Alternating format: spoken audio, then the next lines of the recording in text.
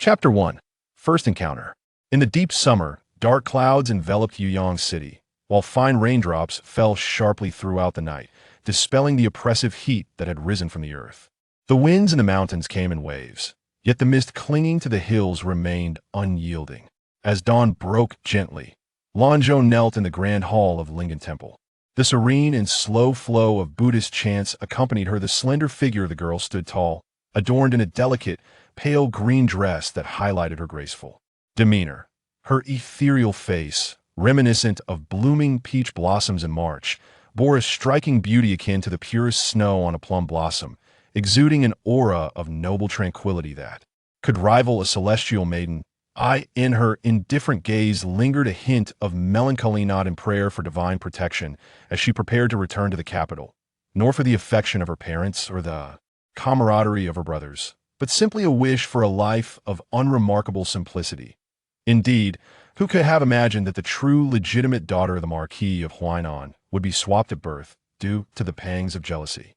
Lanzhou's birth mother, Madame Su, shared a father with the lowly Madame Xiao, both residing in the same household. One was the esteemed lady of a marquis, while the other was a fallen merchant, a disparity in status that Madame Xiao could not accept. Seizing the opportunity, Madame Xiao exchanged her own child with Madame Zus, motivated by a desire for vengeance against her elevated sister and a hope for a promising future for her daughter.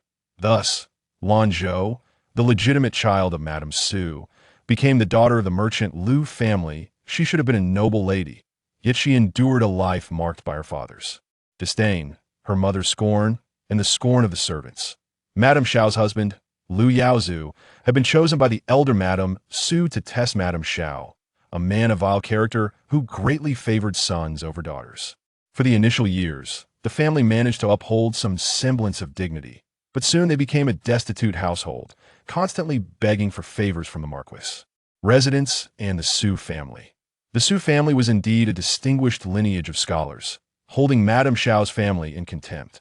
Long ago, Lanzhou had been perplexed by her father Lu Yao's disdain towards her and her mother's gaze, always laced with disgust. It was only when Madame Xiao, on her deathbed, murmured a wish to see the Marquis' daughter, Lanzhou, that Lu Yaozu began to suspect the truth of Lanzhou's origins. Under pressure, Madame Xiao revealed the whole story, and the truth was laid bare. Lu Yaozu, believing he had discovered a leverage against the Marquis, rushed to the capital with 80-year-old Lanzhou after Madame Xiao's passing. However, his attempts at extortion failed miserably, and he soon found himself pursued by the Marquis of Huainan, cornered near a precipice that, in a moment of critical decision, Lu Yaozu chose to release Lanzhou not out of sudden pang of conscience, but in a final bid for revenge against the Marquis. In truth, the Marquis of Huainan had briefly entertained the thought of eliminating Lanzhou. Though fleeting, this intention was sensed by the ailing Grand Lady Lan, who, despite her frailty, dragged the Marquis before the ancestral tablets to kneel and swear an oath that Lanzhou must be recorded as the legitimate daughter of the Lan family in the genealogy that in that crucial moment, her long unknown grandmother shielded her. Had the Marquis chosen to suppress the matter, he would have been compelled to resolve the identity issues concerning Lanzhou and Lanzhou, facing the inevitable sacrifice of one daughter or the other, both of whom would harbor resentment regardless of the outcome. When the truth finally emerged, only Lanzhou felt JOYT was not merely because she had become a young lady of the Marquis household, thus freed from the worries of sustenance and attire. The true source of her happiness lay in the opportunity to become their daughter, to receive the affection of parents she had long desired. She had witnessed their indulgence towards Lanzhou, a love that had always eluded her grasp. Often, she pondered that if only she could receive a fraction of the affection bestowed upon her cousin, she would be utterly content. Yet, she was mistaken. Their attentions were solely devoted to the delicate Lanzhou, who was incessantly reassured that no one could usurp her place. But it was she who had been robbed of her rightful position. The scornful gazes directed at her felt like countless needles piercing her heart, a pain that resonated deeply within her soul. Perhaps Lu Yaozu was right. He watched them weep and her weep from the depths of hell, laughing at their misery. She desperately sought their validation, not yearning for the same love as Lanzhou, but merely a sliver of it. Despite her earnest attempts to master the arts of music, chess, calligraphy, poetry, etiquette, and propriety, she was accused of being overly competitive, vain, and insidious. It seemed every endeavor she undertook was met with reproach. Gradually, Lanzhou became entrapped in her own despair, yearning for even the slightest acknowledgement from them, even resorting to self-harm in a futile quest for their pity. Yet all she received was the derisive remark, Dong Shi imitating the frown. She was consumed by bitterness. It was evident that she was not at fault, yet every action she took was deemed wrong. The real injustice never lay with her, yet she was left with a desolate fate. Those memories clung to her like nightmares, dragging her into the abyss. At merely 28 years of age, she succumbed to resentment, her eyes closing, burdened by a lifetime of grievances, unwilling to witness their faces in death. However, upon reopening her eyes, she found herself returned to the age of 10, back to the moment she was sent by the Marquis household to the old residence in Huainan. Love breeds worry. Love breeds fear. Those who are free from love know neither worry nor fear. Perhaps after having tasted death, or perhaps with a mind matured beyond her years, she spent 4 years learning to let go of her obsessions. Some individuals and some affections are destined to remain unattainable. To forcefully demand them yields not, and relinquishment is the path to liberation. The heavens, in their benevolence, granted her a second chance in this lifetime. She vowed never to seek anyone's love again, desiring only to cherish herself and live a simple life in Yueyang.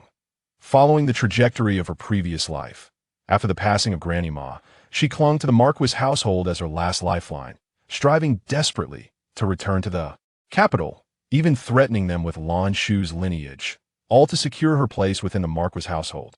Perhaps she had erred from the very beginning, which is why they later regarded her with such disdain. In those days, to protect Lanzhou, they publicly declared that the Su family had given birth to twin flowers, and that her fate was in direct conflict with Lanzhou's, thus separating the sisters. Such claims left her with no choice but to harbor resentment. Yet, despite her grievances, her heart yearned for even a modicum of their affection. Now, having returned to her former life, she saved Granny Ma and gained 3 devoted maids, Lu Zhu, Dan Zhu, and Bai Zhu. Perhaps some things could still be altered. Today is the first day of the month, and Lanzhou has grown accustomed to visiting Ling in temple with Granny Ma and the others for a few days as the new moon approaches.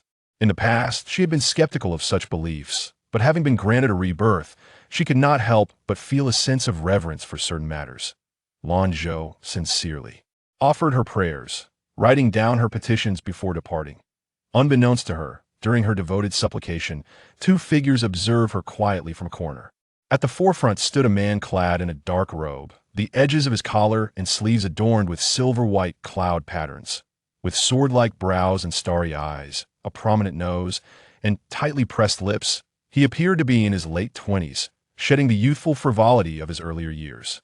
Resembling an insurmountable mountain that inspires awe, beside him was a man with a pale complexion and dark beard, slightly leaning forward as he inquired, "My lord, should I find out which young lady this is?" The man shot him a sidelong glance, causing the speaker's smile to falter, nearly dislodging the whiskers on his lips. For a fleeting moment, he questioned whether he had overstepped his bounds. However, having served his master for over 20 years, he believed he had gleaned some insight into his thoughts. In recent years, his master had shown little interest in matters of romance, yet he had inexplicably lingered on this particular maiden. Her ethereal and serene aura was truly exceptional. Surely, he had deduced correctly? Yet, why did his master regard him with such a gaze? It was unsettling, sending chills down his spine. In truth, he had not misjudged. The man was indeed stirred by her presence. Even from a mere profile, every feature seemed flawless. Her eyes sparkled with a crystalline brightness, yet concealed an undercurrent of unshakable melancholy. Her full, rosy lips ignited within him thoughts that should not have arisen in such a sacred place. Surrounded by beauties, none had ever truly captured his heart until now, merely from a single glance. A voice within him clamored, as if that moment held an ethereal familiarity. Yet he did not need her, could not possess her. It was merely a fleeting glimpse that would inevitably fade from memory. That moment, a young monk summoned by Lanzhou for morning prayers was halted in his tracks. "Little master, I wish to pray for my lord as well," he said, Casting a glance at the man before averting his gaze, he placed the yellow prayer paper on a nearby redwood altar, clasped his hands together, and murmured a few incantations before leading the way to the mat. The man remained rooted in place, his gaze fixed upon the prayer note, where the elegant and orderly script mirrored the grace and resilience of its writer. However, the content surprised him. He had expected her request to be trivial matters of a young woman's heart, but instead, she sought blessings for the health and happiness of her family's nurse, wishing for a life of simplicity and joy. Perhaps he could assist her with the former, but what about the latter? Suddenly realizing he had strayed from his thoughts, he shook his head to dispel the distraction. Chapter 2: Companionship. As the sun ascended in the east and the mist gradually dissipated, the enchanting Ling'an Mountain in Yuan City, adorned with the revered Ling'an Temple known for its miraculous blessings, attracted numerous visitors. Consequently, groups of individuals began to ascend the mountain in twos and threes, drawn by its allure. Typically, Ling'an Temple does not accommodate external guests, especially women. However, Lanzhou, leveraging her memories from a past life, serendipitously secured a place in a secluded courtyard far removed from the monks' quarters, gradually becoming an unspoken presence there. In her previous life, she had experienced a profound dream. Whether it was merely a psychological effect or if the temple truly possessed spiritual energy, it undeniably alleviated her inner turmoil, rendering her increasingly composed. In time, she grew fond of the serene sensation.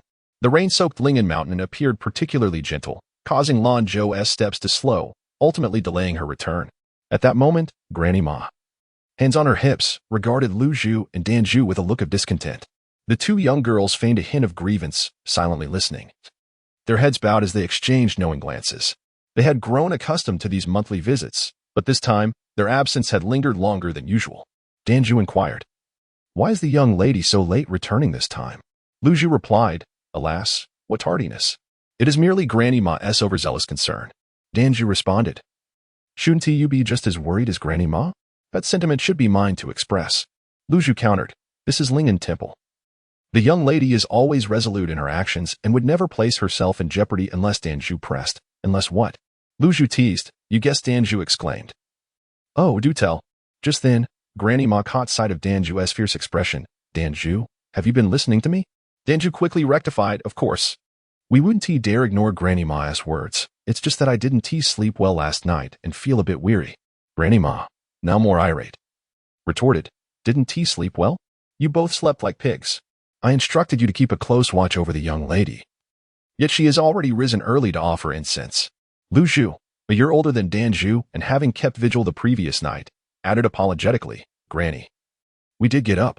It's just that the young lady wished to go alone." Granny Ma, exasperated, scolded, "Just because the young lady desires solitude, you comply? You should have followed her at a distance. What if some unsavory character were to encounter her?" Dan Zhu pouted, adopting a servile demeanor. "Granny Ma, rest assured, there are no outsiders at Ling'an Temple. The gates aren't even open yet. You know the monks here. They are all gentle, kind-hearted and benevolent." This endearing display nearly caused Granny Ma to relent. With a stern expression, she asked, "Do you have any valid reasons? Is breakfast ready?" Lu Zhu interjected, "It has been prepared. The silver thread rice porridge is particularly refreshing and warming, accompanied by several small dishes to ensure the young lady can indulge in an extra bowl." Although the young lady appears indifferent to material desires, she is quite discerning about her food. Should it be poorly prepared, she would only taste it before refusing to eat further. How could Granny Ma endure such a situation? After hiring numerous renowned chefs for Lu Zhu to learn from, it was evident that Lu Zhu possessed a natural talent for culinary arts, which ultimately persuaded Granny Ma to invest in her training. In the words of Lanzhou, one could liken her to the imperial chefs within the palace, yet Aunt Ma remained unconvinced, attributing the girl's kind words merely to her sympathy for the maid Lu Zhu. Lu Zhu and Dan Zhu endured Aunt Ma's lengthy tirade for quite some time. It was Dan Zhu who first spotted the graceful figure, promptly exclaiming, "Miss, you have returned." Lanzhou discreetly raised her handkerchief to conceal the curve of her smile, fully aware of the pleading look in the girl's eyes. Finding amusement in the thought that Aunt Ma's lecturing prowess had evidently grown stronger, wielding considerable influence.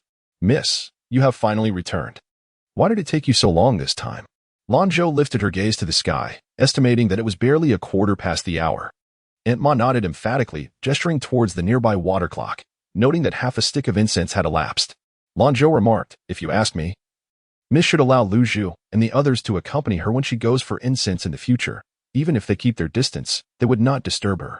Lanzhou nodded slightly, putting on an appearance of understanding and obedience, yet Danzhou knew her mistress would surely disregard this advice.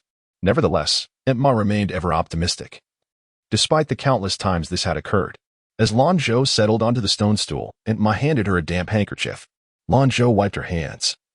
And the stone table was already set with steaming congee and dishes. The white porridge was thick and fragrant, simmered with shredded silver fungus and swallow's nest, exuding a light, delicate aroma, complemented by a small appetizing dish. Indeed, as Lanzhou had said, it was noticeably more than the usual half-bowl of congee.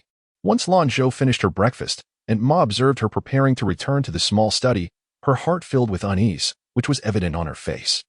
Lanzhou was well aware of Aunt Ma's concerns and sighed inwardly, gently fanning herself with a folding fan. Aunt Ma, do you have something to say? At last, Aunt Ma seized the opportunity, inquiring if the emperor would be traveling south and whether the Marquis would accompany him, perhaps passing through Yuan City. Should I send a message to the Marquis? Lanzhou, with a faint smile, listened with a hint of detachment, her gaze drifting afar. In her previous life, during this period, she had been confined to the small courtyard of the Marquis's western residence, under the watchful eyes of two coarse maidservants, due to a commotion she had caused at Lanzhou's coming-of-age ceremony. Though it was labeled as a disturbance, it merely consisted of her uttering a few bitter words towards Lanzhou, who had been falsely positioned as the true heiress of the Marquis's household. While she herself had been relegated to the status of a twin, Lanzhou had already swallowed many grievances regarding this arrangement. At both their coming-of-age ceremonies, numerous noble ladies had sent gifts to Lanzhou while deliberately avoiding her. And even the current emperor's third prince had personally delivered gifts from the virtuous consort to Lanzhou, drawing considerable attention. Meanwhile, she had received only a meager token from the Marquis and his wife, truly a paltry offering, likely intended to ensure that gifting her anything of substance would cause Lanzhou discomfort. When the Lady of Five Blessings styled her hair, she merely requested the lady to do the same for her, yet they perceived her as harboring jealousy, as if she were attempting to compete with her younger sister. But why had they not arranged for the Lady of Five Blessings to style her hair as well? Why was she subjected to such treatment during their simultaneous coming of age? Sigh. Lanzhou withdrew her thoughts. Even though it felt as if she were separated by worlds, the memories still brought her a tinge of sorrow. She could not comprehend why her biological parents treated her with such coldness, always interpreting her actions with the utmost malice.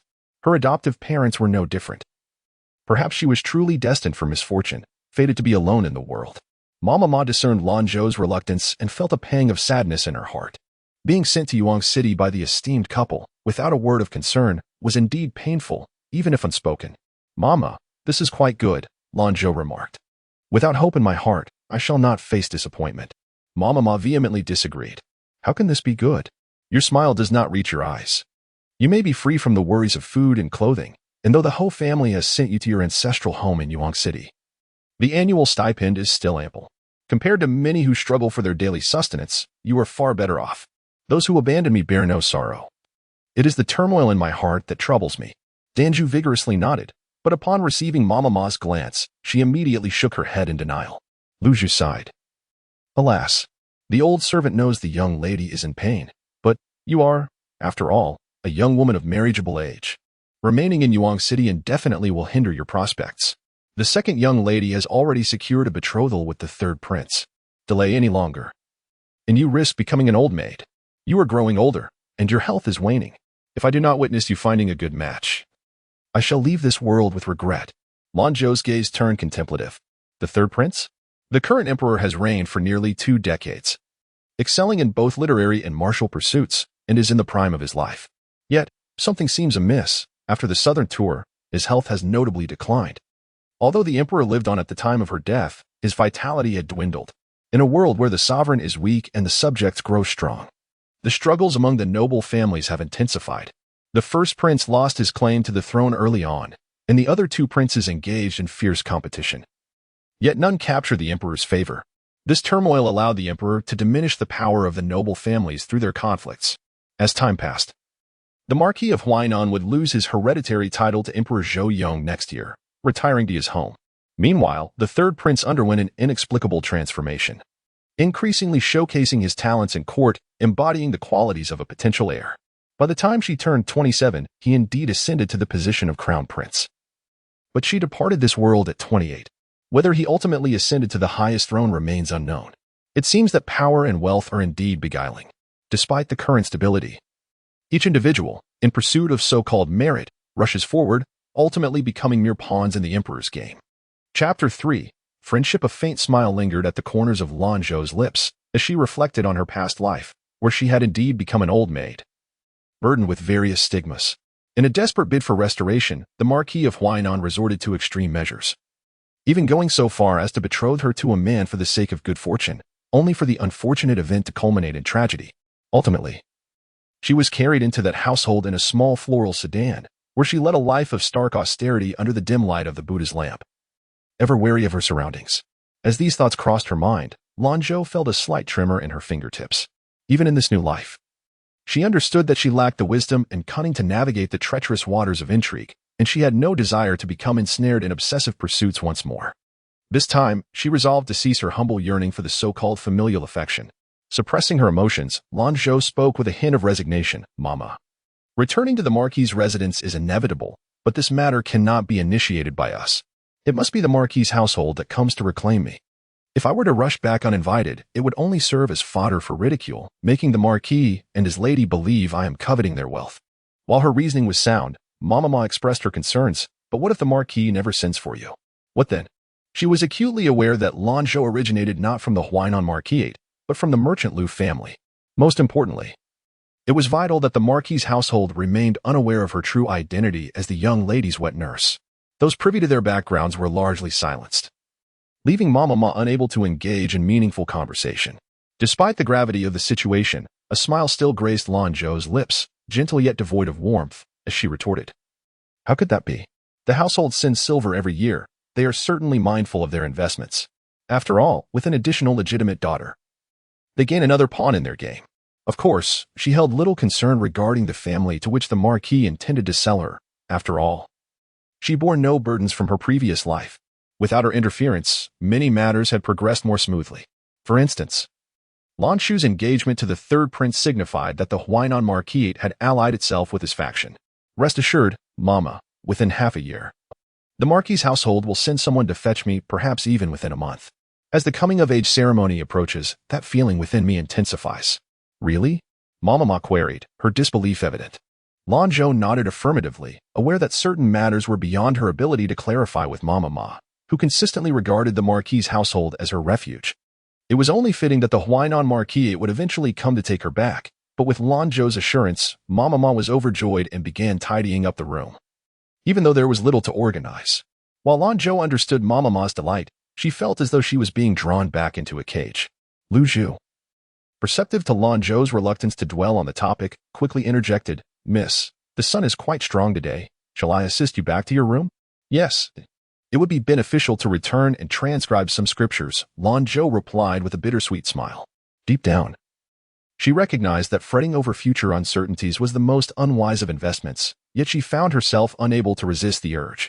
In the capital at the Huainan Marquis, several servants were busy renovating and organizing the exquisite Lanzhou courtyard. Lanzhou sat gracefully in the main hall, with her personal maid listening to the game of chess on her left and another attending to the music on her right. At that moment, Mama Song, the stewardess assigned by Madame Su to oversee the renovations, leaned forward slightly, bowing her body in deference. Lanzhou, adorned with a gentle and amiable smile, remarked, "Mama Song, I have heard from my mother that you were here even before my birth." Mama Song, suppressing her joy, acknowledged the significance of being mentioned by the lady to her favored daughter, responding respectfully, "Miss, I have served in the manor for 20 years. Lanzhou mused, "Indeed. You are a venerable presence in the household. I am grateful to my mother for her benevolence. Our family has thrived well under her care." Mama Song hurriedly pledged her loyalty. "Madam has entrusted me with the management of the Lanzhou courtyard, and upon my inspection today, everything appears to be in perfect order."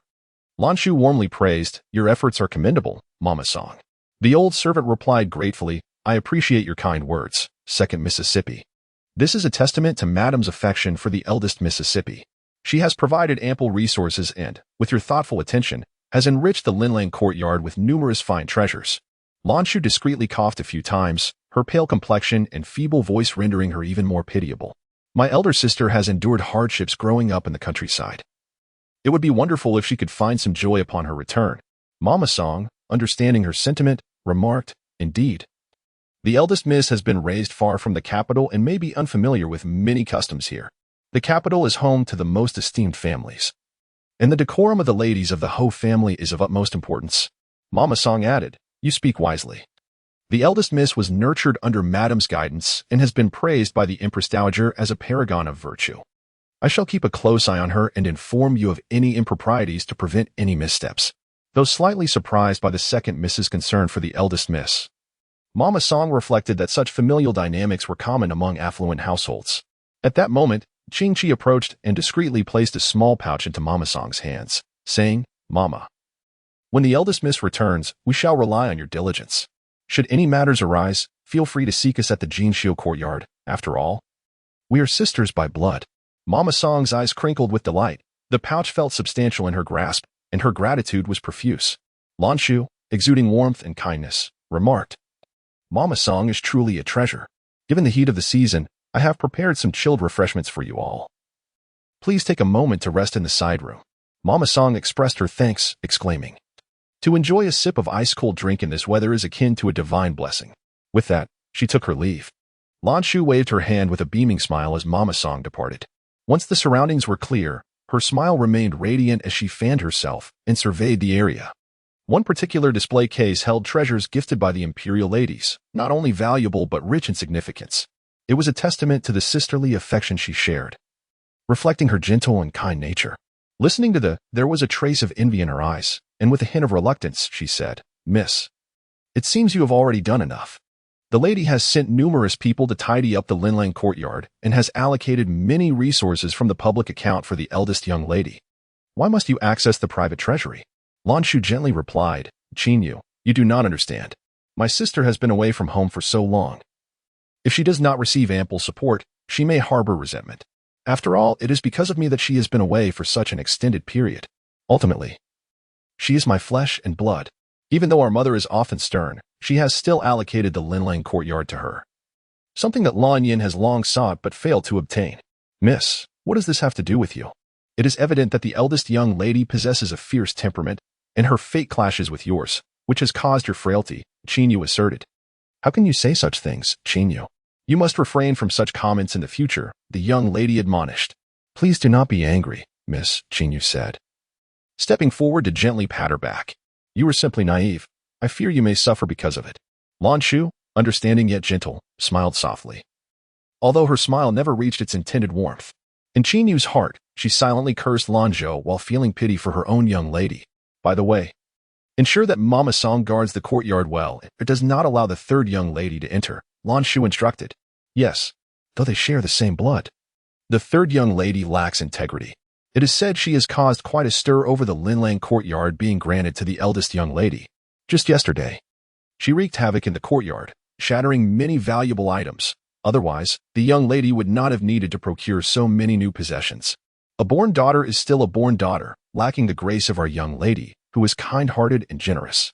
Tinky observed the unfolding scenes but dared not be as naive as Qinyu. She lowered her head, refraining from speaking further. Only Lanzhou understood that this fire was ignited correctly. Lan Yan's mother, concubine Li, was a favored concubine with a marriage certificate, and her family, the Li family, was engaged in commerce, well acquainted with various social circles. Recently, she had even taken note of the opera Lan Yin was particularly interested in. Given the distance from Yuang City to the capital, whether she could return remained uncertain. Lanzhou caressed the exquisite jade screen, a gift from the virtuous empress. Yet no matter where it was placed, it ultimately belonged to her. Chapter 4 Encounter as the clock struck the hour of the rooster. The number of pilgrims at Ling'an Mountain dwindled significantly, with only the occasional sound of laughter from children breaking the serene atmosphere. The sun's rays were no longer harsh but rather gentle. Granny Ma had prepared an array of delicacies, which had left Lanzhou feeling quite sated. Thus, she and Danzhou decided to take a leisurely stroll to the pavilion atop the back mountain, both to aid digestion and to enjoy the sunset, unaware that a few small figures trailed behind them at a distance. The stone steps twisted upwards, and from this vantage point, the houses at the foot of the mountain appeared diminutive, bringing a sense of expansiveness to one's mind. Lush trees, their branches intertwined, formed a tapestry of green. However, Not far from the pavilion, a figure caused Lanzhou and Danzhou to pause. A man in his 40s, with a pale complexion and peculiar facial hair on his delicate visage, stood upright outside the pavilion, holding a sword in his right hand, his gaze unwavering. Inside the pavilion sat another man clad in deep blue attire, exuding an air of noble elegance coupled with an undeniable aura of authority. His servant had already spotted them. Lanzhou inclined her head slightly, preparing to descend. Rong Deshun, catching sight of his master's impassive demeanor, noticed the tension in the hand that had halted. He cleared his throat and called out, "Miss, please do stay a moment. Are you wishing to rest in the pavilion?" Lanzhou replied, "Since you are already here, we shall not intrude." Rong Deshun chuckled amiably. How could it be considered an intrusion? Lingyan Temple is a sacred place. Every encounter here is a fortunate coincidence. Lanzhou found his demeanor somewhat amusing.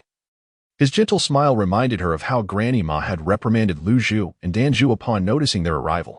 This left Rong Deshun feeling a bit abashed. Having lived for several decades, his fortitude in facing embarrassment was well established. He awkwardly continued, "Our master's companion has yet to arrive. Why not enjoy the sunset together? It is said that the sunsets at Lingyan Mountain are exceptionally beautiful. Miss need not be concerned, after all. We are not alone. There are both an elderly servant and your maid present to ensure decorum." As Lanzhou pursed her lips and glanced at the man seated within the pavilion, her gaze fell upon his profound, penetrating eyes, momentarily rendering her spellbound. When she regained her composure, she realized she had lost her decorum, her ears suddenly flushed with warmth. Under the earnest gaze of Rong Deshun, Lanzhou inexplicably lifted her skirt and gracefully ascended the remaining steps. A gentle breeze swept past, causing her hair and skirt to flutter delicately. The ends of her hair danced chaotically. Lanzhou lowered her head, anxious that her hair would become disheveled. As she tucked the stray strands behind her ear, she unwittingly revealed her fair neck. Unbeknownst to her, the brightness and clarity in her eyes deepened his own gaze, causing his throat to constrict involuntarily. Rong Deshun observed the subtle changes in his master's demeanor with keen interest, secretly relieved. He had suspected as much. Lanzhou felt an inexplicable tension in her chest and said, "Young master, I hope we are not intruding." "Miss, you are too courteous. Please, take a seat." Zhong Jiming gestured invitingly. Danzhou's eyes widened as she took in the figure before them, thinking to herself, he is rather tall. The young lady appears so diminutive in comparison. His gaze was remarkably gentle, dear lady, and with a delicate exchange akin to sipping light tea. He hoped she would not take offense. Zhong Jiming's voice exuded a steady and profound warmth, allowing Lanzhou to feel at ease. After taking a sip, a wave of fragrant essence enveloped her heart. The tea was both aromatic and sweetly refreshing, indeed exquisite. "Thank you, sir," she expressed her gratitude. Lanzhou dared not meet the eyes of the person before her, for even a brief glance set her heart in disarray. Inwardly, she recited a few calming Buddhist verses and turned her attention to the chessboard. Clearly, the black and white pieces appeared evenly matched, however. The black pieces still held potential for advancement, while the white ones found themselves with no escape. "My lady, do you comprehend?" With her delicate fingers, Lanzhou picked up a white piece and placed it in a position that, though lacking retreat, forged a new path forward. Zhong Jiming observed this move with a flicker of intrigue in his eyes, a gentle smile gracing his lips. "Are you luring the enemy into deeper waters?" Lanzhou smiled sweetly and nodded. If this stalemate persisted, the black pieces would soon triumph over the white.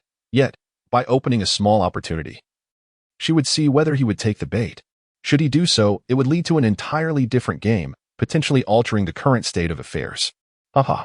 The laughter that emanated from his very being nearly caused Rong Deshun to lose his composure. Zhong Jiming, surprisingly patient, watched the young lady contemplate her next move, initially intending to let her win. Yet, she unexpectedly brought forth a delightful surprise, inadvertently turning the tide of the game. "I have won." Her voice carried a hint of glee.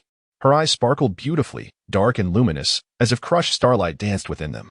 The joy in her expression caused her brows to arch in a charming manner, captivating the hearts of those who beheld her. Realizing her childlike delight, she felt a flush of embarrassment under his gentle gaze, which was filled with understanding. "You are quite remarkable, my lady." This sincere compliment left Lanzhou feeling bashful, aware that he had indeed allowed her victories. Their unspoken understanding was evident as they engaged in their playful game of chess, always leaving a path for one another. Yet, she managed to catch him off guard with a clever counter. "Sir, you have been too gracious to me," she remarked, her tone imbued with a subtle, unrecognized coyness. Her soft, melodious voice resonated deeply, melting away the once cold and desolate heart. "Shall we play another round?" Lanzhou smiled brightly. Jesting, But you must continue to let me win, sir. He chuckled. Shall I let you have 6 pieces? Lanzhou pondered, resting her chin on her hand before breaking into a radiant smile. There are still 12 months in a year. Then how about I grant you 24 pieces? It is not necessary for me to concede, but if it pleases you, why not? Danzhu's eyes widened in astonishment. When did the young lady become so cheeky? Lanzhou hesitated slightly, realizing that since the gentleman had made such a suggestion, to refuse would be to disregard his kind intentions. If you please, sir. She cheerfully gathered the white pieces, placing them back in the box, while also adding the nearby black pieces to his collection. This turn of events left Rong Deshun utterly astonished. 24 pieces? Such a concession would imply that the lady's chess skills were of a high caliber. To grant 24 pieces was akin to surrendering half the board. Goodness, half the chessboard indeed. Time seemed to flow at an excruciatingly slow pace. Lanzhou and his companion each held a chess piece, playing deliberately and without concern for victory or defeat, savoring the tranquility and beauty of the game as the dynamics of the board evolved. Rong Deshun nodded in satisfaction. The serene passage of time was indeed quite delightful. However, beside them, Danzhou stared blankly at the sky, seemingly oblivious to her surroundings. This was truly quite concerning. Suddenly, a thought struck him, and he quietly instructed the attendant nearby. Before long, the attendant returned, carrying a large food box. Rong Deshun arranged it beside them, and then took a plate to offer to Danzhou, hoping to distract her, for she appeared restless. It would be unfavorable if she were to remind her master to return home. Yet, to his astonishment, Danzhou's appetite compelled him to request 2 additional boxes from the attendant to prevent her from interrupting the gentleman's enjoyment of the game. Although the second round appeared to be a defeat for him, it was, in truth, a victory, as he had skillfully guided Lanzhou to conquer his territory. It was exhilarating. Lanzhou remarked, "Your chess skills are remarkable. From whom did you learn?" He recalled the times he had secretly stood beside Lanzhou, absorbing the nuances of the game. Later, within the confines of the secluded courtyard, he found that playing Go was one of the few pastimes that brought him joy. With a bittersweet smile, she replied, "You flatter me, sir. I merely amuse myself with books in my leisure." Chapter 5. Interception in the Past. Lanzhou believed that their affection for Lanzhou stemmed from her manifold talents. She had exerted considerable effort to capture their attention, and with her rebirth, her perspective transformed. She now regarded the arts of music, chess, calligraphy, and painting as leisurely pursuits, significantly refining her skills. However, it was the game of chess that remained unplayed with anyone, often becoming a solitary amusement. Now, as she engaged in a match with him, she found her horizons broadened and her thoughts awakened. He did not overlook the fleeting sorrow in Lanzhou's eyes, but chose to feign ignorance, praising, "That young lady possesses remarkable talent." As he delicately rubbed the chess piece between his fingers, his voice exuded a tenderness he himself was unaware of. "You, sir, are truly formidable. There are several moves you executed with such finesse that have greatly enlightened me," Lanzhou pointed out, inquiring how he would counter if he were in her position. He, possessing a comprehensive grasp of the situation, guided her from an alternative perspective, which deepened her admiration for him, her gaze now imbued with reverence. "I ought to address you as master," Lanzhou remarked, gracefully lifting the tea cup beside her. "Master, please enjoy some tea." He smiled, accepting it with poise, taking a sip. "Dear disciple, you must listen attentively." He straightened his back, patiently elaborating, while Lanzhou listened with rapt attention. Unbeknownst to them, twilight descended, draping the sky in hues of gray, and the tea had changed several times. "Mississippi, Mississippi," Danzhou, observing her mistress preparing for another round, hurriedly interjected, "What is it? Is there not enough pastry?" Danzhou, feeling a bit embarrassed, wiped her mouth and said, "It's getting late. You should return, miss." Lanzhou, startled as she glanced up and realized how dark it had grown, turned back, their eyes meeting, and they shared a smile. A pang of reluctance stirred in her heart, yet she rose and said, "Sir, I have detained you for too long. I truly apologize." "Not at all. I find our time together most relaxing and comfortable." Lanzhou felt her heart warm at his words. "Then I shall take my leave. I fear it is late, and my elders will worry." "Very well." Lanzhou cast a lingering glance at the chessboard. "If the lady does not mind, shall we meet here again tomorrow at the hour of the snake, to explore the intricacies of chess?" "Yes." Lanzhou nodded in delight, bowing as she departed. Zhong Jiming silently watched them leave, a subtle smile gracing his lips. "It seems we should prepare additional refreshments for tomorrow," Rong Deshun remarked. As Lanzhou's mind lingered on their upcoming appointment, she turned to Danzhou as they neared the courtyard and said, "Do not mention today's events to my mama." Danzhou, puzzled, asked, "Miss, why is that?" Well, I fear my mama will fuss over our association with a gentleman. If she learns of it, we may not be permitted to go tomorrow. And you would miss out on pastries. Lanzhou, already apprehensive at the mention of fuss, nodded vigorously, especially with the allure of pastries at stake. Miss, do you think they are from here? They do not seem like locals. Perhaps they are merely residing temporarily? They likely are, judging by their demeanor. Their family background cannot be lacking. However, she shook off any ill thoughts that surfaced. Truly, once bitten by a snake, one is wary of ropes for a decade. How could a person so radiant and poised deliberately approach us? It is a rare fate to encounter such a connection. One may consider it a gift bestowed by destiny. Without the necessity of knowing one's identity, let us regard the gentleman as a kindred spirit, shall we? My dear lady, why did you not inquire about that young man's name? After so long spent in the game, it is rather peculiar to remain unaware of such a crucial detail. Lanzhou pursed her lips, seemingly sympathetic toward her mistress's apparent folly. Lanzhou, meanwhile, was lost in contemplation of the chess moves. Savoring the memory of each subtle smile and frown, everything felt so harmonious, as if he willingly embraced this synchronicity. At that moment, a shadowy figure appeared, whispering urgently into Rong Deshun's ear. Upon hearing the news, Rong Deshun's expression shifted dramatically. My lord, there has just been an assassination attempt. To avoid disturbing your enjoyment, we have confined the assailants and silenced them. An assassination? It has been an eternity since anyone dared to attempt such a thing. Rong Deshun sighed in relief. Today, the lord was in good spirits, and even the mention of an assassin elicited only a tranquil response. Who sent them? It appears this was not intended for you. My lord. Rather, it seems directed at that young lady, the informant revealed. The instigator aims to ruin her virtue. A sharp crack interrupted the air as the chessboard shattered. Rong Deshun felt a chill run down his spine, unable to meet his lord's gaze. The atmosphere around them seemed to freeze, suffocating in its intensity. When an emperor is enraged, tranquility is but a fleeting shadow. Zhong Jiming instinctively closed his eyes, unable to suppress the thoughts of what might have transpired had they not been present. If the assassins had believed they were targeting him, the consequences would have been unimaginable. With each contemplation, waves of fury surged within him. Taking a life is merely a nod of the head. The purity of a woman is of paramount importance. How dare they? This is truly outrageous. He spoke coldly, investigate thoroughly, and then deliver the culprits to the dark department. Understood. We must also alert the young lady. Someone seeks to harm her. Indeed, Rong Deshun was about to act when his lord interjected. No. Let us not frighten her with such news. What if she becomes terrified? Secretly assign protectors, he commanded. Rong Deshun understood, initially believing it was merely an attraction, only to realize it had evolved into something deeper. How fortunate this young lady was. Should I inquire about which family she belongs to? Zhong Jiming remained silent. Yet his intentions were clear. He was no mere youth. He was acutely aware that he had developed feelings for her. In this world, it is indeed possible to encounter someone who resonates so profoundly with one's heart. He was never one to compromise his own desires. He had let her go once. But now he found himself reluctant to part with her. Rong Deshun sighed inwardly. This young lady was indeed fortunate, as his master had fortuitously crossed paths with her and found her captivating. Unbeknownst to Lanzhou, she had drawn someone's attention. As she returned to the courtyard at dusk, she saw her maid waiting at the entrance and felt a wave of unease wash over her, offering a shy smile.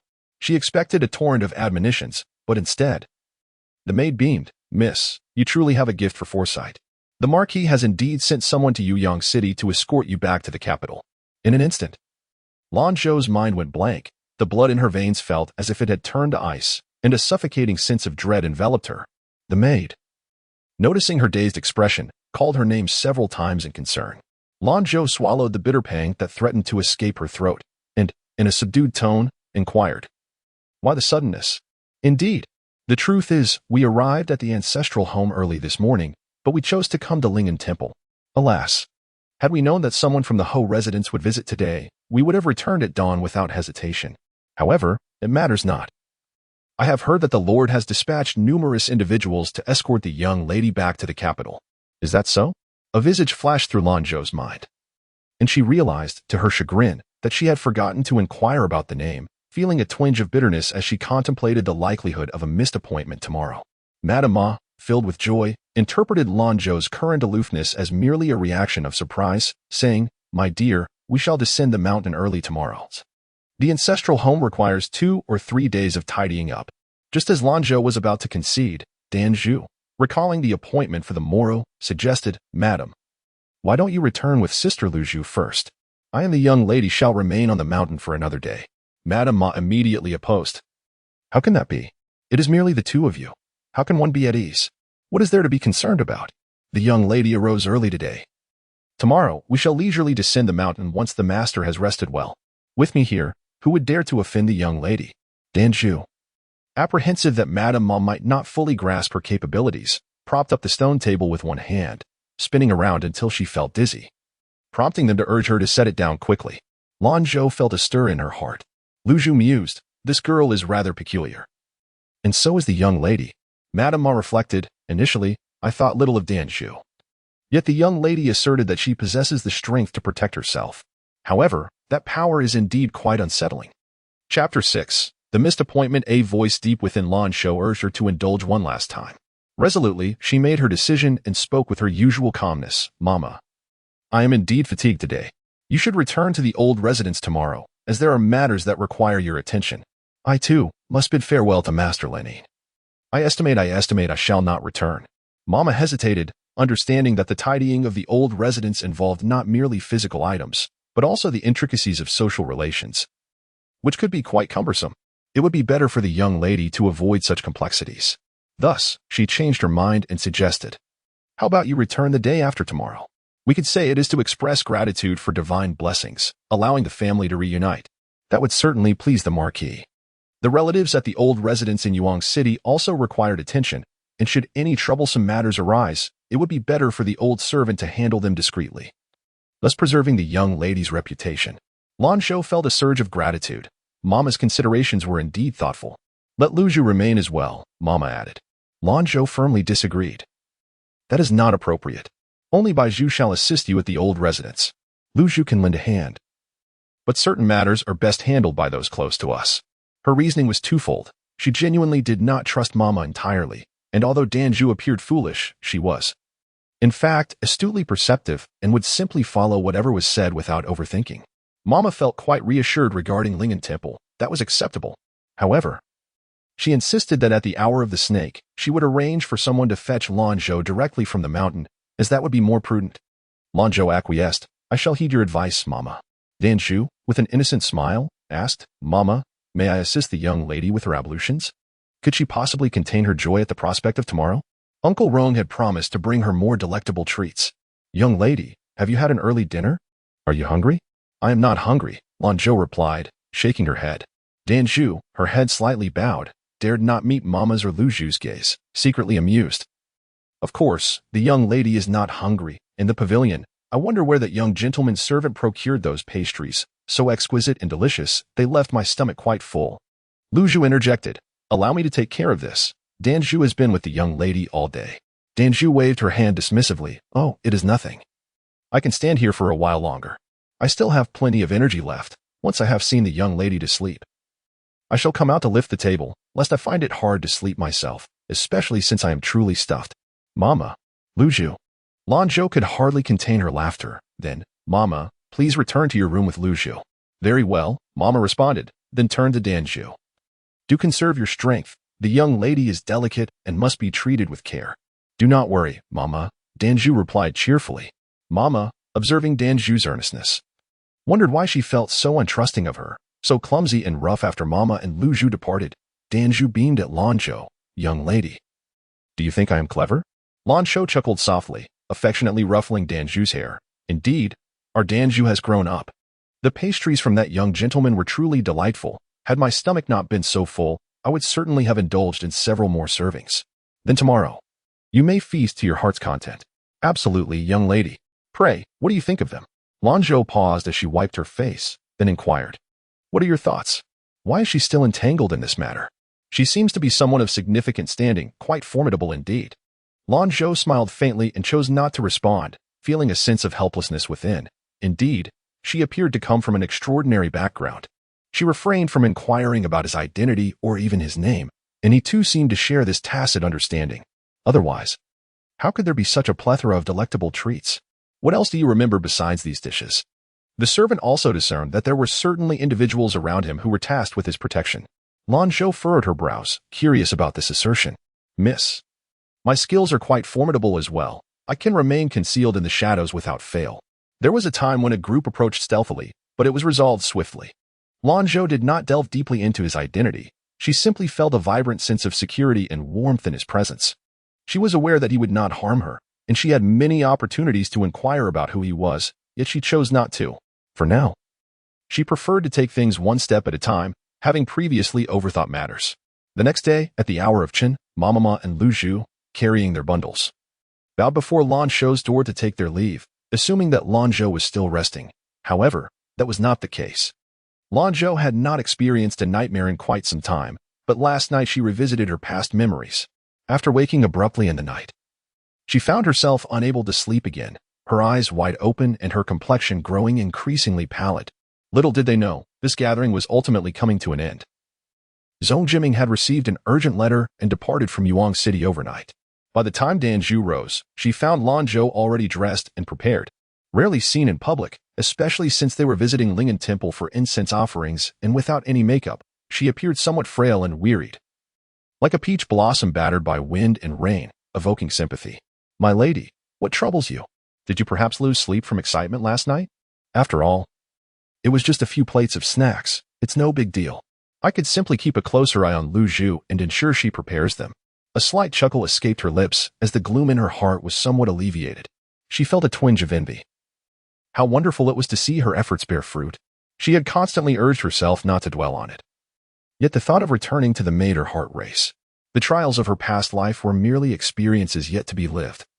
She would no longer be shackled by obsessions, so why should she worry so? Miss, I shall go fetch your breakfast for you. Hiki. Sister Lu Zhu has prepared some delicious steamed buns and meat soup. We shall have a light meal now and feast later. Very well, I suddenly have a splendid idea. She exclaimed. Let that young man share the recipe for the snacks with us, so Sister Lu Zhu can make them directly. What a marvelous suggestion. Lanzhou placed her hand on her forehead, feeling a bit embarrassed to voice this. But could they truly be so delectable? One was motivated by the game of chess, while the other was driven by the allure of food. By the time it was nearly noon, the two of them, hand in hand, ascended together, spotting Rong Deshun waiting outside. Uncle Rong, Danzhu called out, her nature being innocent and straightforward. Having already addressed him in such a manner the previous day. Who was Rong Deshun? A seasoned individual with decades of experience, capable of conversing with both people and spirits. He understood the unique regard his master held for that young lady, embodying the warmth and kindness of a benevolent elder. Rong Deshun appeared somewhat awkward, sighing at the thought that the young lady had arrived early, only to find that her master had failed to keep his appointment. Alas, it was indeed disheartening for the young lady. Yet, there was little to be done. Although Lanzhou felt a tinge of surprise, she composed herself. Hands gracefully folded before her, and greeted with a serene smile.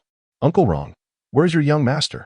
Rong Deshun, with an embarrassed countenance, clasped his hands in a respectful gesture and replied, My lady, I deeply apologize. My young master had urgent matters and left the city overnight, rendering him unable to fulfill his engagement for the game of chess. After speaking, he cautiously observed Lanzhou's expression, pondering if she might feel a hint of disappointment. However, it was Danzhu who reacted more strongly, exclaiming in indignation, What? How can your young master break his word? Rong Deshun, caught in a dilemma, could only concede that while the sentiment was valid, no one dared to speak so boldly about his master. Danzhu, Lanzhou sighed, gently stopping Danzhu from advancing and soothingly patting her hand. Danzhu puffed her cheeks in annoyance, letting out a huffy sound. It is of little consequence. It is already a rare privilege to receive guidance from your young master upon our chance meeting. How could we allow such a trivial matter to hinder more significant affairs? He appears to be nearly 30, past the age of maturity, and it is indeed an opportune time for him to establish himself. One night has passed. Some realities must be confronted. Perhaps it is for the best not to entangle ourselves in any relationship. Alas, Lanzhou concealed her disappointment, lamenting that it had been a long time since she had interacted with others, and it was a rare encounter to meet someone so well-matched. Rong Deshun offered a wry smile, grappling with the situation. No, my lady, it is quite evident that the master does not wish for a fleeting acquaintance. He assured me that he would return to seek you out. If he cannot find me. You do not know the lengths my lady went to for this appointment. She hardly touched her meal, all for a morsel of dessert. Chapter 7.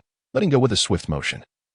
Lanzhou positioned herself protectively in front of Danzhu, anxious that she might inadvertently utter something that could lead to misunderstandings. However, Rong Deshun misinterpreted her intentions. Assuming that Lanzhou was distressed and wished to remain, he quickly donned a conciliatory smile, saying, "My lady, I truly apologize. The situation arose quite unexpectedly, and it requires my master's intervention." "It's really nothing," Lanzhou waved her hand dismissively. Though she felt a pang of disappointment, she also breathed a sigh of relief, realizing that this spared her from unnecessary turmoil. Rong Deshun thought to himself, "No wonder she has captured my master's attention. She is remarkably considerate and gentle. Her demeanor is far superior to that of many noble women. It is I who should be apologizing," he continued with a smile.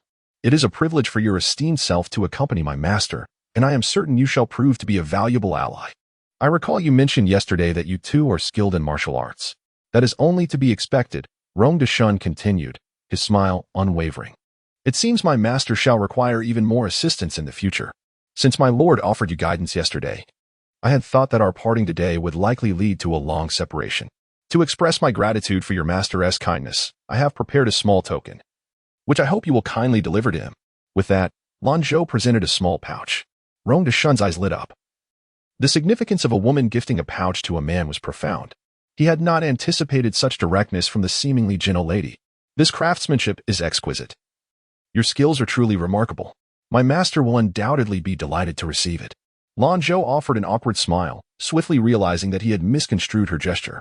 "Rong uncle, this pouch was embroidered by my maid.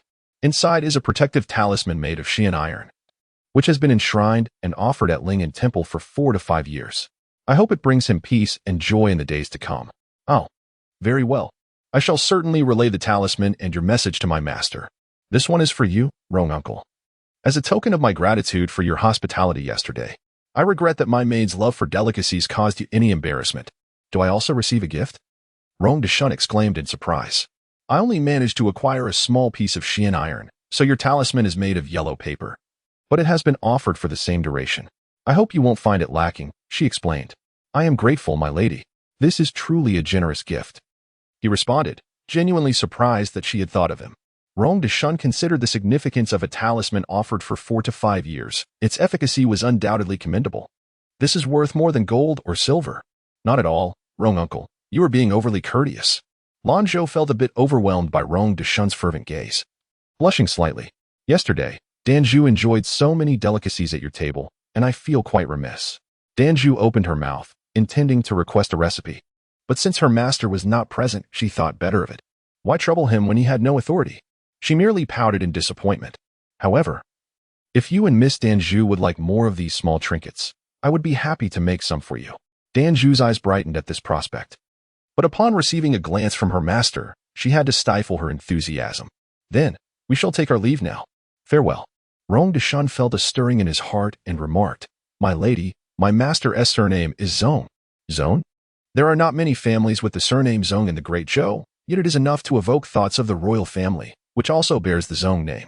After Rong Deshun finished speaking, a chill crept through his heart, although she continued to gaze at him with gentle warmth, as if she could see through his thoughts. His master was undoubtedly the most esteemed person in the realm, and he had allowed her to grasp a glimpse of his identity. Hoping that when the master returned to seek her out, she might take the initiative, Lanzhou shifted her gaze away from him, her expression tinged with complexity. "Uncle Rong, we should take our leave." It was evident that today's parting might be a long farewell, and her steps quickened noticeably. Rong Deshun, feeling a sense of dread, thought to himself, "Oh no, it seems I have misjudged and spoken out of turn."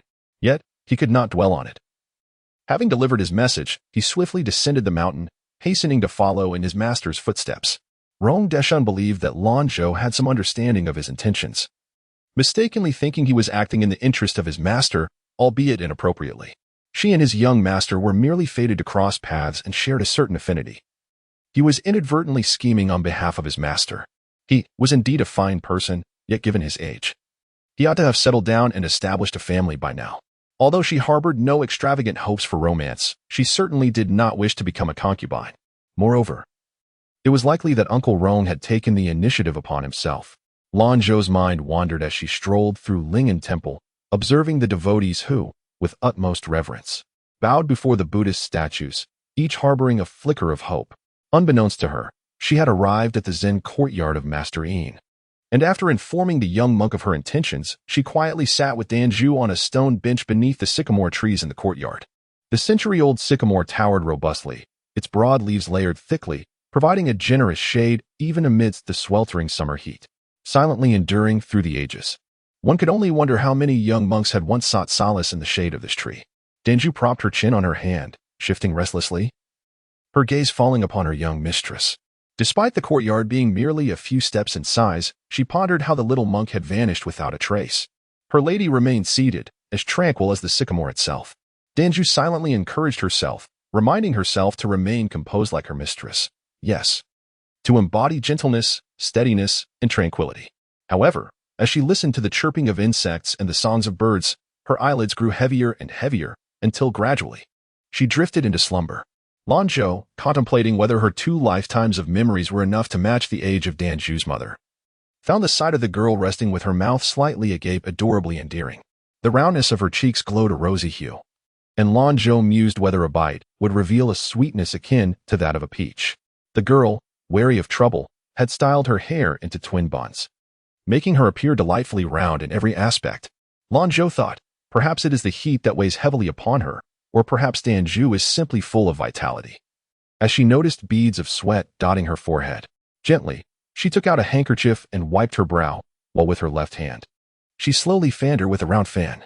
The scene was one of serene beauty, as the gentle breeze enveloped the girl, who remained silent and composed amidst the lush greenery.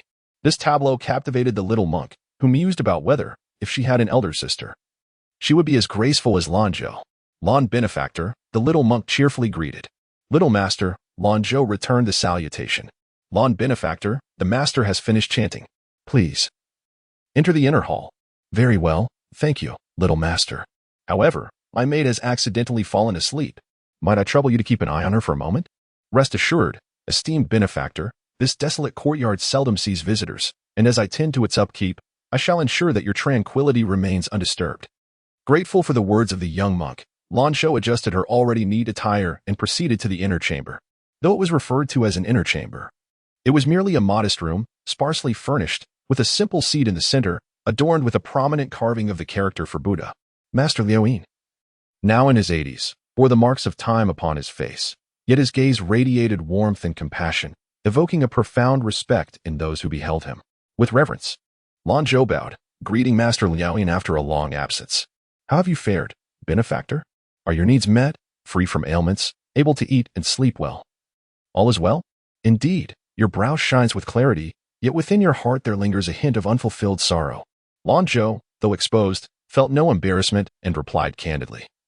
Master, I am but a mortal, inevitably ensnared by worldly concerns. Yet, I find my current state quite satisfactory. The rest shall unfold in due time. Before parting, the old monk wished to impart a piece of wisdom. Fortune arises from cause and effect. Cultivate your virtuous thoughts, and blessings will follow. Fear not, and follow your heart. Lanzhou silently mulled over these words, grasping their essence with a sense of gratitude. Thank you, Master. Your guidance has granted me solace during my years at Ling'an Temple. It is indeed your own benevolence that has forged this bond, he replied.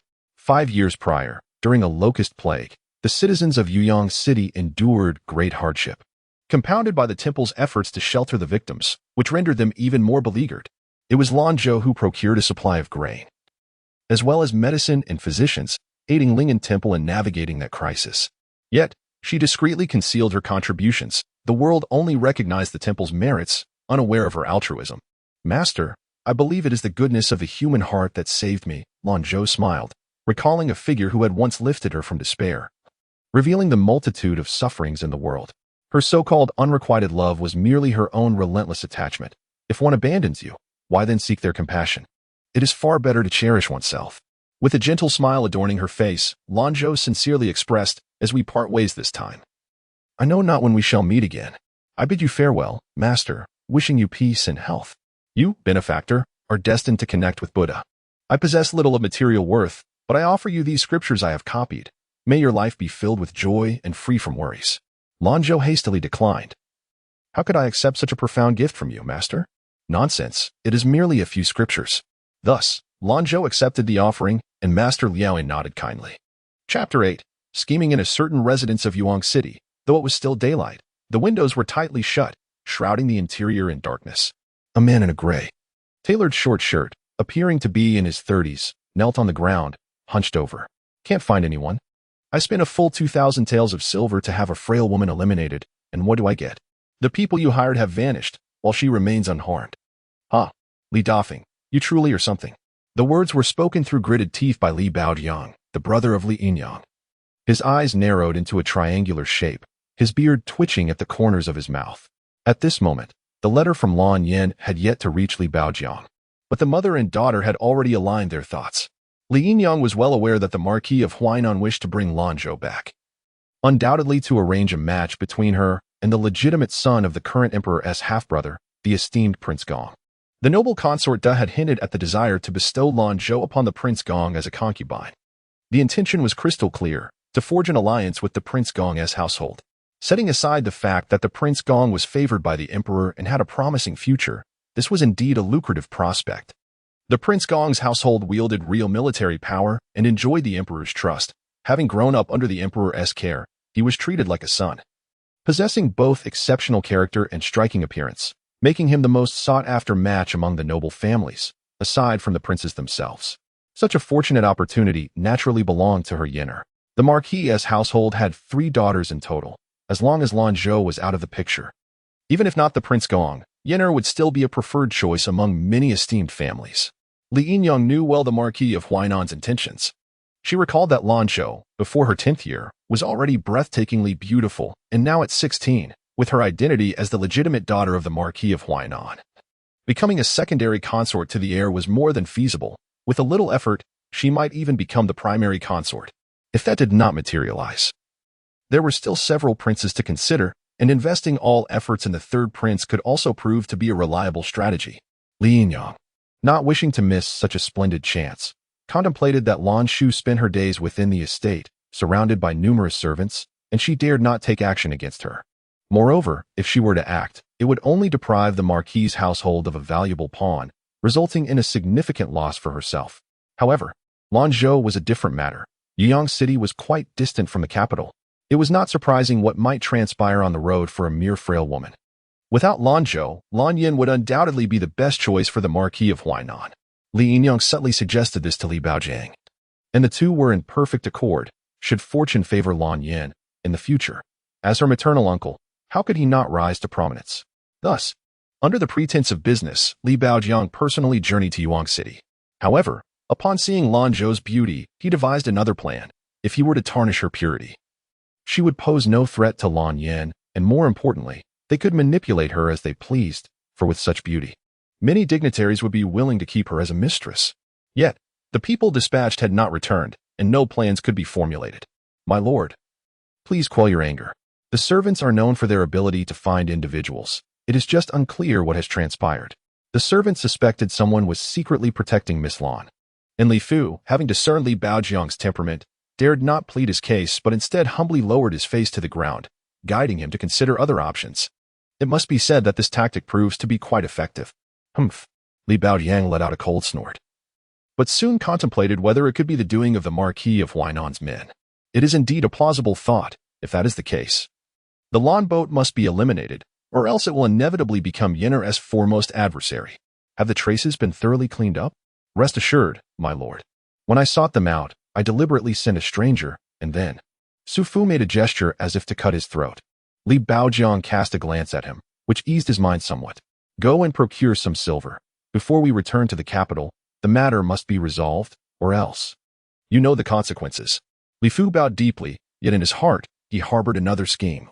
Feeling grateful to the master for granting him an opportunity to redeem himself. Not far from Yuyang City, in Jinfeng County, Zhong Jiming sat in his study, holding the intelligence reports sent by Prince Gong and the documents concerning the mining case, his brows furrowed in a cold frown, lost in contemplation.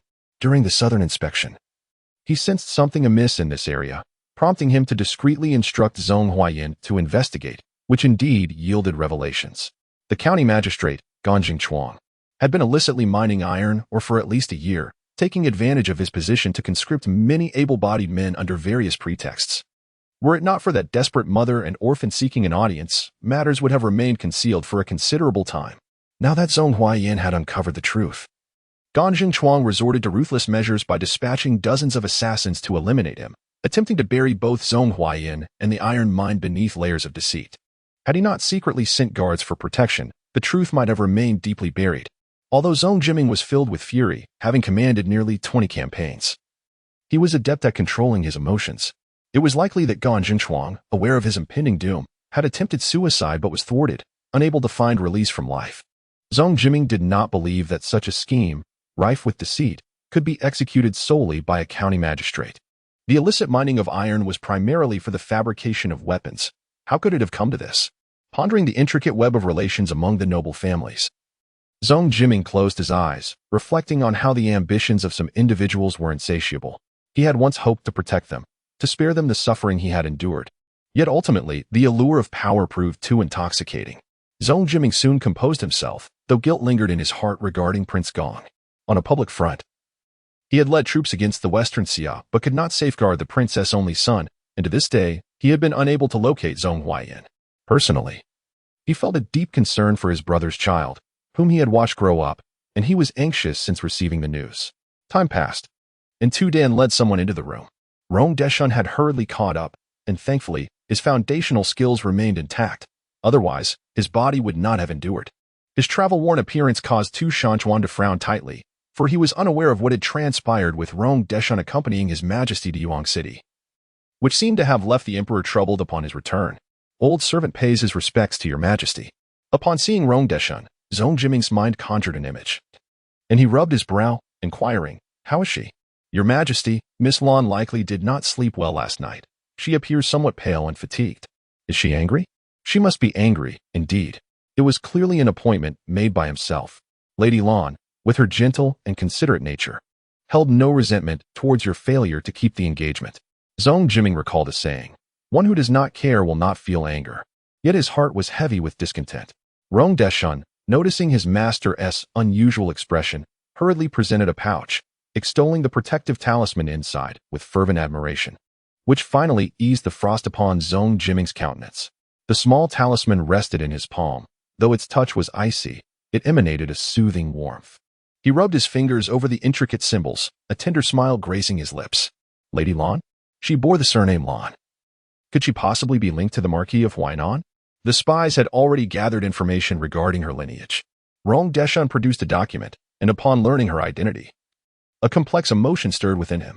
Lady Lan was the legitimate eldest daughter of the Marquis of Huainan. Zhong Jiming pondered, how could a daughter of such ambition and scheming nature emerge from the Marquis of Huainan? His heart grew heavier, and before he could finish reading, anger surged within him. What a family, the Su family. What a lineage, the Lan family, to torment her for the sake of an elusive fate. Lanzhou. Was even her name stripped of femininity? Rong Deshun dared not overlook a single nuance in Zhong Jiming's expression. Rarely did the emperor take an interest in a woman. Yet this lady was the sister of his future daughter-in-law? Alas, such matters seemed fraught with difficulty. Those sycophantic nobles, proud of their familial traditions and rituals, would never consent. Zhong Jiming's demeanor remained indifferent. You may leave, he commanded.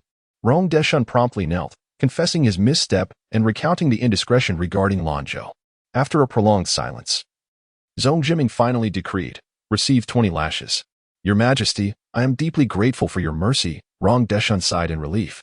As a man of martial training, he could withstand the punishment without exerting his full strength, especially since the executioner was a familiar face.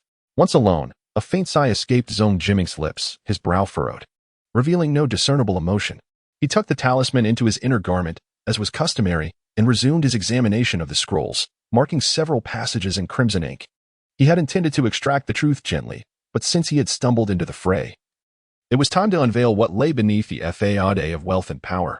Chapter 9, Assassination at the Stroke of the Hour. Tu Dan rushed in with great urgency. Your Majesty, we have located the young master. Zhong Jiming immediately rose. Where is he? The young master is in dire condition. Grievously injured, his face a ghastly mess. Zhong Jiming gasped in horror and quickly commanded, hastened to summon Physician Li for treatment. Physician Li, ostensibly responsible for the emperor's pulse diagnosis, was renowned for his exceptional medical skills. I instructed someone to fetch Physician Li at once, fearing he might be hindered in his movements, and dispatched several individuals to carry him there directly. Zhong Jiming, consumed with worry, insisted that Tu Dan lead the way. The officials accompanying the southern tour, upon seeing Zhong Jiming, immediately shouted "Long live the Emperor," and knelt in reverence. He paid them no heed and proceeded towards the inner chamber, only to be halted by the second prince, Zhong Huaiting. "Father, Physician Li is currently attending to him. The inner chamber is unclean. I implore you to wait." Zhong Jiming swallowed his anger, observing the buckets of water being carried out, then glancing at the hurried arrivals. Feeling increasingly impatient. "Unclean?"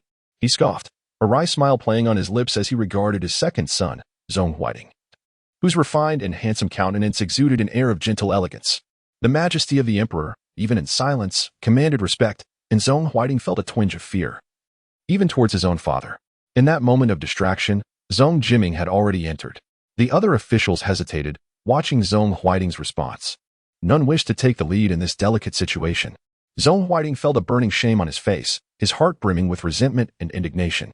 Though he was the emperor's biological son, none of them had ever received the affection that Zhong Huaiyin enjoyed. For a fleeting moment, doubts about Zhong Huaiyin's legitimacy as the emperor's son had crossed their minds, considering the deep bond between the Duke and Duchess of Gong. They had no concubines or secondary wives in their household. Moreover, given the emperor's temperament, if Zhong Huaiyin were truly his son, he would never conceal that fact, even at great risk. Today, before the assembled crowd, the emperor's cold demeanor was a source of great embarrassment for Zhong Huaiting. Yet, what could he do? He found himself cursing Zhong Huaiyin in silence. Upon entering, Zhong Jiming halted the few attendants who were about to pay their respects, urging them to focus solely on saving Zhong Huaiyin. Lying there was the typically graceful youth, now with eyes tightly shut and hair disheveled. Despite repeated attempts to clean him up, the evidence of his injuries remained visible. A significant portion of his face was mangled and bloodied, causing Zhong Jiming's heart to ache. Yet he dared not disturb the physician who was diligently administering acupuncture. After a lengthy interval, Physician Li, with a solemn expression, acknowledged the gravity of the situation. Although he knew the emperor was not one to hastily declare a patient beyond help, the wrath of a sovereign was a daunting prospect. He exerted every effort, employing his prized golden needle technique, merely to sustain a flicker of life. "What now?" Physician Li's heart raced. "Your Majesty, I am powerless. The young master's injuries are too severe. In the days to come, he may exist in a state of half-life." Zhong Jiming pressed his lips together, his hands clenched into fists behind his back. In a hushed tone, he inquired, "What if we use purple ginseng?" "Your Majesty, though purple ginseng is a rare herb, the young master has sustained damage to his vital organs. To use it merely to prolong his suffering would be unbearable." Physician Li wished to convey that granting the young master a swift release would be far kinder, yet he dared not utter such words. Zhong Jiming's heart was heavy with sorrow and guilt. Now, with Prince Gong at the border of Xixia, he could only imagine how his uncle would feel upon returning to see his child in such a state. At that moment, Zhong Huaiyin, lying on the bed, stirred faintly, his voice barely a whisper. "Uncle, uncle." Zhong Jiming, suppressing his anguish, choked out, "Uncle is here." He sat beside the bed, grasping Zhong Huaiyin's flailing left hand. Although his eyes were wide open, they lacked focus, were it not for the dim recognition of familiar features. Zhong Jiming would never believe this was Zhong Huaiyin. "Uncle," Zhong Huaiyin gasped, "can you come closer? I have something to say." Trusting his words, Zhong Jiming leaned in, yearning to embrace the nephew who had always trailed closely behind him since childhood. Suddenly, a spurt of blood splattered across Zhong Jiming's face, shocking everyone present. They recalled the previous moment. The nearly lifeless Zhong Huaiyin had inexplicably summoned a burst of strength and thrust a dagger towards Zhong Jiming's heart. Fortunately, Zhong Jiming's instinctive vigilance kicked in, and he reflexively pushed away, crashing against the wall. The assailant grinned wickedly, declaring, "My dagger is coated with a lethal poison. Even the legendary Hua Tuo could do nothing to save you." Realization dawned on Zhong Jiming. No wonder his visage had been marred and he had suffered such grievous wounds. Only in this manner could he relinquish his fears, for his assailant clearly understood him. Li Tai, alarmed, recognized the long-lost, deadly poison from Xixia. Just a touch would swiftly invade the heart and spread throughout the body. Acting quickly, he retrieved a revival pill, capable of counteracting myriad toxins. Zhong Jiming waved away Li Tai's hand, laughing heartily, a genuine joy stemming from the talisman in his embrace and the possibility that Zhong Huaiyin might yet live. For such a desperate gamble would not be undertaken unless there was hope. "Your Majesty, please don't give up," Li Tai urged. "This revival pill can neutralize the poison, even if just temporarily." Zhong Jiming produced a safety talisman from his robe, warmth and sweetness flooding his heart. This twist of fate felt like a divine gift. I apologize for your disappointment. With divine protection and this talisman, I shall be fine, Zhong Jiming jested. The would-be assassin, having nearly sacrificed his own life for the attempt on Zhong Jiming, found himself unable to inflict any harm. With a final, desperate gasp, he coughed up blood. His eyes widened in disbelief as he succumbed to death. Tu Dan, I need you to increase the number of men searching for the heir. Bring him back to me without fail. Yes, Tu Dan replied, though he was unaware of the events transpiring. He understood that the emperor's words indicated the person inside was not Prince Gong's heir. Thus, a farcical assassination plot collapsed. Meanwhile, Zhong Huaiyan, whom many had been concerned about, was indeed safe, guiding a few miners as they trekked towards the relay station, though he had endured considerable injuries and was utterly exhausted. Fortunately, the few miners, being simple and kind-hearted individuals, took turns caring for Zhong Huaiyan along the journey, obediently following his instructions to traverse some treacherous paths. As Zhong Huaiyan put it, they could not discern whether those awaiting them in Jinfeng County were human or ghostly apparitions. After a day of travel, they rested against a large boulder. Before long, the sound of approaching hoofbeats grew increasingly distinct, prompting the group to exchange anxious glances with Zhong Huaiyan. He too listened intently, holding his breath, and upon hearing a unique signal, he immediately instructed them to intercept. The group, acting on instinct, blocked the approaching figure before they could fully comprehend the situation. Tu Dan halted his horse, staring blankly at the reckless individual who charged towards them. Fortunately, their riding skills and vision were commendable. The powerful steed neighed and barely came to a stop. Who are you, and why do you obstruct our path? Tu Dan inquired. Observing the ragged attire of the individuals before him, clad in tattered coarse linen, their bodies bearing numerous wounds, they suddenly collapsed to the ground, their mouths agape. At a loss for words, only shouting, Officer, please save us. Tu Dan furrowed his brow, stating, We have pressing matters at hand. Gu Hua. Listen to what they have to say. As Tu Dan prepared to mount and depart, one of the individuals dismounted and replied, My lord, the young master has been injured. Tu Dan narrowed his eyes like a wolf, surveying the surroundings, and noticed footprints among the grass and foliage. Chapter 10. Rescue with a few swift strides. Tu Dan spotted a figure leaning against a large rock. Although he appeared disheveled, a certain unrestrained clarity still shone through. Zhong Huaiyan exhaled in relief, allowing a smile to grace his face as he feigned a pitiful demeanor, saying, Tu Gong, you have finally arrived. Tu Dan scrutinized him carefully and, seeing that he was indeed in a sorry state but not in any immediate danger, felt a sense of relief wash over him. He chuckled, Indeed. Even tattered rags cannot conceal the noble demeanor of the heir. Zhong Huaiyan's smile faltered as he glanced at his long, pale legs, but he shrugged off the dirt nonchalantly. After a series of tribulations, he had not disappointed the trust placed in him by his imperial uncle. Tu Dan, mindful of the emperor, who was anxiously awaiting news of the heir at the relay station, could not afford to linger. He promptly arranged for a stretcher to carry Zhong Huaiyan. Initially, he had hoped they could share a horse, but Zhong Huaiyan bore injuries to both his back and legs. As Zhong Jiming's trusted confidant, Tu Dan had watched Zhong Huaiyan grow up. Now that he was rescued, concern for Zhong Huaiyan's perilous experiences weighed heavily on his heart. He learned that the governor of Gan County, aware of the exposure of their plot, had summoned him to meet in the mine and dispatched numerous assassins to ambush him. They had no choice but to hide in the mine with a few miners. The assailants had attempted to eliminate them by blasting the mine's exit. Fortunately, the miners were familiar with the tunnels and, during their excavation, had discovered a sidewall that approached a cliff alongside a small river. Although there was some distance to cover, they could utilize the vines and branches to cushion their descent. The miners, deeply convinced of Zhong Huaiyan's bravery in risking his life to save them, used the remaining explosives to blast open a side wall, subsequently excavating a small exit. As Tu Dan listened to tales of collapsing tunnels, daring escapes, and nighttime battles with ferocious beasts, he felt a mix of trepidation and gratitude. Truly, divine providence had intervened. You speak lightly of it, but do you not know how the emperor worried for your safety? He even rushed back from Yuan City. Tu Dan informed him of the impersonation incident aimed at assassinating the emperor. Zhong Huaiyan was visibly moved, but equally apprehensive. The situation had escalated alarmingly. Even the emperor had dared to take action. Should the emperor perish during his southern tour, who would benefit? And in the capital, the eldest prince was still acting as regent, indicating that the mastermind behind the scheme was even more intricate than anticipated. Upon returning to the residence, Zhong Huaiyan had regained much of his composure. He noticed Zhong Jiming from afar and struggled to rise, wobbling as he approached Zhong Jiming with Tu Dan's support. Huaiyan, If you are injured, you must lie down properly. Zhong Jiming regarded him with a mix of concern and helplessness, his gaze fixed on Zhong Huaiyan's broad, toothy smile. Heh, nephew is fine. I may look fearsome, but it is nothing serious, he declared, attempting to prove his point, only to be interrupted by a sudden cough that jarred his chest.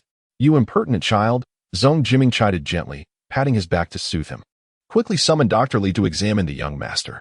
Yes, your majesty, Tudan replied, receiving the command.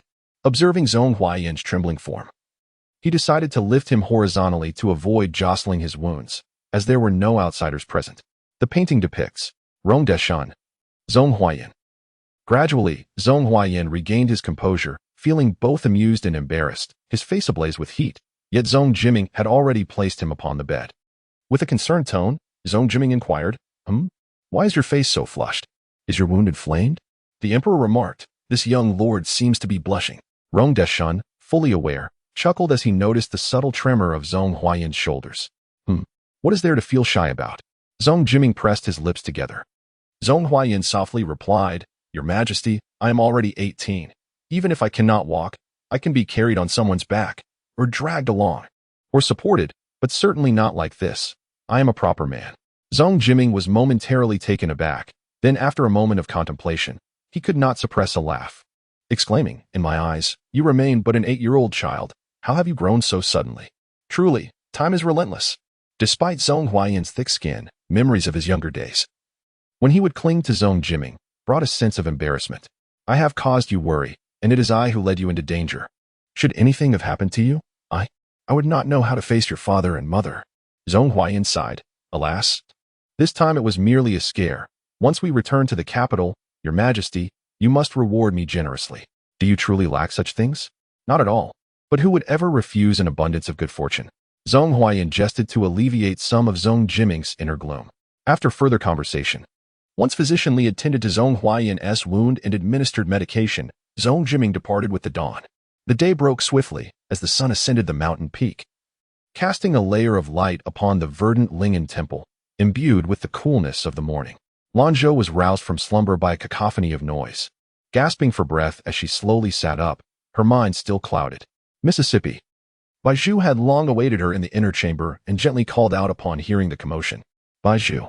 Lanzhou, still in a daze, called out. What brings you here? Baizhu's face flushed with shame. It is my inadequacy. I could not prevent Mama Qian and the others from coming. Mama Qian? The name surfaced in Lanzhou's memory, prompting her to inquire, Is she someone sent by the Marquis of Huainan? Indeed, she is one of the ladies' attendants.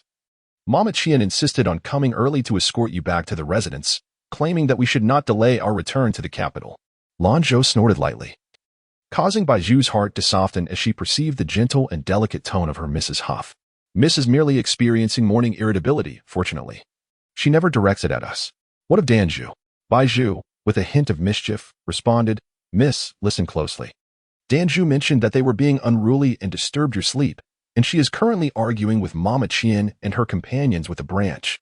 It seems that a villain requires another villain to contend with, or rather, it is Danzhu who must contend with the villains. Haha. Our Danzhu is the most reasonable of all. Lanzhou leaned against the bed, her delicate nightgown slightly opened, causing her chest to rise and fall gently, rendering Baizhu's face a deep shade of crimson. Lanzhou gazed upon the rosy, cherubic face of Baizhu, feeling an overwhelming sense of affection and charm. She mused that, if fortune favored her, she too might one day have a daughter of such tender age. To her, these girls were merely adolescents. Who could argue otherwise? Baizhu, reveling in a bit of mischief, chuckled softly, while Danzhu, from a young age, had a penchant for reasoning with others, employing both her hands and her eloquence with great skill. What of Mama and Luzhu? Mama was diligently preparing warm water for the young lady's ablutions, while Luzhu was busy arranging the morning meal. Baizhu proceeded to the kitchen to inform them that the young lady had awakened. They entered, carrying the warm water, their eyes fixed straight ahead as they passed through the small courtyard. Baizhu assisted Lanzhou with her face washing, grooming, and makeup, all the while noting the tranquil stillness that had settled outside. Since her youth, Lanzhou had not enjoyed robust health, her complexion perpetually bearing a hint of pallor, indicative of insufficient vitality. Yet her skin was fair, translucent, and exquisitely delicate. Her makeup routine was merely a means of skincare, a touch of blush and lip color transforming her into a vision of unparalleled beauty. Subsequently, Mama retrieved the delicately scented garments brought from the ancestral home. The inner skirt was a pure moonlight white, complemented by a soft azure gown, layered with a sheer white veil that cinched gracefully at the waist, accentuating her figure. A beaded curtain skirt adorned the lower half. Only then did Baiju gently support her as she stepped outside. Upon hearing the commotion, Qian Mama and the others were momentarily entranced, captivated by the sight of Lanzhou seated upon the stone bench, still caught in the reverie of the moment. Chapter 11. Punishment. Lanzhou sat on a stone bench, her gaze as cold as ice, observing the few individuals before her. She mused to herself, some servants simply cannot align their thoughts correctly. However, considering the imposing demeanor of Lingyan Temple early in the morning, wielding the names of the Marquis and his wife, it was clear they intended to exert their authority over her, the young lady. In her previous life, she had only interacted with Granny Qian in the old Marquis' residence. This time, she had directly come to meet with the people of the Marquis of Huainan. In her past existence, she had not genuinely feared them, but had merely respected the fact that they were part of her mother's dowry, wishing to maintain a semblance of dignity and leave a good impression on her mother. Yet, these servants, perceiving her gentle temperament, became increasingly audacious. Reflecting on it now, granting them respect was a matter of sentiment. If they chose not to reciprocate, then they should not blame her for stripping them of their dignity. Danzhou, wielding a broken branch, under the watchful eyes of Granny Ma and Lu Shu, resorted to a straightforward display of force to teach them the difference between a master and a servant. Initially, Granny Qian had boasted about accompanying the lady as part of the dowry, threatening to report any misconduct to the lady. But what did that matter? Her true master was the young lady. Granny Qian had intended to wait for Lanzhou to emerge so she could lodge her complaints. Yet she found herself captivated and lost her opportunity, primarily due to the overwhelming impact Lanzhou had on them. They had thought of her as merely a rustic beauty, raised in the countryside, inevitably simple and uncouth.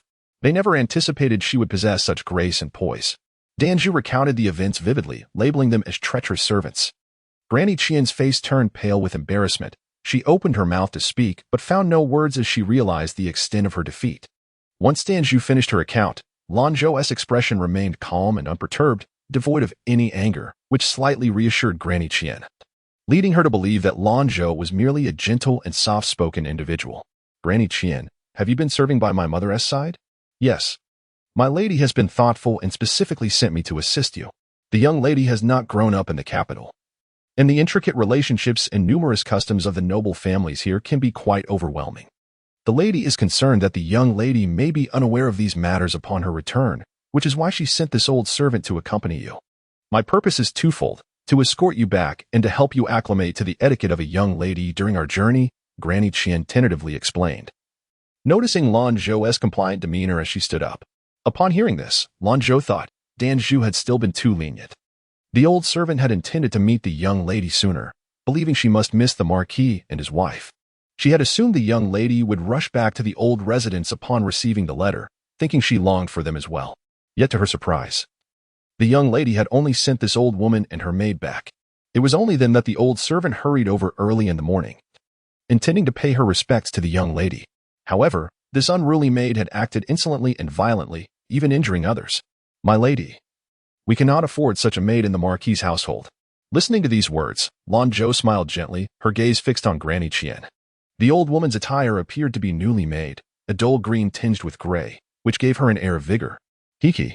Lanzhou smiled with her eyes and softly said, Danzhou, slap her.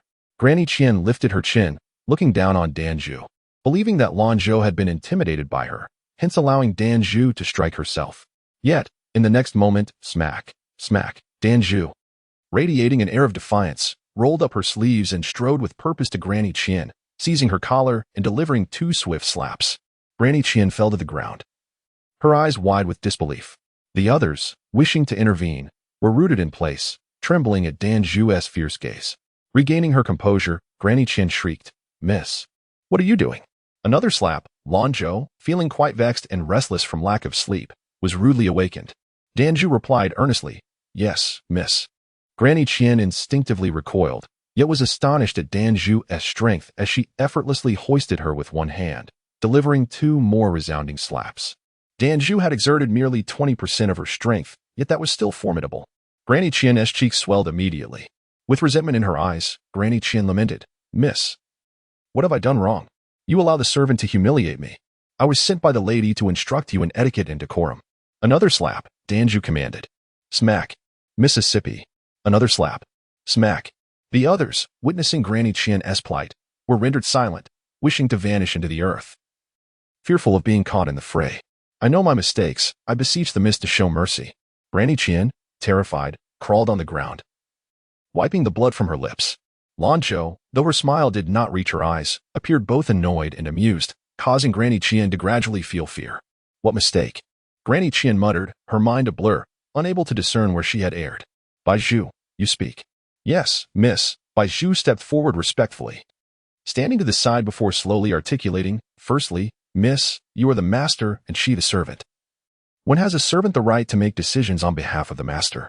It is for you to determine when to return home. We, as servants, are to obey your commands. What gives you the authority to act on the miss's behalf? This is overstepping your bounds. Secondly, when has a servant the right to presume upon the master's thoughts? The miss understands her feelings towards the lord and lady. Why should you presume to critique her? Those unaware might think the miss truly unfilial, considering its slanderous gossip. Thirdly, Granny Qian, the individuals you bring are merely coarse servants. When did such lowly folk gain entry into the miss's boudoir? This is an affront. Fourthly, you are to respond to the miss's inquiries. She had not asked you anything, yet you prattled on with a torrent of words. This is presumptuous. Fifthly, when the miss punishes you, instead of reflecting on your misdeeds, you raise your voice, disturbing the master. That is disrespectful. Granny Qian, you claim to be the lady's appointed instructor, yet your actions reveal disloyalty and a lack of respect. Acting against your superiors. Such a wicked servant deserves to be dragged out and punished, even thrown off a mountain, yet Lingen Mountain is a sacred place of tranquility. The miss, being magnanimous and compassionate, has merely chosen to impart a small punishment as a lesson. Qian Momo stood in a daze, first bewildered by Danzhou's blows, and then by Baizhu's words. The weight of the accusations felt as if they could crush her entirely. With a pallid complexion, she attempted to defend herself, yet was hindered by the presence of Danzhou and Baizhu. At that moment, a fragrant aroma of food wafted through the air, and Luzhu cast a haughty glance towards them, disdain evident in her demeanor. Upon returning to the old residence with Momo, these individuals had shown nothing but contempt. Initially, she had thought to endure for the sake of the young lady, but it seemed their hostility had only intensified with the dawn. Since they had come to collect her so early, she would comply. If they could not handle her in Yuan City, she would have to survive upon her return. Momo entered with a basin of hot water, aware that Danzhou had been using the willow stick on Qian Momo and the others. As the young lady's wet nurse, it was her duty to intervene. Thus, she went to fetch water for the young lady to wash her hands. Momo, you and Luzhu should go ahead and have your meal. Since Qian Momo has been in service to my mother for so long, she is surely well acquainted with attending to others at the dining table. It would be prudent to observe, as family banquets will likely become a regular occurrence. She instructed. Upon hearing this, Qian Momo staggered to her feet. The blows she had received were precise, causing her muscles to ache without rendering her incapacitated. Yet she felt compelled to remain upright, fearing being cast aside. Miss, I have already eaten a bit in the kitchen to serve you better, Luzhu interjected. Momo, Baizhu, and Danzhou, you may go down first, they all replied in unison. This brought a sigh of relief to Qian Momo and the others. Danzhou did not forget to add, Miss, I will be in the kitchen. Should you require anything, just call out. Having had my meal, I am full of strength and will serve you diligently. Qian Momo tensed at this, aware that her body was still racked with pain. Chapter 12. The tapping Lanzhou smiled gently, finding the girl endearingly charming. It must be quite delightful to be a young lady of the Marquis' household, where one enjoys the finest clothing and food, attended by servants and accompanied by Aunt Ma, who meticulously selects and nurtures these three lively treasures. Baizhu is articulate and well-versed in etiquette, excelling in both manners and accounting. Luzhu is an exceptional cook, skilled in embroidery, possesses a smattering of medical knowledge, and exhibits a composed temperament, while Danzhou, though lively and somewhat naive, is bold and spirited, endowed with remarkable strength and a natural aptitude for martial arts. As Aunt Qian prepared to pick up her chopsticks, Luzhu interjected, Aunt Qian, though serving the dishes may seem trivial, one must be gentle and ensure clean hands, lest the food be tainted. Aunt Qian paused, her gaze falling upon Luzhu's cheerful demeanor, standing with impeccable poise, more obedient than the maidens trained in noble families, causing her cheeks to flush with warmth. Nearby, she washed her hands with the warm water Aunt Qian had prepared. Aunt, Hands must be thoroughly dried to prevent any water from dripping into the dishes. Aunt Qian, flustered, found herself caught up in the details of serving, only to be reminded time and again by Lu Zhu. Growing exasperated, Aunt Qian remarked, "Miss Lu, you are quite adept at etiquette. Perhaps you should demonstrate for this old servant." Lanzhou cast her a sidelong glance, musing that this person lacked clarity of thought. Lu Zhu's adherence to the rules was commendable, but Aunt Ma, fearful that she might return home unaware of the protocols of noble families, had invested a substantial sum to hire a governess from the palace, specifically designated to instruct young ladies of the gentry. This governess had not only taught Lu Zhu, but also trained her fellow maidens as well, though they may not put great stock in such matters day to day. When the occasion arose, even Dan Zhu could hold her own, let alone Lu Zhu. However, the prowess of Lu Zhu and her companions was their own affair. Lanzhou quipped, "Oh, Aunt, are you not sent by Mother to teach me etiquette?" This remark left Aunt Qian blushing furiously. "Hiki, does Aunt still require Lu Zhu's guidance? Is it that you have grown forgetful with age? Or perhaps, you deem me foolish for having grown up in the countryside and look down upon me, making you reluctant to impart your wisdom?" Lanzhou's gentle smile masked the chill in her words, and as she glanced at the maids standing nearby, she thought that if her words reached the ears of the Marquis's wife, there would be consequences to bear. Aunt Qian, thoroughly flustered, suddenly knelt on the ground, pleading for forgiveness. "Please pardon me, Mississippi.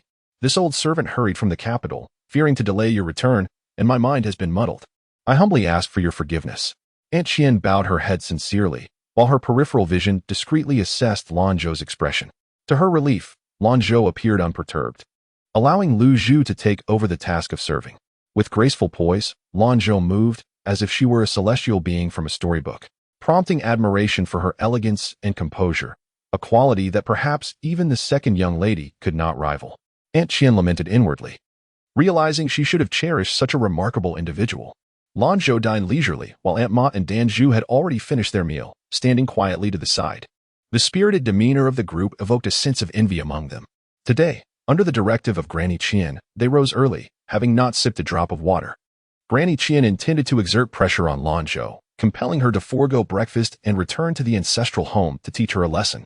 However, it turned out that she herself suffered several setbacks, leaving everyone famished and harboring grievances against Granny Qian.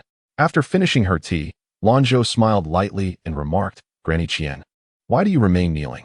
As an elder in my mother's service, it seems inappropriate for you to be prostrated before me on our first encounter. Should an uninformed observer happen upon this, they might think me unkind and lacking in compassion for my servants. The eldest young lady possesses a heart of compassion, and it is the old servant's fault for behaving improperly. I willingly accept my punishment. How can I expect the gentle nature of the young lady to excuse my transgressions? It appears that Ling'an Temple indeed exudes a rich aura, alleviating Granny Qian's discomfort." In a display of utmost humility, Granny Qian respectfully replied, "What the young lady says is true." Lanzhou surveyed the others, using Granny Qian as an example to instill discipline among them. "Granny Qian, since my arrival in Yuan City, I have spent most of my time in this Ling'an Temple, engaging in quiet contemplation before the Buddha. I have grown accustomed to peace and tranquility. Would you be so kind as to indulge me?" Her features, reminiscent of a picturesque autumn stream, were a serene smile that seemed to transcend worldly concerns, yet remained shrouded in an elusive mist. Having suffered significant losses, Granny Qian dared not voice any dissent. She cautiously replied, "You are the mistress, young lady. I shall do whatever you wish, though I hesitate to presume on your kindness." Lanzhou had no desire to preemptively sever ties due to potential future events. She considered it merely a fleeting dream. Since she could alter her own trajectory, she preferred to maintain a harmonious coexistence in the present without undue worry. She extended a lifeline to Granny Qian, saying, "Truly, you are a good person, Granny Qian. I believe your earlier indiscretions were merely the result of exhaustion and unfamiliar surroundings." With a light statement, Lanzhou sent a shiver down Granny Qian's spine.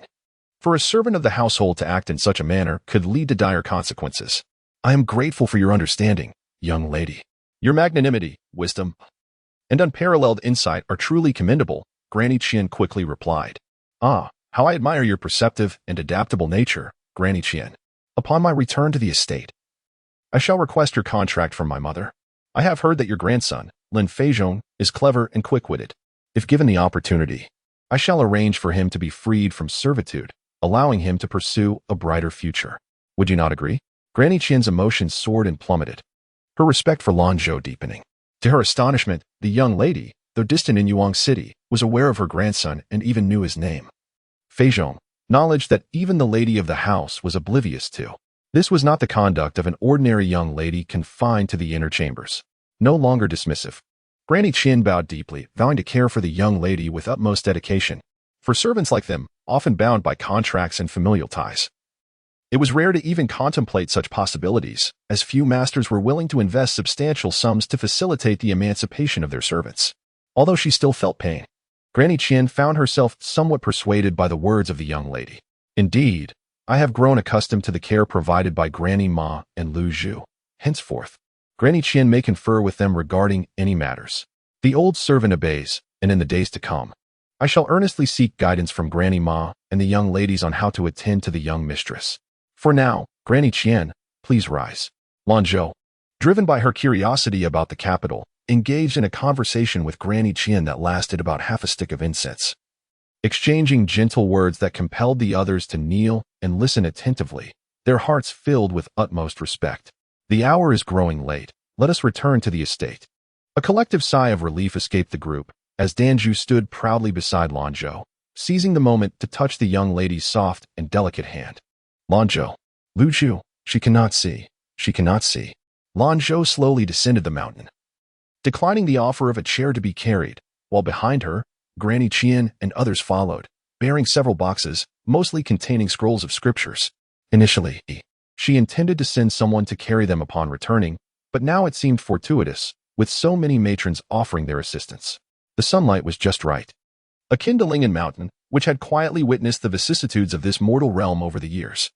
Chapter 13. The departure. Although the old residence in Yuang City serves as the foundation of the Lan family, the family's power has long since shifted to the capital.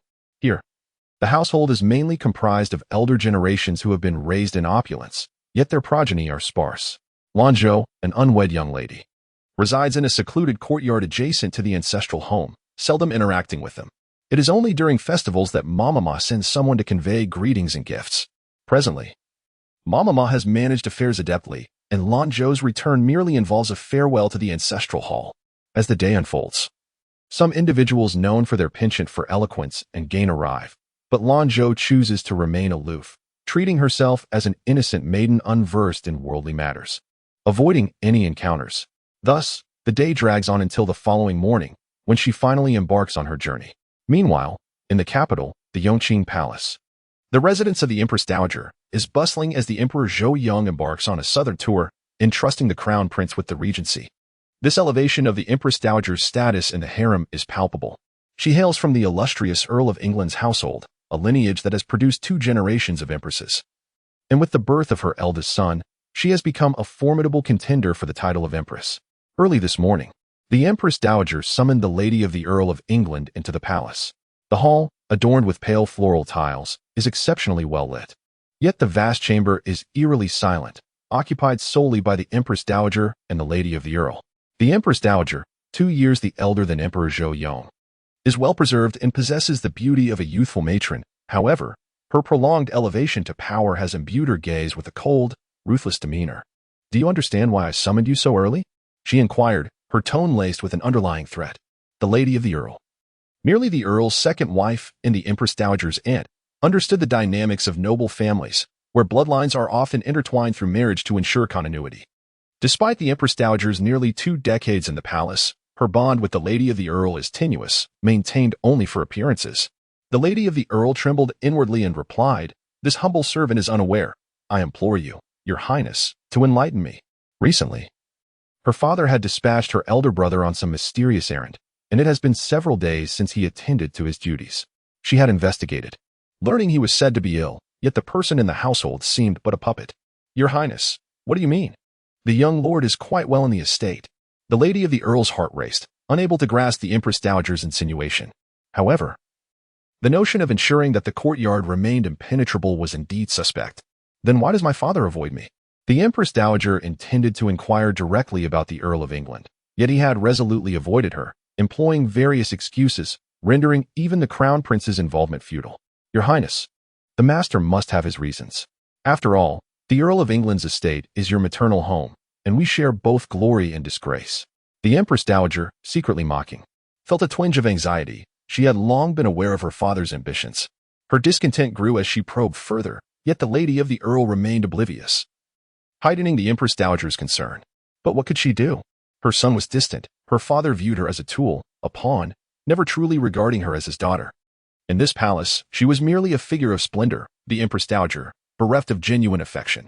Though it was summer, the weather remained pleasantly mild, devoid of oppressive heat. Lanzhou recalled that in her previous attempt to return to the capital, she traveled with a merchant caravan, carrying a considerable amount of possessions. Yet, midway through her journey, all her belongings were deceitfully taken by the caravan members under various pretenses. Exhausted from the arduous travel, she felt as though half her life had been drained away, leaving her utterly disheveled. She barely managed to reach the capital, expecting that her disheveled appearance would evoke some sympathy, but to her dismay, she was met with disdain and revulsion. Indeed, at that time, clad in coarse linen and having neglected her personal hygiene for far too long, she emitted an unpleasant odor. Her complexion pale and gaunt. Even the most humble maidservant appeared more presentable than she did. Beside her was the delicate and soft Lanzhou, a stark contrast that left no room for comparison. Now, she had come to understand that no matter how dire the circumstances, she must not let herself suffer. Inside a modest carriage, though it was not spacious, it was padded with several layers of cotton blankets, and she leaned against the carriage wall, supported by a cotton pillow. Lanzhou often shifted between reclining and resting against the wall, as the matron, Mama, had specifically instructed the driver to ensure a smooth journey. Traveling along the official road, the only sounds were the occasional hoofbeats, and the ride was remarkably steady. Whenever fatigue set in, they would stop at an inn to rest until the next day, a stark contrast to her previous experiences. However, this journey felt twice as long. Yet no one dared to voice any complaints. Aside from the admonitions received at Ling'an Temple, and with Lanzhou's occasional reminders along the way, Mama had gained a clear understanding of the situation. Observing Lanzhou, who always wore a gentle smile, composed and serene like the moon in the sky, she became an object of admiration yet remained out of reach. Everything was prioritized around Lanzhou's feelings. Those who accompanied Mama were primarily devoted to her, and the guards did not dare interfere in the affairs of young ladies. Everyone enjoyed a comfortable atmosphere, which was preferable for all. Half a month had passed, with most of the time spent inside the carriage, leaving Lanzhou feeling far from free and lively. Her face was as pale as snow, and her bones felt as though they might crumble. Even the most vivacious and robust Danzhou appeared dispirited, as if most of her strength had been sapped away. As dusk approached, and with another town still half a day's journey away, they decided to rest in a nearby forest, as long as they did not venture too deep. And a campfire would pose no issues. The agile Danzhou was the first to reach Lanzhou, half supporting and half carrying her down from the carriage to a large tree. Once her feet touched solid ground, Lanzhou felt a profound discomfort in her stomach, bending over in a futile attempt to retch. After a few dry heaves, she felt somewhat relieved, although her strength was utterly depleted. Luzhu prepared a spot beneath the tree for Lanzhou to lean against and sit comfortably. Mama's complexion was not much better, but being experienced in outdoor travels and possessing a robust constitution, she quickly recovered. She respectfully addressed Lanzhou, saying, "Miss, I will first ensure everyone is organized, and then I shall send someone to gather firewood." "Very well, instruct them not to wander too far. Darkness is approaching, and this forest appears vast. Do not venture too deep." "Understood, miss." "In a moment, prepare some hot tea for Madame Ma, who is of advanced age and may not endure the strain," Lanzhou cautioned with concern. Among their group, Madame Ma's frail health was most apparent, and pausing now would allow her a moment of respite. "Furthermore, take care of yourself, Madame Qian. Let the guards and drivers shoulder more responsibilities. Upon our return to Jianan, there shall be ample rewards." A warmth enveloped Madame Qian's heart. Throughout their journey, although the young lady was not particularly loquacious, her genuine kindness and benevolence were unmistakable. They had indeed chosen only the finest provisions for their consumption. Perhaps she had initially misjudged the situation. Accompanying them were 3 sturdy matrons, 3 maidservants, 10 guards, and 2 drivers, sufficient numbers, though caution was warranted against any audacious brigands. Fortunately, their journey thus far had been remarkably smooth. Little did they know that the hidden guards left by Zhong Jiming had already thwarted 2 assassination attempts against them. However, this very fact had attracted the ire of an assassin organization concerned about their reputation in the underworld. Aware that their talents did not align with the price set, they still deployed a considerable number of skilled assassins. Several bonfires were lit, each supporting pots that had been filled with water in the last town, accompanied by provisions, ensuring they would not go hungry tonight. As the night gradually enveloped them, Lanzhou sensed an unmistakable stillness around her, which only heightened her anxiety. The uncertainty of what lay ahead was unsettling. In the wilderness, the fire must burn throughout the night, prompting several matrons and guards to gather firewood. Leaving only 6 individuals by the carriage, Lanzhou slowly approached the nearest Lanzhou, then feigned illness as she made her way toward the carriage. Just then, a cold arrow whistled through the air. With an unprecedented burst of strength, Lanzhou pushed Lanzhou aside, and the concealed weapon struck the ground just a short distance from them. Chapter 14. The dense forest that hid in the ground resembled a swirling vortex of dark energy, gripping Lanzhou's heart in terror. Paralyzed with fear, she sat on the ground, overwhelmed by the chilling brush with death that echoed through her very soul. In contrast, Lanzhou remained composed in the face of brutal uncertainty. Her calmness was a beacon of hope for those around her. Lanzhou glanced at Lanzhou, who, though pale, managed to maintain her composure. She shouted to the stunned crowd, urging them to quickly board the carriage, and pulled Lanzhou towards the nearest one. Madame Qian was supposed to protect them as they rushed forward, but upon witnessing the sudden emergence of black-clad foes encircling them from all directions, she recoiled into the carriage. After listening to the chaos outside for some time, she cautiously lifted a corner of the curtain to peek at the unfolding scene. Inside the carriage, Madame Qian found the noise overwhelming. She longed to rise, yet her eyelids felt heavy, as if weighed down by a colossal stone, plunging her into a nightmarish stupor. The guards of the Ho residence responded promptly, charging forth with their swords drawn, aiming to reach Lanzhou. Despite their commendable skills, they were ultimately outnumbered.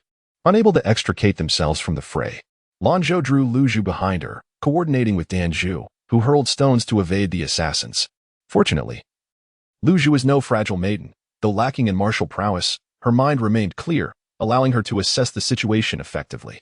It seemed the assassins had diverted their attention towards the guards and Danzhou, unaware that Bai Zhu had seized the opportunity to take down several of them. Reaching Lanzhou's side faster than the guards, she handed a sword to Lanzhou, who trembled as she accepted it, instinctively swinging it and momentarily distancing herself from Lanzhou. Bai Zhu assisted Lanzhou onto the carriage, urging her to hide within. Suddenly, a cry escaped Lanzhou as she was struck in the back and fell to the ground. The onlookers were filled with concern, yet these ruthless assassins clearly outnumbered them, leaving them to fend for their own safety. Lanzhou felt a surge of urgency, acutely aware that the assailants were targeting her. She urgently instructed Bai Zhu, "Go save Lanzhou." With a swift motion, Lanzhou drew her concealed dagger, severed the reins, and leaped onto the horse, leaning low against its back. She tightened the reins and galloped into the dense forest, refusing to glance back, pouring every ounce of strength into her escape. Perhaps her departure was their only chance for survival. Lanzhou was willing to wager everything on this singular hope. Madame Qian, hidden in the shadows, observed Lanzhou's decisive and agile actions, her shock momentarily eclipsing her fear. Yet deep down, she fervently wished for Lanzhou's survival. Otherwise, if harm befell her master, there would be dire consequences for her entire family. As they fled through the night, Lanzhou's heart raced uncontrollably. She was grateful for her equestrian skills, managing to navigate the thicket with some degree of proficiency. Gritting her teeth, Lanzhou pressed forward with all her might, knowing that the greater the distance she could create, the higher her chances of escape. As Lanzhou hastily departed, the assassins, upon witnessing her escape, divided their forces to pursue her. They had originally intended to strike swiftly under the cover of darkness, but to their astonishment, she evaded capture. Now, having startled their quarry, it was imperative they pressed on, for returning without success would spell their demise. Danzhou hastily mounted her horse, ready to follow, when she spotted a familiar group galloping towards her. At the forefront were 2 well-known figures, and her heart surged with joy as she rushed forward. "Young master, Uncle Rong, save us." Rong Deshun, equally surprised, had shifted from a water route to an overland one merely as a contingency plan, yet fate had brought him to this encounter with the young lady and his majesty. However, the chaotic scene before him was troubling, prompting him to inquire, "Danzhou, what has transpired? Where is your young mistress?" Danzhou pointed in the direction Lanzhou had fled, pleading, "Uncle Rong, please save my young mistress. A large group attempted to kill us, and amidst the chaos, she rode off into the dense woods. They have pursued her." "What?" Zhong Jiming, overhearing this, felt a tightening in his chest and turned his solemn gaze toward the shadowy forest. He spurred his horse onward. Rong Deshun hesitated, aware that the night harbored dangerous beasts. Yet he knew he could not dissuade his master and quickly followed, calling out, "My lord, wait for this old servant. However, as Rong Deshun entered the thicket, he soon realized the gravity of the situation. Moments later, a substantial number of men had lost track of Zhong Jiming. Alarmed, he signaled with smoke and hurriedly instructed his men to disperse. The woods were larger and denser than anticipated, resembling a gaping abyss. While they found themselves as prey ensnared in a tiger's lair, the sound of hooves swallowed by the rustling leaves. Lanzhou felt dizzy from the wind and glanced back, the darkness looming behind her. After riding for what felt like an eternity, she brought her horse to a halt, then forcefully struck its rear, causing it to bolt forward while she dashed in the opposite direction. Her petite form vanished into the underbrush, and only when she was breathless did she finally pause.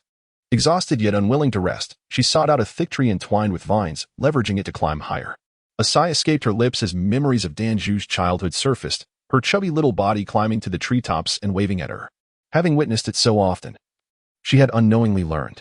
Concealing herself among the leaves and branches, her slender frame provided ample cover, allowing her to lie sideways, effectively hidden. Estimating she would need to remain in the tree for the night, she secured herself with a vine to prevent a potential fall due to exhaustion. Finally allowing herself a moment to breathe, she endeavored to calm her racing heart, her breath erratic, making it difficult to discern the sounds around her. Shadows flitted past, and she recognized them as the very assassins who had sought to kill her. Seeing them head towards her horse brought her a fleeting sense of relief. It was said that those of the martial world excelled at tracking, and had they continued riding, the traces left behind would have been numerous. Fortunately, it was night. Otherwise, the depth of the tracks might have easily betrayed that the riders were no longer present. She examined the powder, the dagger, and the wrist crossbow at her side, her final talismans of protection. Should they sense something amiss and turn back to pursue her, she would not be left defenseless. Yet she hoped such measures would remain unnecessary. Cloaked by the night and the dense forest, along with her deliberate concealment, it would not be an easy task for them to locate her. If she could endure until dawn, she should be safe. These men were undoubtedly after her, and rather than allow the guards to fight valiantly on her behalf, it would be wiser to grant them a moment of respite. Lanzhou was uncertain how much time had passed. Lying alone on the tree in the dead of night made each moment feel interminable. Suddenly, the clash of swords and blades forced her to hold her breath. The sounds of neighing horses, the stirring dust, the twang of bowstrings slicing through the air, and the haunting echoes of the night forest enveloped her. A heavy sword sliced through the air, while the dance of blades erupted in a cacophony of metal, sparks flying and illuminating the cold steel. Before her, a magnificent steed was ensnared by iron chains, its limbs straining against the bindings. In that fleeting moment, Lanzhou bore witness to the true meaning of being torn apart by 5 horses. The blood splattered vividly against the night. The rider, however, leaped effortlessly from his mount, seemingly unaffected, and deftly anchored himself to a chain. With a swift motion, he yanked down his assailants, dispatching them cleanly with a sword to the throat. Were it not for the gravity of the situation, Lanzhou would have applauded his remarkable skill. She mused, what a coincidence, both being targeted in the same place. Yet it was evident that the caliber of assassins after him was of a far higher rank. Had the assailants who had just attempted to take her life possessed such prowess, she would have had no chance to merely observe from the sidelines. Concern for the stranger swelled within her, though she dared not reveal her presence. The longer she watched, the more familiar the figure ensnared in the fray appeared. Could it be him? In the instant he turned, even his blood splattered across his face. Lanzhou recognized him as the man with whom she had played chess beneath the pavilion. Her anxiety surged. Now, she felt even more frantic, unsure of how to proceed. She feared she possessed little skill to offer him any assistance. Chapter 15. Rescue. A swift arrow sliced through the air, and with a deft twist of his body, he deflected it entirely. Just then, a shadowy figure lunged from behind, brandishing a blade aimed at his back. Lanzhou hastily aimed her concealed dart and shouted, "Be careful." The assailant, caught off guard, was struck in the shoulder and neck, momentarily faltering, which granted Zhong Jiming enough time to react. Lanzhou exhaled in relief, yet soon realized her position had been compromised as one of the assassins surged towards her. A wave of panic washed over her. Her own cleverness had backfired, for the vines binding her were quite cumbersome. She swiftly attempted to evade, but was still met with a blow to her back. In that instant, it felt as though her flesh and bones were being torn apart, and a wave of numbness coursed through her body, followed by an overwhelming surge of pain that escaped her lips in a gasp. Zhong Jiming, having noticed Lanzhou's peril, rushed to her side, but in doing so, he inadvertently exposed his back to the enemy. Fortunately, even in her terror, Lanzhou remained vigilant and released another arrow, striking true at the assailant's chest. "Hold on to me," Zhong Jiming instructed, drawing Lanzhou into his embrace. Despite the coldness in his voice, it provided her a semblance of comfort. Yet, Lanzhou hesitated to fully embrace him, fearing it would render her a burden. Gritting her teeth against the pain, she produced her final trump card, whispering in Zhong Jiming's ear and holding her breath. In her heart, she prayed earnestly that the potion would indeed possess the potency he had claimed. Instinctively, Zhong Jiming complied, only to witness her releasing a bamboo tube into the air. A plume of smoke erupted, rising to a height of merely 2 meters. Though it was more akin to a cloud of powder, the assassins, positioned so close, were taken by surprise and inhaled a portion of it, with a surge of energy. They collapsed to the ground. Lanzhou couldn't help but scoff. It was no wonder the drug had cost a fortune. When she had obtained it, she had pondered how unlikely it would be for assassins to be so close and willingly inhale the powder. Yet here it was. Thankfully, they wore masks. Had they been blindfolded with black cloth, the outcome could have been dire. Lanzhou's body felt weak, and she chuckled bitterly to herself. She had died prematurely in her previous life, and now she had the chance to alter her fate, even managing to save a life before her own demise. How remarkable. Zhong Jiming half-supported, half-cradled her, unaware of the wound on her back. Accidentally brushing against it caused her to inhale sharply. "You're injured?" he exclaimed, quickly settling her on the ground. Lanzhou struggled to catch her breath. "Yes, I was unable to evade in time. Do not fear, my men will arrive soon," Zhong Jiming reassured her. Through gritted teeth, Lanzhou pressed on. "We must leave this place at once. We cannot predict the duration of the drug's effects. If the assailants awaken suddenly, it would be disastrous." "Wait," Zhong Jiming interjected, applying pressure to several acupoints on her body in an attempt to slow her heart rate as he carefully leaned her against a tree. He swiftly disarmed the incapacitated assassins, expertly removing their arms and legs in a matter of moments. Yet, Lanzhou could hardly appreciate the efficiency of his actions, as she was merely clinging to her waning strength. Zhong Jiming then explained, "Your injuries must be treated first. We cannot move you carelessly." Lanzhou swallowed hard, attempting to regulate her erratic heartbeat. "It's nothing. Life and death are fated. In this dark night, we know not where we are. Escaping will likely prove difficult. Do not speak nonsense. I assured you that no harm would come to you." Zhong Jiming felt an unusual impatience at the inefficiency of the hidden guards, as they had signaled for quite some time without locating them. The tranquil forest amplified the senses, and Lanzhou sensed the vitality within her ebbing away. She hesitantly murmured, "Sir, if something were to befall me, could you do me a favor?" "Please, do not entertain such thoughts," Zhong Jiming replied, his throat constricted with discomfort. Lanzhou felt her consciousness fading and continued, "Sir, I am Lanzhou, daughter of the Lan family in Jinan. I hope you will not find it amusing, but could you bury me on Lingen Mountain? I do not wish to rest in the Lan family tomb." Zhong Jiming held her tightly. The dark woods felt as if a ferocious beast was stalking them, leaving no avenue for retreat. He was unexpectedly reminded of the feeling of helplessness, a sensation he had hoped never to experience again. He felt a mix of confusion and absurdity. He had believed he was there to rescue her. Yet had it not been for his impulsive intrusion into the forest, she could have remained safely hidden among the trees until dawn, unharmed. "Why are you so foolish? You could have simply stayed hidden. I would not have been in danger. But you would be hurt. You would feel pain. How could you be unscathed? It is a matter of life and death. Yet, perhaps it is better this way. I will not diminish myself or repeat the misfortunes of my past life." Lanzhou reassured him, "Sir, I willingly accept this fate, so do not feel guilty. Do you not think it is particularly advantageous to have taken on such a disciple?" Zhong Jiming's grip on her hand felt as heavy as lead. "It is not about advantage, it is about worthiness, yet I do not feel worthy. Unworthy of you risking your life to spare me pain." His mouth tasted bitter. "Of course it is worthwhile. My life has gained much meaning. I have saved many people," Lanzhou said, smiling with a sense of relief. "Life is but a brief journey. It is merely a vessel. Birth, aging, illness, and death, when the time comes, it is all ultimately fleeting. In the end, whether I am here or not makes little difference. I shall merely act according to my heart." Hearing her indifferent tone, Zhong Jiming felt waves of anguish within him, for it was not the same.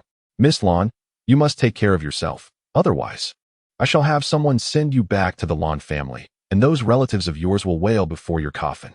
Coughing lightly, Lanzhou was suddenly struck by the terrifying imagery, stifling a laugh.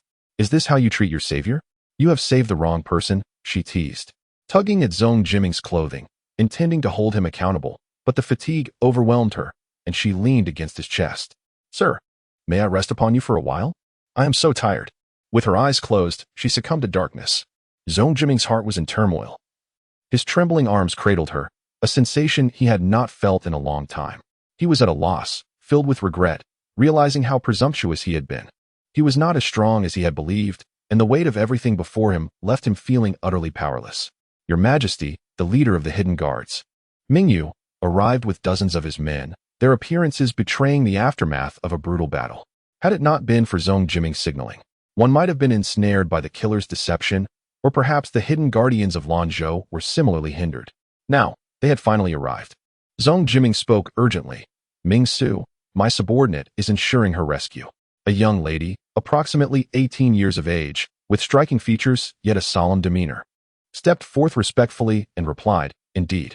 A group of shadow guards endowed with medical talents have been trained since childhood under various esteemed physicians.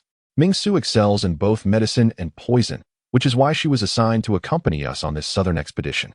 Due to the darkness, Ming Yu promptly instructed someone to prepare a firelight to facilitate Ming Su's treatment. The flickering flames illuminated the small space, causing everyone to gasp in horror. Lanzhou's once pristine attire was now stained crimson with blood, a long gash extending from her left shoulder to her waist, the flesh beneath writhing ominously in shades of black. It appeared that the blade which struck Lanzhou had been meticulously sharpened with barbs and was laced with poison. Zhong Jiming furrowed his brow, his expression icy, inciting trepidation among those present. Ming Su carefully sprinkled medicinal powder onto the wound and remarked, "Your Majesty, this young lady's injuries are quite severe. I have sealed her blood vessels to delay the onset of the poison. However, proper treatment requires a tranquil and clean environment." Zhong Jiming avoided Lanzhou's injury, lifting her onto his back to ease her discomfort. Observing this, Ming Yu and the others withdrew their offers of assistance. Zhong Jiming moved with agility and steadiness, soon vanishing into the depths of the forest. Chapter 16. Heavy responsibility. The scene was one of utter chaos, with corpses and blood consumed by the encroaching night. Soon, the pungent scent attracted the beasts of the forest, their cries of lamentation and gnashing of teeth echoing incessantly. As dawn broke, Madame Qian and her attendants huddled together in the same carriage, trembling with fear and despair, their faces ashen. Bai Zhu tended to Lu Zhu, who had wept throughout the night, consumed with worry for Lu Zhu's injuries and concern for Lanzhou. Madame Qian and the others were not faring any better, having spent the night in tears, which only served to heighten Bai Zhu's anxiety. Fortunately, after some time, Rong Deshun remembered them. To prevent further complications, he consulted with Zhong Jiming and promptly returned with a contingent of men to intercept them upon Danju's arrival. Meanwhile, Lanzhou led the assassins into the forest, while Danju and a group of guards searched the woods. Whether by fortune or misfortune, they scoured the area all night without encountering anything, eventually emerging from the forest. "Uncle Rong." Danju's eyes brightened. Perhaps he would have good news. "Have you found my lady?" Rong Deshun chuckled. "Indeed, my dear. Your lady has been rescued by my master." Danju clasped her hands tightly, overwhelmed with joy to the point of tears, and stammered, "That's wonderful. Where is she?" "She sustained some injuries, and given that those who sought to harm her are likely still lurking in the shadows, for safety's sake, she will remain with my master until we return to Jianan." "What? My lady is injured?" Danju's heart raced with anxiety. "This cannot be. She cannot be alone, especially wounded. Uncle Rome, you must let me accompany you." "Alone? Are we to perish as well? Besides, we have many skilled healers among us. Our movements are concealed, and you are well known to your lady. Rest assured. First, take care of your people and return to Jianan. I will ensure that you are escorted to a safe residence where you can await her. But I am still concerned." "Concerned about what?" "Regardless, my master would never allow any harm to come to your lady." "Why?" Rong Deshun was momentarily at a loss for words. "Why indeed? It is no wonder you serve as a maid. You seem utterly oblivious." Rong Deshun inquired about Danju's character. "Have you not enjoyed all those pastries we provided? Do you not trust us?" "I should, I suppose," she replied, though it felt rather inadequate. "This hairpin is for you. It belongs to your lady. She specifically took it off to give to me," Rong Deshun declared, his heart steady as he presented the fallen item as a token. "Oh." Danju cradled the hairpin, her expression transforming into one of belief. "You should have said so earlier. Silly girl, you are so easily deceived." Rong Deshun chuckled helplessly, glancing towards the others. "They are injured and unwell. Your lady entrusted the critical task of ensuring their safe return to Jianan to you. If they inquire who saved her, simply say it was Madame Sima." But Uncle Rong, isn't your master's surname Zong? Rong Deshun found himself in quite an awkward situation. Initially, he seemed to have lost his wits, but soon regained his composure and inquired, "Is my master male or female?" Of course, the answer was male. Danju's demeanor suggested he might be slightly muddled. Rong Deshun felt a surge of irritation, but ultimately managed only a resigned smile. There are distinctions between the genders, indeed.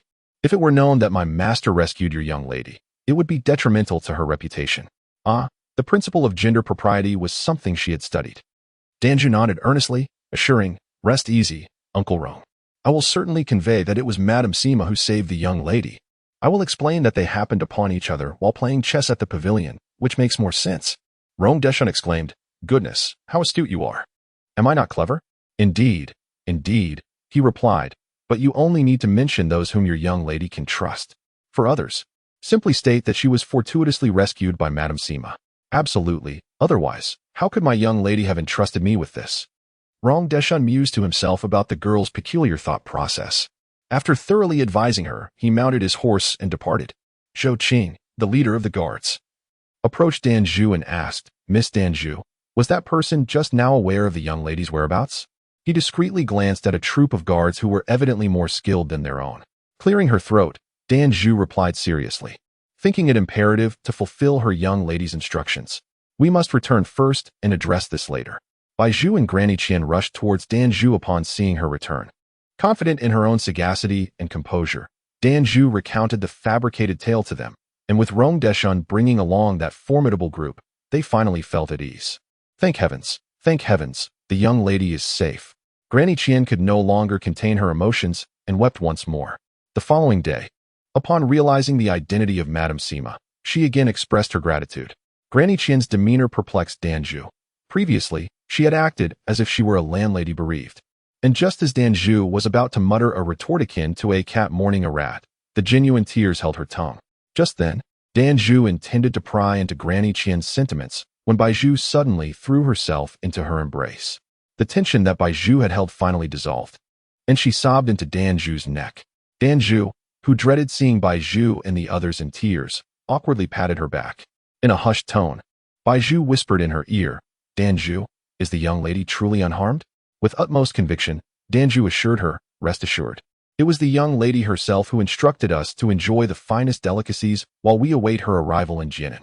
That Madame Sima is truly remarkable. Although still some distance from Jianan, we cannot ascertain who wishes to harm the young lady, so it is safer to accompany them. Moreover, you must know, they have an exceptionally skilled chef whose dishes are delectable." "Is that true?" Bai Zhu seemed to believe her, though her thoughts were currently in disarray, unable to untangle the peculiarities surrounding them. With a face full of indignation, Danju pushed aside Bai Zhu and grasped her shoulders, exclaiming, "TCH. Do you not trust the lady, or do you not trust me? The lady is my treasured gem. Would I still be standing here if she were in trouble?" Bai Zhu scrutinized Danju's expression, as if to say that she would offer her heart for inspection if necessary, and finally felt reassured.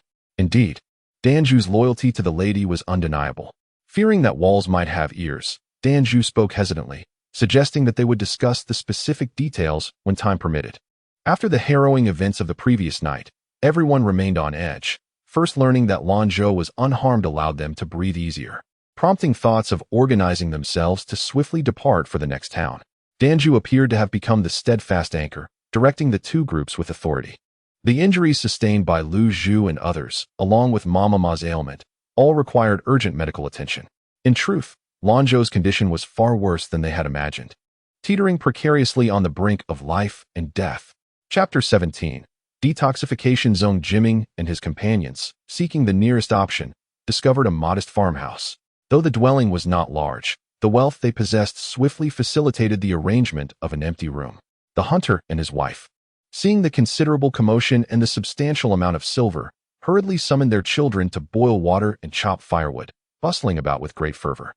In the room remained only Zong Jiming, Mingsu, and another female shadow guard skilled in medicine, who was there to assist and provide care. Noticing the emperor's reluctance to leave, Mingsu resolved to concentrate fully on cutting away the back of the lady's garment to perform a simple cleaning and treatment. Upon closer examination, she discerned that the young lady had fallen victim to a peculiar poison from the western regions. Zong Jiming, observing Mingsu's furrowed brow, anxiously inquired, How is she?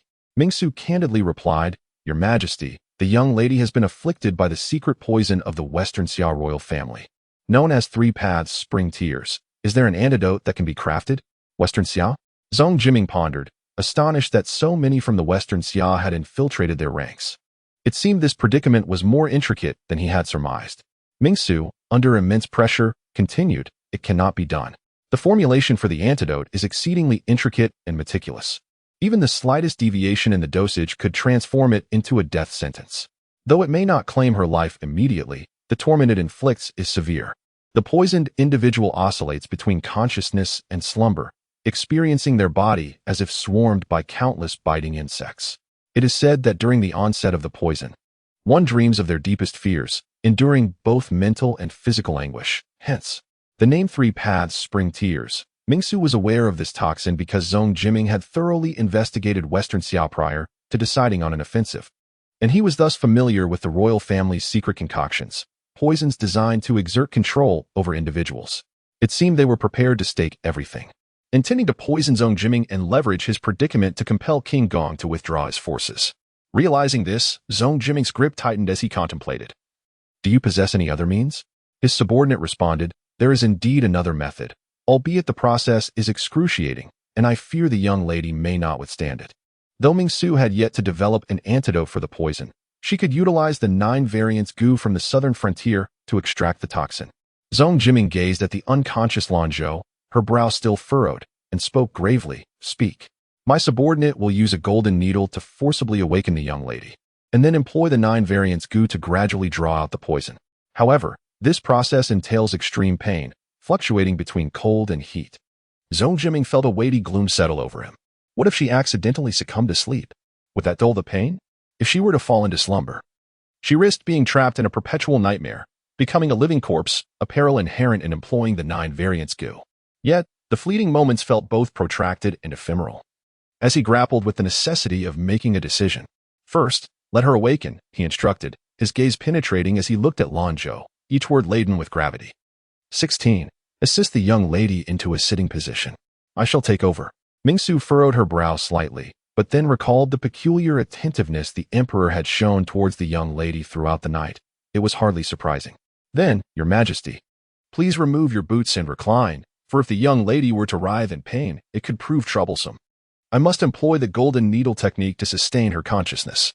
Ming 16 stood to the side, too timid to raise her gaze, silently awaiting instructions. Mingsu extracted a golden needle, first piercing the top of Lanzhou's head, followed by her neck and heart.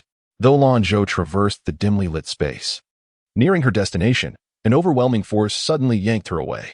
She promptly opened her eyes, discovering herself resting against Zhong Jiming's shoulder, her body languid and devoid of strength. With a few labored swallows, she inquired, Sir, what has happened to me? His expression was a complex tapestry of pity and helplessness. Zhong Jiming endeavored to soften his demeanor, stating, You have been poisoned. What kind of poison? She pressed. The tears of the 3 paths of Xixia. Lanzhou, resolute, asked, Is there no hope for salvation? Zhong Jiming sighed, Alas, if salvation is not possible, then it is of little consequence. There are not many people or things I hold dear, yet relinquishing my life feels somewhat unjust to existence. Is it going to be excruciating? Lanzhou's heart raced at the weight of his solemn expression. Indeed, he replied. Tears brimmed in her eyes, and with a resigned sigh, she said, Very well. Zhong Jiming was taken aback. It seemed that, in their proximity, Lanzhou comprehended his unspoken intent. Even if she did not acquiesce, he could not bear to watch her surrender. His inquiry was not about her desires but rather an assertion of his decision. You may lament and protest, but I shall not stand idly by while you abandon hope.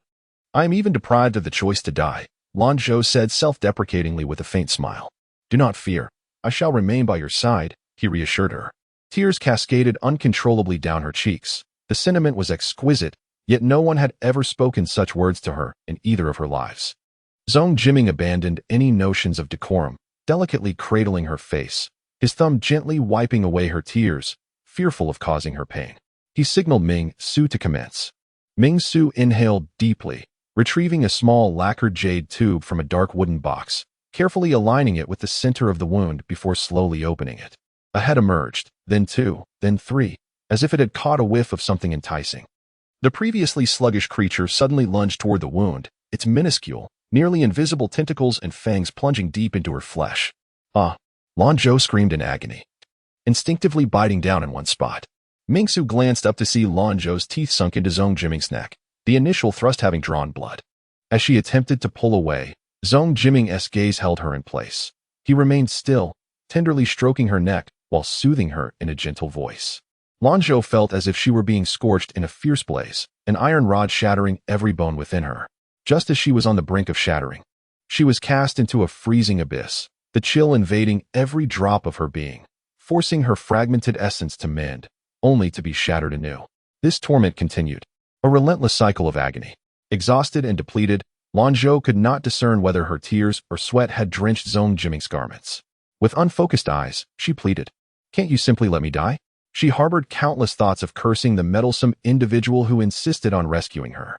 An avalanche of venomous words teetering on the precipice of her lips, yet each time they threatened to escape, they transformed into mere groans of anguish.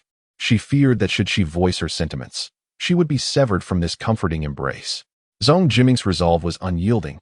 "You cannot." Nevertheless, the pain was truly unbearable. "Sir, I implore you, grant me release. One to you? I am in such torment." Lanzhou felt each breath was a Herculean task. Her voice was but a whisper, yet Zhong Jiming heard her clearly. He too gasped for air, pressing his palm against her cheek, striving to offer solace, assuring her that relief was imminent. Lanzhou forced a bitter smile, gradually closing her eyes. Yet this merely served to shield her despair and suffering. What was this predicament? The vicissitudes of life were indeed unpredictable when she yearned to live. She was relentlessly pushed towards the abyss, and when she sought liberation, there were always relentless hands pulling her back. Lanzhou drifted in a daze, unaware of how long she had persevered, each moment stretching infinitely, as if her body belonged to another. She desperately clung to the gentle whispers at her ear, believing that this tether might prevent her from spiraling into madness. That embrace was undeniably warm, so very warm. Chapter 18. Awakening after a night passed. Several individuals were drenched in sweat. Mingsu utilized the 9-phase gu to completely eliminate the 3 paths spring tears toxin from Lanzhou's body, meticulously stitching up her wounds. However, she later developed a fever, requiring close observation. After administering several bowls of medicinal soup, her condition finally stabilized. When Lanzhou awakened, it was already 3 days later. The hunter's home was rather humble, lacking many necessities. Once Lanzhou's condition improved, Zhong Jiming moved her to a more suitable residence in a nearby town. Thus, when Lanzhou finally managed to open her heavy, parched eyelids, she was greeted by the sight of an intricately carved redwood bed frame. At that moment, she lay on her side, propped up by a rolled quilt to prevent her from lying flat. Zhong Jiming, who sat nearby, immediately noticed her movement and leaned over, inquiring, "Are you awake?" Lanzhou gently shifted her gaze, momentarily unable to discern whether she was dreaming or if it was a smile, looking at him with confusion. "Is there something wrong? Can you see me clearly? Are you thirsty? Are you hungry?" Lanzhou blinked, a flurry of questions tumbling forth, but she felt a painful dryness in her throat, making it difficult to speak. Zhong Jiming called out loudly, "Mingsu." Upon hearing his call, Mingsu arrived shortly in the room. "Why isn't she speaking?" "My lord, the young lady is simply too weak. Let her take her time." Zhong Jiming fixed his gaze on Lanzhou, instructing someone to prepare some food. Mingsu cautioned, "That is not advisable, my lord. The young lady's stomach is still weak, and after such a long period of unconsciousness, it may not be suitable for her to eat." Zhong Jiming, visibly displeased, retorted, "Are you suggesting that someone who has been starved for 3 days should continue to go hungry?" Mingsu sighed internally, realizing the truth. While Lanzhou had been in a deep slumber for 3 days, she had still been nourished with high-quality medicinal soup. The subordinates have already prepared the medicinal broth. Let her drink half a bowl slowly. After an hour, she may have half a bowl of plain porridge. Then do it quickly, Zhong Jiming urged. He busied himself with the preparation, simmering soup and performing various tasks for the better part of the day, leaving Lanzhou in a daze, wondering if she was in a dream. With this thought, she drifted back into slumber. When Lanzhou awoke again, it was already evening. She felt somewhat more energized and finally began to process her circumstances, though she still gazed at Zhong Jiming with a hint of confusion. Zhong Jiming expressed concern. "What's wrong? Are you feeling unwell?" Lanzhou, appearing somewhat dazed, replied, "You seem not to be a teacher. Then what are you?" Zhong Jiming's heart skipped a beat, filled with anticipation for her response. "I don't know," she mused. self-deprecatingly adding that it seemed she had been muddled by her sleep, lost in fanciful thoughts. Zhong Ji-ming, with a gentle demeanor, asked, "Muddled from sleep?" "Yes. I must have been muddled," Lanzhou blinked, confessing her exhaustion from lying down for so long. Zhong Ji-ming asked tenderly, "Would you like me to help you sit up?" Lanzhou, feeling bashful, replied softly, "Could you let someone else assist me?" "Why?" he inquired. "Do my hands and feet cause you pain?" "There are boundaries between men and women," she responded shyly. Zhong Ji-ming nearly laughed, contemplating whether to reveal how he had personally cared for her during the past 3 days. While it is true that decorum holds its rightful place, there is no necessity to be shackled by antiquated conventions. Besides, everyone here is my ally, and none dare utter idle gossip.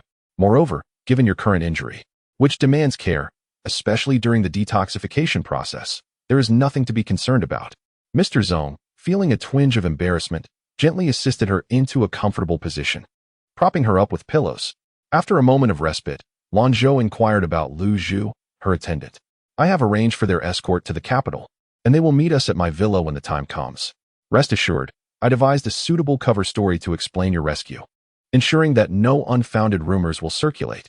Are they unharmed?" "I have a maid named Lu Zhu. She was injured before. She is well, merely a tear in her attire. The other guards sustained minor injuries, but there were no fatalities." "Is Lu Zhu truly unscathed?" "Indeed, she is fine." Lanzhou exhaled in relief. "That is reassuring." Zhong Ji-ming, with an air of exasperation, remarked, "You ought to prioritize your own well-being. You've endured so much already. What is there to fret about?" Lanzhou recalled the detoxification process and shuddered at the painful memories that resurfaced. Zhong Ji-ming, feeling a pang of sympathy, gently suggested, "This wound may." Lanzhou pressed her lips together and nodded faintly. "It will leave a scar. Are you not afraid?" Zhong Ji-ming asked, taken aback, hoping to offer comfort and perhaps express his feelings. "I harbor many fears, pain, suffering, exhaustion. Yet, this scar pales in comparison," she replied. "Once clothed, who would know?" However, the memory of the detoxification process lingers, an indelible imprint on my very being. Seeing the fleeting pain in her eyes, Zhong Ji-ming understood and reassured her, "Regardless, I shall find a way to remove that scar." Lanzhou feigned lightheartedness, replying, "There is truly no need. Surviving such great peril surely heralds future blessings. Having endured such pain, a mere scar is inconsequential. You need not concern yourself." Zhong Ji-ming chose to let the matter rest, pondering how to seek remedies. "So, you have saved me twice?" "Twice? When did that happen?" With a smile, Zhong Ji-ming reflected that had he not impulsively visited the Grand Hall, drawn by her allure, he might never have encountered her, fortuitously saved by her twice. "Do you recall the amulet you gifted me?" "Yes, I remember. It deflected a blade for me," she replied. "Or else I would have been the one to endure the detoxification process." Lanzhou suppressed her inner turmoil and jested, "Ah, Mr. Zhong. It seems there are quite a few who wish for your demise. That is inconsequential. Even before my birth, many wished for my end, yet here I stand, thriving."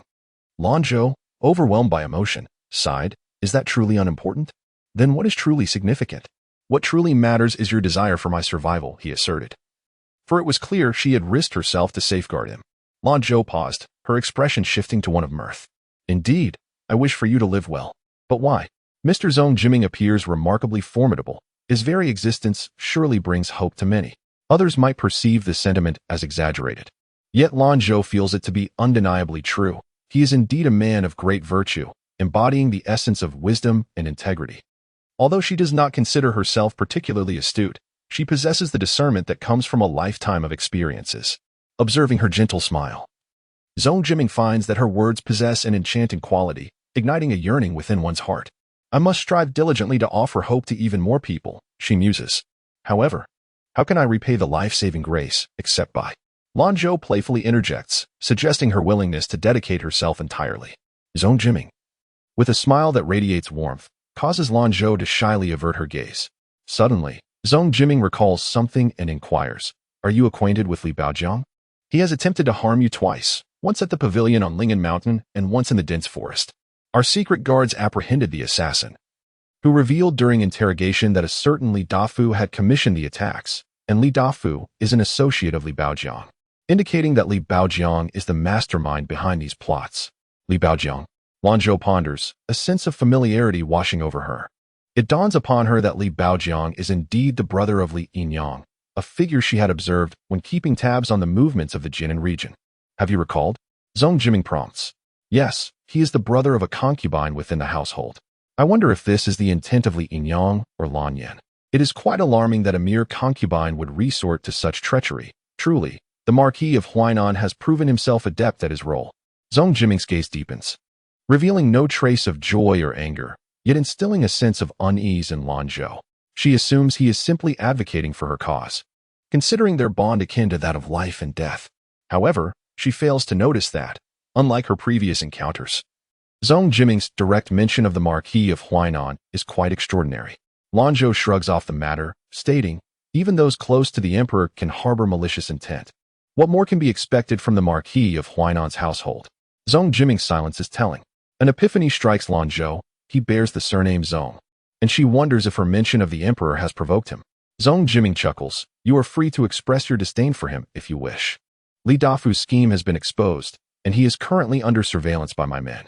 What course of action do you wish to pursue? Lanzhou exhales deeply, lamenting that she has sought to evade them, yet they remain unwilling to release their grip on her. Chapter 19. Correspondent Zhong Jiming sat quietly beside her, ready to assist her with anything she desired. Lanzhou, with her gaze lowered, found her attention diverted by his hand resting on the embroidered quilt. His fingers were long, well-proportioned, and strong, and for a fleeting moment, she felt an impulsive urge to grasp it. However, upon realizing this thought, Lanzhou quickly forced herself to cast it aside. Noticing her unease, Zhong Jiming, concerned that she might be troubled, softened his tone. If you are uncertain about how to proceed, I can assist you. Lanzhou, feeling an inexplicable heaviness in her heart, found his words dispelling her earlier discomfort, and a smile of amusement spread across her face. How can you help me? By silencing me in secret? That hardly befits a gentleman. Who defines a gentleman? She mused. In this world, there exists no absolute good or evil. If one dares to take action, they must also be prepared to face the consequences. Having initiated malevolent intent, one must naturally bear the corresponding price. It is easy to play the part of a pure gentleman, yet the true essence of gentlemanliness is hard to uphold. Seeing his determination, Lanzhou quickly interjected. Dealing with someone like Li Baojiang does not require your intervention. It would be overkill. Zhong Jiming appeared somewhat skeptical, as if fearing she might show mercy. Lanzhou raised an eyebrow. Li Baojiang has attempted to hire assassins against me twice. He is quite wealthy. Wealth is his greatest assurance. If a person's arrogance is stripped away, how will they react? Li Baojiang is quite adept and bold in business, having accumulated considerable wealth over the years by leveraging the power of the Marquis' estate. This also serves as a source of strength for Lady Li. I recall that after the decline of the Marquis' household, Lady Li's confidence stemmed from the fortune amassed by Li Baojiang, especially since many of the household's income streams had vanished. Zhong Jiming grasped her meaning. What do you intend to do? Lanzhou feigned ignorance. As a frail woman, what can I possibly accomplish? Yet Zhong Jiming, unwilling for her to strain herself, replied straightforwardly, I will assist you. Lanzhou was taken aback. His stature seemed even more imposing as he gazed earnestly at her, offering his help reminiscent of a lion leading a little rabbit to conquer the forest, stirring warmth and softness within her heart. Then, Mr. Zhong, please prepare the writing materials, she said, her voice trembling with nervousness. Very well. Zhong Jiming promptly stood to summon the necessary ink and paper. After a moment, he realized he had neglected to inquire what she intended to write. What do you wish to compose? You must not overexert yourself. I can write it for you. No need. After lying down for so long, I might as well stretch a bit. Since Li Baojiang excels in business, it is better to leave that aspect to those skilled in it. That is where the intrigue lies. Do you know such a person? Indeed. Zhong Jiming cautiously inquired. May I ask how you came to know them? Are you curious, sir? How could a sheltered young lady possibly come to know merchants? Lanzhou teased.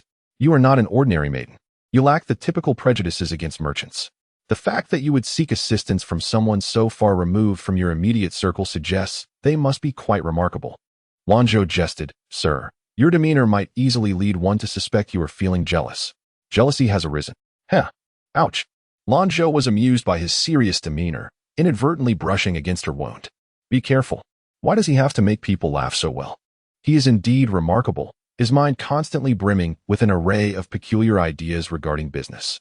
Over the years, Li Baojiang has relied on the affairs of the Ho residence, indulging in unconventional tactics, believing that profits should remain within familiar hands, thus entrusting lucrative opportunities to him is most fitting.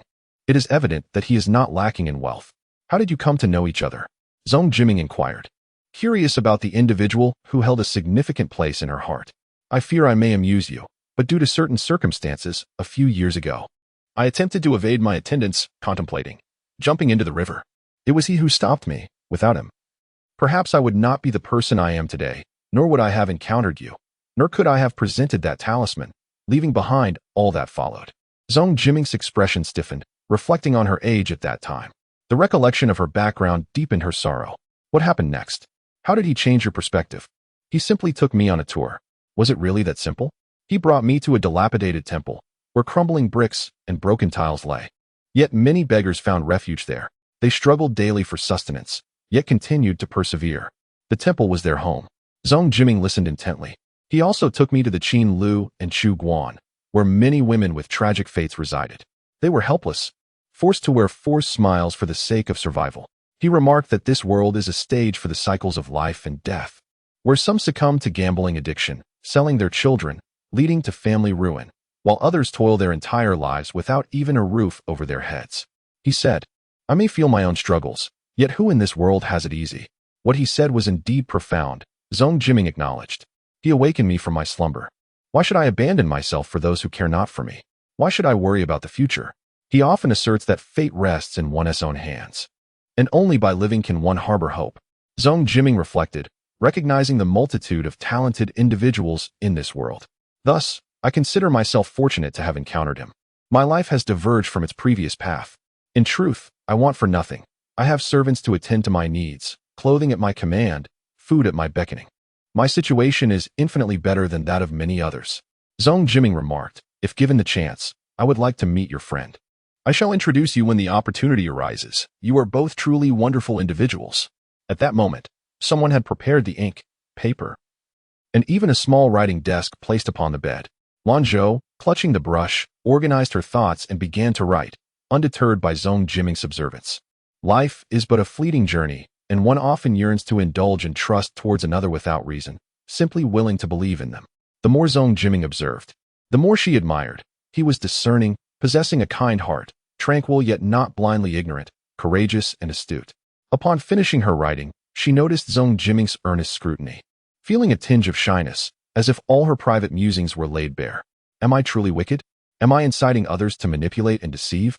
Zhong Jiming gazed at her with piercing eyes and remarked, strategically astute, adept at discerning people's strengths, attentive to every detail, as if divining the future.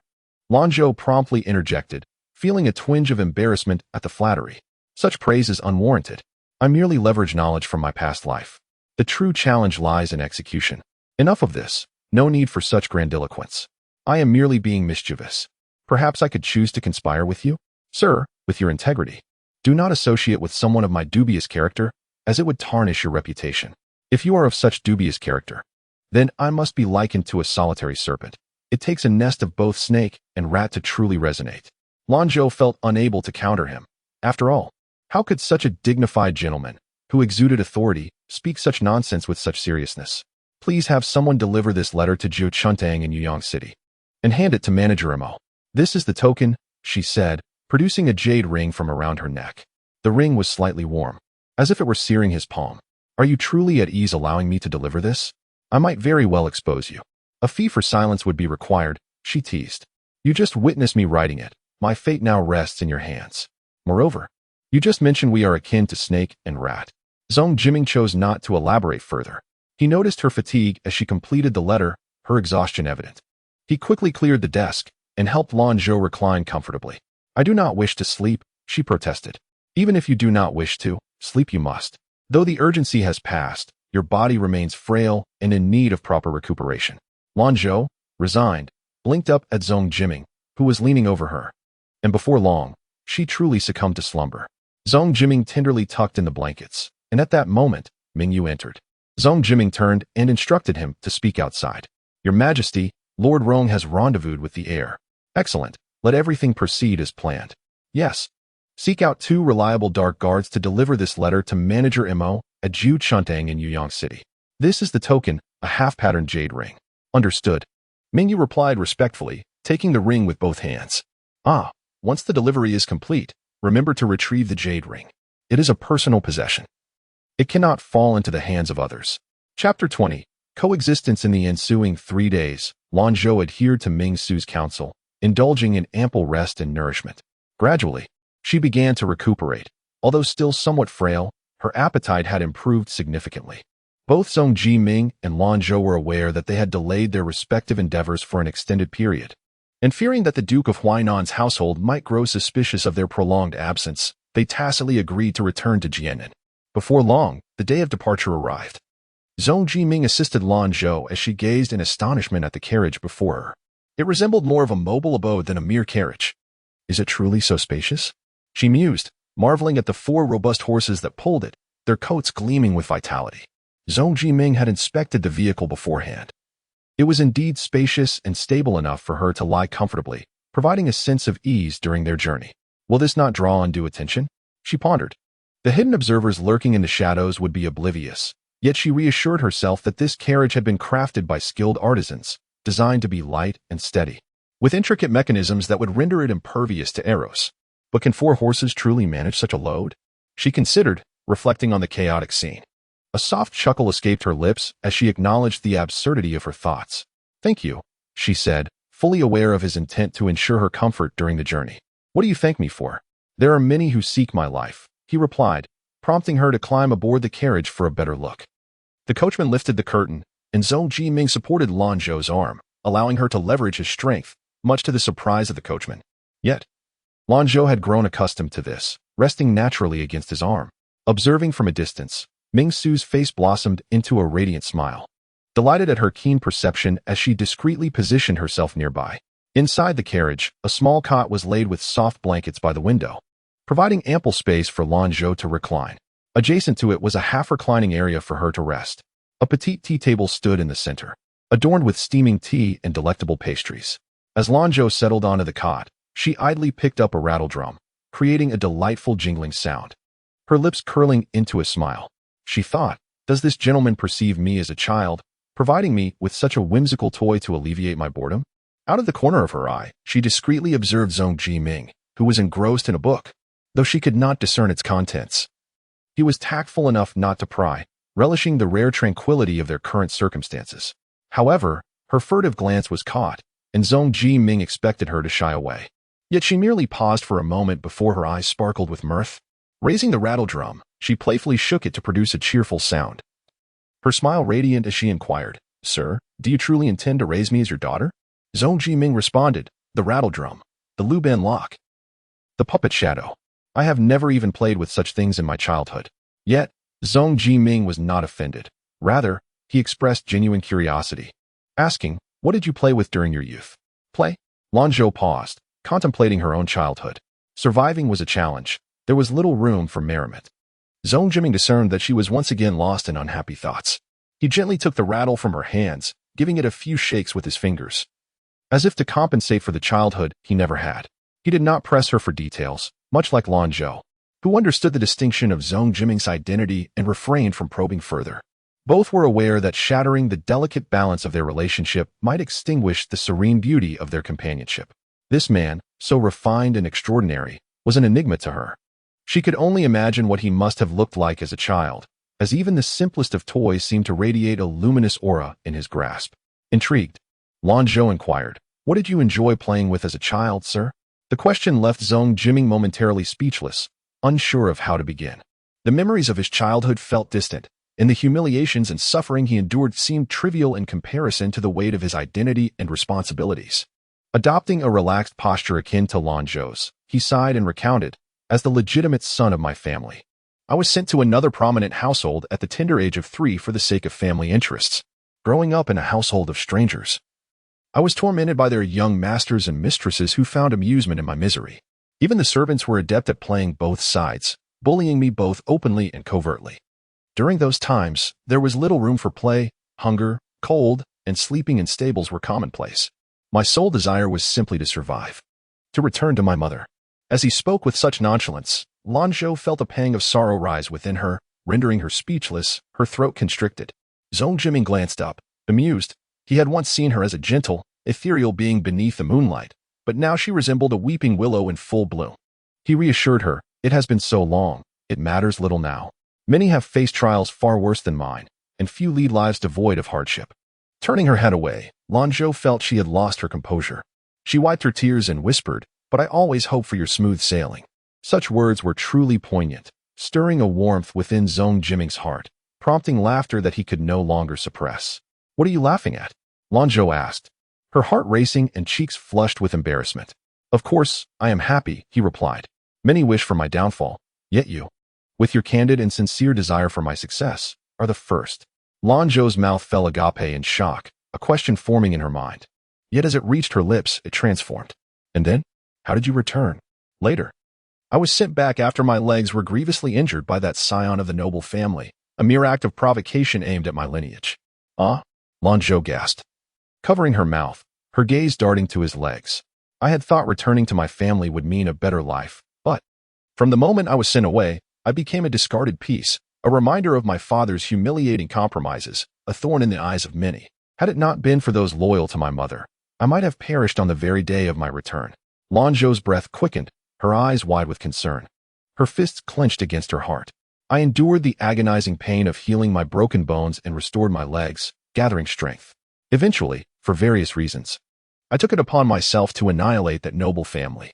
Lanzhou's eyes widened in astonishment, and after a prolonged moment, they sparkled with admiration as she nodded in approval. "Do you perceive me as heartless? After all, I have lingered there for nearly a decade, yet during those 10 years, they have at least spared my life. With cause comes effect. Their retention of you is not born of benevolence, but rather a means to torment you further, to unleash their inner darkness, to humiliate your lineage, and to subtly probe the boundaries of your family's endurance, inching ever closer. Ultimately, sir, you two act out of self-preservation, safeguarding your kin." Zhong Jiming sighed inwardly, recognizing that she grasped his sentiments. At that moment, he harbored a deep-seated hatred for them, yet his loathing was even more profound for the weak and ineffectual emperor. However, war between the two nations was inevitable. Mere forbearance would not yield peace, and the common folk of the Great Zhou would only suffer increasingly. Lanzhou, observing the complexity of his silence, continued, "Sir, have you heard of the current emperor's affairs?" Zhong Jiming's heart sank momentarily, pondering if she had uncovered the truth. In his youth, the emperor was sent to the enemy's territory as a hostage for the sake of peace between the two nations, enduring humiliation and hardship in Beijing. And upon returning to the Great Zhou, he exhibited both resilience and patience, biding his time. Faced with the relentless pressure from Beijing, the emperor boldly took the initiative, ultimately turning the tide with his decisive and audacious actions. Now, the citizens of the Great Zhou live in peace and prosperity, all thanks to the emperor's virtuous governance. He is indeed a sage ruler. If even a sovereign can embody such qualities, sir, there is no need for you to be disheartened. Life is but a fleeting span of decades. As long as you live without shame before heaven and earth, that suffices. There is no necessity to concern yourself with the opinions of others. Knock, knock, knock. Zhong Jiming felt a sensation emanating from his chest, or perhaps from the depths of his heart, an indescribable feeling. In that moment, joy surged within him like a torrent breaching a dam, unstoppable. Having heard countless praises, none resonated with him quite like hers. "Very well, I shall heed your counsel." Chapter 21. Conspiracy in the Imperial Palace of Jinan. Within the side hall of the Taihe Palace, after the morning court session, the Crown Prince and Duke of England discreetly gathered away from the other officials. The Emperor Zhou Yong was set to return to Jinan the following day, and the illicit mining operations in Jinfeng County had already come to light. Should he return to court and investigate thoroughly, it remained uncertain just how many clues Gan Zhengchuang had revealed. Once they had dismissed everyone else, Zhong Huaishui anxiously inquired, "Grandfather, what is the current situation? Is father truly coming back tomorrow?" Despite being over 60, the Duke of England remained vigorous, his gaze calm and composed. He felt a twinge of disdain for Zhong Huaishui's impatience. Although he shared the bloodline of Emperor Zhou Yong, the youth's demeanor was reminiscent of the previous emperor, weak and ineffectual. Nevertheless, he maintained a facade of affection as he replied, "Gan Zhengchuang is currently detained by the Longlin Guards, with others watching closely. Our people cannot act. What shall we do then? Once father returns, it is only a matter of time before he uncovers our involvement. They likely already suspect us. They are merely waiting to gather evidence. Sueya, the emperor is certainly aware of our illicit mining and the raising of private troops. When he returns to court, it will signal a grave crisis for you and the Duke of England's household. Moreover, fearing exposure, Gan Jingchuang is plotting to assassinate the emperor and the crown prince. What? Zhong Huaishui felt as though struck by lightning, stumbling backward until he collapsed into a chair. It's over. It's all over. Who says it is over? The crown prince is benevolent and well trusted by the emperor. During the southern tour, the emperor specifically entrusted him with governance. Should anything unfortunate befall the emperor, it is only natural and just that the crown prince ascend to the throne. Zhong Huaishui was momentarily stunned by this revelation. Staring blankly as he asked, "Grandfather, what do you mean by that?" "My prince, we have plotted for so long. We must prevail. The emperor is still in his prime. Even if the crown prince is named heir, how many years must he wait to ascend the throne? 50? 60? Are you content with that? The uncertainties in between are too numerous to guarantee against unforeseen events." Zhong Huaishui's heart raced with turmoil as he widened his eyes, a sinister smile creeping across his face. "Duke, this is a crime that could lead to the annihilation of our family. My prince, born into royalty and occupying the senior position. You must understand the necessity of your struggle. Once you engaged in mining and raising private troops, there was no turning back." "Ah, indeed. There is no turning back. What of the crown prince? He has never enjoyed the emperor's favor and is constantly watched by Zhong Huiding and Zhong Huiqian. What power does he possess? He can only strive to grow stronger. Though Gan Jingchuang's assassination attempt on the emperor failed, it still inflicted harm. And the dagger was laced with potent poison. Even with the presence of Physician Li, it merely prolongs the inevitable. We must seize this golden opportunity to arrange for our people to enter the capital before the second and third princes become aware. Despite attempts to conceal the truth, news of Emperor Zhou Yong's poisoning had been uncovered. For a fleeting moment, he pondered whether it was a deliberate falsehood released by the emperor. However, he split his forces, ensuring both groups of assassins were silenced, fearful of any leaks. The more one attempts to conceal, the more it becomes undeniable. Is it truly so? Zhong Huaishui found himself in a turmoil of inner conflict, struggling to reconcile disbelief with the necessity of cooperation from the empress. What could his mother possibly do? He hoped she wouldn't jeopardize their plans, for her involvement was indeed indispensable. The British envoy gripped Zhong Huaishui's wrist, whispering careful instructions into his ear. Meanwhile, the entourage of Emperor Zhou Yong, who was under their scrutiny, hastened back to the capital. They had no choice. Their master had orchestrated a grand spectacle, and they, as the prologue, were required to be in position for the performance. As for Lanzhou and her companions, Zhong Jiming had cleverly cast a veil of suspicion, deftly diverting attention while enjoying a leisurely journey. Yet, certain inconveniences persisted. Whenever it came time to change dressings and clean wounds, Zhong Jiming had to step away, leaving Lanzhou with an inexplicable unease that she couldn't quite articulate. Throughout their travels, the two engaged in games of chess, read literature, and conversed about intriguing tales, steering clear of trivial romantic matters. This camaraderie made the journey seem shorter, and upon their parting, both felt a profound reluctance to say goodbye, though neither revealed their sentiments. They arrived at a secluded estate on the outskirts of the capital, where Zhong Jiming introduced her to her savior, Mr. Sima from Bailu Academy, the first female scholar of the institution and the emperor's maternal aunt. Although Lanzhou was astonished by how he managed to involve such an esteemed figure, she recognized that this connection could only bring her benefits. As Lanzhou prepared to disembark from the carriage, Zhong Jiming, still concerned, urged, Zhou, upon your return to Jianan, do not neglect your own well-being. His words had been repeated countless times. Should any matters arise, have someone come directly to this estate to find me. Of course, she replied, regardless of circumstances, we are bound by a friendship that transcends life and death. Zhong Jiming nodded solemnly in agreement, assuring her that Mr. Sima would be well, and that every significant issue had a resolution. Rest assured. If there is anything I can assist with, do not hesitate to seek me out. A smile graced Zhong Jiming's lips as he watched Ming Su escort Lanzhou into the estate before signaling for the carriage to depart. Deep down, he wished to take her back to the palace, but that would indeed be an imposition. At the very least, there were formal rites to observe, including offerings to heaven and earth, the appointment of officials, and ceremonial gifts. In the midst of fleeting grandeur and solitude, as time flowed on, she encountered familiar faces along the unfamiliar gravel path. Danju and her companions approached her eagerly, though they were mindful of the presence of Mama Qian and others. Miss, you have finally returned. You have no idea how we have been anxiously waiting for you, Danju pouted. I'm sorry to have worried you, Lanzhou replied, playfully pinching her cheek, her heart lightened by concern. Luju, how is your injury healing? Luju wiped away her tears, beaming, Miss, I am quite well. She had only sustained a minor scrape when she stumbled in her haste, but the shock had left her momentarily frozen. Lanzhou stepped forward, gently pulling away Mama Ma, who was about to bow in excitement. Mama Ma, concerned, remarked, "Miss, you have lost weight." Danju was astonished, her eyes nearly popping out. Had Mama truly become so frail in her old age? Lanzhou gently touched her cheek, wondering why she felt even plumper. "Mama, you criticize me. Yet look at yourself, your complexion. The truth is, I am simply an old woman, and my complexion has always been like this." Preposterous. You must not have rested well. From now on, you ought to heed Baiju's advice and take care of yourself properly. Very well. I shall listen to the young lady. She and Mama, standing to the side, felt a mix of envy and embarrassment. The young lady's demeanor towards the four of them was one of trust and intimacy, a sentiment not even shared with the Madame or Li Mama. After Lanzhou had soothed her companions, she finally called upon the ever-silent Qian Mama. "My dear lady, your kindness has truly overwhelmed this old servant. I feel inadequate for having startled you. Now that you are all well, it is thanks to you, Qian Mama. You have managed to remain so close to the Ho residence in Huainan, enduring the pressure to keep the estate in order and restraining those who accompany you.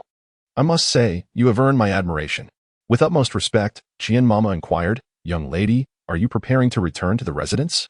Have all your belongings been packed? I received news from Mr. Sima and have had everything ready since early morning. Do you wish to rest a bit longer? No need. We shall set off for the residence." Upon hearing this, Qian Mama immediately began to make arrangements.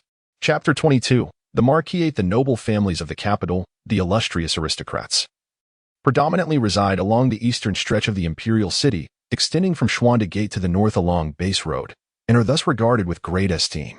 The Marquis of Huainan is situated on the southern side of Dongyu Road, where the corner of the carriage curtain is lifted just enough to reveal the imposing gray walls.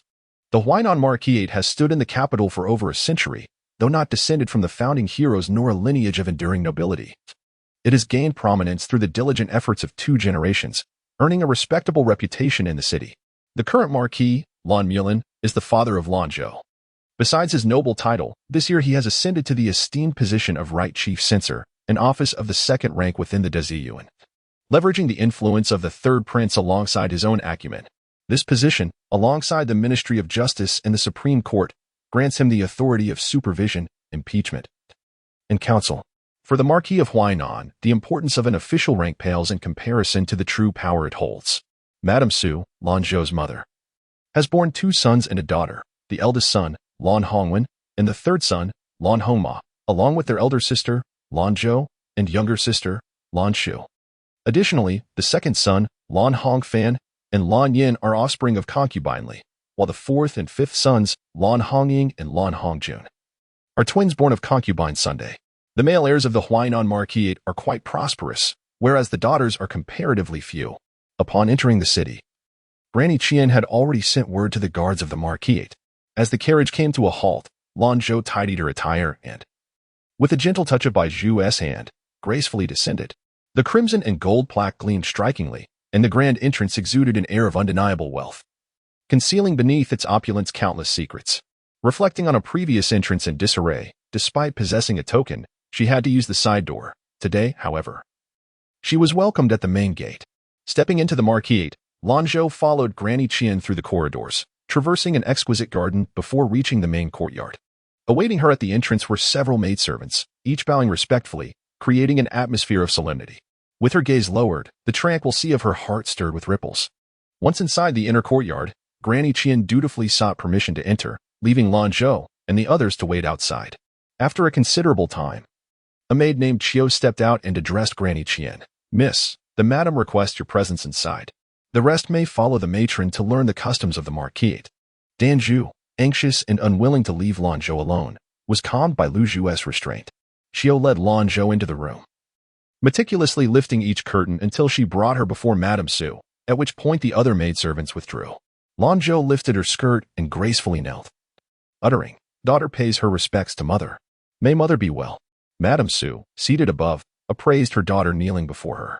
Noting Lanzhou's upright posture and poised demeanor, she felt a surge of comfort, a reflection of her own bloodline that brought her a sense of pride.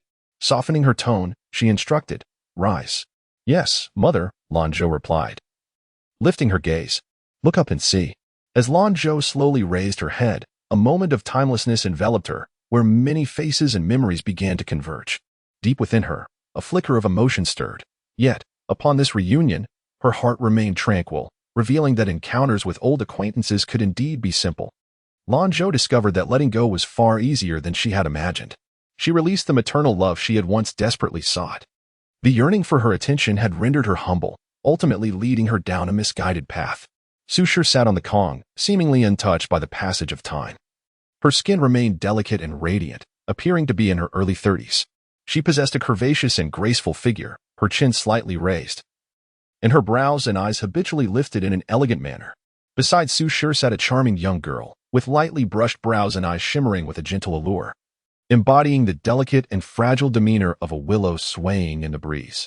At that moment, Sushir's eyes sparkled with admiration. Having grown accustomed to the dainty and gentle demeanor of Lanzhou and others, Lanzhou's refined and graceful presence was captivating. Despite her slender frame, she stood resilient like a cold plum blossom against the snowy mountains. Her complexion was even paler than Lanzhou's, evoking sympathy. Yet her unwavering gaze inspired both compassion and admiration. Lanzhou, observing Lanzhou's demeanor, felt a mixture of anger and annoyance. Perplexed by the Li family's apparent uselessness in allowing Lanzhou to return safely to the Marquis' residence, truly infuriating. Sushir nodded approvingly, noting that her daughter was behaving appropriately. She was grateful that her mother had thoughtfully sent Mama Qian to Yuan City, as Lanzhou had not grown up in the capital and was somewhat unfamiliar with the protocols and etiquette. Sushir's careful consideration reflected her affection for her daughter, and Lanzhou was determined not to disappoint her mother's goodwill or tarnish the reputation of the Marquis' household, striving to learn from Mama Qian. Lanzhou understood Sushir's thoughts but saw no need to dwell on them. It sufficed that Sushir understood her perspective. Meanwhile, Sushir felt a twinge of unease, aware that her concern for this child stemmed not from favoritism but from a fear of her lacking understanding and losing face.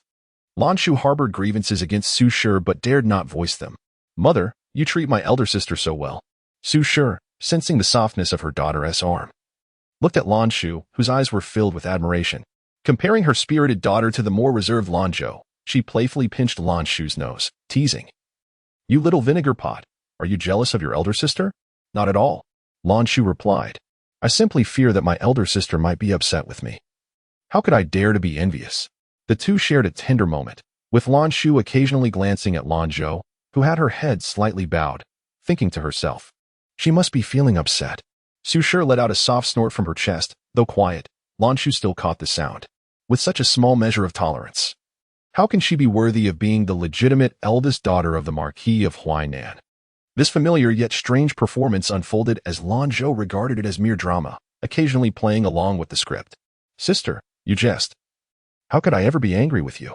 Individual destinies differ, and she felt neither hatred nor disdain for Lanzhou, nor could she claim to have any affection.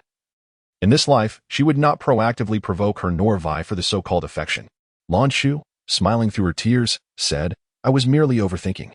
I thought perhaps my elder sister was upset with me for having grown up in the countryside instead of returning home." Lanzhou replied lightly, "Indeed, you have overthought it." Lanzhou responded, "One cannot write Tulan characters with a single stroke." Having spent her childhood in Lu and finally experiencing a peaceful life in Yuan City, she reflected on her circumstances. She cast a swift glance at Su, perhaps indicating her suffering within the Lu family, which left Su feeling inexplicably embarrassed. Moreover, her father's decision to send her to Yuan City was not motivated by her sister. Rather, the ancestral wealth of their hometown was profound, and he intended to refine her character through this experience. Lanzhou mused. Was she reminding herself of the shortcomings of her biological parents? Were it not for her father and mother, how could she have this life? As the legitimate eldest daughter of her parents, unable to find solace at their knees, she was grateful for her sister's companionship. Otherwise, she would truly feel unworthy of being a daughter. It seemed that it was the elder sister who ought to express gratitude to the younger sister. Lanzhou lowered her head, feigning tears. While only she knew her eyes sparkled with clarity. One cannot encompass two Lan characters in a single stroke. Yet it was evident that Lanzhou was not originally of the Lan surname, and yet they cherished her like a precious gem. They always believed they had taken something from Lanzhou, unaware that it was indeed the momentary lapse of her biological mother that led to her separation from her true parents, enduring years of hardship. She may feel unworthy as a daughter, but how could they claim to be deserving of the title of parents? Chapter 23. This discourse indeed caught Sue's attention, rendering many of her previously suppressed admonitions unnecessary. Sue felt that had it not been for the girl emerging from her womb, she would merely be the daughter of a merchant, never able to attain the status of a legitimate daughter of a marquis household, enjoying all its splendor. Ultimately, she was a product of Sue's own lineage, and the annual expenses she incurred were not insignificant. Sensing Sue's gentleness, Lanzhou paused, tears cascading down her pale, fair cheeks. Lamenting, "It is all my fault, if it weren't for me." Her countenance, already delicate, appeared even more pitiable with the added tears. Sue, filled with maternal tenderness, embraced Lanzhou, soothing her with kind words. Zhao Mama, witnessing this, also offered her comforting remarks. Lanzhou stood silently, observing their interactions. With tears glistening, Lanzhou managed to smile, saying, "Do not worry, mother. You mustn't keep everything bottled up inside. Remember, she is your elder sister, and it is her duty to care for her younger sibling. Throughout these years, you have been by my side. Your elder sister ought to express her gratitude to you." "Isn't that right, Lanzhou?" Lanzhou, taken aback by this statement, thought to herself that this was indeed the lady of the Marquis' household, though it was something she could never voice aloud. Outside, the Marquis of Huainan, eavesdropping without a sound, furrowed his brow and abruptly lifted the curtain. Upon seeing the Marquis, Lanzhou exclaimed, "Father, your daughter pays her respects." However, the Marquis's attention shifted to Lanzhou, noting her calm demeanor as she greeted him with grace, a composure far surpassing that of Lanzhou. The Marquis gestured for Zhao Mama to dismiss the others, leaving only the four of them. With a serious expression, he addressed Lanzhou, "Daughter, you are of age and already betrothed to the third prince. Why do you continue to cling to your mother? If others were to witness your behavior, it would surely invite gossip." "Yes, father," Lanzhou replied, feeling a sense of grievance at his reprimand. Nevertheless, she slowly descended from the couch, donned her embroidered shoes, and adjusted her attire. The Marquis sighed inwardly. His daughter was commendable in many respects, but displayed an overly modest demeanor, making her ill-suited to the role of a noble matriarch, let alone that of a prince's consort. He regretted hastening the engagement, but recalled that the third prince held a fondness for Lanzhou's character. He resolved that Sue must take it upon herself to refine her. Though Sue felt his words were somewhat harsh, she refrained from contradicting him in front of the two young ladies. Lanzhou's eyes momentarily flickered with derision. Noting that Lanzhou had taken offense first, the Marquis, while seemingly scolding Lanzhou, was, in fact, issuing a veiled warning to Lanzhou, reminding her that Lanzhou was destined to be the third prince's consort, and she must never offend her or speak out of turn. After observing Lanzhou for a while, the Marquis finally nodded, stating, "You are to be the third prince's consort. Your every word and deed must be executed with utmost caution. Some matters should not even be mentioned. If Lanzhou were to be indiscreet, she would undoubtedly broadcast their backgrounds widely." "Yes, father," Lanzhou replied, feeling a pang of discomfort, believing that Lanzhou had embarrassed her upon her return. The Marquis of Huainan turned to Lanzhou and said, "Lanzhou, now that you have returned to the Marquisate, it is unnecessary to dwell on past events. Some matters should remain buried within you. Remember this, you are the eldest daughter of the Marquis of Huainan, destined to be intertwined with fate. Thus, you were sent to Yuan City for spiritual cultivation from a young age, to pray for the family's well-being." "Yes, father." Lanzhou's voice trembled with suppressed sorrow. Yet she dared not reveal her emotions. It was clear that he was issuing a veiled threat. Had it not been for their shared bloodline, she might have ceased to exist long ago. Long ago. She wished to inquire of the person before her. If Lanzhou were to fall out of favor with the noble women of the palace, what then? Alas, familial ties were muddled with too many entanglements of interest, rendering truth indistinguishable from falsehood. Evidently, Lanzhou failed to comprehend that the Marquis's words were intended for her benefit. With disbelief in her eyes, she gazed at the Marquis. Previously, he had claimed that Lanzhou's fate was fraught with calamity and that it clashed with hers, which was why she was sent to Yuan City. Yet now, this rhetoric, if conveyed to other noble families, would earn her a reputation for purity and filial piety. Had father ever considered that she was destined to become the future consort of the third prince? Lanzhou was already the legitimate eldest daughter, and with such a reputation, how could she suppress her own worth? The Marquis of Huainan seemed oblivious to Lanzhou's expression, or perhaps he genuinely believed that Lanzhou, having grown up under his care, understood him better than Lanzhou. He continued, "In truth, I have witnessed much suffering in your childhood, and it pains me deeply. All because of that malicious and reckless Sioux family. At the time, You were merely an infant, wholly unconnected to their schemes. You, my dear Shuer, possess a gentle and endearing disposition, and you sisters must learn to coexist harmoniously. Rest assured, you shall remain in the household for now. In due course, I shall have your mother take you out more often, so that all may come to know of my esteemed eldest daughter's grace and poise. Upon hearing these words, tears welled in Lanzhou's eyes, and she instinctively leaned against Su Shi for comfort.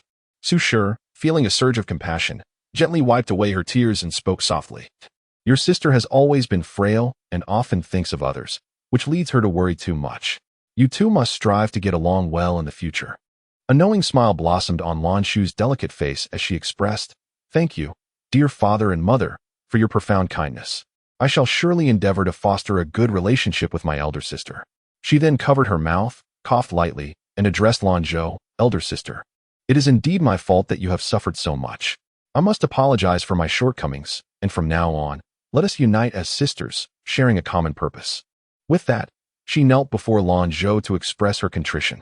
The Marquis of Huainan was somewhat pleased with Lanzhou's words, yet he noticed Lanzhou standing there, seemingly on the verge of a retort. Lanzhou had intended to be polite, but it appeared that Lanzhou had lost all sense of decorum. A flicker of resentment crossed her eyes, but upon catching a glimpse of her father's discontent, her face transformed into one of sincere humility as she knelt in respect. Lanzhou assisted Lanzhou to her feet. She did not merit such reverence from her sister, yet fearing that Lanzhou might feel guilty, she deemed it more graceful to accept the gesture. "In the days to come, let us unite as sisters, living in harmony," Lanzhou responded. Both the Marquis and Su Shi nodded in satisfaction. Lanzhou, having grasped the essence of the Marquis and their characters, recognized that in his presence, they would not dare to contradict her. Thus, she directly stated, "Mother, I have a request to make."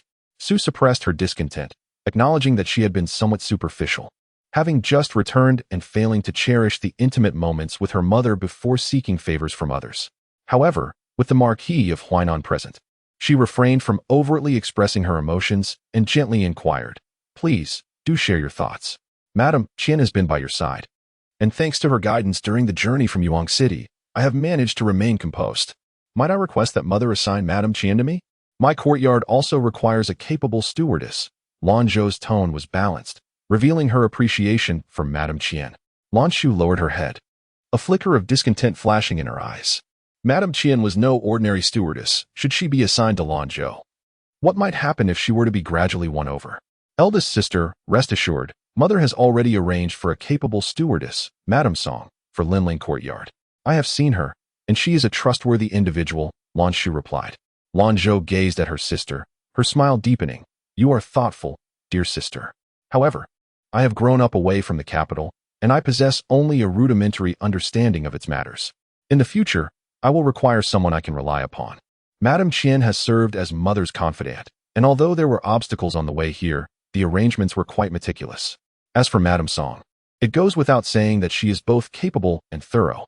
Yet, I have become accustomed to Madame Qian's care and hold her in high regard. "Mother, I implore you, please assign Madame Qian to me," Lanzhou pleaded, imitating a softer, more endearing demeanor, attempting to foster closeness with her mother, Su. To deny the first request of her daughter, who had just returned, would indeed be intriguing. Chapter 24. Unexpected joy in Su's eyes. Although Granny Qian was not as capable as Granny Zhao, she was indeed quite useful, which made Lanzhou feel somewhat reluctant. However, as the head of the household, she understood certain matters. After all, Lanzhou had just returned, and it was reasonable for her to make a request. If she were to refuse, it would inevitably lead to rumors of her partiality and impropriety. Nevertheless, given Granny Qian's temperament, she was not easily manageable. Lanzhou decided to grant her this favor, anticipating that Granny Qian would later come to her for assistance after experiencing some hardships. Thus, she replied, "If that is the case, I shall assign Granny Qian to your courtyard. Should you require anything in the future, do not hesitate to instruct her." Grateful for her mother's kindness, Lanzhou hastily expressed her thanks before Lanzhou could speak. Lanzhou felt displeased, as it seemed that benefits were being handed to Granny Song for free, while Lanzhou was also gaining an advantage. With her father present, she refrained from voicing her discontent in front of her mother and chose to suppress her feelings of annoyance. The Marquis of Huainan, seeking to win Lanzhou's favor, directly addressed Su. After all, Zhou'er has just returned and needs capable individuals at her side. This is her first request of you. It would be wise to transfer Granny Qian's household contract to her. Now that she is 16, she ought to manage her subordinates like Shu'er does, enabling her to handle matters with a sense of authority, particularly regarding her expenses, which should align with the status of the Marquis's legitimate daughter. This truly was an unexpected delight, and Lanzhou's gaze filled with astonishment as she turned to the Marquis of Huainan and Su. Su, already reluctant, now felt as though her heart were being cleaved in two, with her initial fondness for Lanzhou swiftly replaced by dissatisfaction. However, all the contracts of the maids and servants attending Lanzhou were in her possession, and she could not be overly biased. With a heavy heart, she conceded, "Indeed, the Marquis is quite considerate. I shall have Granny Zhao deliver the contracts to Zhou shortly." Had they noticed Lanzhou at that moment, they would have seen her gripping her handkerchief so tightly that her knuckles turned pale. Lanzhou's face radiated with joy and gratitude as she gracefully knelt to pay her respects, striving to hold back tears as she expressed her heartfelt thanks to her parents. Daughter is truly at a loss for how to express her gratitude. The Marquis of Huainan sighed inwardly, pondering whether such a small favor warranted such an outpouring of emotion. Yet, a thought crossed his mind. What if she was merely putting on an act? However, he quickly dismissed that notion, concluding that if she were indeed pretending, it would only demonstrate her cleverness in recognizing that the Marquis of Huainan's household was her greatest support. Suddenly recalling a matter, he coldly inquired, "The letter mentioned that you encountered bandits. How did you manage to escape?" Lanzhou internally scoffed, wondering how many times she had spoken before he thought to ask. It was also thanks to Madame Sima. Had she not provided assistance along the way, Lanzhou feared. Gathering the words she had prepared earlier, she began recounting the events. The Marquis of Huainan's eyes brightened at the mention of Madame Sima from Bailu Academy. "Ah, indeed." He chuckled. "What fortune you have to have been rescued by Madame Sima. What did you converse about during your journey?" In response to father, Madame Sima favors tranquility, and I dared not disturb her, merely sitting in the back of the carriage, lest I intrude upon my savior. The Marquis of Huainan, not entirely satisfied, continued to press for details. Lanzhou was well aware that Madame Sima's words were merely a pretext, responding to the words of the Marquis of Huainan with impeccable discretion. This left the Marquis somewhat disappointed, for Madame Sima was the actual steward of the White Deer Academy. If this young lady were to earn Madame Sima's favor, leveraging that connection might enable Inggu and Jungu to gain admission to the academy without the need for entrance examinations. After pondering for a moment, he decided against being overly hasty and replied slowly, "After all, it was Madame Sima who saved you. In due course, we shall send a formal invitation, and your mother will accompany you to express our gratitude." "Yes, father." Lanzhou was untroubled by the potential exposure of deception. She was confident in his arrangements. The Marquis of Huainan took a sip of tea and said, "Very well, you should return to your own courtyard to rest. Tomorrow, we shall host a banquet to welcome you home." "Yes, father." "Mother, I shall take my leave first," she replied. The Marquis of Huainan then turned to Lanzhou and said, "Shu'er, accompany your elder sister back to her courtyard. It is a good opportunity for the two of you to converse." "Yes, father," Lanzhou responded cheerfully, linking her arm with Lanzhou's. "Elder sister, let us go. Knowing of your return, mother and I have put considerable effort into preparing the Linglang courtyard. I am certain you will adore it." Lanzhou smiled faintly, her head slightly bowed. Once they had departed, the Marquis addressed Su Shi, saying, "Lanzhou is indeed your child. Although she has spent some time in a merchant's household, her innate composure and grace are unmistakable." "Indeed, my lord," Su Shi replied, a pleased expression gracing her face. It was a rare occasion for the Marquis to commend her, and she restrained her excitement, nodding with poise. "During these days, you ought to take Lanzhou out more. After all, she is 16 and should meet more eligible suitors," allowing other noble families to see the eldest daughter of the Marquis of Huainan. Will Shu'er feel uncomfortable about this? Upon mentioning this, the Marquis's brow furrowed. Even if she feels discomfort, she must endure it. After all, she is destined to become a royal daughter-in-law. We cannot allow such trivial matters to incite jealousy. What will happen in the future? Though he spoke thus, he was aware that Shu'er was indeed concerned about her lineage. The Marquis noticed that Su Shi was rather unclear about the dynamics between Lanzhou and Lanzhou, and he had no choice but to remind her sternly, "Madam, you must remember that Lanzhou is the legitimate eldest daughter. If she were incompetent, it would be one thing, but as you can see, her demeanor and poise are unmatched even by Shu'er." Su Shi hesitated, saying, "My lord, could your words be too Shuer has been personally praised by the virtuous consort as a paragon of noble young ladies. Humph. The Marquis coldly rebuked her. Madam, you have grown too comfortable in the inner chambers. How is it that you cannot comprehend the virtuous consort's intent? Shuer felt quite wronged and queried. What do you mean by that, my lord?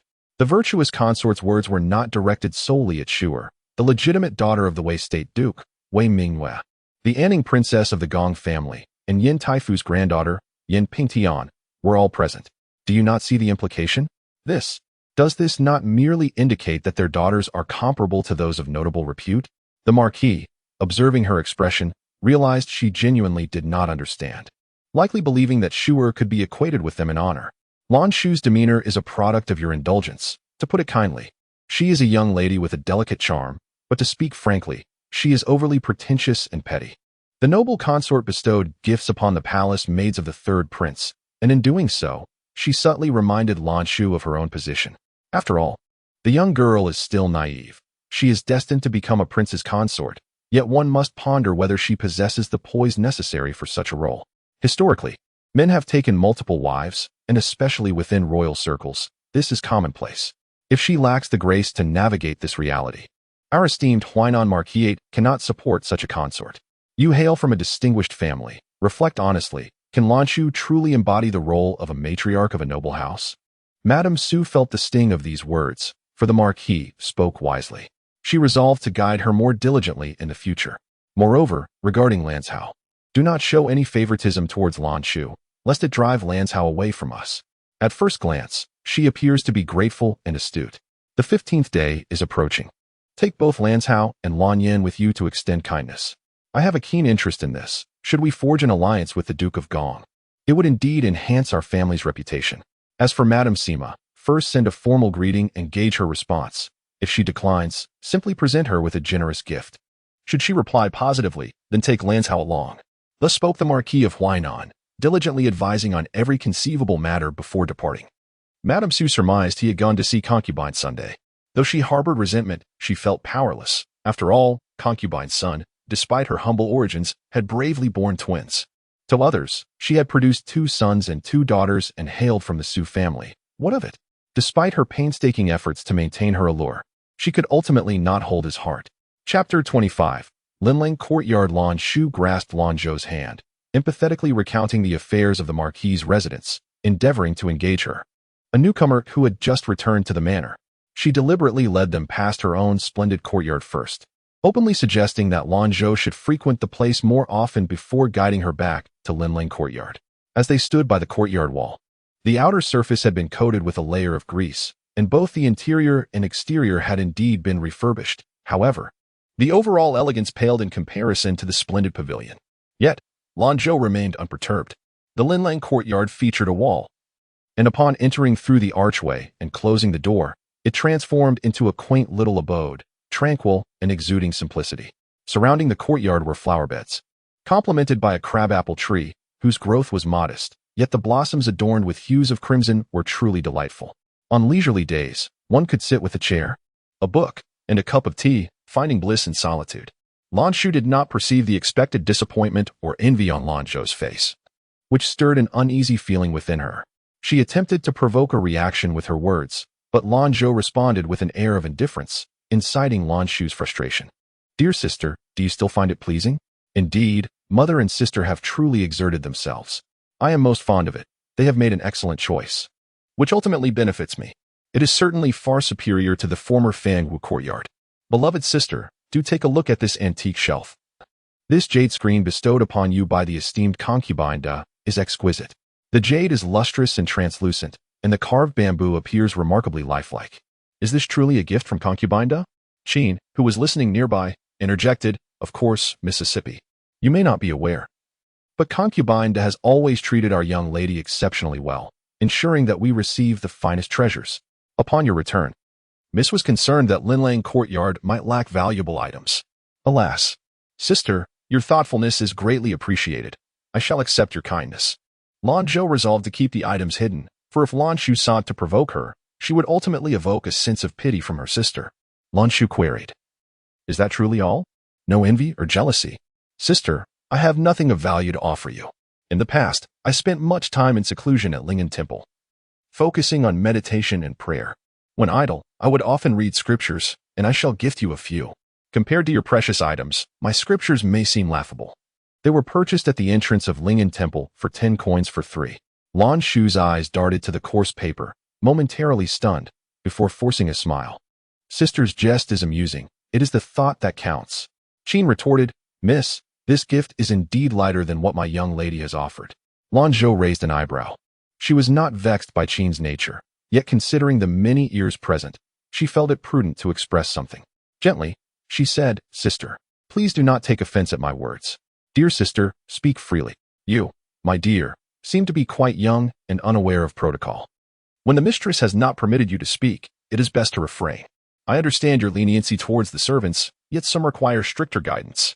It would be unfortunate if others witnessed the Marquis's residence in a poor light. If necessary, Mother could appoint someone as formidable as Granny Qian to oversee your conduct. Lanzhou's smile faltered momentarily, and she cast a discontented glare at Ting Qin. In days past, she would have allowed the girl to speak freely, letting her voice what she could not, yet she found herself reluctant to do so now. Surrounded by so many individuals, she swallowed her frustration. What my elder sister says is indeed, Lanzhou resumed, attempting to provoke the underlying discontent within Lanzhou both overtly and subtly. However, Lanzhou remained unresponsive, exuding an air of indifference as if devoid of emotion. Disheartened, Lanzhou decided to take her leave, and once the archway was closed, even Mama Qian felt a significant relief. With respect, Mama Qian inquired, Miss, shall we invite the people from Lanzhou Courtyard to pay their respects? She had just spotted Granny's song. Lanzhou rubbed her temples and replied, No need. You may take charge of Lanzhou Courtyard for now. Assess its people thoroughly. Utilize those who are capable, and send back anyone who has a rebellious spirit. Understood, Mississippi. First, we must see off Granny's song. I am quite fatigued today. Ensure that Mama Ma and Lu Zhu are settled first, and handle the remaining matters as you see fit. We shall discuss them when I have the time. Yes, Mississippi. Bai Zhu, understanding the unspoken instructions, stepped forward to present a 100-tael silver note to Mama Qian. Graciously accepting it, Mama Qian asked, Miss, is there anything you require me to procure? I have requested you from my mother, and my father, in his benevolence, has entrusted me with the household contracts of your entire family. Mama Qian was taken aback. How could it be obtained so swiftly? A complex array of emotions surged within her as she perceived the young lady before her, seemingly gentle and serene, yet profoundly inscrutable. It was indeed wise for her to hold off on returning to the, Take this money for now. Since I have just returned, Lanzhou Courtyard now has a master. Purchase some fruits to spread a bit of joy. The remaining silver serves as an early gift for your grandson's studies. As for the matter of freeing you from servitude, I have just returned and shall defer it for a while longer. We shall see how things unfold. Mama Qian was elated, never expecting that on her very first day back in the estate, the young lady would already be considering her affairs. The matron accompanying the Ho lady, although ostensibly superior, was under the thumb of Zhao Mama, leading to a lack of respect. This was precisely why Mama Qian had sought to maintain control over the young lady. Yet she found herself unexpectedly outmaneuvered. What significance did Zhao Mama's grandson hold? He could be freed from servitude, perhaps even elevated from his status, which felt as if it were a stroke of fortune from the ancestral graves, though she had no knowledge of their whereabouts. Meanwhile, Mama Ma, devoted entirely to her mistress, showed little interest in wielding authority, which only served to satisfy Mama Qian further. At this moment, Mama Qian was thoroughly devoted, bowing deeply 3 times and expressing, This old servant is grateful for your kindness, Mississippi. Please rise, Mama. I trust you. You are a wise individual. You know my preferences. I entrust Lanzhou Courtyard to your care and hope you will not disappoint me. Do you understand? This old servant obeys. Knowing that you favor tranquility, I shall ensure Lanzhou Courtyard is managed meticulously, preventing any trivial matters from disturbing you. Lanzhou nodded lightly, indeed. Miss, after your arduous journey, shall I have someone bring warm water for your bath? Once the crowd dispersed, Lanzhou finally relaxed her tense body, gently massaging her brows with a hint of soft, playful charm. Mama, I have entrusted the management of Lanzhou Courtyard to Mama Qian. Please do not hold it against me. Haha, my lady is jesting. How could this old servant be unaware that you have done this for my own good? Lanzhou Courtyard will inevitably interact with others in the future, and having Mama Qian by the madam's side is undoubtedly the best course of action. We shall focus on the lady's needs, ensuring that no one exploits any weaknesses. Lanzhou smiled knowingly, I knew you would understand. Yet, Danju remained skeptical. But my lady, can we truly trust Mama Qian? Let us proceed with caution for the time being. After all, we must remain vigilant. She cannot explain herself. Her past is one of decline after the Ho family's fall. And though she is married into the Earl's family, she still wields her influence with impunity. While she may love wealth, ultimately her intentions lie with her grandson. In the end, it is all a matter of fate. Though the beginning may not be auspicious, it is certainly preferable to the likes of Mama Zhao and Mama Song. For now, let us place our trust in her. Chapter 26. A sleepless night in the Huainan Marquis. At the fragrant tea chamber, the lights were brilliantly aglow. Shuemei, furrowing her brow, observed Lan Yin as she selected jewelry, her unease evident.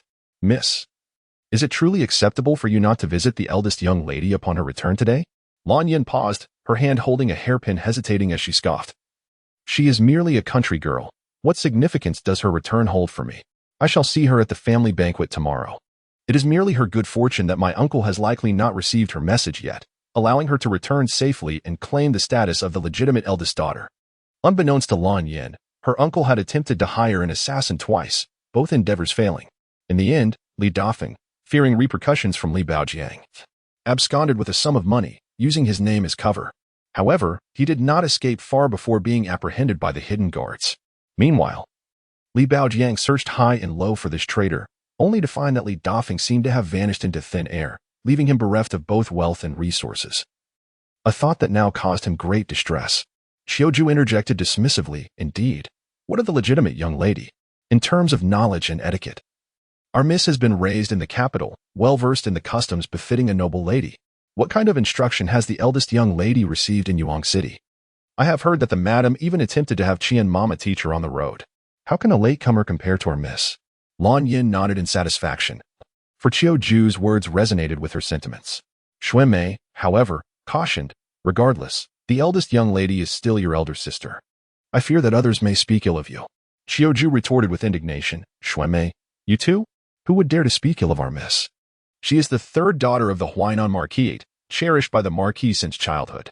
How can the eldest young lady be compared to our third miss? Our Marquis has but 3 daughters. Shuemei felt a pang of frustration at this, especially as she noted the agreement in her miss's expression, her own heart aching with anxiety. Yet, it seemed her miss paid no heed to her words. In noble families, the distinction between legitimate and illegitimate offspring was paramount. Even if the Marquisite's concubine bore daughters, they were still ultimately deemed lesser. Furthermore, since Aunt Sun's arrival in the household, the status of Lady Li had plummeted, and even she had become increasingly cautious. Yet, her miss appeared ever more audacious, seemingly disregarding Lady Li's counsel. It seemed she would have to speak with Lady Li tomorrow. At that moment, a commotion arose nearby. What is happening? Lan Yin inquired, her interest piqued. Qiuju hurried outside, returning swiftly with news that bore a hint of schadenfreude. Miss, it seems the second young lady has fallen ill again. The maids and old women are busy preparing hot water and summoning the madam and the house physician. It appears this disturbance will last for a while. Lan Yin flung a golden hairpin onto the dressing table, muttering, what a misfortune. How can one sleep with such uproar? Every day she complains of discomfort, with such a frail constitution. I wonder if she can ever thrive after marrying into the royal family. One is burdened with ill fortune, while the other is a sickly creature, humph. Shuemei gasped in alarm, hastily urging her to refrain from such remarks. It is just the 3 of us. Who else is there? Lan Yin glared at Shuemei in dissatisfaction, expressing her frustration at the fade of thoughtfulness presented during the day, with gifts and personal arrangements. It should be her who felt the most discomfort. My good miss, such words cannot be uttered. There are ears beyond the wall. Lan Yin pouted, internally lamenting her uncle's ineffectiveness. After such a long journey, he could not rid himself of a single woman. Perhaps it was merely a matter of timing. Enough of this. Let her return regretting her actions. Shuemei suggested, Miss, why not visit the Jinxiu courtyard? After all, the second young lady has caused quite a stir tonight. It would not be proper for you to remain uninformed. Lan Yin rolled her eyes and coldly retorted, I am not the physician of this household. What purpose would it serve to stand idly by and watch the mother-daughter affection unfold? I would only be met with disdain. Shuemei was nearly exasperated by such remarks, pondering how her mistress had changed recently. Previously, she would have engaged in some semblance of social niceties, regardless of everything.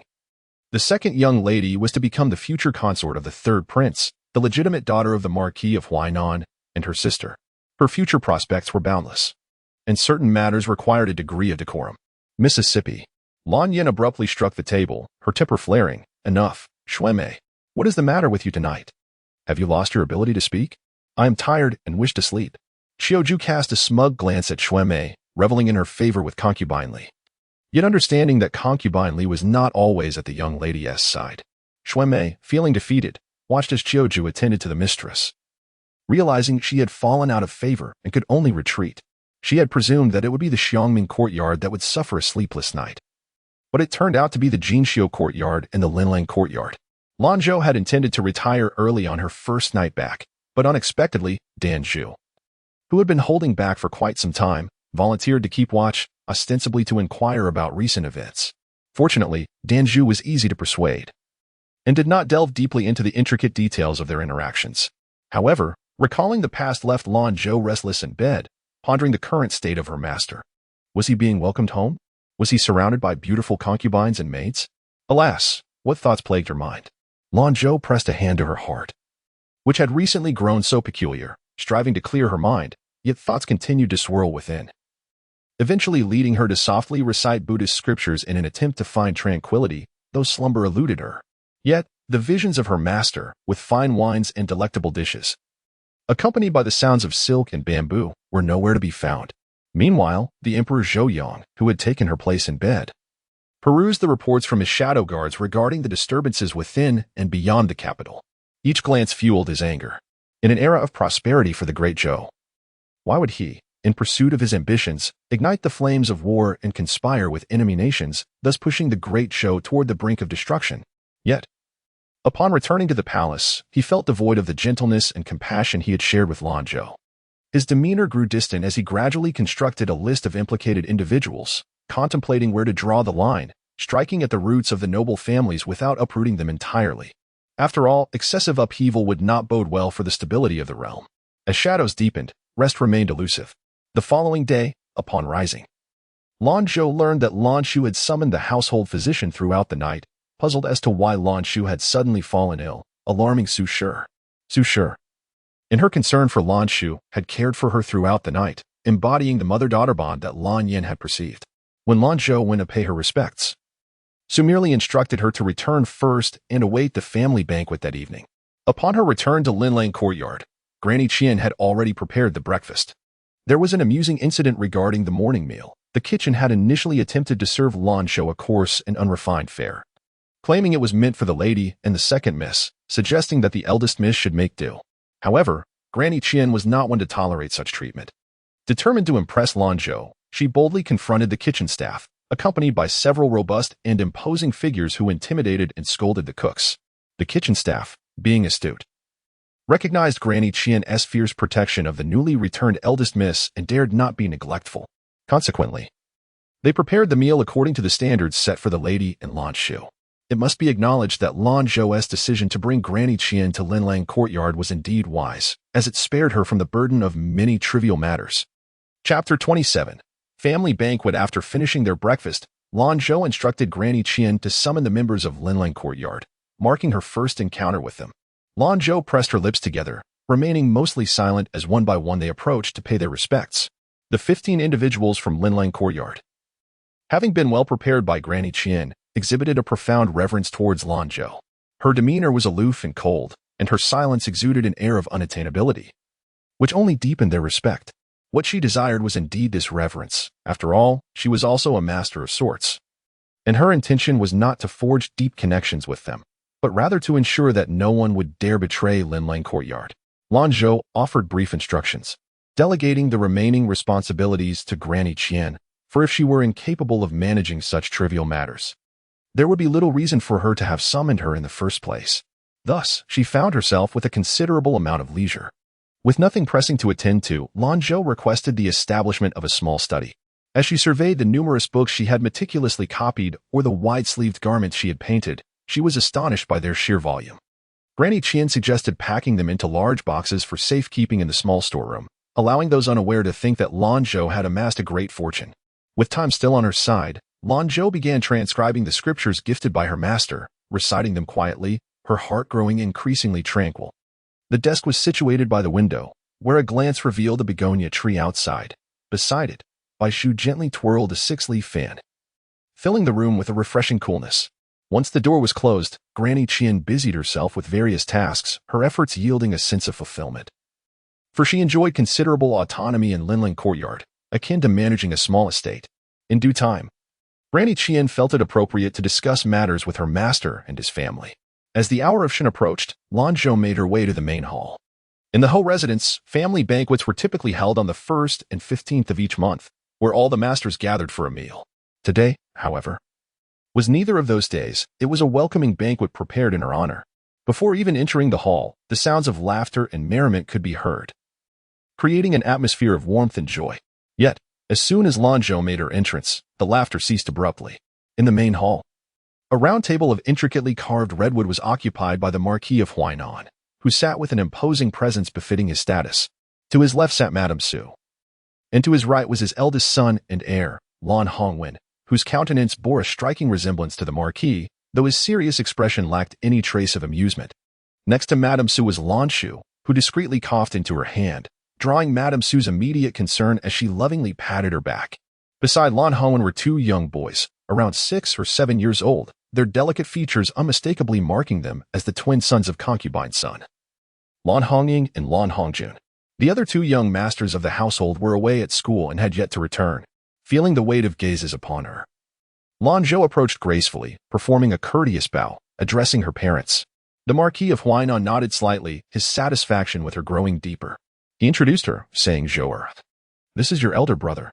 Lanzhou acknowledged her brother, feigning ignorance of Lan Hongwen's scrutinizing gaze. Lan Hongwen, sharing a similar temperament with the Marquis, wore a faint smile and remarked, "Ah, it's good to have you back." The elder brother sent a welcoming gift to Lanzhou, hoping that his sister would find joy in it. Lan Hongwen had already reached adulthood, embodying the demeanor of a refined and elegant scholar. "Thank you, elder brother and father. But what about us?" came a childish voice. Upon hearing this, the Marquis of Huainan displayed a different kind of tenderness, smiling as he said, "Lanzhou, these are your third brother Hongying and your fourth brother Hongjun." Lan Hongjuan's eyes widened in surprise. "Are you our elder sister?" "This morning, our mother mentioned that the peace talisman you specially sent would ensure our health and safety." Lanzhou smiled gently. "I do not possess anything of great value. Only a few peace talismans blessed before the Buddha, hoping for your well-being. Jungur, may you be safe and sound, eating well and sleeping sweetly." This morning, she had distributed peace talismans to each courtyard, a modest gift that conveyed her sentiments and complied with the etiquette expected of someone recently returned. After all, in their memories, she had little of worth to offer. Lan Hongying chimed in. "Mother said this is a light gift with heavy affection. Nothing is better than health and peace. We should wear them daily." With that, he patted the pouch hanging at his waist.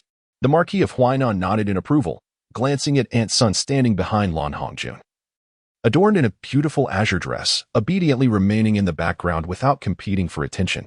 Aunt Sun has educated them well. "Lanzhou, this is your brother Ing and Jun's mother." Madame Su pursed her lips in silence. While Lanzhou's actions were indeed appropriate according to etiquette, she could not shake off the discomfort in her heart. The manner in which gifts were presented had not been discussed with her. Yet, she was acutely aware that she had avoided Lanzhou in the morning when she had come to pay her respects. If the gifts had been given later than the family banquet, it would have truly been inappropriate. "Greetings, Aunt Sun," Lanzhou responded calmly, recognizing that Aunt Sun was indeed a formidable character. Had it not been for her humble background, Madame Su would have felt even more vexed. Nevertheless, her modest origins did not prevent her from gaining the Marquis's favor, which had granted her a respectable standing in the birth of twins. "May the eldest daughter be well," Aunt Sun said, devoid of any pride despite the Marquis of Huainan bypassing Madame Li to introduce her. She remained half-bowed, exhibiting utmost respect. The Marquis's eyes softened momentarily, but he quickly noticed Madame Li glancing around, frowning slightly as he inquired, "Madame Li, where is Yenner?" All eyes turned towards Madame Li, who felt the weight of their gazes. While she could speak freely during the day, her daughter's increasingly unruly nature was becoming a source of embarrassment. Madame Li forced a smile. The third miss said it was her first meeting with the eldest sister, so she dressed up early, hoping to make a good impression. Feeling somewhat guilty, Madame Li could not meet Lanzhou's gaze, recalling her own actions. She had been with the Marquis since she was 14. Possessing striking beauty and a voluptuous figure, now in her 30s, she was in the prime of her allure, even able to compete with Madame Su. Just as she was about to turn and search for Lan Yan, she heard a faint sound of jingling ornaments. A sweet, melodious voice announced, daughter pays her respects to her father and mother. Lan Yin appeared in a splendid gown, its layers cascading like blossoming petals, the outermost sheer fabric adorned with countless pearls. Reminiscent of dewdrops on flowers, radiating an enchanting charm. The only flaw in her beauty was that, being inherently charming and radiant, a mere touch of light makeup would suffice. Yet now, she appeared overly adorned, which detracted from her elegance and the innate grace of a young lady, rendering her somewhat gaudy. Upon witnessing Lan Yin's attire, Aunt Li gasped in surprise. Lan Yin, noticing the collective gaze upon her, felt a surge of pride. The Duke of Huainan suppressed his rising anger and promptly took a seat, urging everyone to maintain their decorum. Lanzhou regarded her with a hint of disdain, though she quickly masked it with a light cough. Lan Yin approached her with a radiant smile, inquiring, "Is this the elder sister I have longed for? At last. You have returned. I have prepared some delightful items for you, which I believe you have yet to encounter in Yuan City. They might serve to alleviate your boredom." With that, she instructed her maid, Amber, to unveil the box, revealing a pair of verdant jade rui and a set of ornate headpieces. Lanzhou was taken aback, pondering the effort it must have taken her to procure such a box, combining jade rui and headpieces within it. Chapter 28.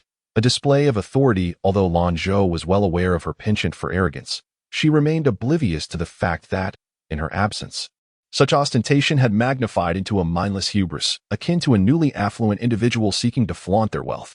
In her endeavors, she pondered whether to adopt a demeanor of brazen insolence.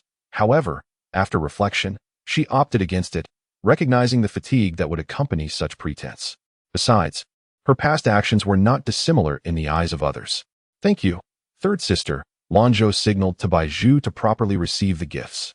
The demeanor of the Marquis of Huainan turned ashen, exuding an air of coldness. A respectable young lady of the Marquis had devolved into a mere nouveau riche. Lady Li's complexion was no less pallid, despite her explicit instructions. The gifts had not only transformed but had also been presented in the main hall, a place entirely inappropriate for such offerings. Yet, she understood that it was not the time to voice her grievances publicly. Thus, Lady Li merely urged Lan Yin to take her seat. "Second miss, do sit down quickly." However, Lan Yin hesitated, gazing intently at Lanzhou. "Elder sister, may I sit with second sister?" Who did she think she was? Returning only to claim a position ahead of her? Lanzhou blinked, maintaining her composure, and silently rose to her feet. Lanzhou, sensing the impending trouble, quickly glanced at the Marquis of Huainan and said, "Elder sister, please take your seat. I was merely speaking with mother and inadvertently occupied your place. I hope you do not take offense." What a foolish act, as it compelled her to rise as well. The Marquis nodded. A well-bred young lady of the Marquis ought to show deference to her elder sister. Lan Yin, bewildered, had no inkling as to why Lanzhou relinquished her position to Lanzhou. Was it out of fear? Lady Li was filled with regret, reflecting on her past insistence that Lan Yin master the arts and etiquette befitting a young lady of the Marquis. Normally, all was well, but this time, the decorum seemed utterly absent. In frustration, she pinched Lan Yin hard with her sleeve. Lan Yin winced in pain, bewildered by her mother's actions. Yet upon seeing her mother's bloodshot eyes, she swallowed her grievances and seated herself beside Lanzhou. "Son aunt, you may take a seat at the small table. Lady Li will attend to me and my wife." The Marquis of Huainan, still recalling their previous bond, allowed her to stand by and attend to Lady Li. Yes, Lady Li felt equally aggrieved, yet aware that Lan Yin's unruly behavior was intended as a lesson. Typically, she and son aunt dined at a small table not far from the main one, separated by a screen, thus maintaining the dignity befitting their role in the Marquis's lineage without the need to stand and serve. Though the masters were few, the maidservants attending the meal were plentiful, each covertly observing Lanzhou. Dining etiquette was of significant importance, encompassing hand-washing rituals and rinsing with tea. Any minor household might find themselves utterly flummoxed or embarrassed by a misstep. Yet, it was evident that Lanzhou, as a product of a distinguished family, exuded elegance in every movement, captivating the attention of all present. In contrast, Lanzhou and Lan Yin stumbled slightly due to Lanzhou's poised display. Lanzhou, however, quickly recognized her lapse in decorum, feigning discomfort to deflect attention. Instead, it was Lan Yin who frequently erred, for her elaborate attire of brocade was cumbersome, leading to numerous amusing blunders.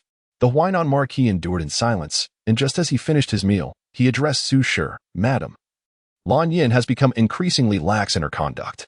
Tomorrow, she shall not attend the Shanxi Hall. We must find two capable governesses to properly instruct her in decorum." Su Shi maintained a facade of solemn approval, yet inwardly the Marquis scoffed, recognizing that a concubine's daughter could never rise to prominence. Father, why? The Huainan Marquis furrowed his brow as he regarded the rather disheveled Lanzhou, feeling a deeper discomfort. It was evident that his two daughters had invested the most effort. Yet one was brash and reckless, while the other was sensitive and brooding. With a resigned sigh, he waved his sleeve and departed. Lanzhou slumped in her chair, bewildered by her father's sudden shift in demeanor. After all, tomorrow at the Shanxi Hall, she would have the chance to meet the Princess of Gong. By the time she grasped the situation, the Huainan Marquis and the three young masters had already left, presumably to give Su Shi the opportunity to reprimand them.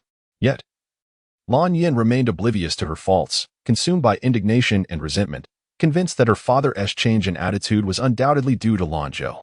With an additional daughter of legitimate birth in the household, her own status as a concubine's daughter felt precarious.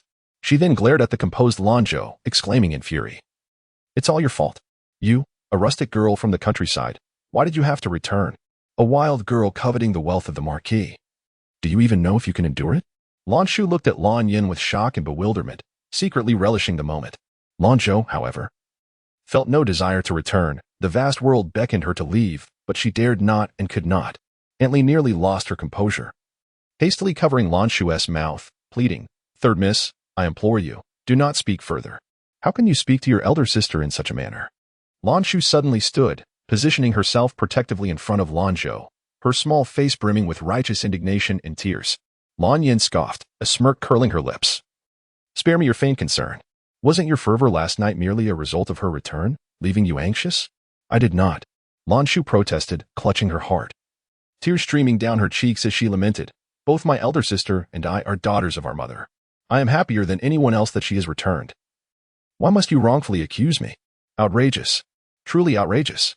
A concubine's daughter dares to chastise her legitimate sister, making baseless accusations against her own kin. This is utterly intolerable." Su Shi, despite her initial amusement, could no longer remain passive. Regardless of the circumstances, Lanzhou was now her legitimate eldest daughter. How dare a mere concubine's daughter insult her daughters before her very eyes, as if she were not present? Su Shi's gaze sharpened with cold fury. "Antley, I have refrained from separating you from your children out of compassion, considering your humble origins. Nonetheless, I allowed Lanzhou to grow up by your side. Yet I must ask, where has her sense of propriety and etiquette gone?" Antley, disregarding her dignity, knelt before Su Shi. In this scenario, should the Marquis be informed, Lanzhou would surely face severe consequences. As Lanzhou, filled with shame and anger, was about to retort, Su Shi's cold voice interrupted. "Are you all turned to stone?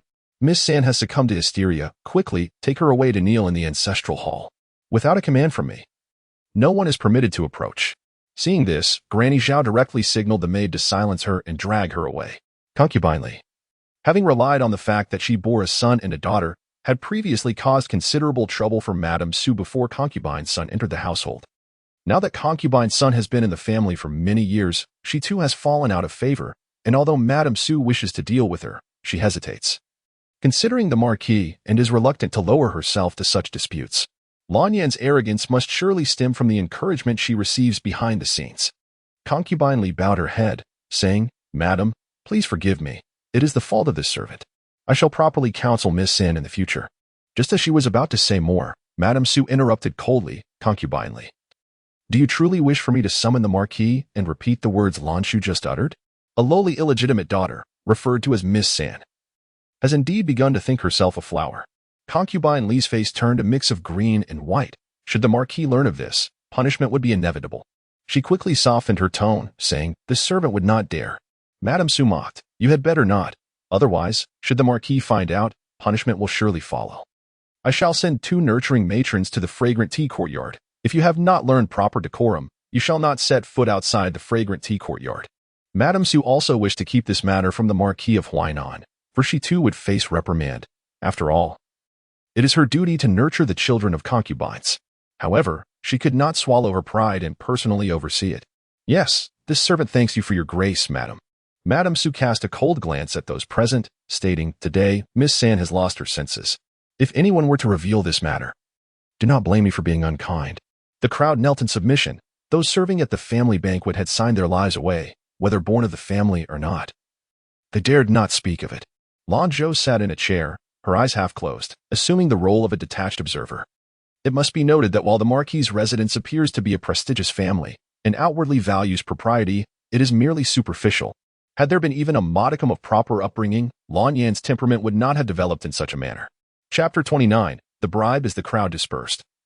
Leaving only her closest attendants, Madame Su turned her ire towards Lanzhou, coldly commanding, "Kneel before me, Lanzhou." With her head bowed and lips pressed together, Lanzhou lifted the hem of her dress and knelt straight on the ground. Madame Su's anger was further fueled by Lanzhou's submissive demeanor. "Lanzhou, I once believed you to be a person of worth, yet today you appear utterly spineless. As the elder sister, it is your duty both to protect and to discipline your younger sibling. How can you, the legitimate daughter of the Marquis, allow a mere illegitimate daughter like Lanzhou to berate you, while your sister must come to your defense, thereby suffering alongside you?" A flicker of amusement danced in Lanzhou's eyes.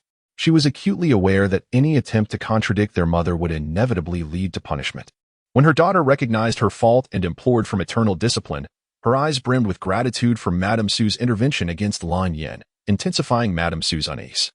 Lanzhou sidled up to Madame Su, leaning against her mother and gently patting her back with delicate hands. This juxtaposition only served to reinforce Madame Su's sentiment that her daughter was the more considerate of the two. Throughout their upbringing, Lanzhou had never dared to treat Lanzhou with such insolence, a testament to Lanzhou's shortcomings. "Since you acknowledge your error, you shall transcribe the code of womanhood 3 times. Do not let the dignity of an elder sister slip away again." "Yes, mother," Lanzhou replied. Accustomed to the daily ritual of copying texts, though her previous focus had been on scriptures, which she would now temporarily replace with the code of womanhood. Lanzhou suppressed her smugness and ridicule. She relished the fact that she need not intervene directly, watching both women suffer the consequences instead, secretly reveling in their misfortune. It was a pity, however, that Lanzhou had not voiced a single complaint. Accompanying Madame Su back to the Donglan garden, Lanzhou's voice took on an unmistakably affectionate tone as she suggested they share a bed that evening. Lanzhou was well aware that this was intended to provoke her, and as she contemplated whether to display any hint of sadness or envy, she ultimately decided it wiser to remain impassive, observing their mother-daughter bond instead. Upon returning to the Lanzhou courtyard, Lanzhou's demeanor shifted from its earlier rigidity to one of languid ease. The events in the dining hall had reached the ears of Granny Qian, who, noting Lanzhou's unperturbed expression, felt a growing admiration for the young lady's composure and resolved to manage the Lanzhou courtyard with great care. Granny Qian's thoughts were rich and varied, while Lanzhou remained oblivious, instead gazing quietly at the moon above. The moonlight was gentle and luminous, instilling a sense of tranquility. Even if it was not the 15th day of the lunar month, the moon appeared surprisingly full, beneath the bright moon. A veil of mist added an air of mystery to the scene. Granny Ma, having little interaction with others in Lanzhou courtyard, was unaware of the happenings in the dining hall. Yet, seeing the young lady smile contentedly at the moon was bittersweet for her. She believed her mistress deserved only the finest things in life. "Miss, the night is splendid, with a gentle breeze. Shall I warm you a pot of fruit wine and prepare some snacks for us to enjoy in the backyard?" Granny Ma suggested. Lanzhou's interest was piqued, and she smiled in agreement. "I wish to have a reclined chair. It would be much more comfortable." "Very well," Granny Ma replied with a tender nod. "Dan Zhu, please bring that reclined chair to the backyard. Lu Zhu, fetch the soft sand blanket from the redwood box. It will add to the comfort." Lanzhou pressed her lips together, silently smiling, her eyes twinkling with delight. Madame Ma gently coaxed, "My lady, please go wash up first. It will be ready shortly." Upon returning to the fragrant tea courtyard, Lady Li intended to secretly send some bedding to the ancestral hall. However, considering that Lanzhou had directly trampled over Su's authority and had specifically instructed Granny Zhao to handle the matter, it was evident that she was intent on making her suffer. After some contemplation, though her heart ached, Lady Li decided to restrain her feelings, hoping to use this opportunity to temper her daughter's temperament. Nevertheless, she pondered further and instructed her confidant, Granny Li, to investigate whom Yenner had been associating with recently. Although Yenner possessed a reckless disposition, she believed that with her guidance, her daughter could stabilize her behavior. Perhaps something had gone awry. Ultimately, she was still her only daughter, cherished since childhood. The thought of her kneeling on the ground filled Lady Li with deep sorrow, leading her to forego returning to her own quarters and instead sit silently in Lanzhou's chamber. After a considerable time, Granny Li entered with Xuemei and Qiuzhu, the latter holding a box. Both knelt before Lady Li, their expressions fraught with tension, although Qiuzhu's face was marked by palpable fear. Lady Li's sharp gaze fell upon Qiuju, sensing the underlying tension. Granny Li, what on earth is happening? Granny Li produced the box she had confiscated from Qiuju's quarters, revealing a collection of gold and silver hairpins, estimated to be worth no less than 300 taels of silver. As Lan Yan's personal maid, Qiuju's monthly wage was merely 1 tael, and her meager rewards could never amount to such treasures. Lady Li, fully aware of this, hurled the box at Qiuju's head, who instinctively dodged but still sustained a blow to her forehead. You wretched servant! No wonder my lady has been acting so strangely lately. It seems you have been inciting her from behind. Please spare me, madam. This was a gift from the young lady, Qiuju stammered. Aware that Lan Yan had been punished with confinement, she thought that as long as she concocted a plausible excuse before her release, she could easily evade the situation. Granny Li interjected, with death looming, you still speak defiantly? Every piece of clothing and jewelry belonging to our young lady has been meticulously managed by our madam. Refined in every aspect. How could such crude gold and silver trinkets possibly be found among the young lady's adornments? Shuemei, you must recount what Qiuju has been whispering into the young lady's ear these days. A tremor coursed through Qiuju. Although Shuemei had been subtly suppressed by Qiuju's influence through Lan Yan, she dared not embellish the tale. Nevertheless, her words ignited a fiery indignation within Lady Li. In recent days, while preparing the necessary funds for Fangur, she had inadvertently neglected Yinner, allowing others to take advantage of the situation. Who, pray tell, has bestowed this upon you? Madam's time is precious, and I have no patience for your hesitation. If you don't reveal the truth, I shall send an old servant tomorrow to investigate. There are no walls that do not echo. It will soon become clear who you have been consorting with. Should you remain obstinate, you may as well part with that tongue of yours. I shall gladly rid you of your penchant for gossip. Qiuju trembled in fear, filled with regret for having succumbed to such temptation.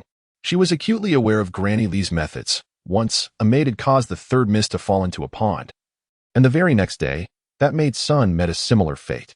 After that, the maid was never seen again. As Qiuju listened to the countdown from Mama Li, she finally broke under the last count, pleading for mercy. Aunt, please spare me. I realize my mistake. I truly understand. Mama Li gritted her teeth and spat out a single word. Qiuju, prostrating herself on the ground, replied, This object was given to me by the second young lady's maid. Aunt, we have both witnesses and evidence. Why not report this matter to the Marquis and let him decide for the young lady? What decision can he make? A mere servant dares to slander the second young lady with a few inconspicuous hairpins? Who among us would dare tarnish her reputation, regardless of truth or falsehood? The Marquis would first turn against us, especially since she could easily deny it. Even if she were to admit it, she could claim it was out of concern for her sister, a failure on the part of the servants. Furthermore, is it not Yinner's own fault for being so easily provoked? Mama Li's expression darkened with resentment. They could quarrel, but they must not jeopardize the interests of the Marquis' household. Lanzhou was intricately linked to those interests, and even with evidence, it would only be dismissed as false testimony. Was today's family banquet not a clear example of this? Mama Li suddenly understood, pondering the truth of it. She tentatively asked, What you say is indeed valid, but shall we simply let them off the hook? Adjusting her emotions, Mama Li finally addressed the kneeling Qiuju, saying, Although I cannot deal with the second young lady, your contract is firmly in my hands. I could easily have you killed or sold to a brothel for the amusement of others. Qiuju turned pale, bowing her head and weeping. Her pitiful state did not evoke any sympathy in Mama Li. Had it not been for Qiuju, her Yinner would now be resting on a soft bed. Yet, a well-utilized pawn could also transform into a sharp weapon.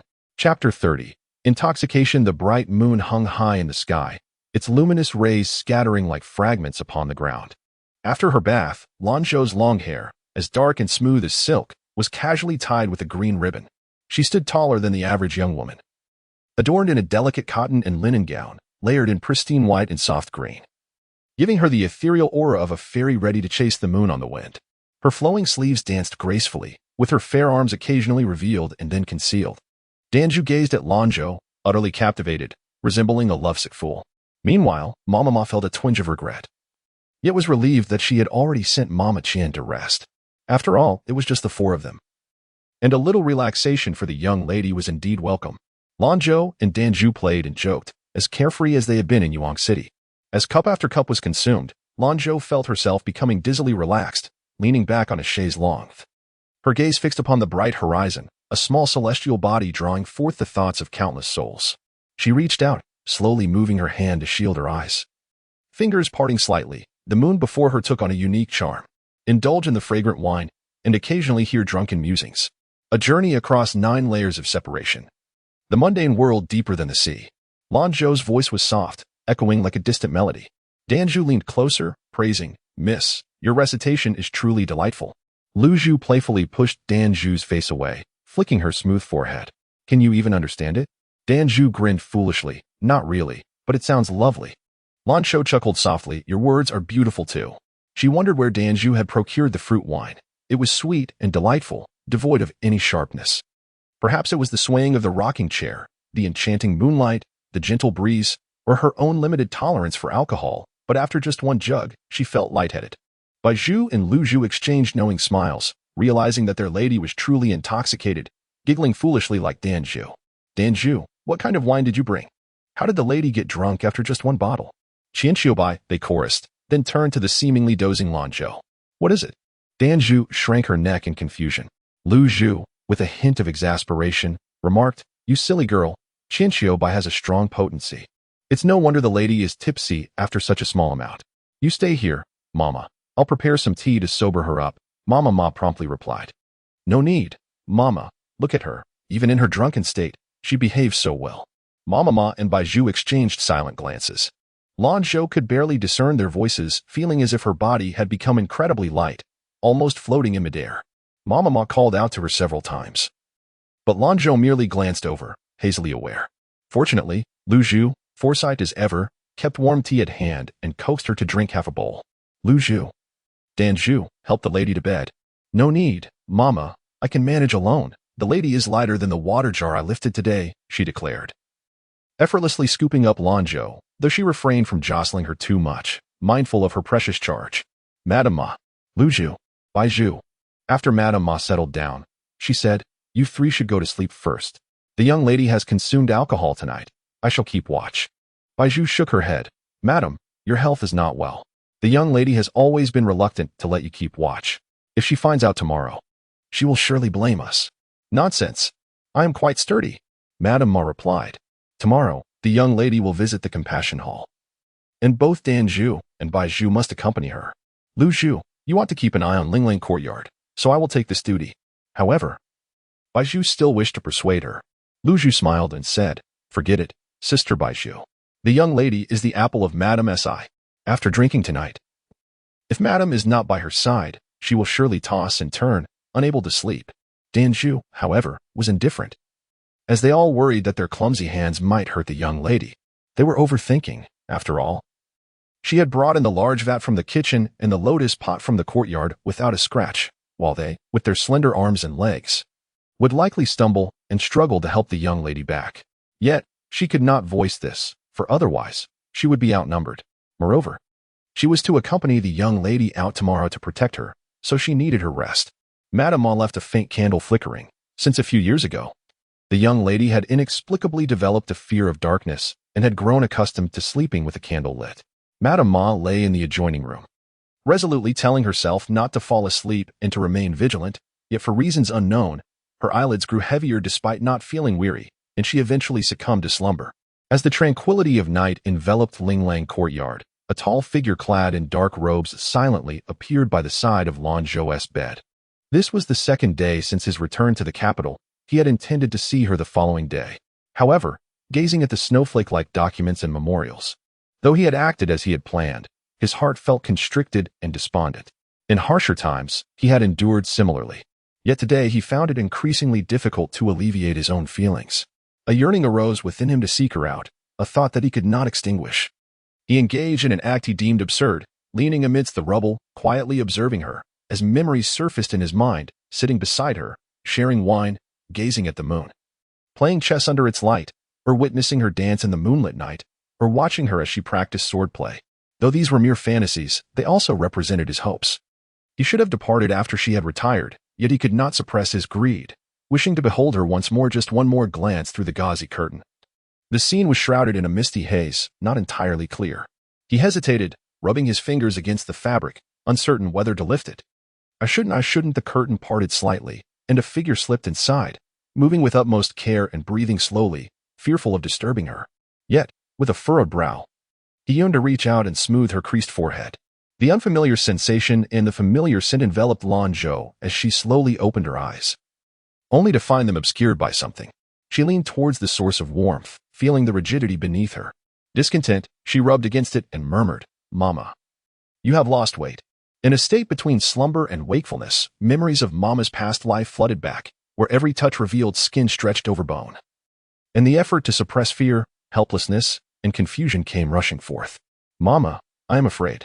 The figure seemed to stiffen, as if about to withdraw. Sensing this, Lanzhou tightened her embrace. "Mama, please do not leave. I am truly frightened, so very frightened." She clung to this lifeline, too timid to cry out loudly, instead humbly pleading for reassurance.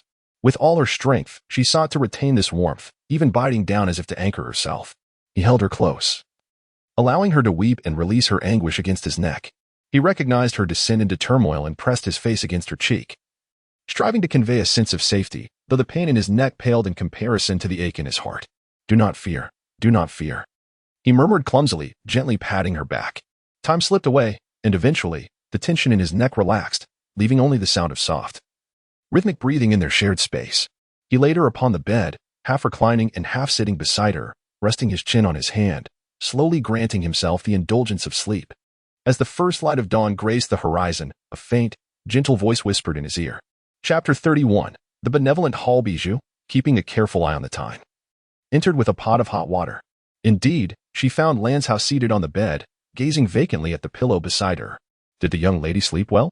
Lanzhou seemed lost in thought, her gaze fixed on the edge of the bed, reflecting on how deeply she had slumbered for the first time in ages. It felt as though someone had lain beside her last night. Bijou chuckled lightly. "The old lady is still asleep. She probably feels more at ease in the young lady's adjoining room." Lanzhou paused, wondering if the old lady had indeed come in last night. But why did it seem that her expression had changed afterward? As this thought crossed her mind, a warmth surged within her, and she felt a twinge of embarrassment for indulging in such dreams. Instinctively, she pinched her earlobe, only to find it warmer still. To mask her awkwardness, she cleared her throat and covered her face with a warm cloth. "Young lady, is your throat uncomfortable? Lanzhou has prepared a revitalizing soup. A sip would soothe your throat." "Thank you for your efforts," Lanzhou replied. "If the young lady is concerned about us, perhaps you could ask Sister Lanzhou to prepare some pastries for us tomorrow?" "Haha, that would be too much for Lanzhou. I've heard that the Four Seasons restaurant in the capital serves excellent dishes. How about we arrange a feast there someday to indulge ourselves?" "Very well. I shall make a note of that for the young lady." Lanzhou smiled indulgently. "All right then." After freshening up and having a light meal, Lanzhou set off with Bijou and Danju towards Donglong Garden. After waiting for a little over half an hour, Lanzhou finally assisted Su Shi out. She scrutinized Lanzhou's attire, which was simple yet elegant, exuding an understated grace, and nodded in satisfaction. The benevolent hall was originally established by Empress Durong of the founding dynasty, primarily to shelter orphaned children, providing them with a place to call home. Over the decades, many children from the benevolent hall became the pillars of the Great Zhou. However, as time passed, it gradually fell into decline. By the time of the previous emperor, it had devolved into a mere fad, exploited by corrupt officials to amass wealth under the guise of charity. It was not until the current emperor, Zhou Yang, took charge of the benevolent hall that it began to transform once more. 15 years ago, during the fierce battle against the northern Jin dynasty, although the Great Zhou emerged victorious, it paid a devastating price. Not only was the national treasury depleted, but tens of thousands of soldiers also perished, many of whom were the family breadwinners, leaving behind a multitude of orphans and widows.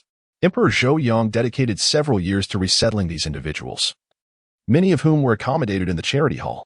He also invited skilled artisans to impart survival skills and establish literary and martial training programs within the hall. Initially, other prominent families, whether out of concern for their reputation or to align with Emperor Yang, contributed financially. The emperor personally commended those who excelled with his own writings. However, as time progressed, Emperor Yang stepped back from managing the benevolent hall, first handing it over to the four consorts, who, perhaps believing that whoever performed well could become empress, exerted themselves in various peculiar ways, leading to quite a few amusing incidents. Ultimately, the emperor decisively entrusted the responsibility to the princess consort of Gong. As many women had learned skills and were capable of self-sufficiency, the number of children remained relatively stable as they grew up, and in some respects, this was a positive development. An increasing population at the benevolent hall would imply that many common people were left destitute and adrift. Rather than living a life devoid of support and reliant on the charity of others, it is far more prudent to rely on one's own abilities to make a living. A carriage bearing the insignia of the Huainan Marquis slowly made its way towards the charity hall. Inside the carriage, Madame Su occupied the seat of honor. With Lanzhou sitting beside the window on the left, and Lanzhou seated next to Madame Su, affectionately resting her arm around her motheress. From time to time, she elicited laughter from Madame Su. Madame Su occasionally cast sidelong glances at Lanzhou, noting her decent spirits, which only served to aggravate her further.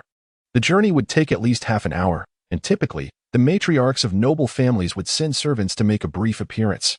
However, she had exerted herself for the sake of bringing Lanzhou out to be seen, yet the latter remained cold and indifferent, showing not an ounce of affection towards her biological mother, sitting quietly in the carriage. In contrast, Lanzhou, despite clearly feeling unwell, insisted on accompanying her, attempting to lighten the mood with idle chatter. Observing Madame Su's constant attention towards Lanzhou felt a twinge of discomfort. She remarked, "Elder sister, you appear to be in good spirits. I presume Mother has made all arrangements well, allowing you to rest soundly." It had been a long time since she had slept so deeply, and in her dreams, she seemed to have seen him, which brought her a sense of peace. With this thought, her ears flushed with warmth. Distracted, she replied, "Indeed, Mother's arrangements are excellent." Madame Su raised an eyebrow, casting a sharp glance at Lanzhou, cautioning her not to show any signs of disdain due to the unfavorable surroundings once they arrived at the charity hall. "Yes, Mother," Lanzhou responded dutifully. "Sister, I believe you can certainly handle it. You have always endured hardships, and I am confident you will not bring shame upon us." Lanzhou found herself at a loss for words, questioning the appropriateness of that phrase. Madame Su coolly interjected, "Should we encounter the princess consort, do ensure you remain humble and docile." "Yes, Mother," Lanzhou replied, feeling the conversation with Madame Su to be rather bland and unengaging. Allowing her eyelids to droop as if to rest. With her feet together, she gazed at the green leaves on her handkerchief, her thoughts drifting back to that fateful encounter at Lingen Temple, wondering where he might be now. His surname was Zong, which suggested a connection to the imperial family. If he had returned to the capital, would there be another chance to meet? However, perhaps it was for the best to avoid him in the capital, given his age. He was likely already settled with a family of his own, and it would be prudent to maintain a distance. The moments they had shared during the journey home were already a considerable indulgence. Yet, what if he sought her assistance in a time of need? At that moment, a man who had indeed established himself was absent-mindedly rubbing the red mark on his neck, seemingly a love bite, though it appeared he had not bitten too hard. Yet, to an observer, it certainly bore an intimate connotation. Fortunately, he was currently bedridden, having been severely injured by an assassin during a southern expedition, resulting in his absence from court. He merely wished to gather more evidence against those behind the attack. This included Zong Huaiyan, who was also gravely injured, clinging to life. "Uncle, where did you go last night?" Zong Huaiyan teased boldly. Zong Jiming instinctively adjusted his collar, admonishing, "Let us speak properly. This is no time for frivolity. We are all but mere mortals, bound by our desires and perceptions," Zong Huaiyan declared with a serious demeanor, even as his gaze lingered on Zong Jiming's neck, mischievously suggesting, "Uncle, are you feeling guilty?" Zong Jiming coughed discreetly, maintaining an impassive expression. "What have you discovered regarding the investigation?" Zong Huaiyan retracted his smile, adopting a serious demeanor. "Your Highness, this ledger was discovered within the Duke of England's residence, along with several letters. Having observed the estate for several days without witnessing any activity, I noted an influx of merchant caravans into the capital. Upon investigation, I discovered that these were, in fact, private soldiers maintained by the Crown Prince. It is evident that the Duke of England must have a concealed passage, which my inquiries subsequently confirmed. The entrance lies within the main courtyard of the Duke's matriarch." Zong Jiming smirked knowingly, recognizing that such subterfuge had been employed for quite some time.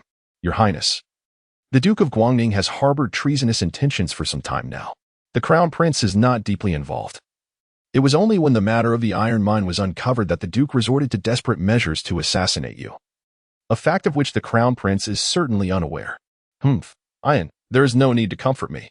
It is not a matter of shallow involvement. Rather, it is a contingency plan. Ever since he has turned a blind eye to the Duke of England's illicit iron mining and the training of private soldiers, it was clear that one day they would aim their weapons at me. Should both you and I meet with misfortune this time, The greatest beneficiary is all too obvious. The crown prince, who already wields the authority of regency in the capital, is thus entirely justified. Zhong Huaiyan pressed his lips together, refraining from further comment, as there were certain truths that were inappropriate to voice, whether for personal or political reasons. Perhaps, this is my retribution, the consequence of patricide. Chapter 32. The unyielding remonstrance. Zhong Huaiyan suddenly knelt before the emperor's uncle, imploring earnestly, "Your Highness, please do not speak in such a manner." Zhong Jiming helped him to his feet and remarked, "Let us cease this discussion. We must look forward." Throughout their journey, he had stained his hands with the blood of countless individuals. Whether he was virtuous or wicked had become inconsequential. What would the emperor's uncle do next? Would he take decisive action against those in his way? No, patience was required. There were too many hidden adversaries lurking in Jianan. This was an opportunity to draw them out one by one. Did they not covet this position? Then let him grant them the chance, albeit at the cost of Zhong Huaiyan's temporary distress. Zhong Huaiyan jested, "It is not so burdensome. Feigning illness for a time has enriched my private coffers considerably." Zhong Jiming replied nonchalantly, "Just remember to share half with me." "Alas, Your Highness, what are you saying? We must focus on more pressing matters. Please hasten to draft the secret orders. I still have messages to deliver." Zhong Jiming shook his head in resignation, took up his brush, and began to write, his gaze growing increasingly profound as he penned the missive.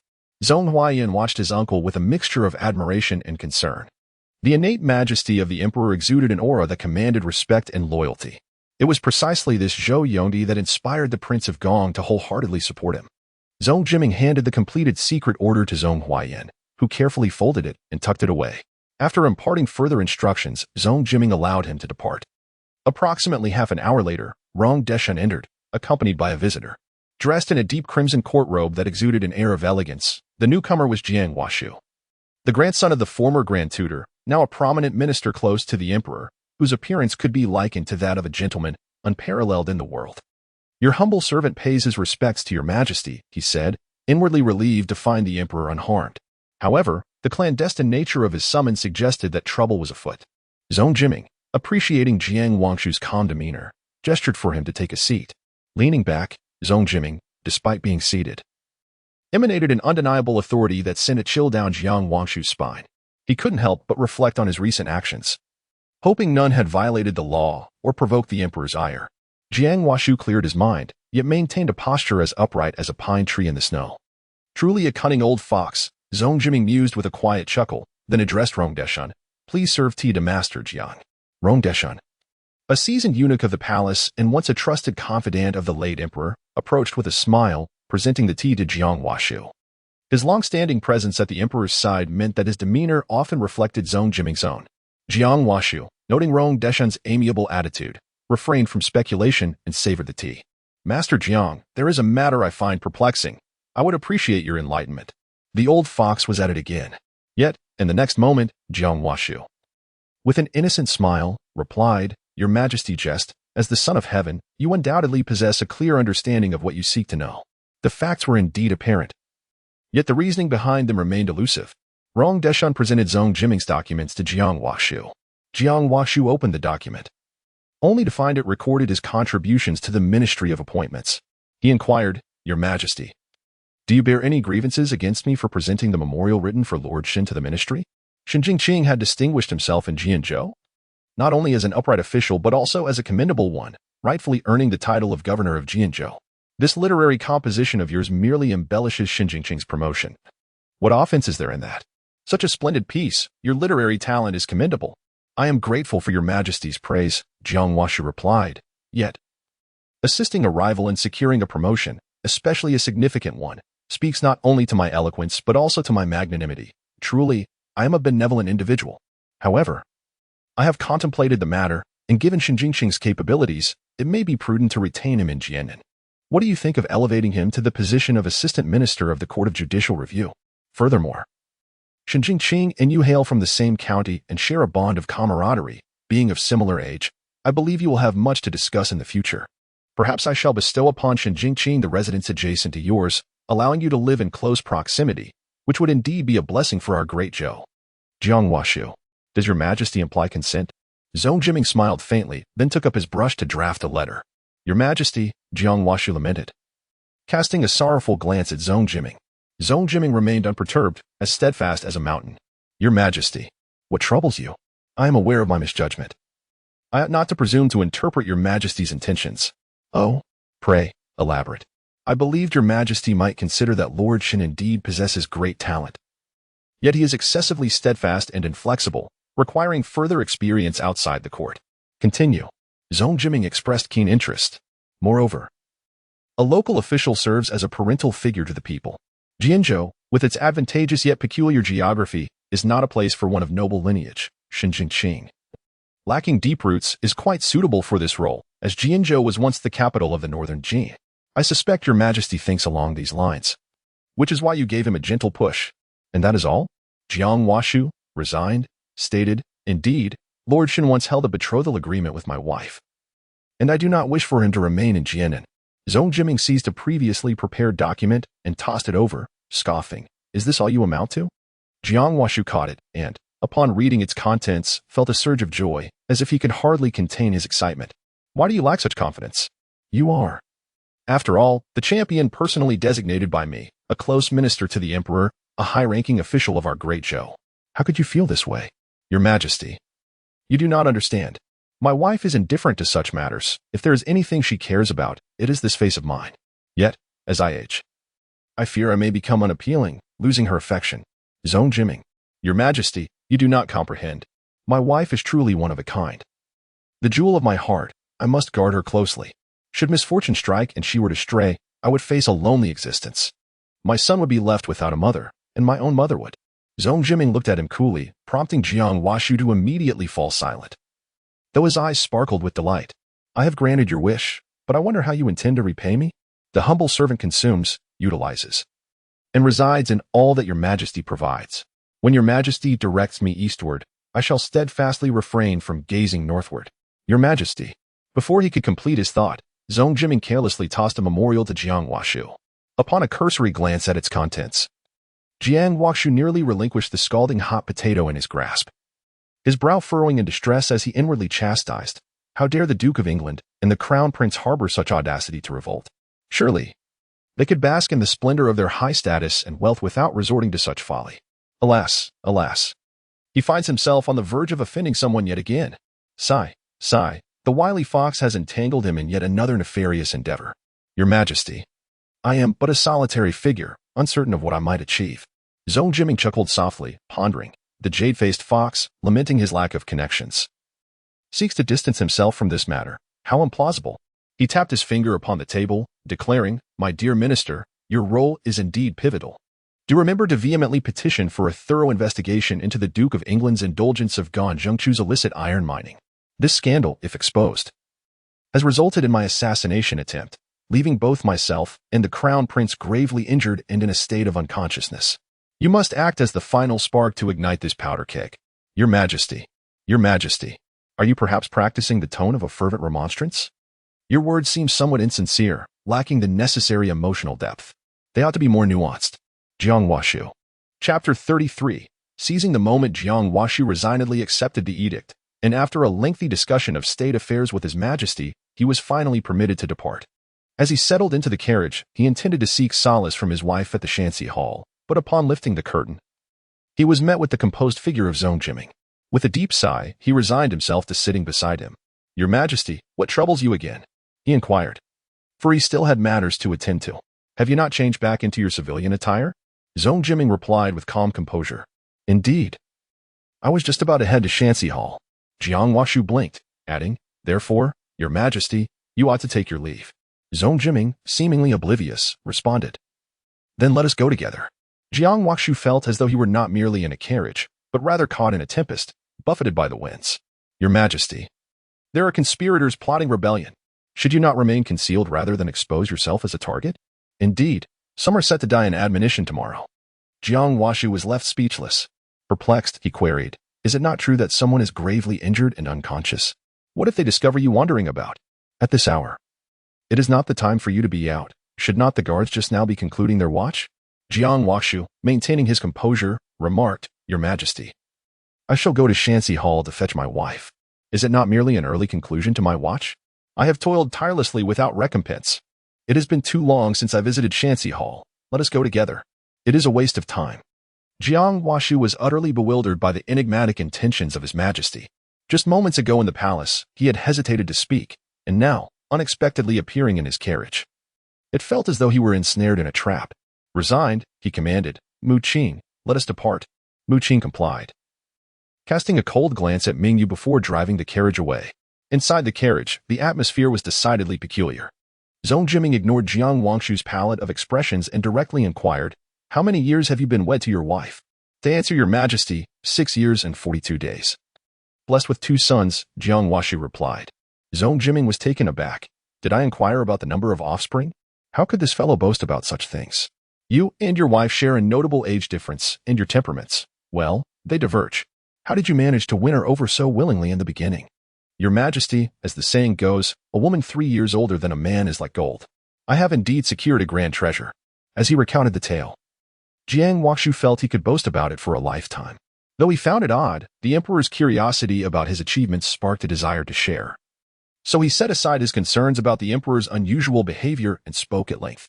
He recounted how, during his youth, he had seized the opportunity when Shen Jingqing and Chen Ling were to be wed, arriving with wine and delicacies to intoxicate Chen's father before boldly declaring his affections before Qianling. Should such a matter not be approached gradually? Zhong Jiming mused. Young ladies are most sensitive and prone to overthinking. Rather than engaging in a hesitant, back-and-forth manner that might lead her to see you as a brother, it is far better to clearly express your intentions, allowing her to properly understand your role in her life. This approach is far more honorable, as it reflects a man's pursuit of a woman rather than a brother's admiration for an elder sister. Your reasoning is sound, Zhong Jiming conceded.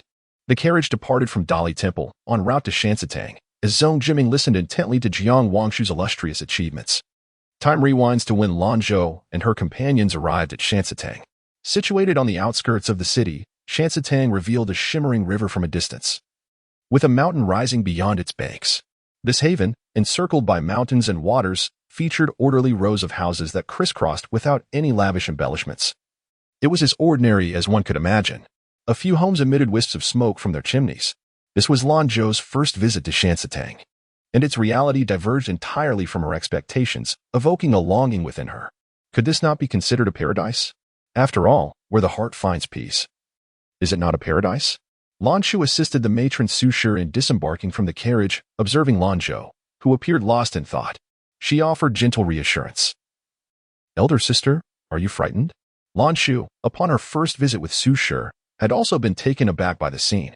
Having grown up traversing meticulously paved stone paths in the capital, where every location was adorned with yellow bricks and tended by diligent servants, she was unprepared for the absence of even a pebble path here. The ground was simply packed earth, and the recent rains had left it muddy. With each step, the sticky soil clung to her embroidered shoes, the faint squelching sound sending shivers down her spine. Lanzhou smiled softly and shook her head. "How could I be? This place is quite lovely, with its clear mountains and flowing waters. Let us proceed." Su Shi, wishing to say no more, felt a twinge of regret for not having arranged for the carriage to approach more closely. Upon their arrival at the Qianshi Hall and summoning the steward, they learned that the Princess of Gong had been indisposed and would not be attending. Upon hearing this news, Su Shi's expression darkened immediately. Not long ago, the princess had invited her to discuss the matter of hiring a skilled Su embroidery artist, which had struck her as peculiar, leading her to believe there was some intention towards the Huainan Marquis' estate. Little did she realize that someone had orchestrated the timing of the princess's message, fully aware that they would bring Lanzhou along. Yet, considering that the prince was engaged in military endeavors and her own son had sustained grave injuries, it was entirely understandable that she would lack the inclination to attend. However, why could she not have dispatched a servant to inform her? At that moment, another individual entered, prompting Su Shi to feign a smile, though she was acutely aware of the need to keep her distance from this woman. Su Shi hailed from the illustrious Su family, steeped in scholarly tradition for a century, and held little regard for the humble Chen Ling, whose family had toiled as commoners for 3 generations. Su Shi begrudgingly acknowledged that Chen Ling was fortunate to have married Jiang Huashu. Yet she could not fathom how the lady of the Wang family could have found someone so brash, uncouth, and, crucially, 3 years younger than Jiang Huashu. Several encounters with Chen Ling had left Su Shi infuriated. Lanzhou's gentle gaze fell upon a figure well known even in Yuan City. Dressed in a simple yet elegant gown that just grazed her ankles, the woman possessed a tall, well-proportioned figure that defied the rumors of her being stout and intimidating. Instead, she was curvaceous and vibrant, her bright eyes sparkling with vitality. Her features, though pleasing, were elevated by an innate resilience, as if she harbored hope even amidst adversity, bestowing upon her an extraordinary charm. Perhaps it was this very essence that endeared Jiang Washu to her, even amidst his successes. Having truly endured profound suffering and experienced the myriad vicissitudes of life, one would be reluctant to part with such a companion. Qinling, despite her youth, had already attained the esteemed status of a fourth-rank official's wife, having met the lady of Huainan. However, Su, as a first-rank marquis's wife, adhered to the formalities of greeting. With a stern countenance, she inquired, "What brings Lady Jiang here?" Fully aware of Su's disdain for her presence, Qinling cheerfully responded, "I was previously engaged by the Princess of Gong to impart skills in livestock rearing to some ladies.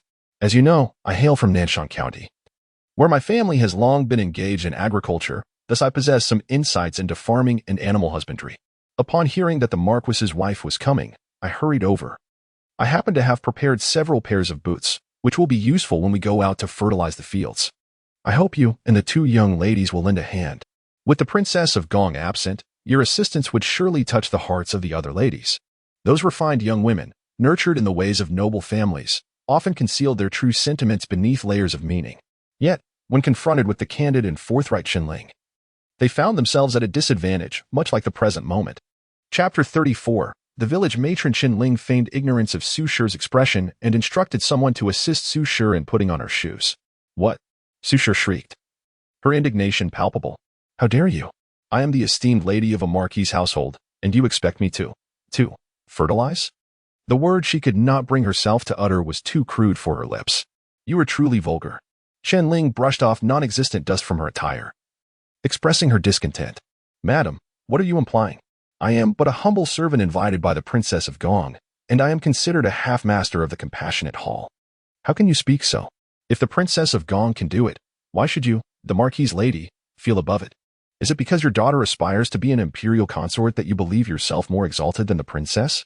Su Shi, already incensed, was about to erupt when she was restrained by Lanzhou, who timidly gazed at her mother and coughed, "Mother, I feel faint." Coming back to her senses, Su Shi recalled the previous admonitions from the Marquis of Huainan, cautioning her against any conflict with Jiang Wangshu's household. The influence and power of noble families had been significantly diminished under Emperor Yang, and the current favored individuals at court were primarily those from humble origins, with Jiang Wangshu among them. Many noblewomen, despite their disdain for Qin's humble background, welcomed her with smiles to avoid crossing paths with her brilliance. It seemed that Shu was merely trying to extricate her from the predicament. Su Shi suppressed her anger and complied, yet Qinling had other intentions. "Ah." Qinling's eyes sparkled with mischief, her skepticism unmasked. "The Compassionate Hall has doctors. Shall we summon one to examine you?" Lanzhou bit her lip, stifling her curiosity. "Mrs. Jiang was truly entertaining." Lanzhou interjected, "This person is completely oblivious. Can't she offer a way out?" "Mrs. Jiang, our household physician is well aware of my condition." Su Shi quickly added, "Indeed, my Shu is to be the future consort of the third prince. What mere itinerant physician could possibly attend to her?" The village matron was just that, unrefined and lacking awareness of the situation, speaking without thought, oblivious to the enemy she could create through her words. Qinling, however, did not relent. "Madam, is it truly appropriate to return so soon? Others might assume you have come specifically to confront the Princess of Gong. In her absence, you seem unwilling even to maintain appearances. The Huainan Marquis is an esteemed noble house. Surely it does not indulge in flattery like others." "Mrs. Jiang, please choose your words carefully. My daughter is delicate and has endured a bumpy ride for half an hour." Su Shi's eyes caught sight of someone supporting Lanzhou, and she bit her lip. "Lanzhou is the legitimate daughter of our Marquis. She shall remain here to lend assistance to the Compassionate Hall on my behalf." Having just returned to the estate and noticing that she could articulate her thoughts, now witnessing their predicament without uttering a word, she deemed her heartless. Qinling sighed inwardly. Lanzhou contemplated Su Shi's convoluted thoughts and could fathom her intentions. Whether to act or remain silent, it seemed Su Shi would always find fault. She mused, it is indeed a burden for her, with all her wits falling upon her alone. The eldest legitimate daughter may be able to serve as a substitute for the lady of the Marquis' residence. But the true weight of her status is something she is well aware of herself. Has she not heard the rumors circulating in the capital about her being looked down upon by the Marquis' household? Is this not merely inviting ridicule? Lanzhou stepped forward and gracefully curtsied, Addressing Qinling, "Madam, I am Lanzhou. If you do not find it bothersome, I would be willing to assist you." Qinling pouted slightly, her eyes openly scrutinizing Lanzhou. She had heard of this eldest daughter of the Marquis, raised outside for 16 years due to some fateful narrative, resembling a girl abandoned. Meanwhile, Su Shi took the opportunity to help Lanzhou leave. Although Baizhu and Danzhu were vexed by Su Shi's actions, they could only swallow their grievances as their own young lady seemed unfazed. Qinling watched their departing figures with wide eyes, unable to suppress a disdainful thought. What kind of woman can still aspire to be the matriarch of the Marquis' household? She then turned her gaze to Lanzhou, who was looking at her with a gentle smile, and despite her thick skin, she felt an inexplicable flush on her cheeks. How could a woman of Su Shi's pretentious nature have such a fresh and lovely daughter? Perhaps she had not heard of her reputation, which would be fitting. Lanzhou was indeed a pitiful soul, and there was no need to make things difficult for her. Never mind, if you follow along now, you can return together. Haha. Lanzhou covered her mouth, giggling. "Madam, do you find me bothersome? You say your mother abandoned you?" Qinling immediately regretted her words, feeling as if she were regressing. After all, she was a mother of 2 and 9 years older than Lanzhou. How could she frighten this young girl? This thought made her feel embarrassed. However, Lanzhou remained indifferent, glancing toward the door, unperturbed by notions of abandonment. At least at the age of 8. They still honored that thread of blood connection and did not cast her aside. As for everything else, if one does not covet, one will not be disappointed. Qinling awkwardly changed the subject, the delicate, ahem. "Madam will be going out shortly, to the pigsty. Do you know that the pigsty has not only pigs but also their manure?" Lanzhou interjected. "I have heard that animal dung is indeed beneficial for the growth of crops." "Certainly. Not just that, for instance. Burning the root of the balloon flower to ash and burying it." Qinling abruptly stopped, questioning why she was discussing such matters with her. She scrutinized Lanzhou repeatedly, doubtfully asking, "Are you truly the daughter of the Huainan Marquis?" "Absolutely genuine. The rumors are exaggerated," Lanzhou replied. They exchanged a smile, and Qinling felt a kindred spirit with this ethereal girl. Seeing that Lanzhou genuinely did not wish to leave, she decided to have the maid prepare a pair of boots for her. The journey would mostly be through muddy paths, and such pearl-embroidered soft-soled shoes would easily get dirty and cause blisters. Once the boots were ready, they set off towards the fields. Qinling playfully asked Lanzhou, "I wonder how the outside world speaks of me?" She had heard Granny Qian chatter about many people and events in the capital, which were almost identical to the previous life, except that she had previously focused on them, neglecting many truly interesting individuals and occurrences. Lanzhou did not shy away from the truth, responding candidly, "Country women are crude and unrefined, envious and lacking in decorum." Haha. Lanzhou was enveloped by this hearty laughter, the curve of her lips deepening as she inquired, "Do you mind, my lady?" In certain respects, they spoke the truth. Qinling brushed her hair aside, nodding in agreement, pondering. She had grown up in the countryside, with her father, mother, and ancestors all being farmers. Indeed, she felt out of place among the officials of the capital, let alone the esteemed noble families. As for her husband, one must ask whether those so-called virtuous and magnanimous women would genuinely wish to share their beloved with other women, if they were truly willing. Perhaps their sincerity would be tainted by ulterior motives. "And what of me?" Lanzhou retorted, aware that she was not favored by the Marquis. Yes. What could someone raised in the countryside, lacking in experience and burdened with a fate that brings disaster to friends and family, possibly know? Since the announcement from the Huainan Marquis 6 months ago regarding Lanzhou, the myriad of tales that emerged were far more riveting than her own. Chapter 35. Expanding horizons. Qinling observed Lanzhou's demeanor from the corner of her eye and felt a sense of relief upon realizing that she was indeed unfazed. Lanzhou chuckled, remarking, "In comparison, my reputation seems rather inferior to yours." "Oh, that cannot be true. Yours is merely fabricated. Once your mother takes you out, such rumors will effortlessly dissipate. As for her slanders, let them be. They starkly contrast with the customs and etiquette of these noble families, and it seems they cannot be dispelled." Lanzhou chose not to respond, for such matters held little significance for her, compared to many in this world. She considered herself exceedingly fortunate. As they strolled, Lanzhou marveled at the astute location of the Shanxi Hall. Not only was there a vast expanse of arable land, but the nearby river also provided a natural irrigation advantage. Men and women of all ages toiled diligently in the fields, their hands and feet nimble, donning straw hats to shield themselves from the sun, sleeves rolled up, and shoes caked in mud. Yet, the smooth texture of the soil made it easy to wash and dry. Rows of small mounds revealed tender yellow sprouts, yet some were still digging holes nearby. Curious, Lanzhou inquired, what are they doing? Haven't the seedlings already emerged?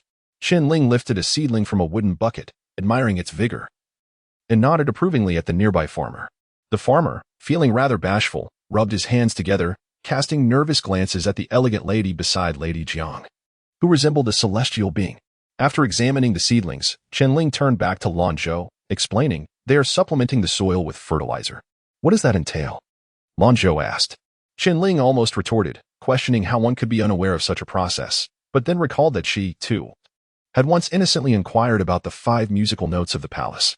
The corn yield in the capital is not particularly high, primarily due to the low survival rate at the time of planting, and our farmland in Nashan County is even less productive than that of the capital. However, we can enhance the yield through a second round of sowing. Our family possesses a traditional method for soaking corn seeds, Ling stated, pointing to a seedling. Look how robust this sprout is compared to those in the ground. Indeed, by planting 2 or 3 such seedlings and applying fertilizer and irrigation, they will flourish magnificently. And this entire field of corn will surely yield twice as much as before, she added, her enthusiasm palpable. Lanzhou gazed at the delicate sprout, cautious not to break it with the slightest pinch. Ling's delight in Lanzhou's curiosity spurred her on. Do not be deceived by the simplicity of digging and burying. There is an art to it. I hope Lady Jiang will enlighten us. Observe how close the seedlings are planted. If we were to sow here, we must exercise caution, for it is all too easy for the hoe to damage the roots. Moreover, the direction in which we turn the soil must follow the contours of the furrow leading up this slope. Also, the hoe must be of a specific type. A wide or curved hoe will not suffice. We must use a narrow one, not only for ease of labor but, more importantly, to avoid harming the seedlings, Ling explained as she demonstrated.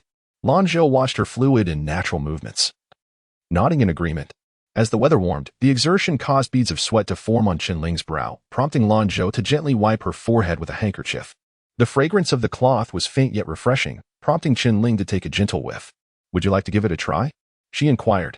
Behind her, Baizhu instinctively considered intervening on Lanzhou's behalf, only to be halted by Danzhu. Danzhu whispered into Baizhu's ear. Did you not notice that the young lady seems quite unbothered and even delighted? While Baizhu hesitated, Lanzhou had already seized the hoe. She had discreetly observed Ling's stance, with her hands positioned on the handle and her feet spread apart, swinging the hoe repeatedly. However, she either broke the seedlings, covered them with soil, or nearly struck her own face. Lanzhou blushed as she surveyed the half-tilled patch of land, stealing a cautious glance at Ling. Ling could no longer restrain her laughter, supporting her waist as she chuckled heartily. Standing behind Lanzhou, she pressed her back against her, placing her hand atop Lanzhou's, guiding her movements with finesse. You need to feel the rhythm, Ling encouraged, slowing her pace to allow Lanzhou to catch on. Before long, Lanzhou was absorbed in her task, her movements becoming increasingly adept and her speed noticeably improving. Ling withdrew her hand, observing Lanzhou, who was engrossed in her work, and the onlookers who had paused to watch. A smile crept onto her face. She was indeed different from many noble ladies of high birth. What are you all staring at? She chided playfully, nudging the closest person with the hoe. Unfazed, the individual replied, Lady, it's been a while since you last visited. We are quite familiar with you now, especially since you are the wife of the esteemed Lord Wang of the Dali Temple, a true official who genuinely cares for the common folk. Is this your sister, madam? They inquired. Ling chuckled and asked, Do you think we resemble each other? The person considered thoughtfully before asserting, Not really. That young lady looks like a celestial being. While you, madam, well? They trailed off, leaving Ling both amused and exasperated. She feigned a stern expression and said, Speak properly. My hoe does not lack discernment. Have you truly seen a celestial being? Although I have never seen one, if there were celestial beings, they would undoubtedly resemble that young lady. You certainly have a way with words. Perhaps you should abandon farming and pursue flatteries instead. If the madam were in such a position, that would indeed be splendid. Look at you, wasting time chatting while she is nearly done with her task. The individual quickly lowered their head to resume work upon realizing this. Ling arrived at the end of the ridge of the field and remarked, Ah, you have a talent for this. Madam has taught well. Lanzhou replied with a smile, but soon halted as a prickling sensation coursed through her palm. Upon opening her hand, she discovered several blisters forming on her delicate, pinkish skin, with one area already scraped raw. Ling expressed her astonishment. Goodness. Is your skin made of paper? Lanzhou merely sighed in response. Bai Zhu, having circled around Qinling, took Lanzhou's hand and expressed concern. Madam, shall I apply some medicine for you? Although a hint of resentment lingered towards Qinling, she pondered that it might not entirely be her fault. Lanzhou withdrew her hand. No need. It will heal gradually. But what if there are scars? Danzhu chimed in. Madam, I have yet to fully enjoy the softness of your hands. Lanzhou remarked nonchalantly. It's nothing serious, just a minor injury. Well, Miss Lan, let me address you as a Zhou, she continued. Please follow me to the grass pavilion ahead. There is water there for you to wash and apply some medication. Observing their expressions, she felt reluctant to refuse, as it might come off as somewhat pretentious. With a hint of apology, she replied, I hope I'm not causing you any trouble. Trouble? Not at all. Please, just call me sister, the woman responded warmly. Mother, forgive your daughter-in-law for being close to the daughter of your former rival. It is indeed a rare and cherished bond. Lanzhou found herself quite fond of this straightforward and easygoing older sister. The gentle and melodious voice was soothing and delightful. Come on, sister, let us go, Qinling said, pulling Lanzhou along. Not far ahead stood a rudimentary shed made of wood and straw, merely a temporary refuge for weary travelers. Equipped with cool water inside. Chapter 36. Teaching one to fish. Bijou carefully assisted Lanzhou in settling down, diligently tending to her wounds with a small vial of medicinal powder she had brought along. After applying the powder, she wrapped it gently with a fine white ribbon. Your servant is exceptionally well prepared, Qinling exclaimed, glancing at the distant figure of a maid emanating an aura of aloofness filled with envy. She is Bijou, who has accompanied me since childhood, caring for me like family. Trusting that Qinling and the others would not speak recklessly, she relaxed her guard somewhat. Bijou's eyelashes fluttered. She knew well how well the young lady treated them, yet to hear such words spoken openly brought her both joy and a sense of warmth. Hiki, well, our Muyu is also remarkable, truly extraordinary, Qinling remarked, giving Muyu a thumbs up. Lanzhou observed Qinling's exaggerated praise and then looked at Muyu, who appeared noticeably softened by the compliment, and smiled, sensing that she, too, had a story to tell. Nearby, Danzhu raised her hand. Miss, have you forgotten about me? Lanzhou teased. Yes. We must not forget about our Danzhu, the girl who creates miracles with her strength, single-handedly lifting a large water vat. And she is also exceptionally wise in her own way. Danzhu puffed out her chest proudly, lifting her chin. Indeed, if anyone were to harm the young lady, I would smash them with a water vat. The group erupted in laughter at Danzhu's antics. Sister Ling's maid is quite formidable. One can tell she is skilled. Oh, not at all. She is not merely my maid. She is my protector, Muyu, who is simply outstanding. The group rested in the grass shed for a short while, with Lanzhou and Qinling engaging in delightful conversation. There is a saying that a drink shared with a confidant is never enough, while a conversation with a stranger drags on. Qinling then led Lanzhou deeper into the livestock area, which included pens for cows, sheep, and chickens, a vast expanse indeed. One of the guiding principles of the kindness hall is, teaching one to fish is better than merely giving one a fish. Let me show you some adorable creatures. Qinling took Lanzhou's hand and led her to a cleaner area, where the columns were relatively new, suggesting recent construction. Inside, an abundance of white and gray rabbits hopped about energetically, a sight to behold. How can there be so many rabbits?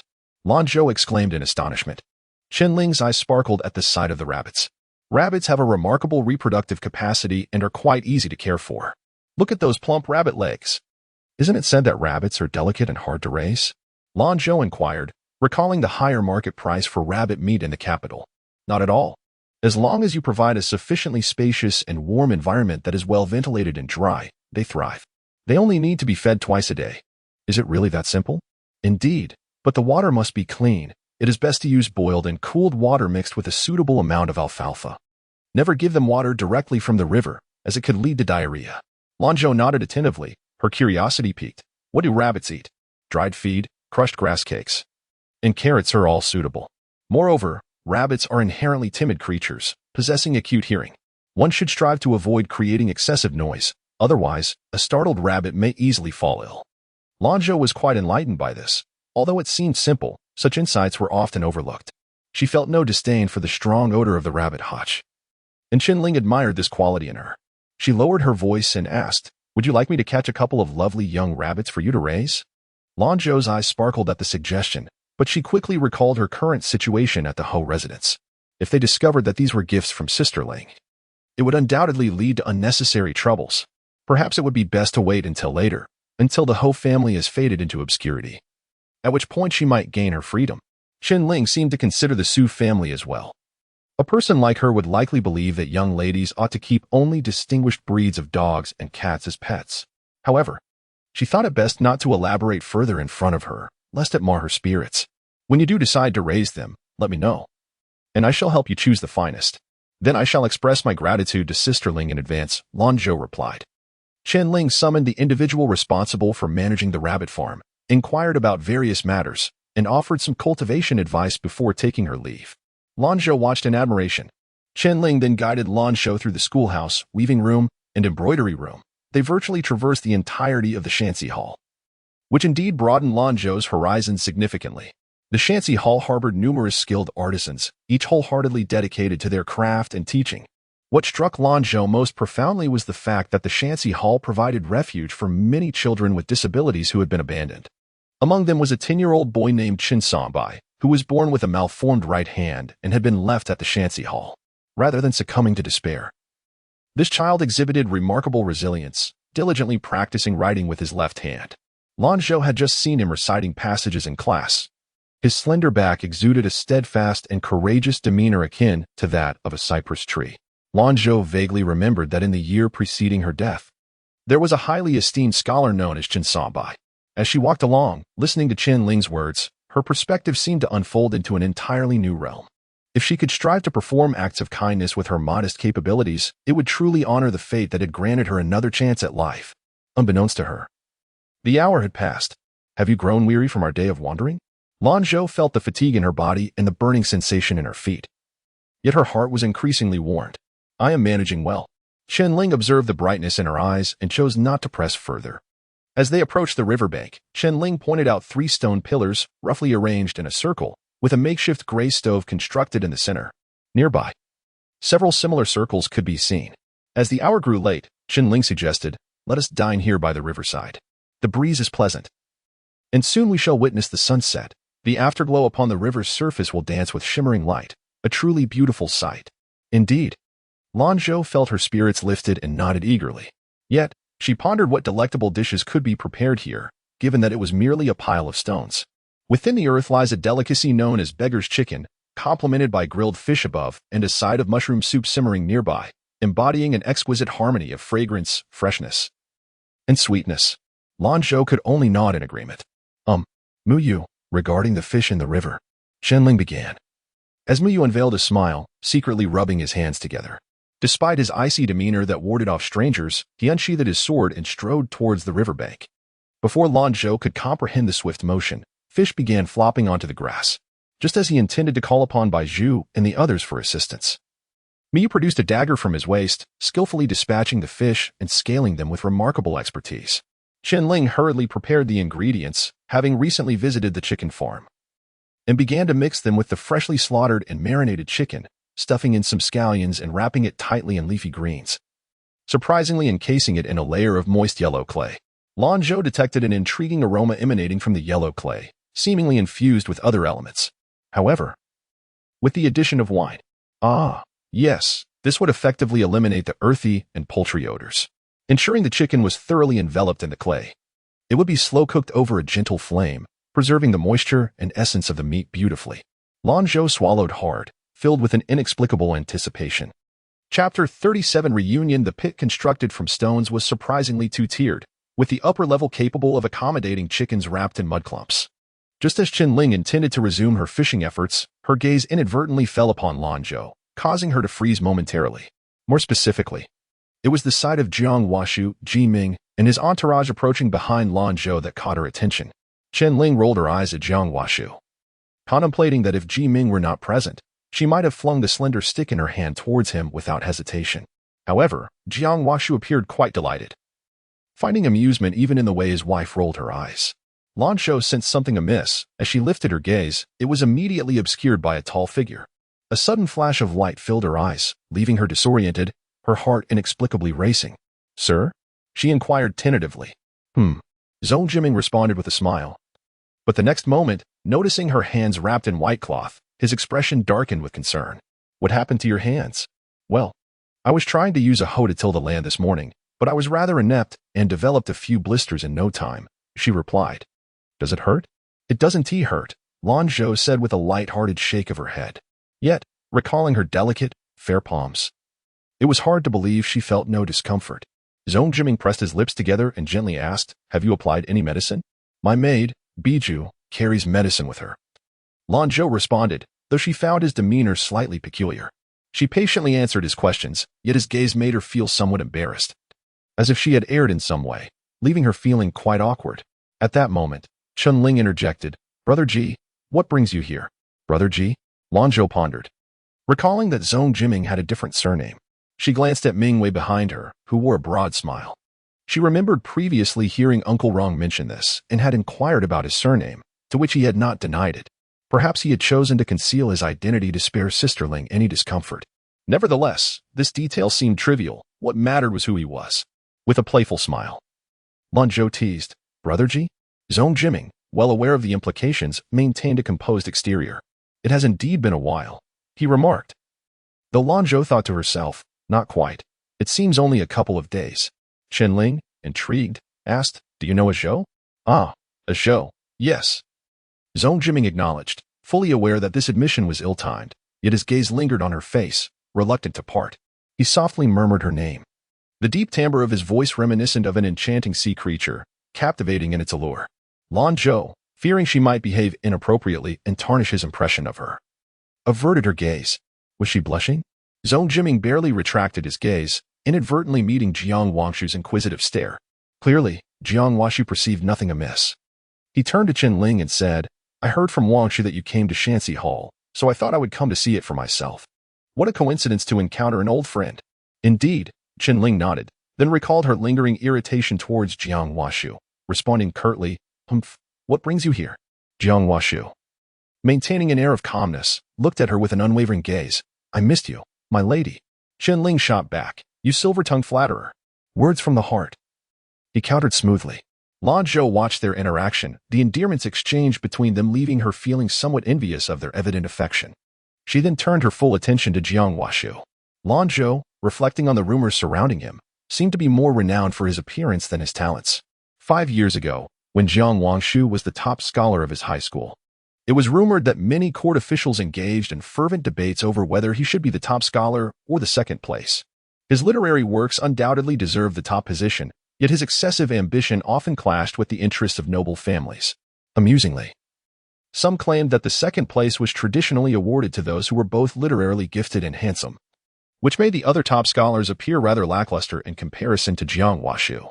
In an effort to prevent commoners from attaining high positions, even one's looks could be a point of contention.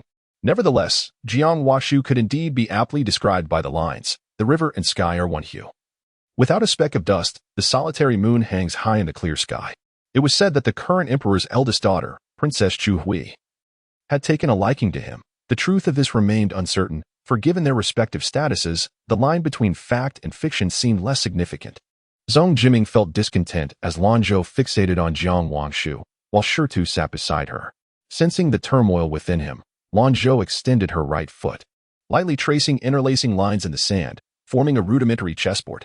She looked up and smiled at him. Zhong Jiming's gaze shifted from her eyes to her petite toes.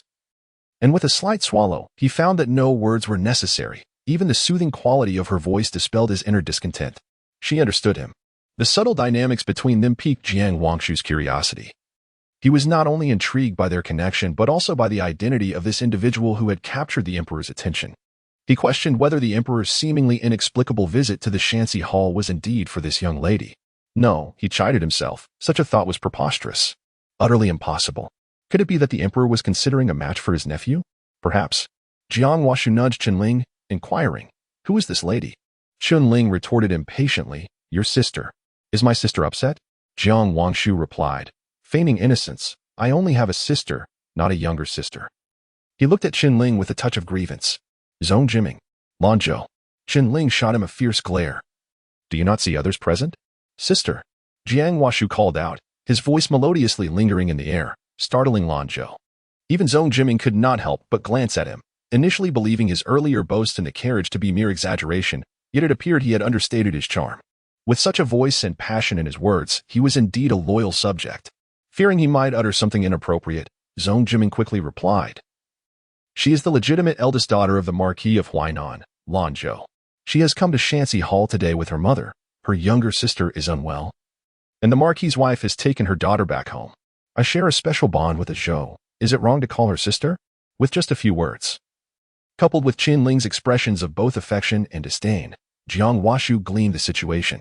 He glanced at the emperor, feeling that something was amiss today. It seemed the emperor had intentions toward the Marquis of Huainan's household. In such circumstances, could there be unexpected developments? Ah, how eagerly I await. My lady's sister is indeed my sister. Jiang Washu waved her hand, greeting Zhou with a cheerful hello. In that moment, Lanzhou suddenly remembered that she had neglected to pay her respects, and just as she was about to rise, she was halted by Qianling. We do not adhere to such formalities here. Brother Ji is a close friend of my husband, and we are all like family. Indeed, the lady speaks true. Jiang Wangshu nodded. When His Majesty traveled incognito, it was precisely to facilitate his affairs.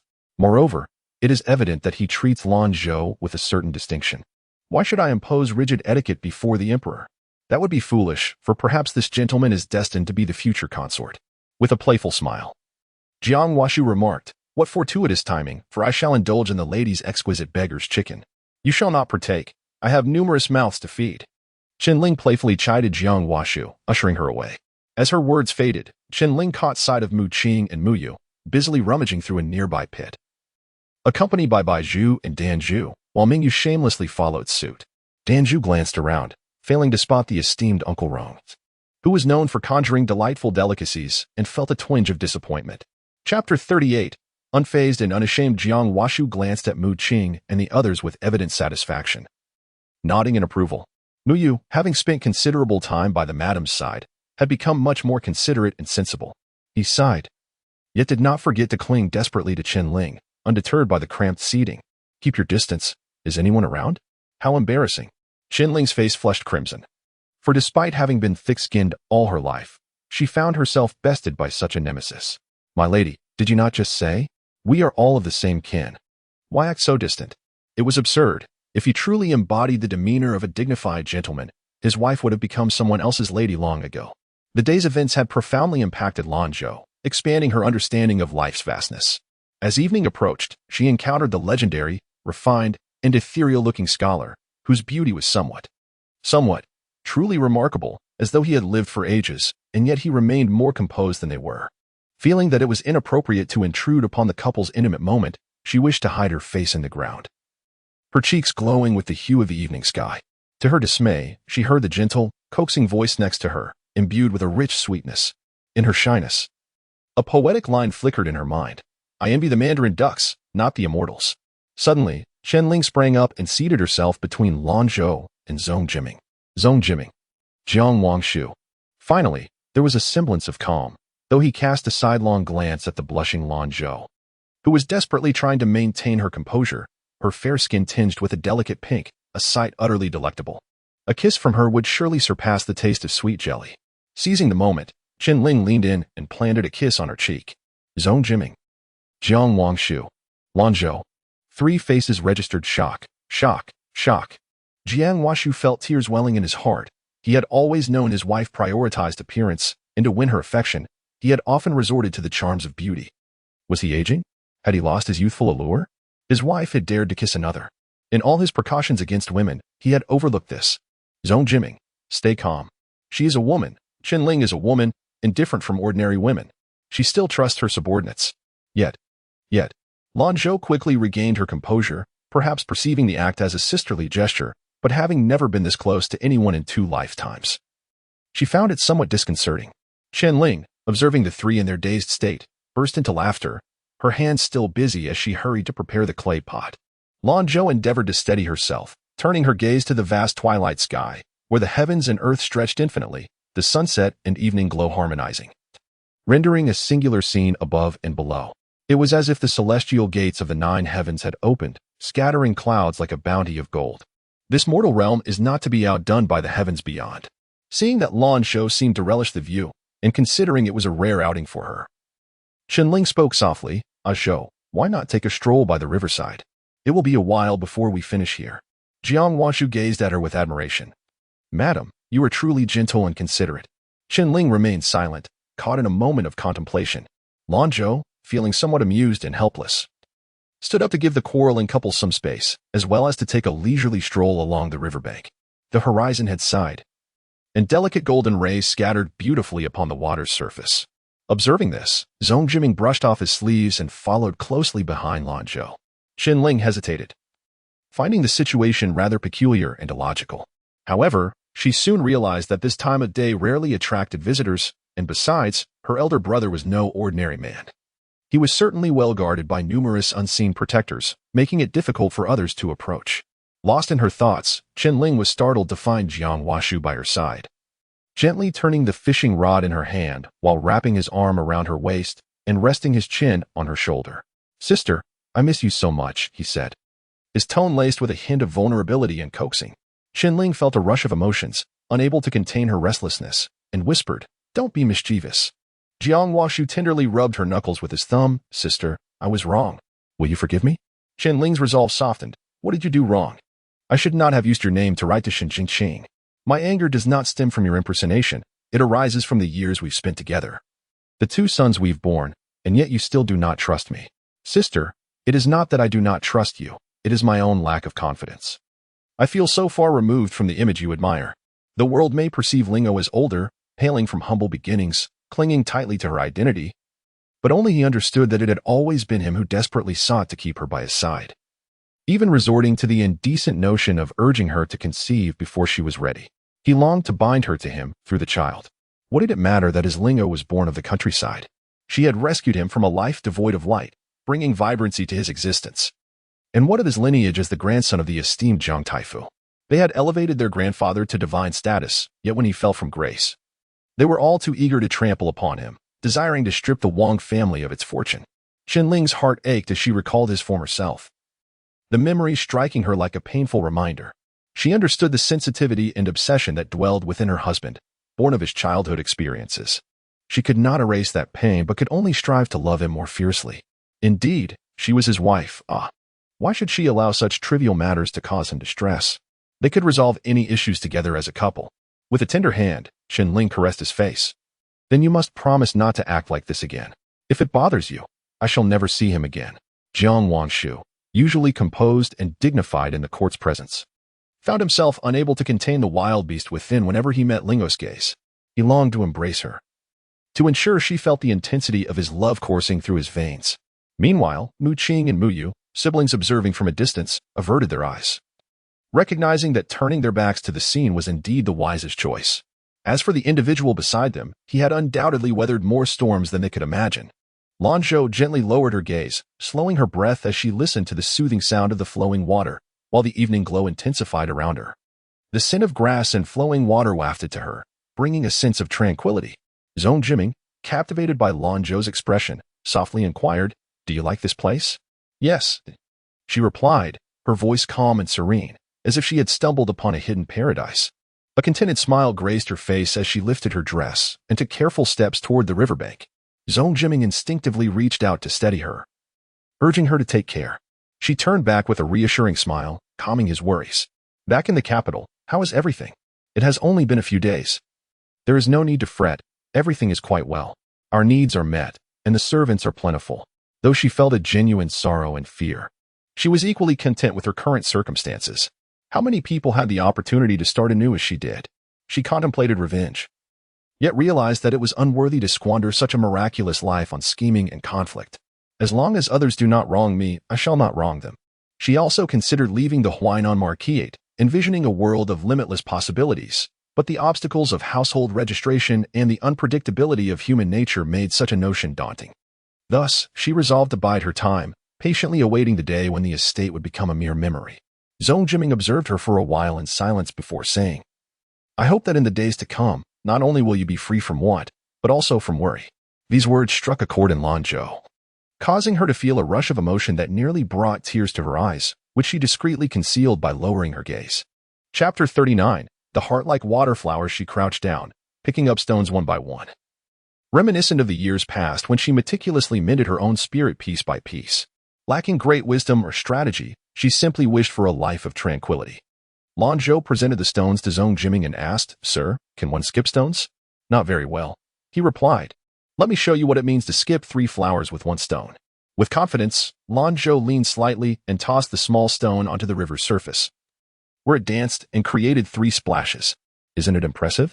Lanzhou's demeanor had transformed, displaying a gentler, more vivacious side typical of a young lady. The stone may not have been cast merely into the river. Zhong Jiming, with his hands clasped behind his back, gazed intently at Lanzhou, smiling as he said, "Remarkable. I wonder if Sister Lanzhou could demonstrate once more for my learning?" Lanzhou smiled radiantly, jokingly retorting, "Well then, young Master Ji must learn diligently, lest the teacher resort to punishment." If only he truly bore the surname Ji. Zhong Jiming chuckled indulgently, gesturing for her to proceed. Lanzhou bit her lip, suppressing the peculiar and unfamiliar flutter in her heart, taking a deep breath as she aspired to perform well. Another 3 consecutive splashes followed, and with a playful grin, she inquired, "How is that?" "Quite good indeed. Would Brother Ji like to give it a try?" Lanzhou extended her palm. "If you can master my skill, is there a reward?" "Only punishment would be unacceptable. Learning is a student's duty. How could there be rewards? I previously gifted you an iron talisman." Zhong Jiming stepped forward, stating, "Now you are the teacher. Could it be that the teacher is hesitant?" You. Lanzhou's cheeks flushed suddenly. Yet she straightened her posture defiantly, exclaiming, "I am the lady teacher, with courage as small as a needle's eye." Zhong Jiming could not help but chuckle. That lady teacher, whose courage is indeed as diminutive as a needle's eye. Should the student fail to learn, the student must impose a penalty. A penalty for what? "I must promise the teacher one thing." Lanzhou's interest piqued. "What is it?" She pondered, for he was not herself.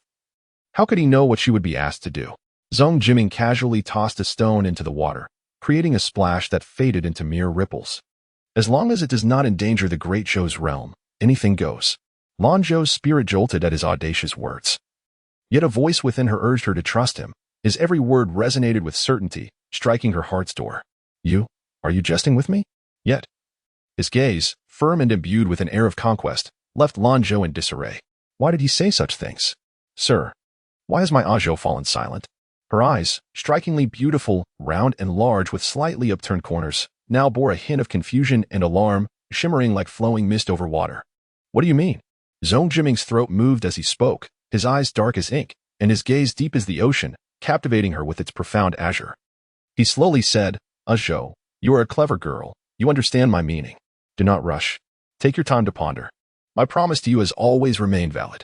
Zhong Jiming gazed at her flustered eyes, his heart aching profoundly. He could only halt, restraining himself from acting too forcefully, fearing it might frighten her. Yet, deep down, Zhong Jiming felt exhilarated, sensing that the person he had long desired was now closer than ever. If he had followed his previous thoughts, it would have taken much longer. He realized that Jiang Washu was indeed correct. Was it not better to avoid the loneliness that comes when one's beloved finds another? Lanzhou was about to speak, but noticed that the man had already turned and walked forward, each step firm and resolute. His broad back and tall, well-built frame exuded elegance and composure, each movement graceful and steady. He radiated a gentle yet noble authority, compelling respect and admiration even in silence. She perhaps understood a fragment of his intentions, biting her lip, ready to lift her skirts and follow, only to find herself unable to move. She had to come to terms with a harsh reality. He was like the boundless, unfathomable deep sea, capable of stirring colossal waves with a mere gesture. As for her, she was but a fragile boat, adrift and alone. Understanding mattered little. The closer she drew, the more she risked sinking deeper into despair. Perhaps he could maintain his composure and distance, but what of her? She feared a fate even worse than in her previous life, one that would ensnare her more profoundly and painfully. So be it, perhaps this was for the best. He must have been unable to endure her coldness without a response. Lanzhou cast the last 2 pebbles into the water. Plop, plop. As the stones sank, the river's surface returned to tranquility. Lanzhou managed to steady her disordered breath, and when she lifted her gaze, she found herself maintaining a serene demeanor. She observed the slowly flowing river, striving to calm herself, ever more calm. After a considerable time, a broad palm appeared before her, revealing a tiny dragonfly woven from grass. Its head no larger than a small fingernail, gazing at her with a delicate demeanor akin to his own. Lanzhou stood there, stunned. The calm she had desperately maintained shattered in an instant, her eyes glistening with unshed tears. "Sir, why must you be so kind? I have wasted 36 years. Much older than the young lady." Lanzhou blinked at him. Zhong Jiming too felt a flutter of anxiety, yet he recalled Jiang Huashu's words, finding them profoundly insightful. Beneath the gaze of the Buddha, one glance struck deep, and in this pavilion it was merely a chance encounter. A pretext to reunite with a cherished figure. Lanzhou trembled, her fingers clutching her sleeves, recognizing the facade of her exterior. I too believe this encounter is meant to let go. Indeed, sir, it is time to release. Letting go is simple, but relinquishing is a challenge. The journey home was already clear, a moment of joy captured in a glance, wishing to nurture it for a lifetime, to guard one's soul. Lanzhou's pupils dilated. He was indeed remarkable, each word piercing her heart like a needle, painful yet poignant, ensnaring her entire being. A lifetime. Her expression turned sorrowful, her gaze tinged with bitterness. She wondered if she would even reach the age of 28. Life was fraught with uncertainties. He lived while she had yet to be born. Surely, he must have a wife and children by now. It would be wiser to cherish the bond of teacher and student, a connection of kindred spirits.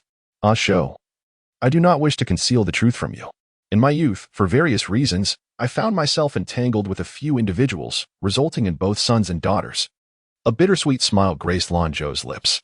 However, if you are willing, I long to take you as my wife, dedicating my remaining days solely to you, forsaking all other women.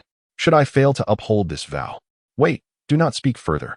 Lanzhou hastily interrupted, deeming such declarations unnecessary for a mere fleeting moment. It is utterly absurd, too absurd. She was astonished by her own emotions, shocked by her desire to believe. Though Zhong Jiming felt a tinge of disappointment, he recalled Jiang Wangshu's words. Instead of slowly drawing out his intentions, it would be more effective to be forthright, allowing her to regard him as a man from that very moment. Courteous overtures must precede any assertive actions, regardless of the outcome. It would be most desirable for her to harbor affection for him. If not, he could only hope to keep her by his side. 3 months. Lanzhou, grant me 3 months of your time. If, after that period, you still feel indifferent towards me, I shall not pursue you any longer. At that point, if you do not agree, I shall simply marry you and take my time thereafter. Jiang Huashu married Qianling at the age of 18. And it was a year later that their union was consummated. Jiang Huashu wisely remarked that merely gazing upon the one you cherish can enhance your appetite. There is a popular belief that dragonflies bring unexpected surprises and blessings. Zhong Jiming maintained a facade of calm amidst turmoil, his right hand, which cradled the dragonfly, unwavering, embodying a silent resolve.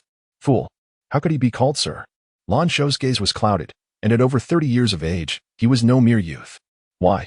Akin to an insurmountable mountain, must he reduce himself to the plains? Mingyue, with a heavy heart, observed from afar. If he were to speak, why not directly propose, instead of resorting to the mundane tactics of courting a maiden? Thus, the two remained locked in their silent standoff. Chapter 40, A Good In-Law Family. A Zhou, Brother Ji. A Zhou, what troubles you? The fish is ready. Qianling called out to the two motionless figures. Lanzhou, regaining her senses, stammered, I need to head back now, the dragonfly. As she attempted to flee with her skirt in hand, Zhong Jiming blocked her path. Moving in tandem with her every step, Lanzhou bit her trembling lip, casting an exasperated glance at Zhong Jiming before resolutely seizing the grass dragonfly and tucking it into her bosom. Zhong Jiming chuckled softly, feeling a wave of relief, leisurely following her. He mused to himself, Jiang Wangshu is indeed a remarkable person. When it comes to emotions, one must be straightforward, particularly in perceiving how differently one is treated by others. Her feelings towards him are distinct, though she hesitates and struggles with her own sentiments. There is a clear aversion to the matter at hand. Qianling, sensing something amiss, inquired, why the rush? Your face is all flushed. At her words, Lanzhou felt her cheeks grow even warmer, awkwardly replying, I'm just eager to drink the fresh mushroom soup. Sisterling, why are your lips so red? Did you burn them while tasting the soup? Qianling's face turned crimson, her eyes shimmering with embarrassment, as if she had committed an unspeakable act.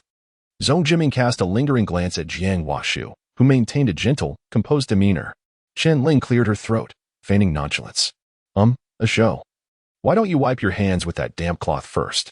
Lanzhou, grasping the stick in her left hand, gazed at the fish, its enticing aroma awakening her appetite.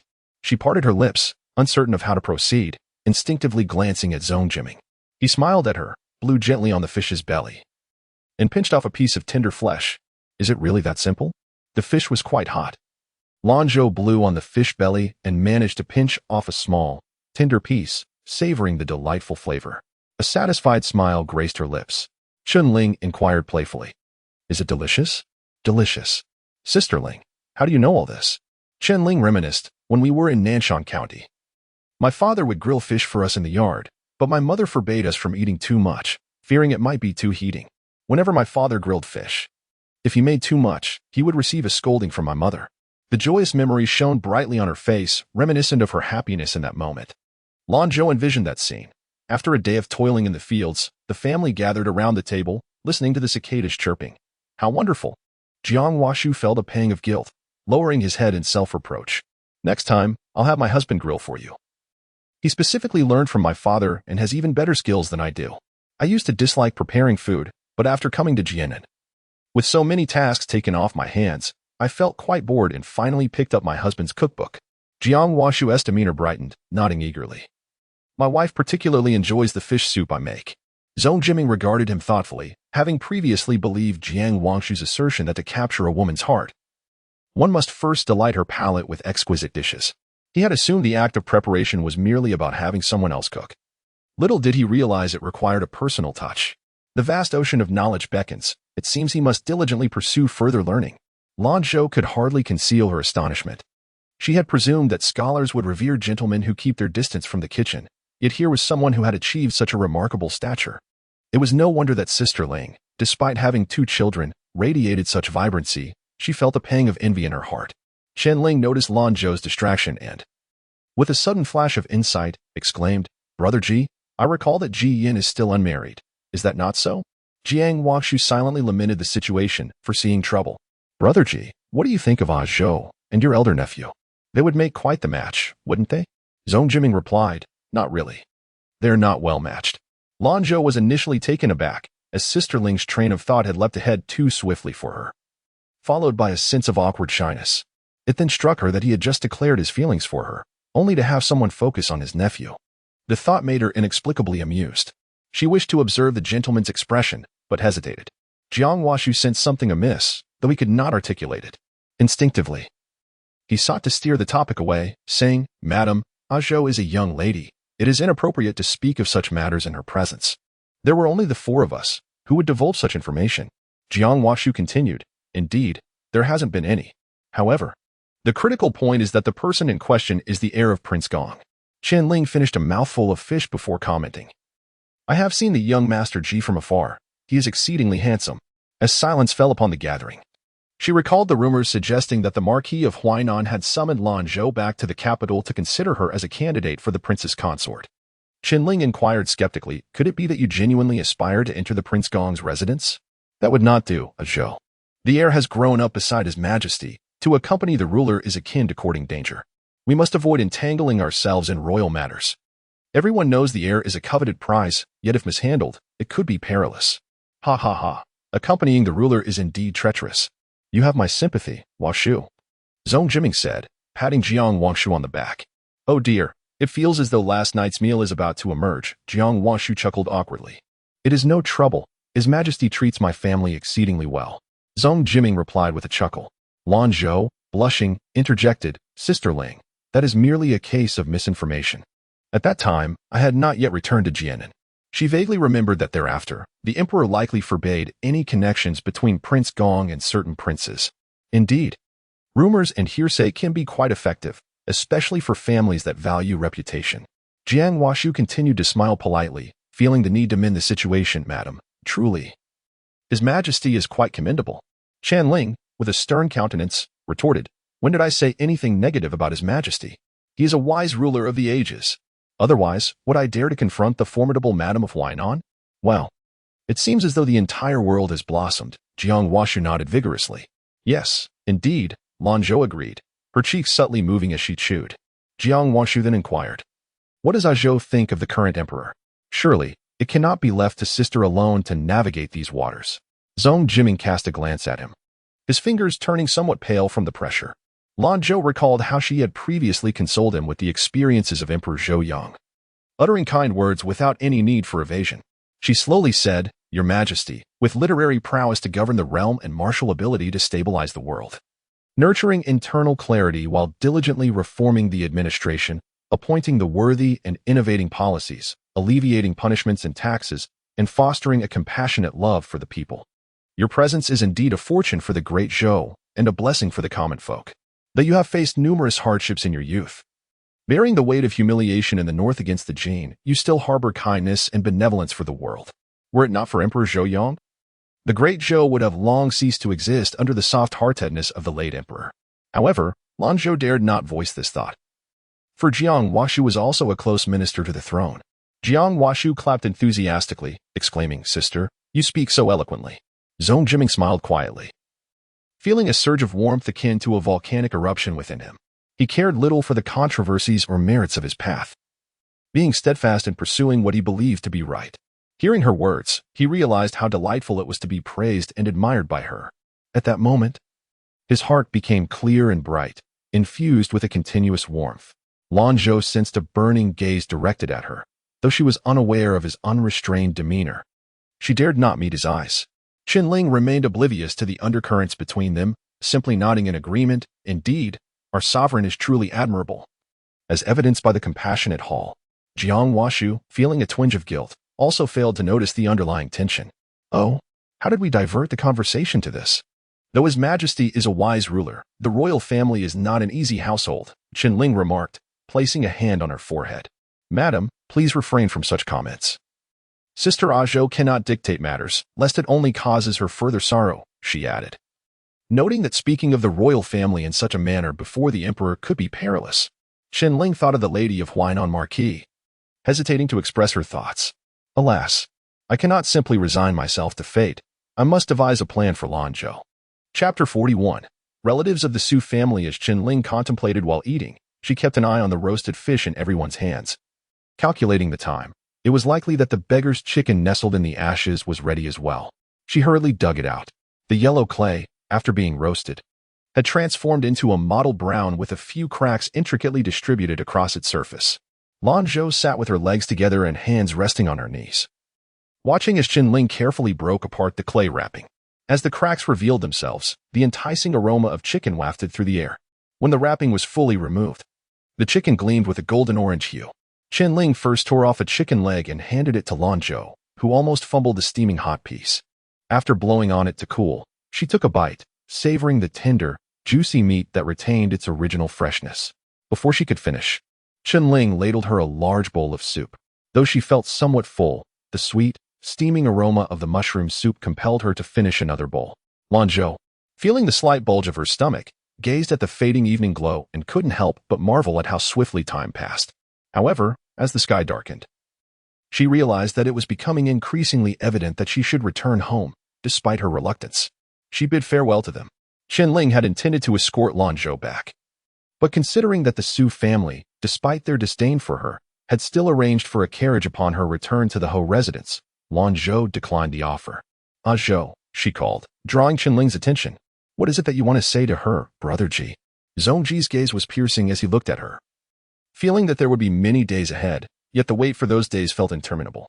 Qinling urged, "Brother Ji, if you have something to say, please do so. Azhou needs to go home. I only wish to inquire when the dragonfly will rest upon the head." Qinling found this remark perplexing and glanced at Jiang Washu, who appeared equally contemplative, then turned her gaze back to Lanzhou, wondering what riddle they were playing at. A fleeting shadow of sadness crossed Lanzhou's eyes before she broke into a cheerful smile, saying, "The dragonfly has broken its wings and cannot fly anymore. Young Master Ji." With the gentle breeze and bright moon, amidst the blossoms and verdant willows, there is no need to fixate on a solitary dragonfly. Farewell. With determination, Lanzhou turned to leave, treading on the soft sandy earth. Yet, unable to resist, she glanced back one last time. The distance had grown, and she could only discern the outline of his figure, yet she sensed his unwavering gaze upon her. Her eyes grew warm, and she quickened her pace to depart. Upon exiting the official hall, Mama Qian greeted her.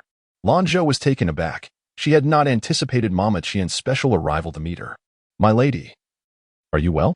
Mama Qian inquired, her eyes filled with concern as she assessed Lanzhou. Lanzhou glanced at the mud on her shoes and the specks of dirt on the hem of her skirt, but waved it off, assuring, "I am perfectly fine. No need to worry. Have you eaten?" "Yes, I am quite full." Seeing that Danju appeared content, gently rubbing her stomach, Mama Qian felt relieved. She assisted Lanzhou into the carriage, where Lanzhou leaned against the wall, feeling a bit fatigued. Mama, it feels a bit stifling. Could you please lift the curtain slightly? Of course, there are not many people on this road. Mama Qian promptly drew back the curtain. Perhaps it was due to the cool evening breeze blowing across the river, but as soon as Lanzhou settled into the carriage, she felt a wave of drowsiness. She decided to close her eyes and rest for a while. After spending an entire day outside, coupled with her disordered emotions, her complexion was pale, revealing an exhaustion that was both frail and weary. Granny Qian quietly stood by, gently fanning herself. By the time they returned to the half an hour had already passed. Granny Qian took Lanzhou to the Su family courtyard, stating that they would await the young lady's return to inquire further. In the east lawn garden of the Huainan Marquis' residence, a wealthy matron was stifling a laugh, remarking that the lady was indeed blessed beyond measure to have such a gentle and understanding daughter. With her lustrous, thick hair, one might easily mistake her for the elder sister of Miss Shu, which certainly sparked envy in others. Su Shi, flattered by the compliments, was elated, and despite their minimal acquaintance, reciprocated by inquiring about the other woman's children. As they engaged in light-hearted conversation, Lanzhou entered the room. The collective gaze of the women turned towards the entrance, their curiosity piqued by the Marquis' seemingly unfavored eldest daughter. To their astonishment, the trio felt a varying degree of shock. The noblewoman had initially assumed that Su Shi's unremarkable eldest daughter would possess a lackluster appearance and demeanor. However, she was unexpectedly dignified and graceful. Intrigued, the noblewoman noted the distinct charm of the second daughter, whose delicate demeanor and enchanting smile seemed to tug at the heartstrings, while the eldest daughter radiated a refreshing aura that captivated the senses. Upon entering, Lanzhou spotted Su Shi sitting kindly at the head of a small hall, with Lanzhou beside her, while three others occupied the lower seats. Lanzhou recognized the three as relatives of Su Shi, specifically the Zhang family and their children. During her previous confinement, her focus had been predominantly on Su Shi and Lanzhou, rendering her recollections of others and events somewhat hazy. Yet, she discerned that this gathering likely took place around the same time she had been confined. Reflecting on those days of frequent punishments and kneeling in the ancestral hall brought a sigh to her lips. The Su family, once a prestigious lineage, had seen a decline in its descendants' capabilities over the years. It was only with the legacy of Lord Su, a former minister of rights, that they clung to the vestiges of nobility. Among those who feigned submission to the Zhou dynasty, Lord Su was one. Following the fall of Beijing, during the reign of Emperor Zhou, the ruling authority sought to diminish the power of noble families while simultaneously honoring those who sacrificed for peace. Lord Su had two illegitimate sons. Su Guocheng was the legitimate son, while the other squandered his days in indulgence, returning to the ancestral home with relatives. The appointment of Su Guocheng as the Salt Transport Commissioner in Shaanxi was partly due to Lord Su's heroic sacrifice. Though positioned as an external official, it was a lucrative role, providing the Su family with a chance for resurgence. Unfortunately, greed knows no bounds. Su Guocheng, dissatisfied with the profits from legitimate salt trade, secretly engaged in the illicit sale of salt. Despite the Su family's current opulence, they were embroiled in turmoil. Su Guocheng had sensed the brewing troubles, prompting him to bring his wife and legitimate children to the capital, hoping to forge connections with the third prince's consort through the Huainan Marquis' household. Lanzhou rose with delight, waving at her. "Elder sister, you have finally returned. We have been waiting for you for quite some time." What went unnoticed by everyone was that one person became utterly captivated by Lanzhou at first sight. In that moment, she resembled a white lotus slowly blooming under the serene glow of moonlight, pure, noble, and exquisitely beautiful, making one think that even the moon goddess Chang'e might pale in comparison. Lanzhou responded with a smile. Although she was acquainted with the three of them, Su Shi had yet to formally introduce herself. Thus, she first offered her respects to Su Shi. Her demeanor and appearance were in stark contrast to Zhang Shi's preconceived notions. Zhang Shi was momentarily taken aback, eventually regaining her composure to exclaim, "Madam, is this truly the eldest young lady? She has blossomed into such a graceful figure." Though Zhang Shi spoke with familiarity, their interactions had always been distant. Su Shi remained undisturbed by Zhang Shi's praise, her demeanor entirely opposite. "Zhou, pay your respects to your aunt from the Su family." Lanzhou turned to Zhang Shi and performed a respectful bow, saying, "I, Lanzhou, have come to greet my aunt." Zhang Shi, with a naturally cheerful countenance, nodded affectionately. Yes, what a good child. Here, this is a token of my greeting for you." Afterward, a maid approached with a wide redwood box intricately carved. Upon seeing Bai Zhu accepted, Lanzhou gently said, "Thank you, aunt. This is your aunt's eldest son, Sheng Yi, Su Shi introduced. In an effort to leave a favorable impression on Lanzhou, Su Shengyi suppressed his inner excitement and made a courteous gesture. I've met my cousin, Lanzhou thought, recalling how his demeanor had not been so amiable in her past life. Had he truly changed? This is your aunt's youngest daughter. Yin Yin, Su Shi continued. I have met my cousin, Lanzhou replied, elder sister Zhou. Su Yin Yin, a month younger than Lanzhou, was charmingly delicate, her sweet smile radiating innocence. If Lanzhou were not aware of the circumstances, she might have been deceived by this faade. Your aunt and cousin have come to the capital to accompany your cousin for the upcoming spring examination in March of next year. Your aunt owns a residence in the capital, but due to her long absence, it requires repairs, which is why they are staying here for the time being. In the future, you must act with more discretion and ensure that you do not offend your aunt. Lanzhou gazed steadily at Su Shi, finding the situation amusing. It seemed that the guest was not to offend her, but rather, she was to avoid offending the guest. It was truly laughable. And she could not fathom why Su Shi held such disdain for her. Chapter 42. My precious Zhang had seemingly not noticed as she gazed at Lanzhou. Lanzhou stifled a chuckle and remarked, Mother, after next spring's examination, can we say that the top scholar once resided in our household? What mother doesn't relish hearing praises for her son? This statement from Lanzhou filled Zhang with delight, prompting her to laugh heartily. Indeed. This niece was a remarkable individual, and her words were precious. Aunt, I hope that cousin Shengyi can achieve the highest honors and bring glory to our family. That is certainly expected, Su nodded. Lanzhou was aware that the Su family was currently flourishing and was eager to exchange auspicious words. She then shared her own efforts. In preparation for the exams, I had the East Ping courtyard tidied up. Although it is somewhat secluded, the environment is exceptionally tranquil, making it ideal for cousin Yu to study. I hope Aunt will not find it disagreeable. After receiving the imperial edict, Su had entrusted a portion of household management to Lanzhou, intending to cultivate her abilities. Consequently, this time, the Su family had entrusted Lanzhou with their arrangements, not only to nurture her skills but also to ensure that they remembered her kindness. However, they had arrived 2 days earlier than anticipated, being under another's roof.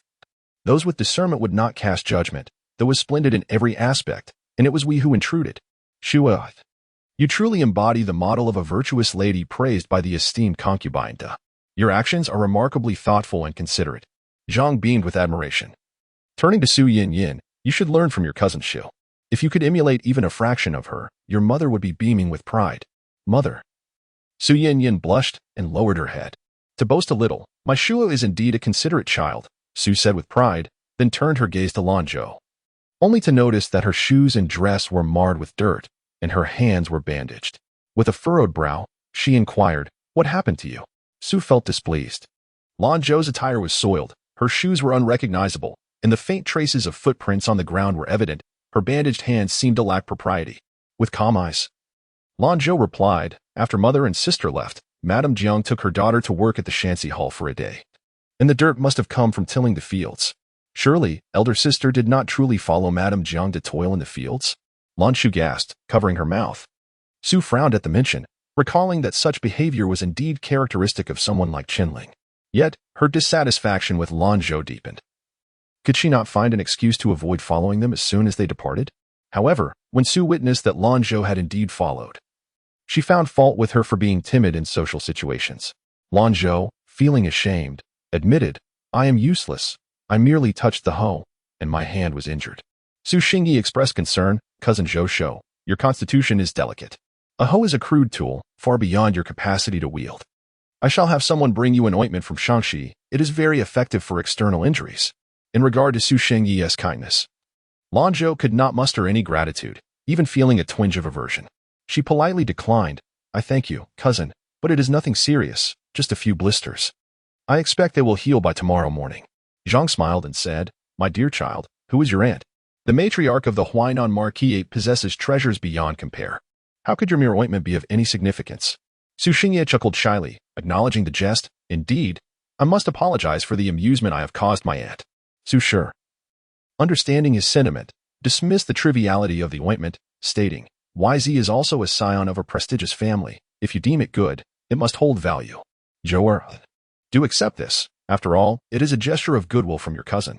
Lanzhou, reluctant to undermine Su Shi's dignity before others, resolved to set the ointment aside if she found it unappealing. She lifted her gaze to Bai Shu, who promptly stepped forward to accept it. Thank you, cousin Xinye. You are too kind. Su Xingye felt a swell of joy upon seeing her acceptance. Lanzhou scrutinized Su Xingye, pondering whether he had developed an affection for Lanzhou. Although her uncle was merely a third-rank official, he held the position of Salt Transport Commissioner, which granted him considerable influence. The servants and maids in attendance were dressed in fabrics befitting those of higher status, indicative of the trust bestowed upon them by His Majesty. As the legitimate heir of the Su family, Su Xingye's ascendance was inevitable, and with the Su family's backing, his future appeared promising. He was also quite handsome. The thought of Lanzhou marrying into such a family was utterly unacceptable to her. Her own identity remained a perilous secret.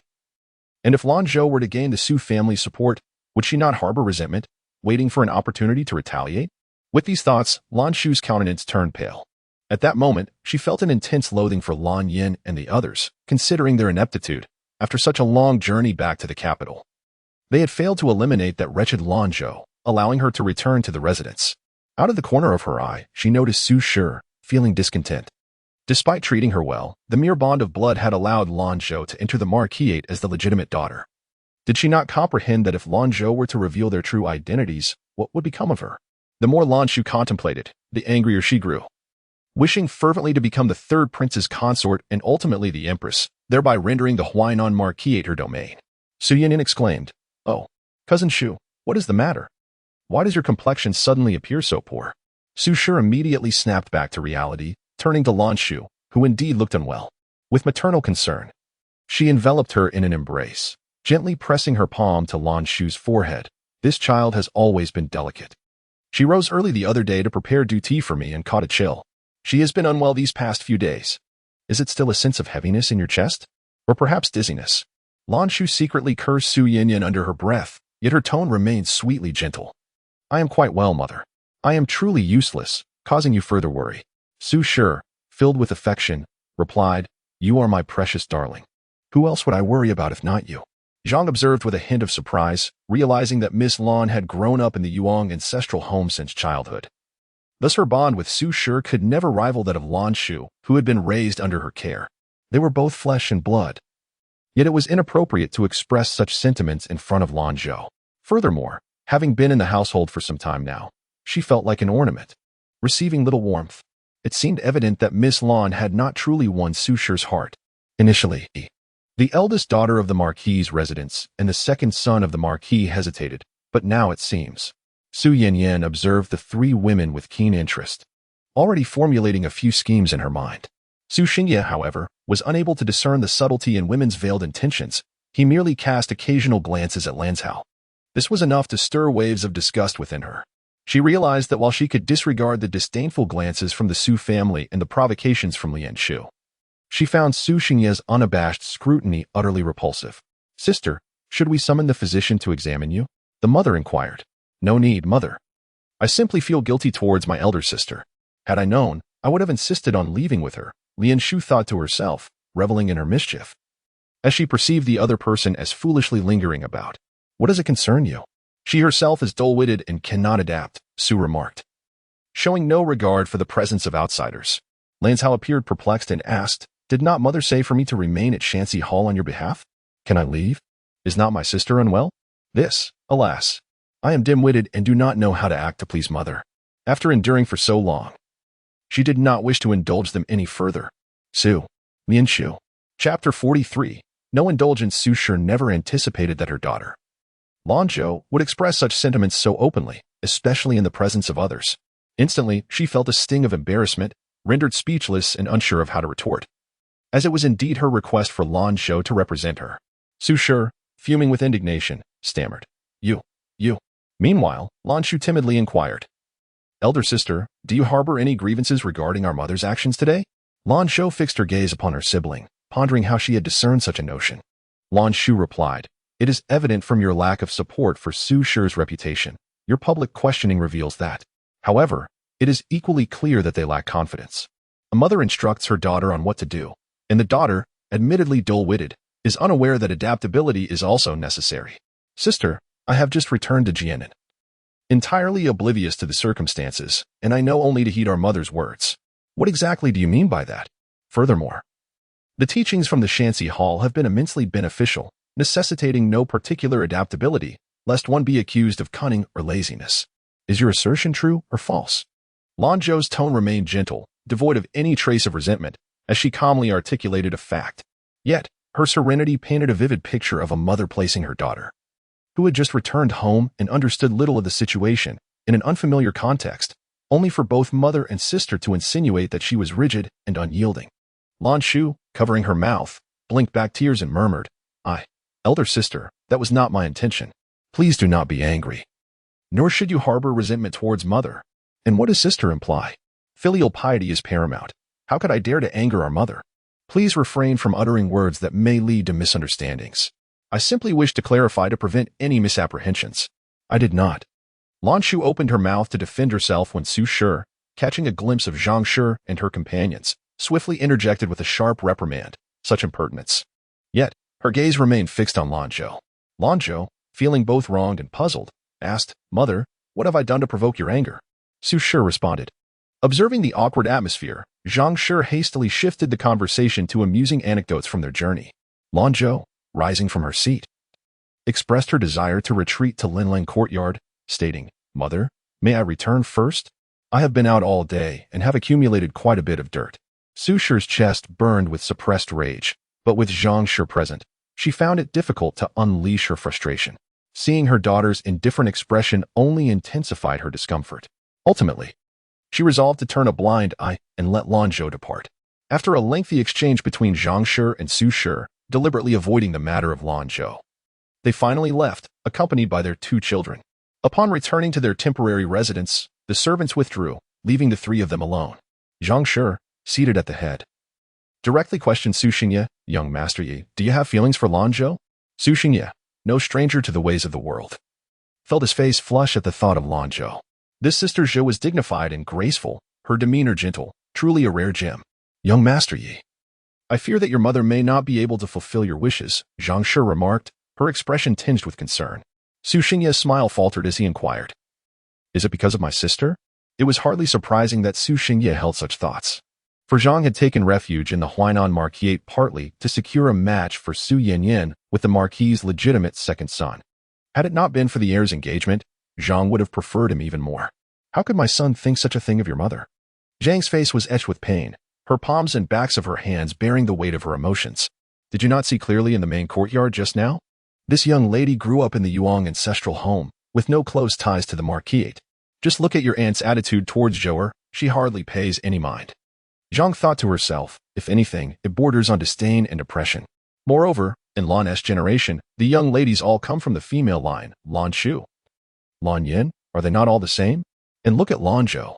While her name symbolizes beauty, it is merely a representation, something you all choose to believe. Su Xingye countered, so what? After all, she is the legitimate daughter of the Huainan Marquis. Zhang, understanding her son, took a deep breath and patiently explained. What good is a legitimate daughter who is not cherished by her parents? That Madame Jiang is the wife of Jiang Washu, and her temperament is rather fierce. How long has she been back? And yet she left her alone to face Madame Jiang? Furthermore, if they truly cared for her, they would not have waited until the second young lady's engagement to bring her back. Their fates are at odds. Su Xingye replied, and what if fates at odds?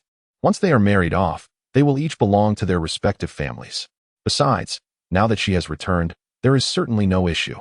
Observing the visible dissatisfaction on Su Xingye's face as he argued with her, Zhang feared he had taken a genuine interest in Lanzhou. The matter of fate was indeed enigmatic. Whether true or false was not the point. However, regarding Jiang, it was evident that the Marquis' preferred choice was Lanzhou. Having first given up on Lanzhou, do you still not comprehend? The fact that she has only just returned after reaching maturity suggests that the Huainan Marquis had long ago made plans concerning Lanzhou's marriage. As the rumors in Jianan have revealed, her marriage is undoubtedly intended to bolster the third prince. Su Xingye pressed his lips together, visibly displeased. Zhang, striving to maintain her composure, continued, you saw tonight that while Lanzhou appears gentle and unassuming, her temper is quite formidable. Her soft-spoken words left your aunt and Lanzhou without retort. It is far too straightforward. Regardless, the Su family will always be her mother. Cousin Zhou simply does not grasp the situation. Every word she speaks is reasonable. Children should never put their parents in a difficult position, for even the most justified arguments become unreasonable in public. Su Xingye remarked, my son has a promising future ahead. Although your father is the salt transport commissioner, seemingly prosperous, the undercurrents are tumultuous. Your wife's maternal family must also be capable, lest my son falls prey to insidious schemers. My son is so exceptional that even a princess would be worthy of him. There is no need to delay your own prospects for such a girl. If you desire a woman of such character, once you ascend in ranks, what worries will you have? Su Xingye fell silent. It was evident that for him, his future wife must be one who could provide maximum support. He absorbed her words, finding them quite reasonable, yet within, he harbored a lingering discontent, his heart scheming otherwise. What significance does it hold that the preferred choice of the Marquis's residence is Lanzhou? Lanzhou is the legitimate daughter of the Marquis, and her father desires to forge a marriage alliance, aspiring to intertwine the fates of the Marquis family and the Su clan. Wouldn't marrying Lanzhou fulfill the father's wishes? As for the princesses, regardless of their wealth, they are merely daughters of third-rank officials, lacking noble titles. What inclination would they have to wed? A flicker of derision flashed in Su Yanyan's eyes. Men are indeed the most adept at evaluating pros and cons. A tinge of jealousy crossed her mind. If her mother deemed her elder brother suitable for a princess, why must she be destined for the second son of the Marquis of Huainan? Although it is superficially advantageous to be linked to the legitimate line, the Marquis of Huainan's true heir will inevitably be the eldest son. Why should Lanzhou, a frail creature, be betrothed to the third prince? The more Su Yanyan pondered, the more discontent festered within her. Meanwhile, the Marquis of Huainan, intoxicated from social engagements, was en route to visit concubine Li when he was intercepted by Su clan's emissaries.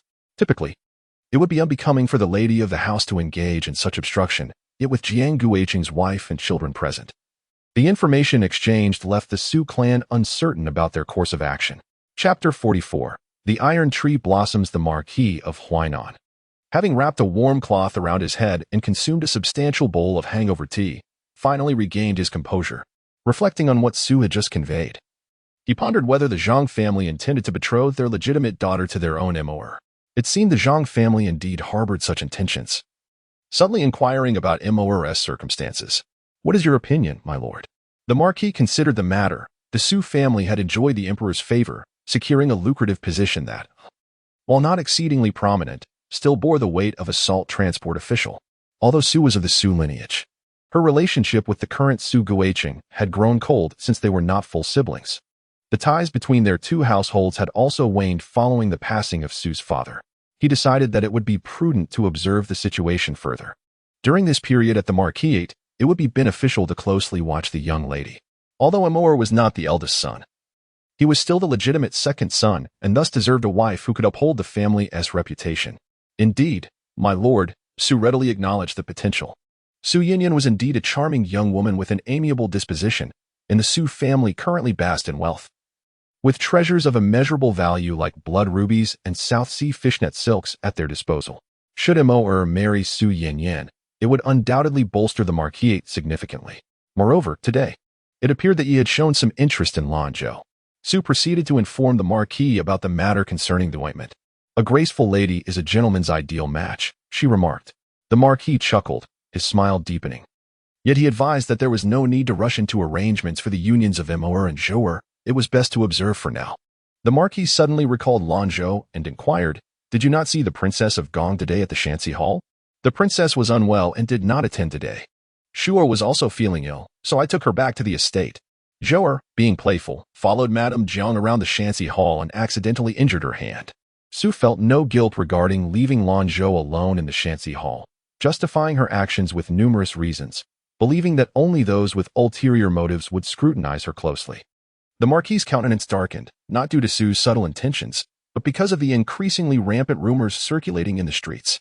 He recalled the piercing gazes of other officials today and deemed it prudent to refrain from further engagements with the Gong family for the time being. Otherwise, it might seem as though he were seeking to trade his daughter for favor. Is it because of the talk in the streets? He mused.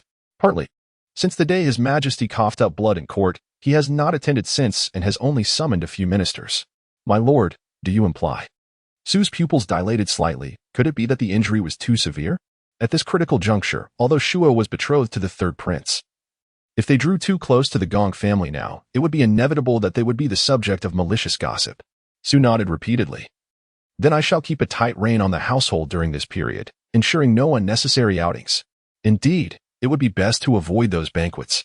Amour and the others can also refrain from sending letters, focusing instead on their studies. Very well. If there is nothing further, I shall visit Aunt's son, as I promised to check on their studies yesterday. Understood, my lord. Once the Marquis departed, Sue could no longer maintain her composure and swept the soft table from the couch to the floor. It was late, and the two children had long since gone to bed. It was fortunate that he had managed to voice such thoughts. Yet, once she had vented her frustrations, a profound emptiness engulfed her. Sue languidly reclined on the bed, gazing at the opulent decorations that surrounded her, yet all that remained was the hollow semblance of wealth. Zhao Momo approached, her heart aching as she gently patted Su Shi's back, offering words of comfort. Alas, my lady, take care of your health. Do not let the troubles of others weigh heavily upon you. Su Shi opened her mouth to express her grievances. Momo, I am deeply troubled within. Ever since that wretched child came into existence, my body has been marred with scars, and the Marquis no longer wishes to touch me. Zhao Momo was taken aback. But knowing Su Shi's temperament, she had already dismissed the servants. Otherwise, what would the esteemed lady of the Marquis residence think of herself as bearing a cursed child? My lady, you are the mistress of the Marquis' household. How many envy your position? You have both sons and daughters, a blessing that many can only dream of. Zhao Momo spoke thus, yet at times, she found it difficult to comprehend Su Shi's sentiments. The marks on her abdomen had long been present. Yet when in the presence of Lanzhou, there was not a hint of resentment, only boundless affection. Now, before the eldest daughter, it only grew more complicated. Alas, perhaps this is the nature of maternal bonds. Su Shi scoffed.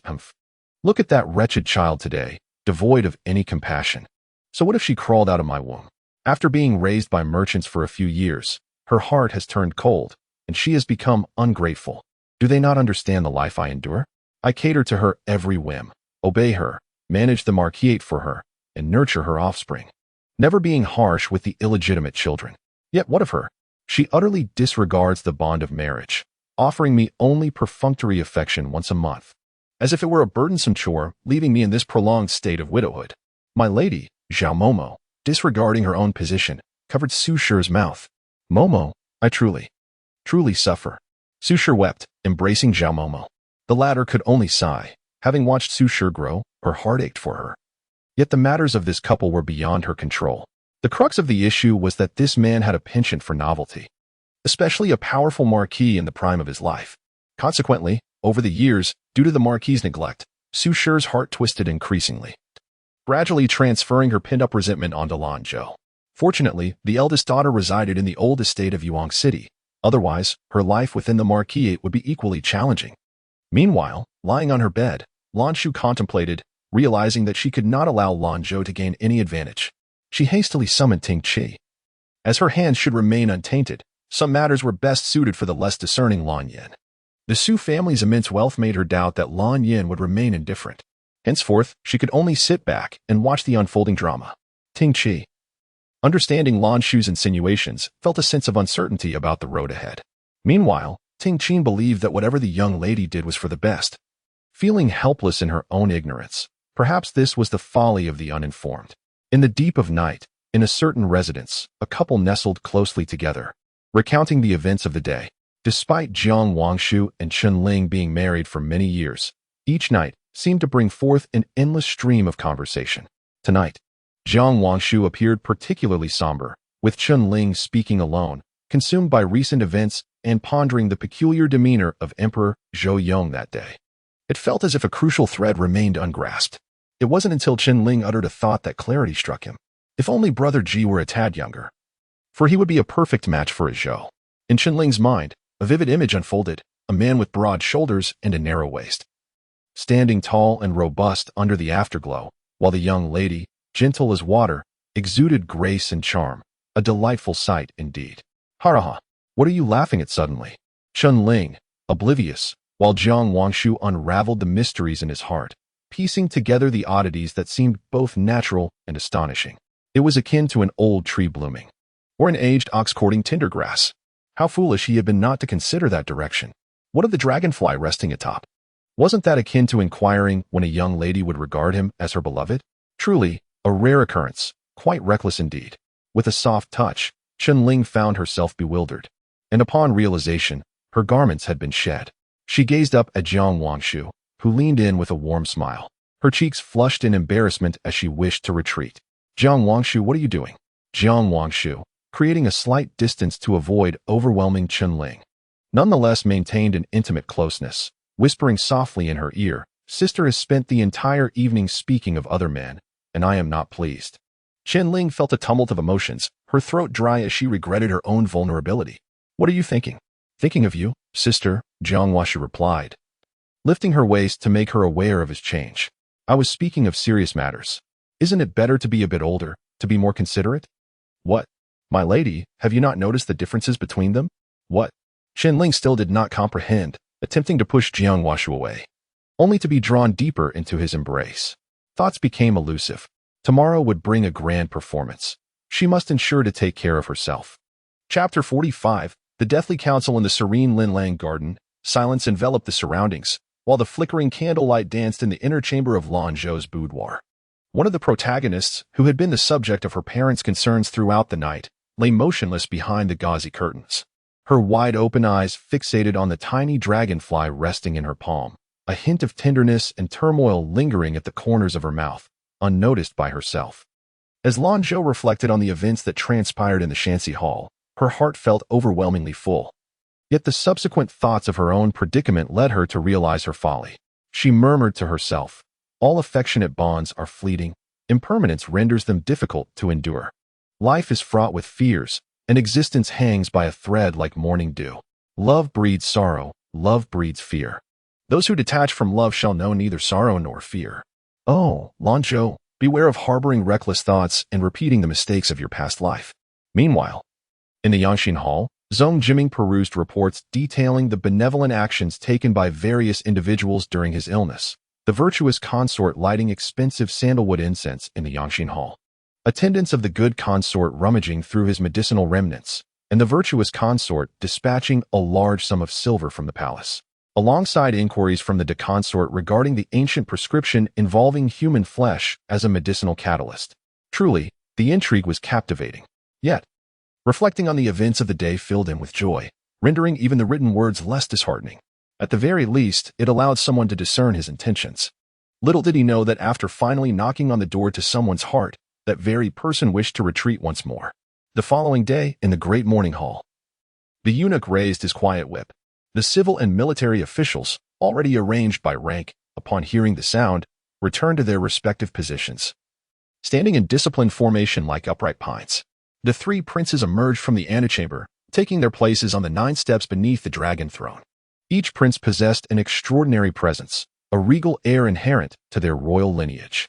The first prince, Zhong Huaisui, bore the most resemblance to Emperor Zhou Yong, with broad shoulders and a narrow waist, tall and robust, towering over ordinary men. However, their similarity was limited to appearance. In temperament, he was shadowed by suspicion and malice. The second prince, Zhong Huaiting, was handsome and dignified, sharing a slight resemblance with Emperor Zhou Yong, yet he conducted himself with decisiveness that sometimes bordered on gullibility. The third prince, Zhong Huaiqian, exuded a gentle and generous demeanor, most akin to Emperor Zhou Yong's character. Yet, those familiar with Emperor Zhou Yong's past knew that his youthful fervor was marked by tenacity. This gentleness was merely the result of time's temperance and the wisdom of an emperor. A courtier announced as customary, "If there are memorials, please present them. If not, the court shall adjourn." The first, second, and third princes observed, while Jiang Wangshu swallowed hard, a standard smile gracing his lips as he declared, "I have a memorial to present, Your Majesty." The other courtiers instinctively stirred. The emperor was in a state of drowsiness, and everyone was keen to maintain a low profile for self-preservation. However, rumors circulated that the emperor, upon rare moments of wakefulness, summoned several ministers to the palace, such as Master Yin and Duke Wei, primarily to delegate governance to the three princes due to his ill health. Yet, Jiang Wangshu's name was conspicuously absent from the list of summoned ministers. What scheme was he concocting? Zhong Huaisui, standing at the forefront, inquired, "Lord Jiang, what matter do you wish to present?" "Your Highness, the matters I present may seem as inconsequential as a mayfly shaking a tree, and I am acutely aware that I tread a perilous path. Nonetheless, as a servant of the great Zhou dynasty, I must concern myself with its welfare, regardless of my own life or death. I earnestly hope that Your Highness will allow me to complete my discourse, so that the truth may be known to all esteemed ministers present." Jiang Wangshu spoke with heartfelt sincerity, his words resonating deeply. The minister's gazes were intense, compelling Zhong Huaishui to acquiesce. Zhong Huaishui felt a gnawing unease. Had he foreseen the content of Jiang Wangshu's address, he would have taken measures to eliminate him beforehand. Jiang Washu, with several meticulously transcribed memorials concealed within his sleeve, first presented them to Grand Tutor Yin, followed by Duke Wei, Zhong Huiding, Zhong Huiqian, and finally Zhong Huaishui, as if bestowing a grave responsibility, urging them to peruse and disseminate the documents among others. The expressions of those present varied widely. Jiang Wangshu was not one to speak without basis. Was there truly a significant matter at hand? I submit that the Duke of England has audaciously engaged in unauthorized iron mining in Jinfeng County, resulting in the tragic deaths of over 100 miners, with far-reaching implications. I respectfully implore Your Highness to order a thorough investigation into this affair. I have reason to suspect that the recent assassination attempt against His Majesty and the Crown Prince during their southern tour is connected to this matter. Such utter nonsense. A furious outburst erupted, accompanied by a ceremonial tablet hurled towards Jiang Wangshu. He deftly sidestepped, causing the tablet to crash to the ground, the sound echoing starkly in the solemn hall. Duke of England, are you so enraged that you would attempt to silence me before the 3 princes and esteemed ministers? Fortunately, I possess keen observation and agility and am under divine protection. Aside from the Duke of England's restraint in the presence of Emperor Zhou Yang, he was unyieldingly domineering before others. The ministers, caught between the authority of the Crown Prince and the Duke, either fawned or recoiled. Who would dare speak so directly to the Duke? It was no wonder he lost his composure. Jiang Wangshu, seeking to heighten the tension, hid behind the Marquis of Huainan and the Earl of Chongping, urging them to shield him. Marquis of Huainan, Earl of Chongping, you must bear witness on my behalf. Protect this loyal servant. The Marquis of Huainan muttered, what a shameless scoundrel, while the Earl of Chongping protested, release me. Release me, hypocrite. The Duke of England attempted to seize this impudent youth, but Jiang Wangshu evaded him like a slippery eel, shouting as he hid behind the 2 noblemen. Other courtiers aligned with the Duke hastily intervened, fearful of his impulsive wrath leading to scandalous repercussions. Seeing the Duke momentarily restrained, Zhong Huaishui was the first to erupt. How dare you, Master Jiang? Do you regard the court as a mere stage for your reckless outbursts? Where is the dignity of a high-ranking official? Jiang Wangshu retorted with fervor. Truthful words may be unpalatable, but I shall not hesitate to emulate the sages who perished in this very hall. I only hope that Your Highness will act with righteousness, setting aside familial ties to conduct a fair trial. Zhong Huaishui's eyes blazed with fury, sharing the Duke's desire to see Jiang Wangshu utterly extinguished. Marquis of Huainan, Earl of Chongping, do not restrain me. I will die in protest, die in protest. I shall make my resolve clear through my demise, hoping that Your Highness will uphold justice. Jiang Wangshu was visibly agitated. The Marquis of Huainan and the Earl of Chongping yearned to give Jiang Wangshu a push, hoping that he would meet his demise upon the Grand Hall's threshold. Amidst the tumult of rumors, the Crown Prince could easily be vilified as one who shielded his kin, indulged in nepotism, and drove loyal ministers to their deaths, thus effortlessly eliminating a formidable rival. Yet, this man, devoid of shame, clung tenaciously to them beneath his flowing sleeves, as if they were the ones obstructing him. Zhong Huai, who typically adhered to the will of the Duke of England, recognized that at this moment, he could not stand idly by and witness Jiang Wangshu's reckless defiance leading to his own demise. To an outsider, this scene appeared utterly absurd. Here was Jiang Wangshu, with the countenance of an ethereal gentleman, yet his actions lacked any semblance of decorum. Shouldn't he be presenting a clear account of the facts instead of clamoring for martyrdom? Well, the memorial had been penned with sufficient clarity. If such were indeed the case, the Duke of England's household would be warranted in facing annihilation. One cannot deny his remarkable courage. However, it was crucial to await the Emperor's awakening before taking further action, for without such support, where would one find a solid foundation? Chapter 46. Whispering Winds. Zhong Huiding, unable to relinquish the opportunity at hand, took the initiative to speak. Elder brother, the contents of this memorial are not baseless. During the southern tour, Father did indeed assign Huaiyan to undertake matters in secret. It is also true that an assassin impersonated Huaiyan with the intent to strike. And the fact that this heir was gravely injured and brought back is indeed verifiable. The governor of Jinfeng County, Gan Jingchuang, is presently detained in the Dali Temple. As a member of the Dali Temple, Lord Jiang has already amassed sufficient evidence regarding the case. Zhong Huaiqian would not let such a splendid opportunity slip by. He and Zhong Huaiting were in rare agreement, aiming to bring down the Duke of England first, thereby making Zhong Huaisu easier to handle. Indeed, whether true or false, the Duke of England, as a senior minister, ought to set an example for others. Elder brother, do not alienate the loyal ministers, for the Duke is your maternal grandfather, and it would be unjust to shield him out of favoritism. What do you mean, second prince and third prince? Are you simply going to condemn an old minister based on a single memorial? The Duke of England questioned coldly. Zhong Huaiqian respectfully bowed to the Duke with both hands, even bending slightly to show reverence, and said, Duke, we do not hold such intentions. Lord Jiang, though young, has earned the trust of the Emperor and been promoted to the position of Deputy Minister of the Dali Temple. Aware of the gravity of this matter, he was compelled to raise it during court. Since it has been brought forth, we must investigate thoroughly, mustn't we? Observing the farce unfold, the Duke of Wei and others covertly signaled to Master Yin, the imperial tutor, that it was an opportune moment for him to intervene. Master Yin, caught off guard by Jiang Wangshu's unexpected maneuver, pondered. If this matter were indeed true, it warranted exposure to the light of day. Otherwise, it would merely be labeled an accident should it culminate in tragedy. Though both Master Yin and the Duke of England were over 60, the latter appeared quite spirited compared to the visibly older Master Yin. In a hoarse voice, Master Yin addressed the assembly. This matter is of great significance. May I request that the three princes and the Duke of England heed the counsel of this old minister? As the imperial tutor, Master Yin was held in high esteem by the three princes, who replied in unison, Please speak, tutor. Master Yin performed a respectful bow and then spoke with deliberation. What Lord Jiang has presented is indeed of utmost importance and cannot be overlooked. However, the Duke of England is a venerable figure of 3 reigns, a man of great merit. It would be unwise to detain and interrogate him without ascertaining the facts. Therefore, I propose that we invite the Duke to remain in his residence for the time being, while the investigation is entrusted to the Dragon Scale Division, the Ministry of Justice, and the Dali Temple. Once the truth is uncovered, the 3 princes shall personally visit the Duke to extend their courtesy. Zhong Huaisu inwardly breathed a sigh of relief. The Duke's residence was replete with secret passages, and as long as he did not fall into the Imperial Prison or the Dali Temple, all would be well. The joint investigation by the Dragon Scale Division, the Ministry of Justice, and the Dali Temple could also buy them some time. They could discuss matters further down the line, allowing them to evade today's predicament. Zhong Huaisu exchanged a glance with the Duke of England.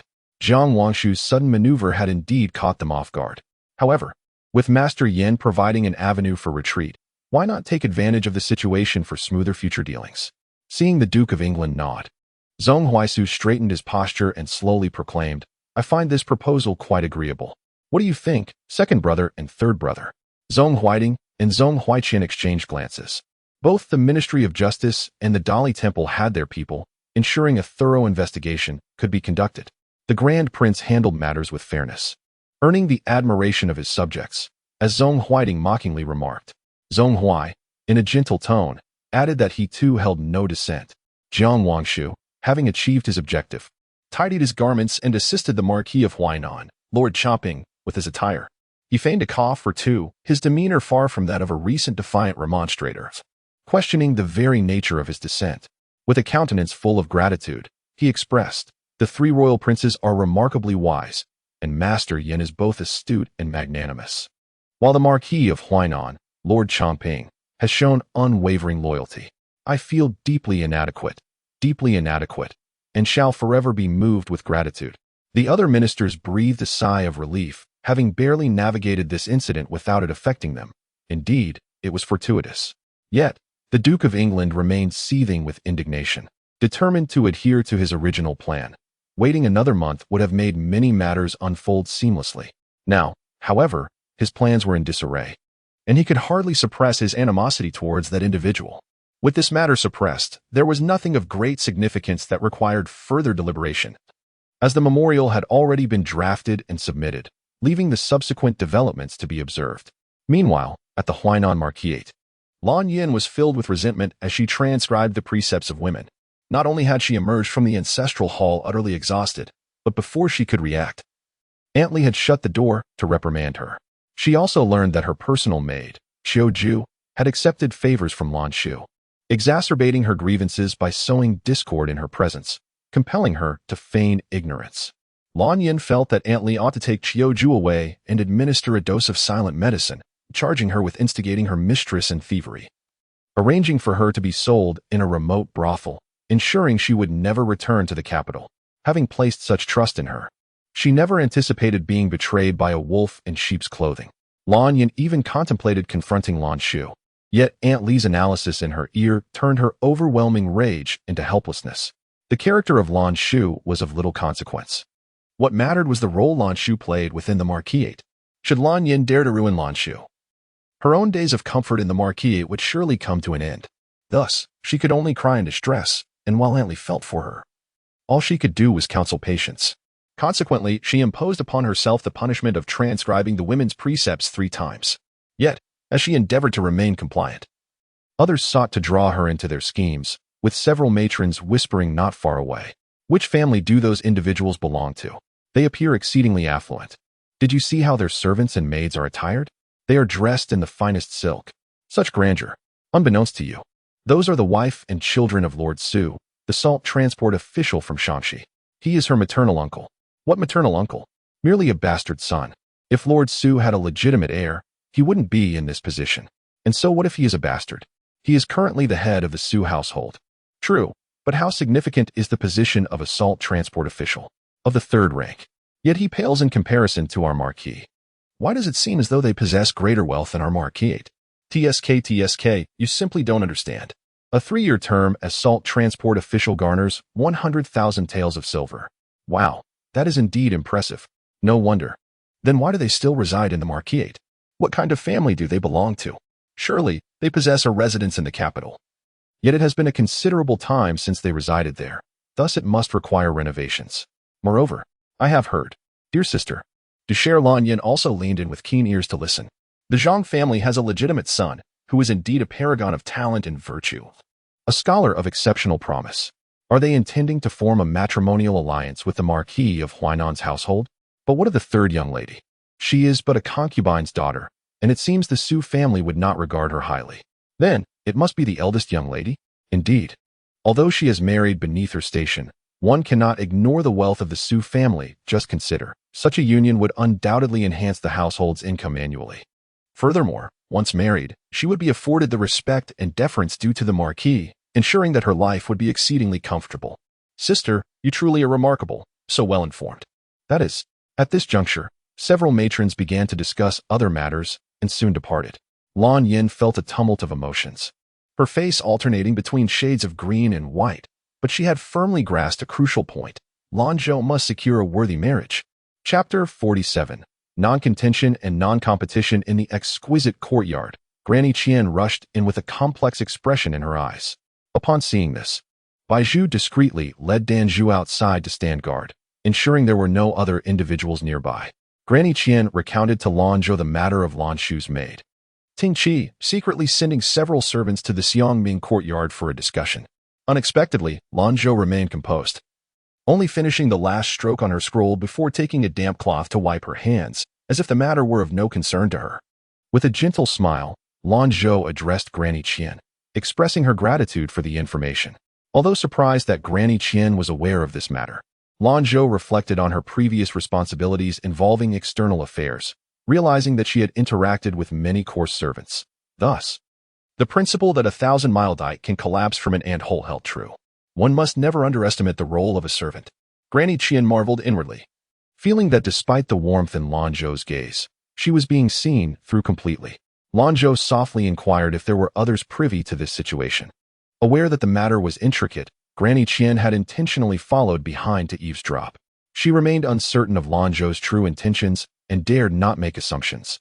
Though Lanzhou was uninterested in the methods of others, she was somewhat curious about Granny Qian's perspective. In your opinion, why would the second miss act in such a manner? Granny Qian scrutinized Lanzhou's expression, noting her serene smile. After contemplating her own resolve to align with the young lady, she felt no need to conceal her thoughts.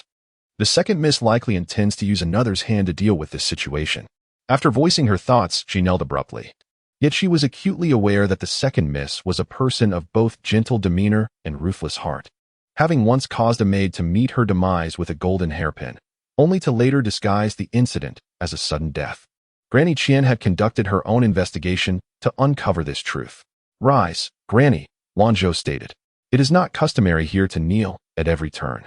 Granny Qian tentatively asked, "Miss, what shall we do next?" Lanzhou chuckled softly, reflecting on Granny Qian's previous arrogance in asserting authority. The sudden display of deference was quite unsettling. "Granny, there is a saying, there are 1,000 days for a thief, but not 1,000 days for a guard. I understand your concerns. We need not be overly anxious, especially since the Su family is not composed of virtuous individuals." Granny Qian sighed. "Miss, the Salt Transport Commissioner of Shaanxi wields considerable power, with vast wealth at their disposal. Everyone knows the Salt Transport Commissioner is a coveted position, yet those who take a bite may not realize whose flesh they are consuming." A flicker of derision crossed Lanzhou's eyes as she replied, "Ah, indeed. Wealth and nobility can be quite beguiling. However, Granny, are you aware that some affluence can be unbearable and may easily lead to backlash?" "Mississippi." Lanzhou waved her hand, signaling Granny Qian to refrain from further discussion. "Granny, the more I speak of my circumstances, the more it becomes a misstep. The same applies to actions. Moreover, it is merely a whisper that has reached our ears, and whether others will follow the wind remains to be seen. Let us await the unfolding spectacle." "Yes." Granny Qian observed Lanzhou's composed demeanor with increasing admiration. "Granny, the weather today is quite pleasant. Would you care to take a stroll in the western suburbs? Please gather some fresh fruits for me. I wish to savor the fruit desserts made by Lu Zhu." In the western suburbs, there resides her grandson, and the young lady intentionally facilitates a reunion with her family. Overjoyed, old Madame Qian exclaimed, "Very well, Mississippi. When you depart later, please seek out Baizhu. I have prepared a small box of items for your grandson. You may take it with you." The old servant expressed her gratitude, and old Madame Qian's delight only intensified upon learning that the box contained over 10 esteemed volumes of poetry. She beseeched the Su family for a favor, allowing her entire family to be sent to the western suburbs, although this meant missing the opportunity to shine in front of her master. The distant skies and the emperor's indifference granted them a newfound freedom from constraints, whether to humble themselves or to throw tantrums. The burdens of life would be borne by this old woman. Lanzhou, influenced by old Madame Qian's joyous spirit, felt her heart soften. Truly, old Madame Qian held deep affection for her grandson. If it were to be delayed too long, returning tomorrow would also suffice. After all, arrangements for the Linlang courtyard were in order. Once the gates were closed, she would dedicate herself to transcribing the teachings of women, without the need to entertain others. Old Madame Qian's gratitude was genuine. She had often found the young lady's thoughts inscrutable, perhaps not so much because they were difficult, but because she overcomplicated them. After old Madame Qian's departure, old Madame Ma entered with a cup of tea, her brow furrowed with confusion. "Miss, did old Madame Qian mention something?" She arrived looking troubled, yet left in high spirits. Lanzhou felt no need to conceal the matter from old Madame Ma and explained the situation clearly. This revelation incensed old Madame Ma, causing her to tremble with rage. "If I had known you would be so upset, I would have refrained from sharing," Lanzhou said, pursing her lips and slightly puffing her cheeks. "How could she act in such a manner?" Old Madame Ma exclaimed. "She clearly benefits from your status while causing you so many years of suffering, and yet she dares to behave like this?" Lanzhou gently guided old Madame Ma to sit in the armchair, soothing her back. "Dear Madam, excessive anger is detrimental to health. We need not let ourselves be provoked. I, too, feel sorrow for the young lady. Alas, it is not Lanzhou's fault that our identities were exchanged. She was but an infant at that time, as were we all. The true blame lies with her mother. Moreover, consider this, my upbringing away from them has its merits. Just look at the two young ladies raised in their midst. I have fared better in Yuyang City, living freely." The young lady always possessed sound reasoning. Yet old Madame Ma could not help but feel a sense of injustice on her behalf. Why does the young lady not mention her time at the Lu family?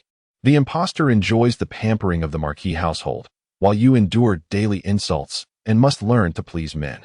There is nothing to feel wronged about. Do not reveal too many vulnerabilities. Should they discover your origins from the Lu family, it might prove disadvantageous for you.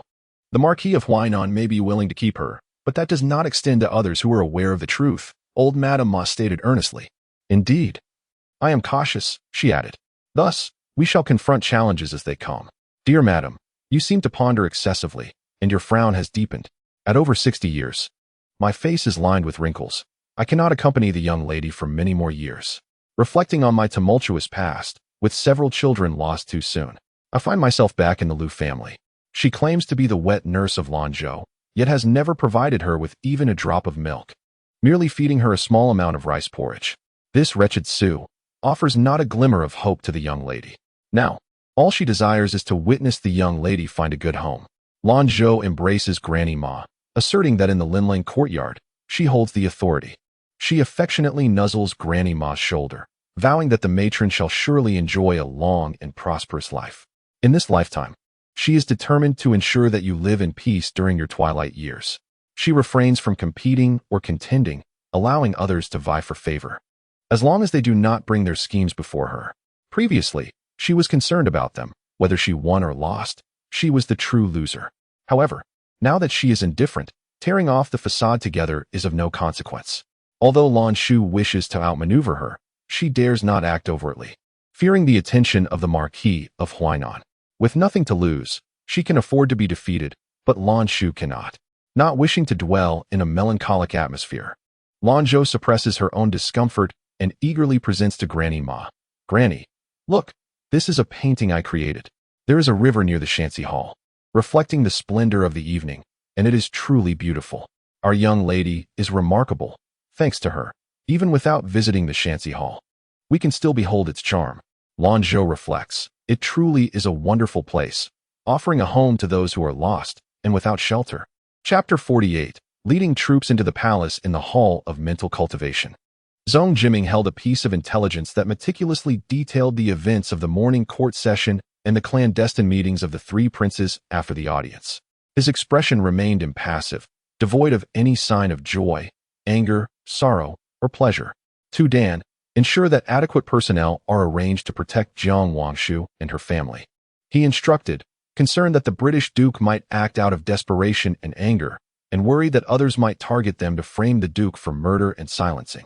Seeing that Zhong Jiming had no further matters to discuss, Tu Dan took his leave. Yet, after Tu Dan departed, Zhong Jiming remained motionless. The Grand Hall of Mental Cultivation, resplendent in gold and jade, contrasted starkly with his solitary and silent figure, as if he were merged with the hall, yet simultaneously out of place. Time passed unmeasured, until Zhong Jiming drew from his bosom a piece of black iron talisman, inscribed with Sanskrit, featuring a slight indentation at its center, a remnant from the previous assassination attempt. His fingertip lingered on that mark, evoking a steady flow of vitality and warmth, akin to a gentle spring breeze entering his heart, soothing the inner turmoil and gloom. He pondered the childhood voids he wished to shield them from repeating. His desire was merely to see them live as affluent and leisurely individuals, a life he yearned for yet could not attain. But why did they not desire the same? Alas, in the following 3 days, the court and the palace appeared tranquil, yet whispers suggested that the three departments had amassed substantial evidence regarding the iron mine case, shifting the dynamics to a precarious state.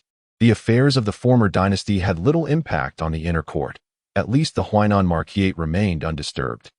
The Huainan Marquis had only shared a hint with Lan Hongwen, while others remained tight-lipped. Lan Yin sought to stir the waters, intending to disrupt Lanzhou's betrothal. But she remained under house arrest, her thoughts unvoiced and thus futile. Her task was to complete the transcription of the women's precepts, humbling herself before Su Shi to earn her favor. After 3 days of diligent effort, Su Shi finally relented, but insisted that the transcription be completed first. The most animated among them was Su Yanyan, yet her interactions were limited to Su Shi and Lanzhou, leaving her powerless to effect any change. Lanzhou, under the pretense of reflecting upon her own conduct through the copying of women's virtues, had sealed the doors of the Linlang courtyard, turning away visitors, making it impossible for Su Yanyan and the others to approach. In just a few days, the Linlang courtyard had been meticulously managed by Granny Qian, resembling a well-fortified fortress. During this time, Lanzhou enjoyed a leisurely existence, dedicating her days to calligraphy, painting, embroidery, and chess, living in a state of utmost comfort. Had it not been for the fear of her activities being too conspicuous, she would have asked Lu Zhu to prepare beggar's chicken. Reminiscing about the beauty of that day beneath the setting sun, Granny Qian returned from the western outskirts with an abundance of flower seeds, enthusiastically establishing a flower bed around the courtyard walls. The others in Linlang courtyard, aside from tidying up, relished their leisure. With Granny Qian's connections, it became exceedingly simple for Lanzhou to procure anything she desired or to send messages to Qinling without drawing attention. However, each day brought her gifts from that certain individual, leaving her in a state of trepidation as she faced Danju and the others, constantly devising ways to conceal the truth. Lanzhou enjoyed a life of comfort yet the atmosphere within the court and the palace was poised for upheaval. Upon returning from his southern tour, Emperor Zhou Yong fainted and coughed up blood during a court assembly, leaving the other ministers fervently hoping for his swift recovery to address the pressing crisis. However, the chief and deputy physicians of the Imperial Medical Bureau were largely sequestered within the side halls of the Yangxin Palace for the emperor's care. Meanwhile, those with ulterior motives attempted to glean information from the physicians' families, only to discover that their residences were discreetly monitored. Amidst various peculiarities and the revelations from the previous morning assembly involving the second prince and southern officials, many speculated that Emperor Zhou Yong had sustained life-threatening injuries from an assassin, as had the heir apparent of the Duke of Gong. The Duke's residence was now scouring for rare medicinal herbs, and the movements of the three princes' respective families became increasingly frenetic.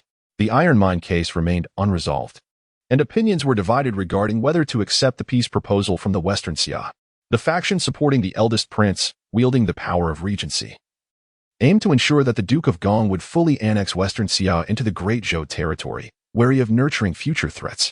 In contrast, the second and third princes, silently united against the rising tide of the eldest prince, advocated for accepting the peace edict from Western Xia, believing it would spare the populace from hardship and financial strain. As court proceedings adjourned, the debate over Western Xia raged on, veiling the court in tension and intrigue. That night, court ministers were summoned to the palace, standing solemnly outside the Yangxin Palace. All notable physicians from the Imperial Medical Bureau had been called to attend, while the four consorts took turns attending to the emperor's ailment, each now in their respective chambers, with princes and high-ranking officials awaiting outside. As they lingered, they speculated on the worst possible outcome. Was the emperor nearing his end? Unexpectedly, the Chengde gate swung open, and the ministers beheld a procession of armored soldiers, numbering over 100. As they filed in and the heavy redwood doors were shut with a resounding thud, the Duke of England, though in his 60s with graying temples, stood robust and imposing in a black robe, his demeanor cold and formidable, striking fear into the hearts of those present as he advanced towards them. Zhong Huai, upon noticing the glint of madness and coldness in the Duke's eyes, realized that the man awaited this very night to ascend to the supreme throne, with all others poised to prostrate before him. The ministers quickly sensed Zhong Huai's disquiet, their peripheral vision catching the unusual demeanor of the surrounding attendants.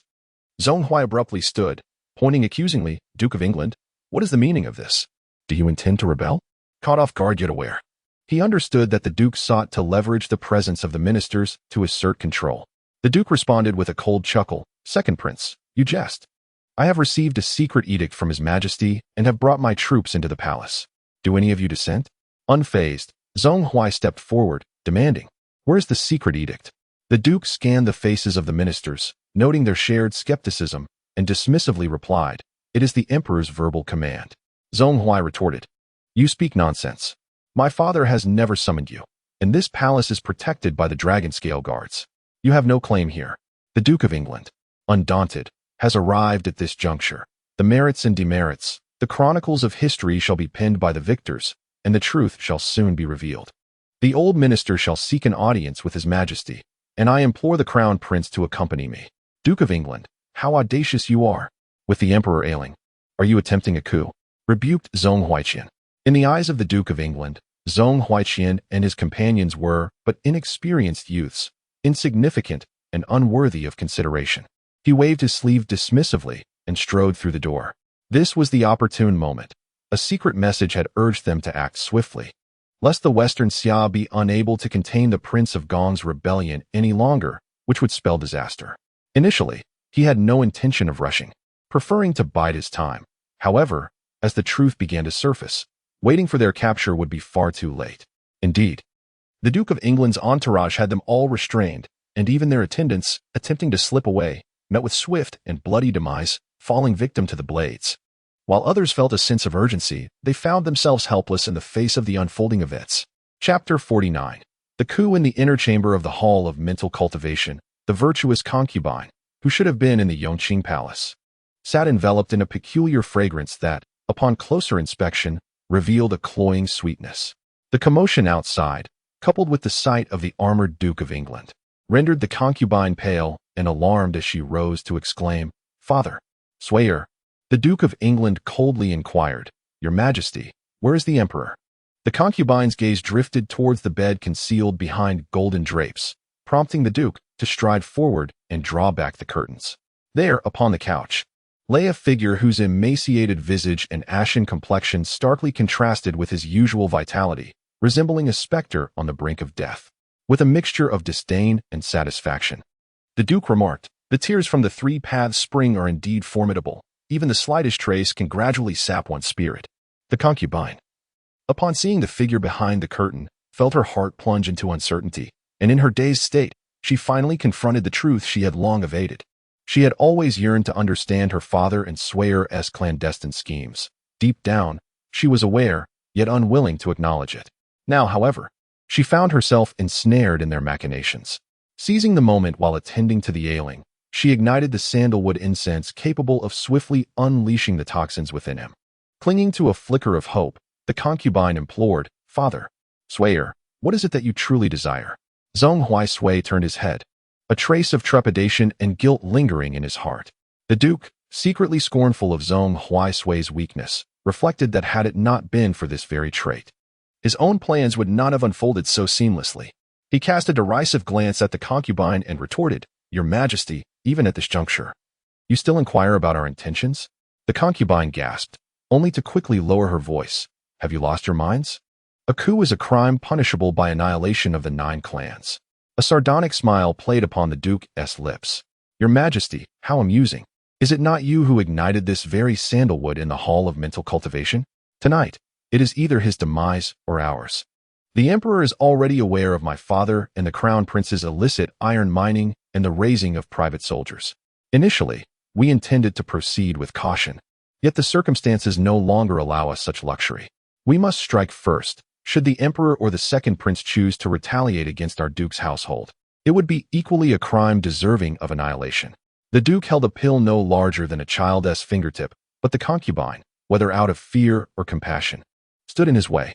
Realizing her inability to deter him, she knelt, her face ashen, her body trembling. Why did you choose this path from the very beginning?"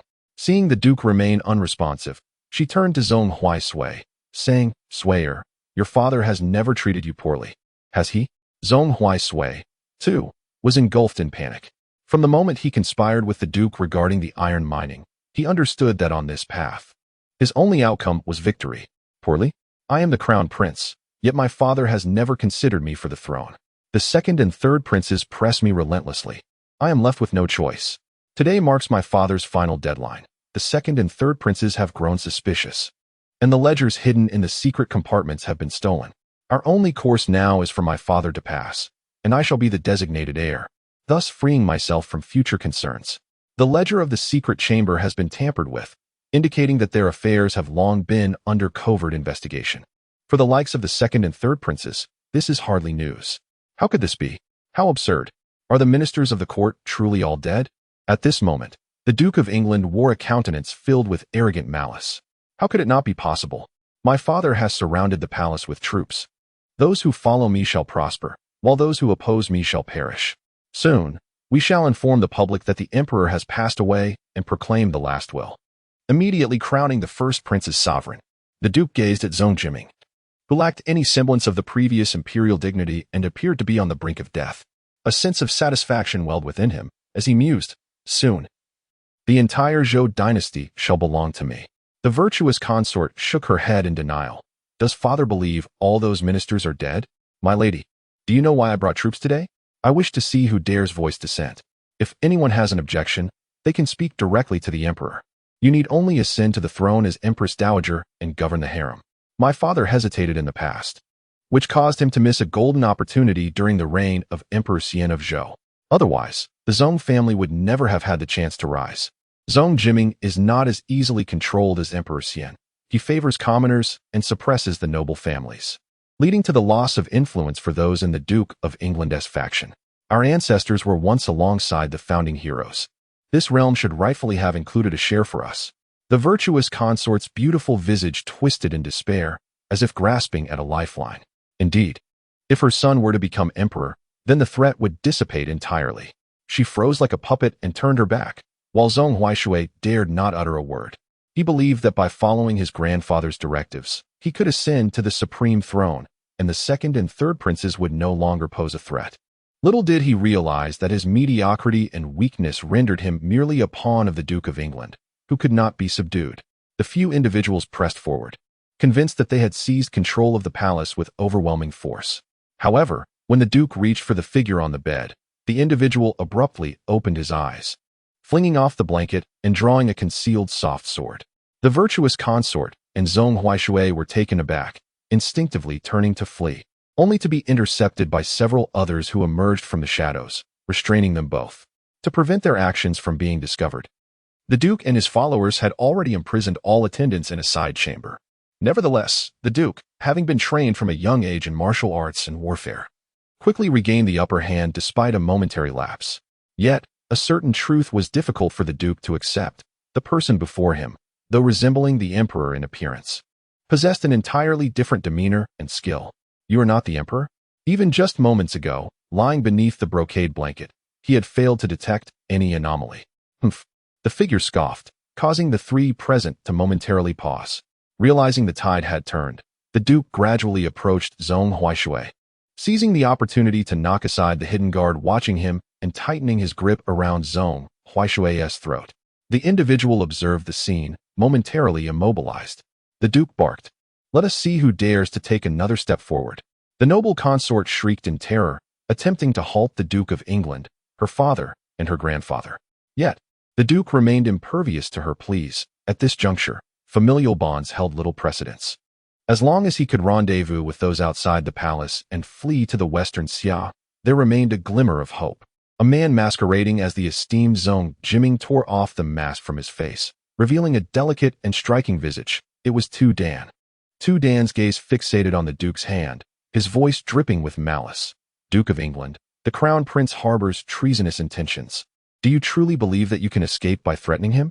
The Duke, undeterred, tightened his grip on Zhong Huaishui, asserting that even a tiger refrains from consuming its offspring.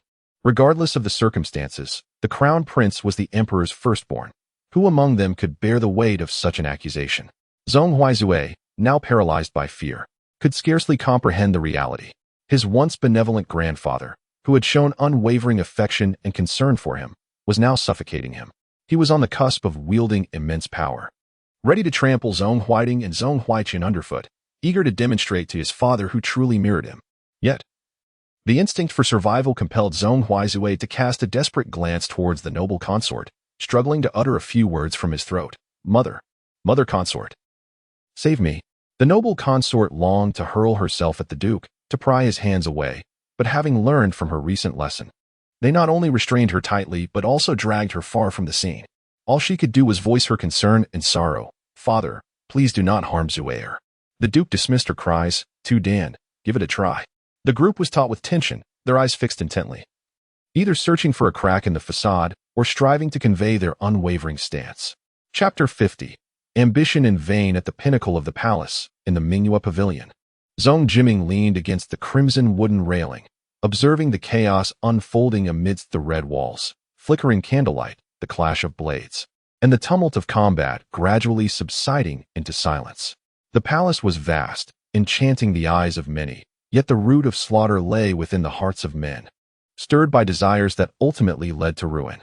In the end, Tu Dan chose compromise, although His Majesty did not openly express it. Zhong Jiming understood that the Emperor still held significant regard for the Crown Prince. The Duke of England held Zhong Huaishui hostage, retreating to Lanzhou Road, while a considerable distance behind them were Tu Dan and his cohorts. A throng of guards stood frozen, none daring to act, fearing the Emperor's lingering affection for his eldest son. Witnessing the scene unfold, Zhong Jiming's voice rang coldly. "Archers." Before long, a hidden dragon-scale shadow guard presented him with a bow and arrow. He promptly aimed at the Duke's grip on Zhong Huaishui's arm and released the arrow with precision. The cold arrow sliced through the air, In the past, the Duke would have sensed the impending danger, yet now his mind was ensnared by Tu Dan, rendering him oblivious until the force of the shot numbed half his body. All eyes turned towards Zhong Jiming, who stood aloft, shrouded in the dimness of night. His expression obscured. He appeared as a stabilizing force amidst the tumultuous sea of chaos, seemingly unfazed by the impending cataclysm. Seizing the moment, Tu Dan wrested Zhong Huaizue away, deftly disarming the Duke's other hand in the scuffle. As the struggle ensued, Zhong Huaizue's crown fell, his disheveled hair reflecting his inner turmoil, yet his gaze remained fiercely defiant. Zhong Jiming slowly advanced towards the Duke, and the crowd instinctively parted to grant him a wide path. "Long live the Emperor!" echoed throughout the hall as the masses knelt in reverence. A transformation was imminent within the court. Their eyes locked, one pair deep and composed, the other filled with resentment and wrath. Zhong Jiming regarded the Duke, now in the twilight of his years, pondering the overwhelming allure of power that drove him to such perilous gambits. One might enjoy a tranquil old age, yet he chose the treacherous path of ambition. Were it within his power, he would forsake the throne, content to hold the hand of a single companion, hidden away in the mountains or fields, laboring by day and resting by night. What harm would that bring? But he could not relinquish it, nor was he permitted to do so. "Is His Majesty unwell?" The Duke mocked, laughter laced with derision. "His Majesty remains as composed as ever. Truly, a master strategist orchestrating from the shadows. How remarkable that he feigns illness to ensnare the old ministers. His schemes to usurp the throne seem mere jests in my eyes." Zhong Jiming gazed at the Duke, who remained obstinately defiant, and inquired solemnly, "You conspire to usurp the throne, colluding with the Western Xia.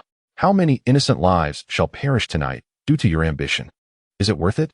An elder statesman of 3 reigns, gambling the lives of his entire clan for a mere seat of power?" The Duke grinned, a cruel smile creeping across his face. The late emperor was debauched and inept, selling the nation for personal gain, leaving the common folk to suffer. I should have rectified this kingdom during his reign. Throughout history, great deeds have always been built upon the corpses of others. Without me, they would still wallow in obscurity, leading lives as insignificant as ants. Their utility to me is their fortune. The onlookers gasped, astonished that he would still speak so boldly even as death loomed near. "Zhong Jiming, how much better can you possibly be? Your virtue does not match your position. You have committed patricide and usurped the throne. Even a tiger would not devour its own cubs. Daughters, you should observe your emperor, who regards you merely as pawns." "Haraha." Tu Dan immediately silenced him, while 2 Ming guards restrained the Duke of England. Zhong Huaiding and Zhong Huaizhan, arriving shortly thereafter, instinctively turned their gazes toward Zhong Jiming. Yet, despite the proximity, an insurmountable distance lingered between them, rendering them unable to fathom even a trace of his thoughts. Such an emperor inspired both admiration and fear. Minister of Justice, Lord Zhou, the Crown Prince of Gong, and Lord Jiang, the Vice Minister of the Court of Judicial Review, stepped forward in unison upon being summoned. As Zhong Huaiyan advanced, they noticed that the Crown Prince of Gong, who was purportedly gravely injured, was clad in armor, indicating he had just emerged from a fierce battle. It appeared that the Crown Prince and His Majesty had conspicuously plotted together, luring their adversaries into a trap.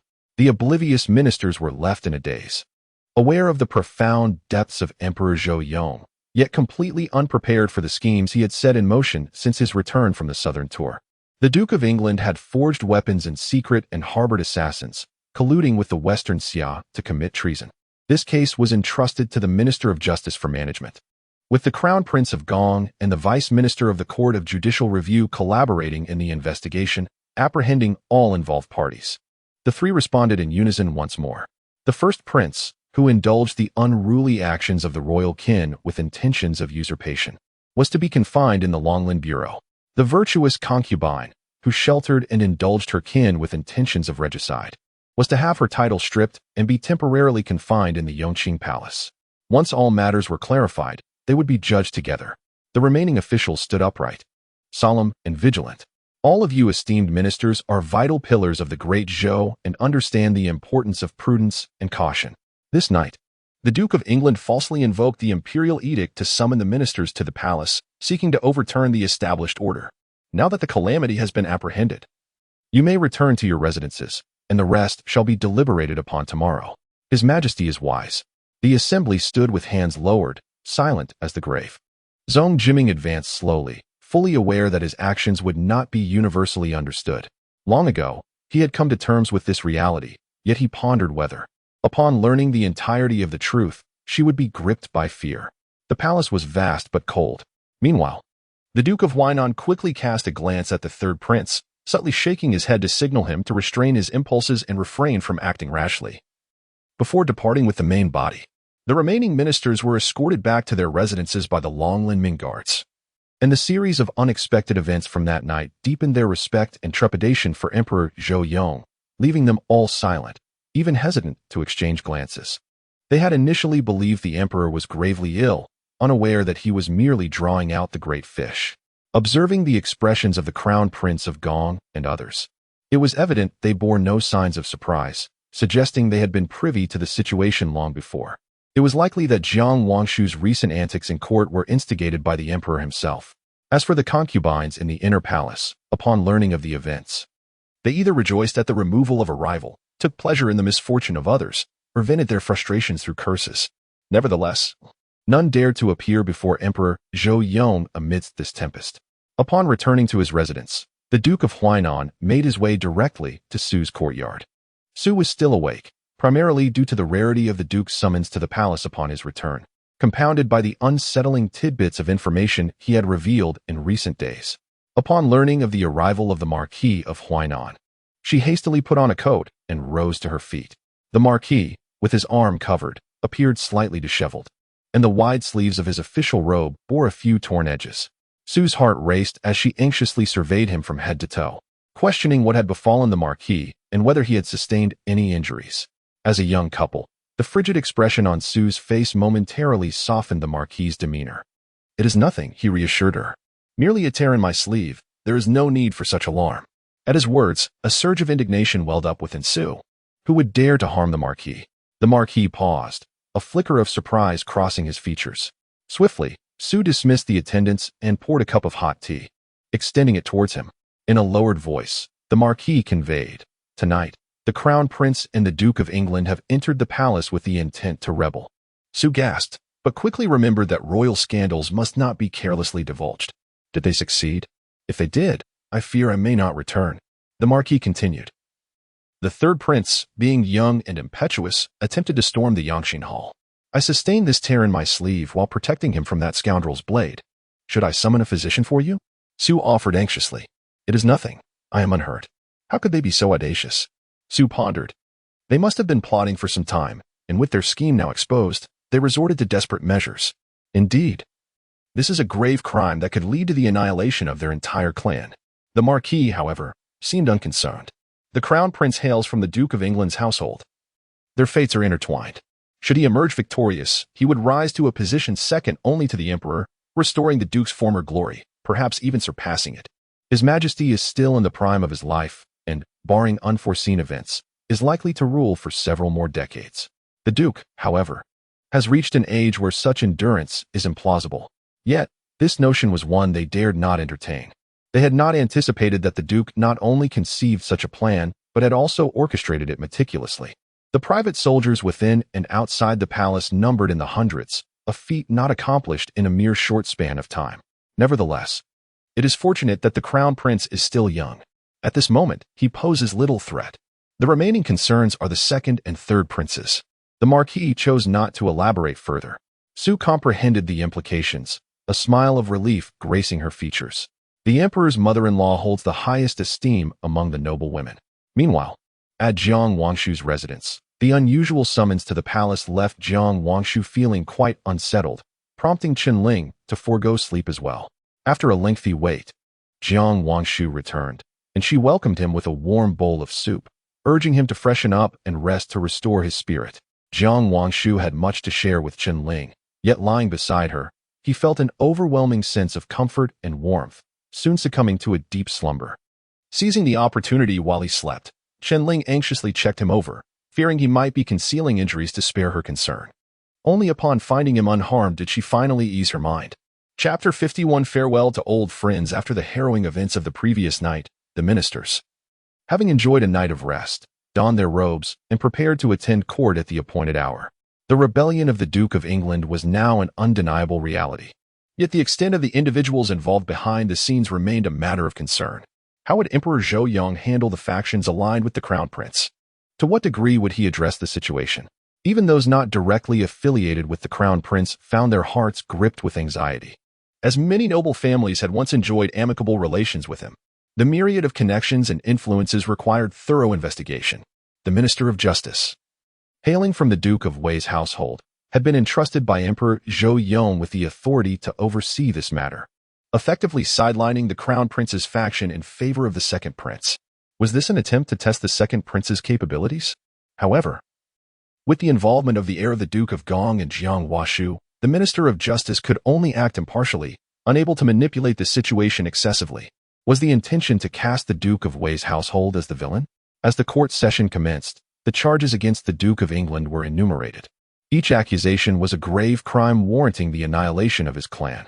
The assembly was taken aback by the Duke's audacity, discovering that his transgressions were even more numerous than anticipated.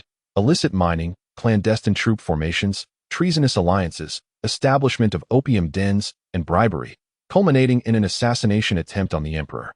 Each of these offenses was deserving of the harshest punishment, leaving the ministers in a state of uproar. The case of the Duke of England was undeniably a political hot potato. A misstep could entangle a vast number of individuals. This matter transcended mere struggles for succession. It pertained to the very stability of the realm. It was thus not surprising that the Duke of Wei's household was compelled to intervene. Both households had shared the honor of founding the dynasty, and had it not been for this scandal, their standings would have been equally matched. Emperor Zhou had essentially presented them with a dilemma, leaving it to them to determine their course of action. After the court session, Zhong Huaixian approached the Marquis of Huainan in full view of many, expressing his gratitude for the protection offered the previous night. Indeed, the dagger had been aimed directly at Zhong Huaixian, and it was only thanks to the Marquis's timely intervention that he had been spared. Given that the Marquis was soon to be his father-in-law, such gratitude was only fitting. Zhong Huaixian boarded the Marquis of Huainan's carriage en route to the official residence. The carriage moved slowly, allowing the two to reflect on the recent events. Upon their arrival at the official's quarters, Zhong Huaixian had achieved his purpose and contentedly proceeded to the Marquis's estate, which could be interpreted as tacit approval from the Marquis. Upon receiving the news from the doorkeeper, Su Shi hastily called for Lanzhou to prepare herself. Meanwhile, Zhang Shi and Su Yanyan were in Su Shi's quarters. It would have been improper to send them away, so she decided to summon Lanzhou as well. Zhong Huaixian, mature beyond his years, possessed a fair and handsome visage, exuding an air of gentle humility. He adorned a white jade crown, dressed in a sky-blue wide-sleeved Confucian robe, its edges embroidered with golden clouds. Cinched at the waist with a white jade belt secured by a matching green jade pendant, simple yet elegant, embodying the essence of royal grace. Seated at the upper left, Zhong Huaixian's gaze often wandered to Lanzhou as he listened to Su Shi speak. Having believed he had weathered a significant storm, his tense heart began to relax, inevitably leading him to ponder how best to draw closer to the one he cherished. Beside her, Su Yanyan chuckled and teased. "Your Highness, has Cousin Shu blossomed with flowers?" Lanzhou's cheeks flushed a delicate crimson, and she cast a shy, reproachful glance at Zhong Huaixian, her eyes sparkling with feminine bashfulness. Upon witnessing this, Su and the others burst into laughter. Yet Lanzhou appeared somewhat lost in thought. She recalled how, in times past, she had been ensnared by idle chatter, often harboring a desire to compete with Lanzhou. At that time, she had felt a tinge of melancholy towards Zhong Huaixian, believing herself to be the legitimate daughter of the Huainan Marquis, destined to be his wife, and thought that if Zhong Huaixian were indeed her husband, they would regard her with greater esteem and shower her with affection. Such thoughts, tinged with a degree of pettiness, had led her to engage in actions unworthy of respect. In stark contrast to Lanzhou's unassuming grace and understanding nature, her own demeanor had been marked by rivalry. Now, upon meeting old acquaintances once more, it felt as if awakening from a dream. She could finally discern the truth of her heart. Those who abandon me, I shall abandon in return. In this lifetime, she resolved to distance herself from them, allowing them to love as they wished. Lanzhou's demeanor rendered her conspicuously out of place in the hall. Su Yanyan, seemingly oblivious, playfully inquired, "Cousin Zhou, what is your opinion?" Lanzhou, from the corner of her eye, secretly glanced at Lanzhou, feeling a sense of triumph within. "Yanyan, if you continue to speak nonsense, I shall ignore you. Elder sister, let us disregard her." Su Yinyan immediately feigned surrender, yet her eyes sparkled mischievously. Very well. With His Highness present, we shall heed Cousin Shu's words, and she exchanged knowing glances with Lanzhou. Cousin Zhou, wouldn't you agree? Lanzhou merely tugged at the corners of her mouth, offering a faint smile without uttering a word. Zhang's lips curled into a slight smile. Perceiving the playful antics of the youthful crowd as mere amusement, she sat quietly. Zhong Huaqian, wherever he went, was the center of attention, yet it puzzled him that Lanzhou consistently treated him with such indifference. He looked over, her gaze remained serene, and inwardly he scoffed, recognizing it as merely a ruse of feigned pursuit. Compared to the pitiable Lanzhou and the vivacious Su Yinyan, Lanzhou's demeanor was consistently subdued. She often kept her head bowed, remaining silent for prolonged periods, which struck Su's family as rather unsatisfactory.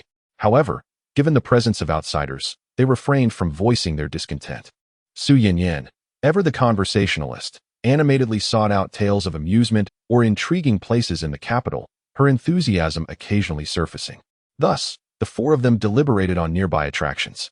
Zhong Huaqian promptly recalled the estate gifted to him by his maternal grandfather during his birthday, a place adorned with picturesque scenery and a small equestrian arena, leading them to agree on a date. After further discussion, Su's family discreetly suggested that Lanzhou show Zhong Huaqian around the estate.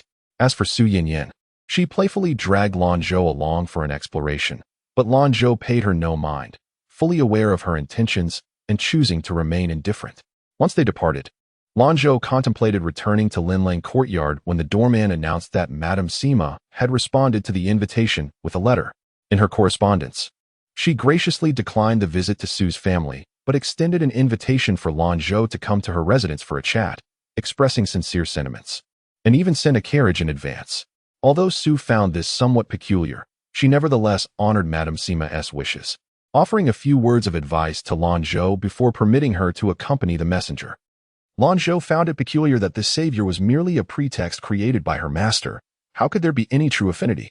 However, upon observing Su Shi's demeanor, she recognized that Madame Yu was indeed associated with Lady Sima. A fleeting thought crossed Lanzhou's mind, only to be dismissed as absurd. Yet, it seemed to be the only plausible explanation amidst her turmoil. Seeking an excuse, she said, "Madam, my attire is rather plain. I shall return to change into something more fitting to prepare for my meeting." Madame Yu gazed at Lanzhou with affection, praising, "Miss, you are as beautiful as a celestial being. There is no need for such trouble. The madam has expressly instructed me, as the lady of the Ho residence is occupied with affairs of the household, to avoid causing any inconvenience. It is merely that she is lonely and wishes for a conversation with you. Do not worry. There are plenty of maids and servants in the residence to attend to your needs." The implication was clear. Lady Sima held Su Shi in high regard, which brought comfort to her heart. Reflecting on Lady Sima's reclusive nature and her reserved temperament, Su Shi could hardly fathom what conversation could arise between two such reticent souls. Given the circumstances, they could not leave anyone waiting, and thus she urged, "Zhouer, your appearance is quite acceptable. Please accompany us." Lanzhou felt helpless, realizing she was merely leveraging another's status to retrieve someone from their abode. It was clear she had resolved not to expose his machinations. So be it, she thought. They would ride in the carriage and take a detour around Jianan, ensuring she would not encounter him again, lest she succumb to temptation herself. "Yes, mother." Madame Yu suppressed her smile, sensing from Lanzhou's expression that she had already guessed who wished to see her. There was no trace of aversion in her gaze, only a hint of shyness and resignation, which was indeed promising news to relay to her mistress later. Baizhu and Madame Yu flanked Lanzhou as they exited the residence. Once outside, Madame Yu took the lead, prompting Baizhu to lift a corner of the carriage curtain. Lanzhou, with Baizhu's assistance, stepped onto the footstool, only to be met with the sight of flowing robes that rendered her momentarily stiff. For a brief instant, she considered turning back. Suppressing her amusement, Madame Yu inquired, "What troubles you, miss?" Lanzhou felt a rush of warmth that softened her resolve, and she stammered, "In nothing." Just as Baizhu attempted to follow, Madame Yu restrained her, suggesting, "Why don't you share the carriage with me, dear?" Baizhu noted the presence of two carriages, realizing that the customs of the Jianan household were quite elaborate. Chapter 52. The bamboo grove of the garden. Su Yinyan first sought a pretext to rid herself of her maid, then ventured down a path that might lead her to Lanzhou and her companions. Although the Marquis's garden was vast, she had become quite familiar with its layout over the past few days. From a distance, she spotted their silhouettes and, with a flicker of mischief in her eye, lifted her skirts and circled the purple bamboo, positioning herself near the rockery to spring a surprise. Just as she was about to leap out, she overheard Zhong Huaqian inquire, "Sure, your elder sister appears cold and unapproachable. Could she be unkind to you?" Su Yinyan instinctively froze, seeking refuge behind the wall. She steadied her breath and sharpened her ears to listen to their conversation. "Your Highness, please do not worry. My elder sister, she has not mistreated me." A smile crept upon Su Yinyan's lips, for Lanzhou's hesitation in her words ignited a flurry of imagination, echoing the sentiment of a wronged and enduring soul, presenting herself as gentle and understanding. During her stay in the manor, she had begun to perceive the subtle dynamics between the Su family and their two daughters. She caught a glimpse of Lanzhou's eyes shimmering with unshed tears, her delicate face radiating an air of poignant vulnerability. As expected, the next moment, Su Yinyan heard Zhong Huaqian say, "Sure, you need not defend her. If it were not for my concern for you, I would have chastised her properly." Lanzhou clearly plays the game of feigned superiority and emotional manipulation. "That is not the case," Lanzhou interjected, a multitude of thoughts swirling in her mind. "She is far too cunning. You, by nature, are innocent and cannot contend with her. Had she not stolen your vitality from the womb, you would not be in such a frail state now. Her fate is steeped in malice, which is why she has been sent far from Yuyang City. Your Highness, please refrain from such words. Due to me, my sister has suffered much since childhood. What grievances has she truly faced? She has never wanted for food or clothing. The annual allowances from the Huainan Marquis afford her a life of leisure." Lanzhou, with her understanding nature, countered gently, "It is different, after all. My elder sister has been away from our parents since childhood, without the guardianship of elders. She grew up in the countryside, ungoverned, and now that she has returned, she must feel envy and resentment towards you, secretly causing you distress." Lanzhou hesitated, her resolve faltering, and waved her hand, her voice lacking conviction as she replied, "That is not true. My elder sister is not that sort of person. It is I who have subjected her to years of hardship." Her tearful guilt stirred Zhong Huaqian's protective instincts and compassion. Embracing Lanzhou's shoulders, he remarked, "My Shua, your kindness and gentleness leave me no peace of mind. How could you stand against her?" Lanzhou playfully pushed against Zhong Huaqian's chest, feigning indignation. "Who are you to claim such things?" Her hands felt as delicate as a wisp of smoke, igniting a yearning within Zhong Huaqian. Without a second thought, he pulled her into his embrace, savoring her fragrance. Su Yinyan, taken aback, covered her mouth, fearing she might scream at any moment. What were they doing? No wonder they had dismissed those around them. This was hardly the demeanor of a noblewoman, a paragon of propriety. Such open displays in the garden left her handkerchief nearly crumpled in her grip. The intoxicating whispers of their lips brushing against each other left Su Yinyan in a state of indecision, fearful that their intimate exchange might be discovered by others. After a considerable time, the two reluctantly parted. Zhong Huaqian sighed with emotion, expressing his affection. "I yearn to marry you soon, to protect you daily, ensuring that no one dares to wrong you." Lanzhou, meeting his tender gaze, felt her cheeks flush and replied softly, "What merit do I possess to deserve such treatment from His Highness?" As the couple appeared inclined to retreat to a more secluded area, Su Yinyan hesitated to follow, their closeness disarming her thoughts. After steadying her breath and confirming their distance, she quietly departed, realizing that it would be unwise to pursue matters with the third prince. Inside the carriage, Lanzhou sat with her knees together and hands folded, exuding a certain endearing awkwardness. For a moment, neither knew what to say. "I'm sorry. Zhou, I understand it was wrong to summon you without your consent. However, so much has transpired lately, and my heart is troubled. I had no one else to confide in, which led me to invite you from the Ho residence. I apologize." Zhong Jiming's gentle smile concealed a hint of loneliness, as he lowered his gaze, seemingly to mask his inner turmoil. This made Lanzhou's unease dissipate, replaced by a swell of compassion. Instinctively, she crouched down before him, their eyes meeting in a shared moment of vulnerability. "Sir, have you forgotten our 3-month agreement? Merely sending gifts without a meeting will hardly stir a maiden's heart." The moment the words left her lips, both were momentarily stunned, and Lanzhou hurriedly rose, retreating to the corner, her heart ablaze with embarrassment. Overwhelmed by a wave of self-consciousness. What had she just said? Had she inadvertently instructed him on how to pursue her? Would he think her too forward or lacking in modesty? She had resolved to let go, Yet here she was, conflicted. Ah! Zhong Jiming felt a surge of warmth rising within him. Zhou, thank you. Lanzhou kept her head lowered, her lips pressed together, though the corners betrayed an undeniable joy. As the carriage ambled through the vibrant marketplace, past the bustling main street of Jianan, they eventually arrived at a serene locale surrounded by bamboo and wood. The other carriage had long been diverted elsewhere. Lanzhou, glancing around, was uncertain of her whereabouts, but felt a sense of peace nonetheless. Come, with the coachman and old madam you nowhere in sight. Zhong Jiming extended his hand to Lanzhou. She took his hand as she descended from the carriage, tilting her head back to take in the surroundings. Marveling at the lush bamboo grove nearby, an evident sign of careful cultivation. Where's this? My private retreat, a corner of the royal garden, which I may claim as mine during my reign.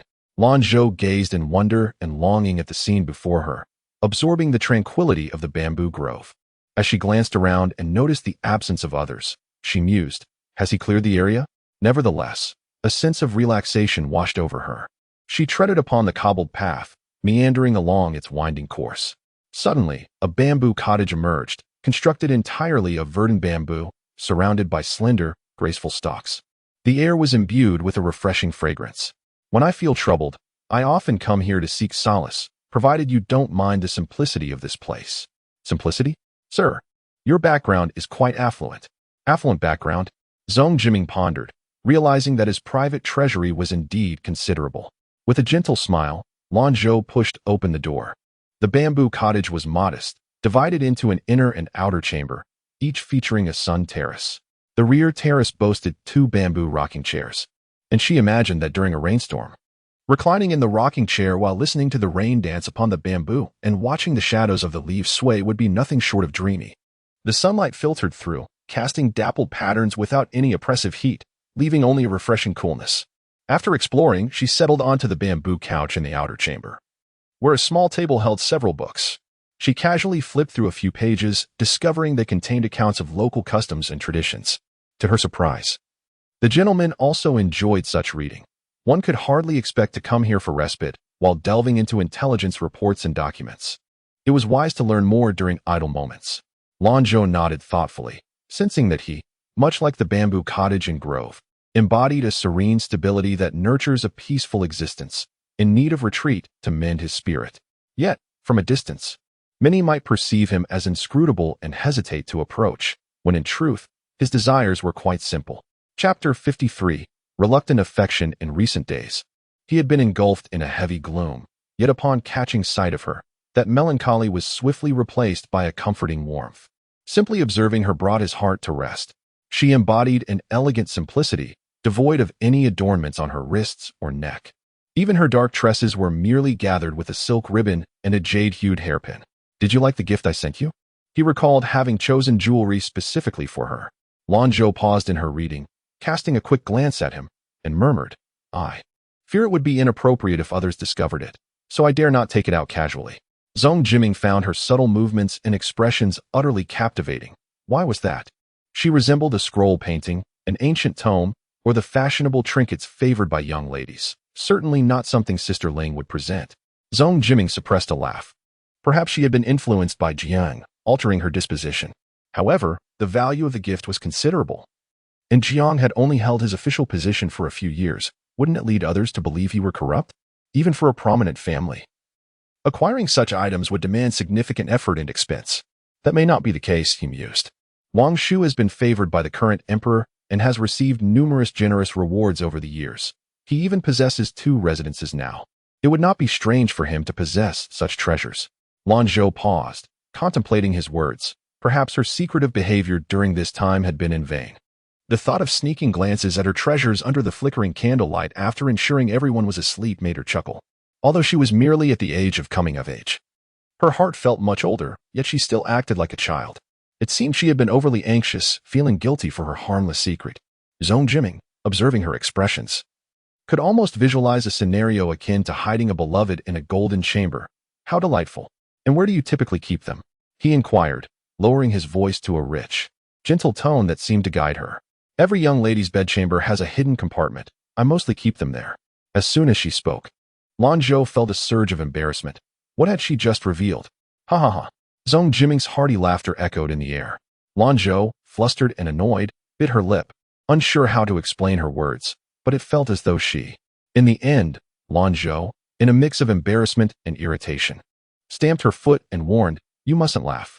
Yet her warning held no real authority, instead exuding the soft, playful nature of a young lady.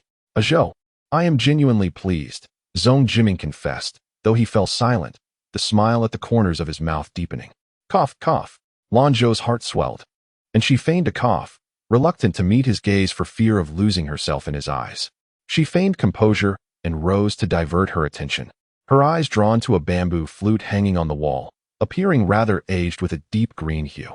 Her gaze sparkled as she turned to Zhong Jiming. "Sir, do you play the flute?" She could envision him galloping on horseback, skillfully hunting or wielding a brush. Yet she could not imagine how he might appear while playing the flute, stirring her curiosity. After a prolonged hiatus from playing, Zhong Jiming spoke the truth. He had once been quite absorbed in the art of music, yet now, his heart had grown indifferent to many things, particularly to the pastimes that once brought him joy. Lanzhou smiled at him, then took out a handkerchief to gently wipe the bamboo flute. "Sir, come here." She softly tugged at Zhong Jiming's sleeve as they walked toward the sunlit terrace, her movements as graceful and instinctive as during their journey back. In such a serene bamboo grove, a melody would be exquisite. Zhong Jiming pressed his lips together, feeling rusty after such a long absence from playing. Would he disappoint her? "Sir, sir." The girl's gentle, mellifluous plea made his heart soften, as if he would pluck the stars from the heavens to present to her. With a tender smile, he accepted the bamboo flute, but he resolved that she should not be the sole recipient of enjoyment. It would be delightful, and if accompanied by dance, even more so. Lanzhou's heart stirred, and she, without hesitation, skipped down, her skirt swirling. She favored wearing simple, fresh-colored dresses in summer. Today, her underdress was a pale blue, while her outer garment was a sheer white, cinched at the waist, cascading to the ground. With each measured step, the interplay of white and blue was mesmerizing, and her flowing sleeves served as perfect wings for her dance. The flute sound drifted like delicate wisps of smoke from an incense burner, ethereal and fleeting, yet amidst the enchanting melody, a fairy of the bamboo grove seemed to emerge, dancing alongside the smoke. One flute, one dance, one gentle breeze, one note, one shadow, one bamboo forest. Zhong Jiming had anticipated that after such a long time away from this elegant craft, he would be out of practice. Yet the music flowed effortlessly through the nuances of her expressions. Under her gentle guidance, the melody became a heartfelt expression, unwilling to relinquish a shred of tenderness. However, this tranquility was destined to be disrupted. As the melody concluded, just as Lanzhou was about to speak with Zhong Jiming, a stranger appeared beside him. In a moment of urgency, Long Lin, a shadow guard, appeared before Zhong Jiming, succinctly informing him of the pressing matter before hastily departing. Zhou. Zhong Jiming felt a pang of distress. He had brought her along, and she had willingly accompanied him, yet he now had to leave due to pressing obligations. Lanzhou sighed inwardly, her thoughts contrasting sharply with his. She felt heartache for him, knowing he sought solace but was thwarted by unforeseen circumstances. With a smile that feigned nonchalance, she said, "If you have matters to attend to, please go ahead. Thanks to you, I can stay here for a while." Zhong Jiming's chest felt constricted and bitter. He opened his mouth to speak, yet ultimately managed only a few parting words before leaving. As Lanzhou watched him depart, she turned back to the bamboo house, which now seemed imbued with solitude. Her eyes stung, and a long sigh escaped her lips. She tilted her head to gaze at the interplay of blue sky and green leaves overhead, attempting to alleviate the discomfort within her heart. Yet the void inside seemed to expand. Lost in thought, she cradled the bamboo flute as she returned to the sunlit terrace, reclining on the rocking chair, her fingertips gently caressing the flute's mouthpiece. In her mind, she cherished the memory of Zhong Jiming playing the flute while gazing at her. A blend of joy and sweetness intertwined with heartache and helplessness. The melody from earlier echoed in her mind, and before she knew it, Lanzhou found herself playing the flute anew. The same melody, yet her flute sound, in contrast to Zhong Jiming's tranquil essence reminiscent of mountains and flowing rivers, dispelled a sense of melancholy. "Oh, Lanzhou, you have always been steadfast in holding on to your true self, devoid of greed and desire. You would not suffer from the fears of gain and loss, nor lose your way. You had previously excelled in this regard. You clearly possessed the ability to continue thriving. So why, within such a brief span, have you crumbled under the influence of him?"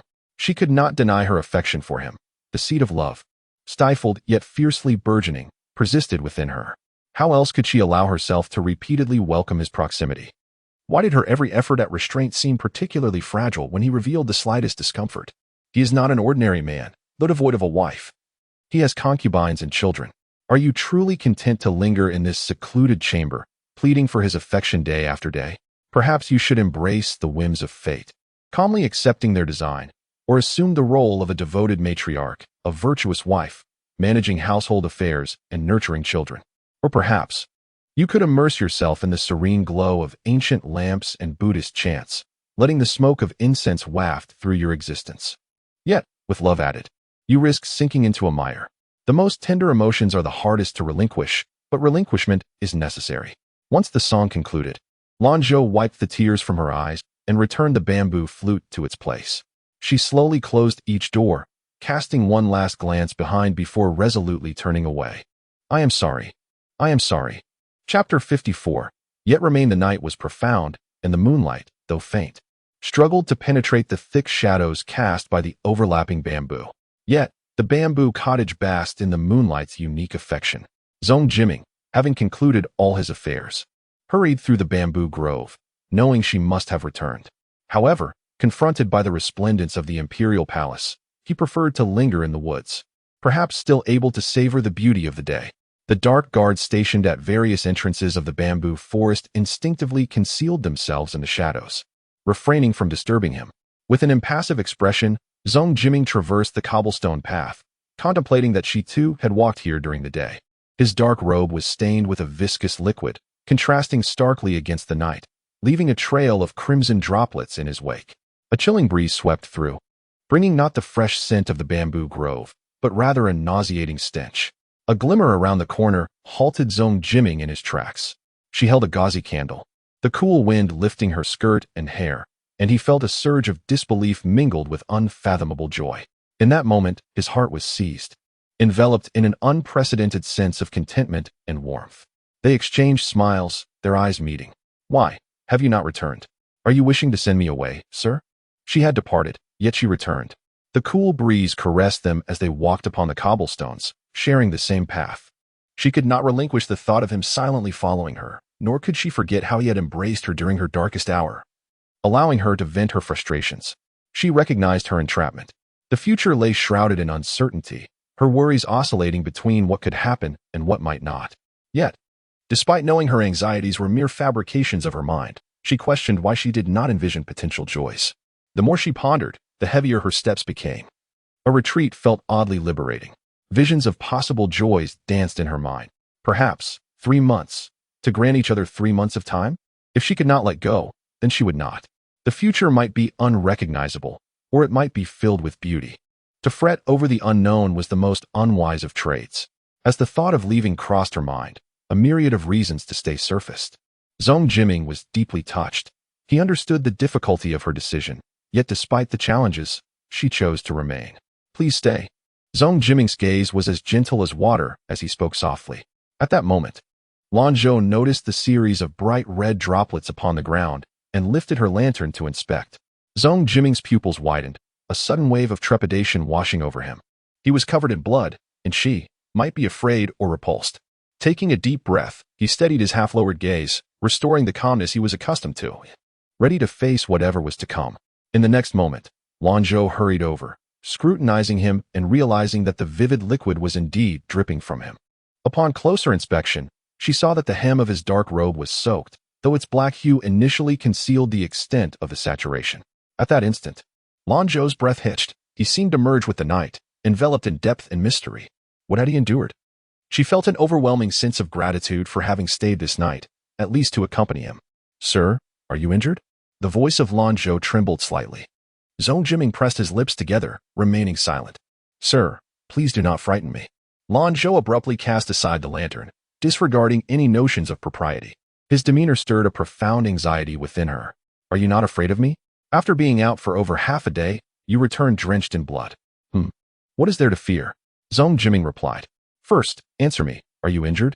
No. Lanzhou exhaled in relief. Sir, you have something on your face.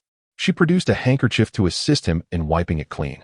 The dried blood clung stubbornly to his skin, and she hesitated to apply too much pressure, especially given his towering stature, making it quite difficult to reach. Zhong Jiming grasped her wrist. Do not. Lanzhou blinked in surprise. Did I hurt you? Do not dirty yourself. Suppressing her concern, Lanzhou smiled gently. It is nothing. You should take a hot bath. I noticed your clean clothes here. She then cleared her throat twice and added, please prepare some hot water. Zhong Jiming gazed at her intently. Lanzhou shyly chuckled. You have quite a few people here. I merely mentioned a few items, and they were promptly brought to me. Sir, why are you still lingering? You should wash up. Zhong Jiming remained silent. Sir, do not overthink it. Go bathe and relieve your fatigue. Lanzhou's tone was laced with concern, silently cursing Emperor Zhou Yong for assigning such perilous tasks to his brethren.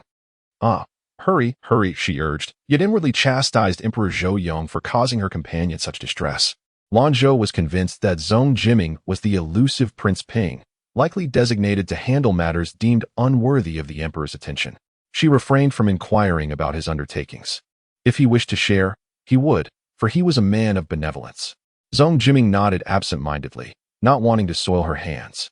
It was impressive how efficiently those hidden in the shadows could act, as they procured copious amounts of hot water in less than the time it takes to burn a stick of incense.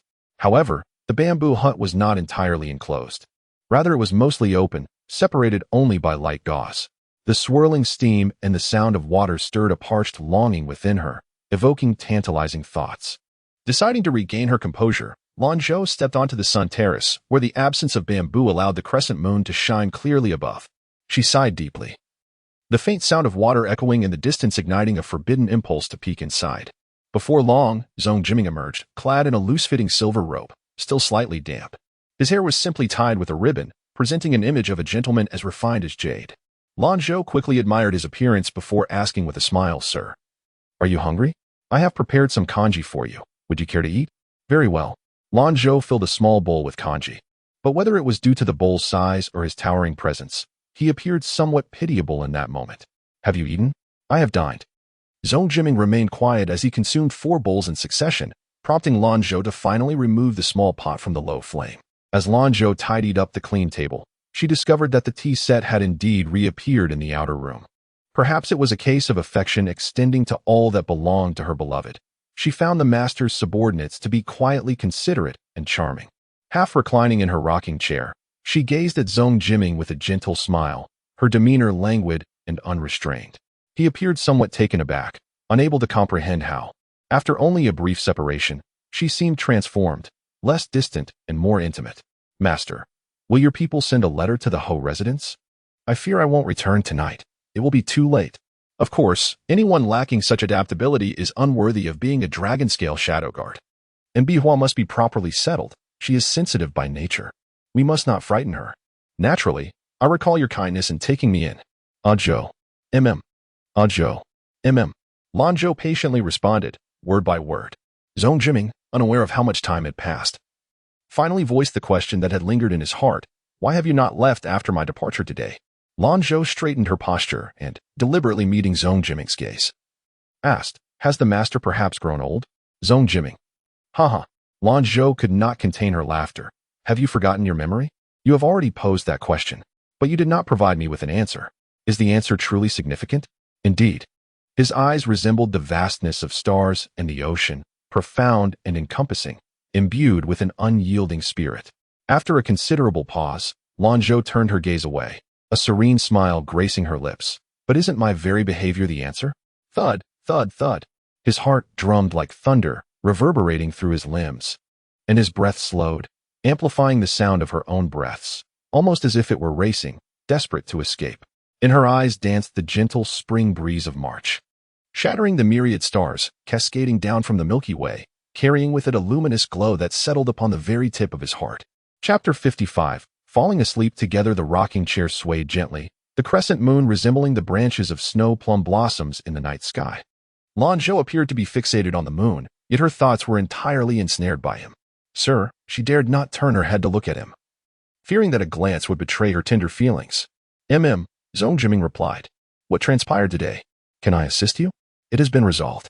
That's good. May I share my thoughts? Though the matter was settled, words remained unspoken. I would like to listen. Zhong Jiming concealed his name and identity, summarizing the recent events. Hearing this, Lanzhou felt a chill of fear. How could he remain so unperturbed when someone sought to make him a mortal enemy? Had he grown accustomed to such treachery? Zhong Jiming sighed. Ah Zhou, my surroundings are rife with schemes, and at times, I can scarcely discern truth from deception. Day after day, year after year, it seems endless. Who said that? Lanzhou sniffled, her voice slightly hoarse. At least in this moment, there are no calculations at play. Zhong Jiming sighed again. Even if there were schemes, I would willingly fall into the trap. Sir, please close your eyes. He instinctively obeyed. A sense of anticipation stirring within him. His eyelashes fluttered, his mouth dry. In the depths of the bamboo grove, the sound of the Shao flute flowed through the night, expressing the elegance and tranquility of the moonlit bamboo. The melody, soft and gentle like moonlight, resonated in the stillness. As the notes lingered, Zhong Jiming slowly opened his eyes in surprise, not expecting Ah Zhou to play the flute. I amuse myself during my leisure, Lanzhou said with a bashful smile. This piece was soothing and calm, evoking a sense of serenity akin to a sacred chant. Upon hearing this, Lanzhou's smile deepened. This was learned from ancient texts, combining the teachings of the Indian scriptures, and it indeed brings tranquility and focus. Sir, I may not be able to assist you with other matters. I hope tonight can ease your heart and bring you joy. Please close your eyes and relax. All right. In truth, when he saw her patiently waiting with a lantern at the corner, all his weariness and gloom dissipated. Lanzhou half closed her eyelids, playing a melody she once cherished. The tune she had played in times of distress now intertwined their hearts further. The moonlight was hazy, the bamboo shadows danced, and the gentle breeze caressed the cool face of the moon. His heart grew increasingly tranquil, and before he realized it, his eyelids fluttered like butterfly wings, then stilled. Lanzhou noticed the relaxation in his brow as he gradually slipped into slumber, filling her with joy. The Shao played on, one piece after another, accompanying the serene night. After a long while, sensing his breath had steadied, she ceased playing. She quietly walked to the cabinet in the inner room, retrieving a blanket. With care, she draped it over him and then wrapped herself in the cloak hanging on the screen, settling onto the adjacent rocking chair. Sir, good night. Sweet dreams. A smile graced Lanzhou's lips as drowsiness enveloped her, and she gently closed her eyes. On this night, the two individuals slumbered soundly and peacefully, while many others found themselves unable to sleep. Among them was Bai Zhu, who had accompanied Lanzhou. Upon arriving at the residence in Jianan, she realized, once daylight broke, that she and her mistress were not in the same place at all. She initially thought her wait would only last half an hour, yet to her utter disbelief, her mistress still had not returned by nightfall. An unease gnawed at her. What could be the reason for their separation? If the intent was to bring harm to her mistress, there was no need to keep her here at all. Yet, why was she the only one left behind? Eventually, it was only after Madame Yu spoke at length that Bai Zhu managed to calm her nerves. She could only convince herself that Lady Sima indeed held a strong aversion to outsiders, and that she shared a profound affinity with her mistress, reluctant to let her depart, wishing instead for a lengthy conversation. Alas, even a distant glimpse of her mistress would suffice. Then there was Su Yanyan, who had been thoroughly astonished by Lanzhou and the third prince during the day. Once she regained her composure, the news that Lanzhou had been taken away by Mr. Sima filled her with regret. Had she known, she would have lingered longer, entreating Lanzhou to accompany her to Sima Manor. After all, that was the esteemed aunt of His Majesty and the first female scholar of Bailu Academy. A few words of praise from Mr. Sima could enhance her standing among the noble women, preventing her from perpetually trailing behind Lanzhou as mere decoration. Zhang rarely expressed anger towards Su Yanyan, but she had listened intently and discreetly sent someone to find her, only to discover that she was hiding in her room, her face cold and scolding. In a few days, when they heard the decree from Emperor Zhou, along with the generous rewards attached, their envy was palpable. It was well known that their family was wealthy, yet they squandered their riches on fleeting fads, while the truly precious and profound treasures were beyond mere monetary reach. This was precisely what they lacked. Of course, that was a tale for another time. As for Lanzhou, she felt an overwhelming desire to crumple the handkerchief in her grasp. She had hoped that the third prince's visit to the manor would elevate her status in the eyes of others, showcasing the distinct regard he held for her. Instead, the very knowledge that the third prince was aware of Mr. Sima's invitation for Lanzhou to the manor filled her with disquiet. Fearing that Zhong Huaiqian might regard her with undue admiration. The one most delighted for Lanzhou, however, was none other than Mama Ma, who, after Mama Qian elucidated Lady Sima's status, felt an exuberance that almost compelled her to set off fireworks in the Linglang garden. On the following day, before the sun had even fully risen, Lanzhou awoke.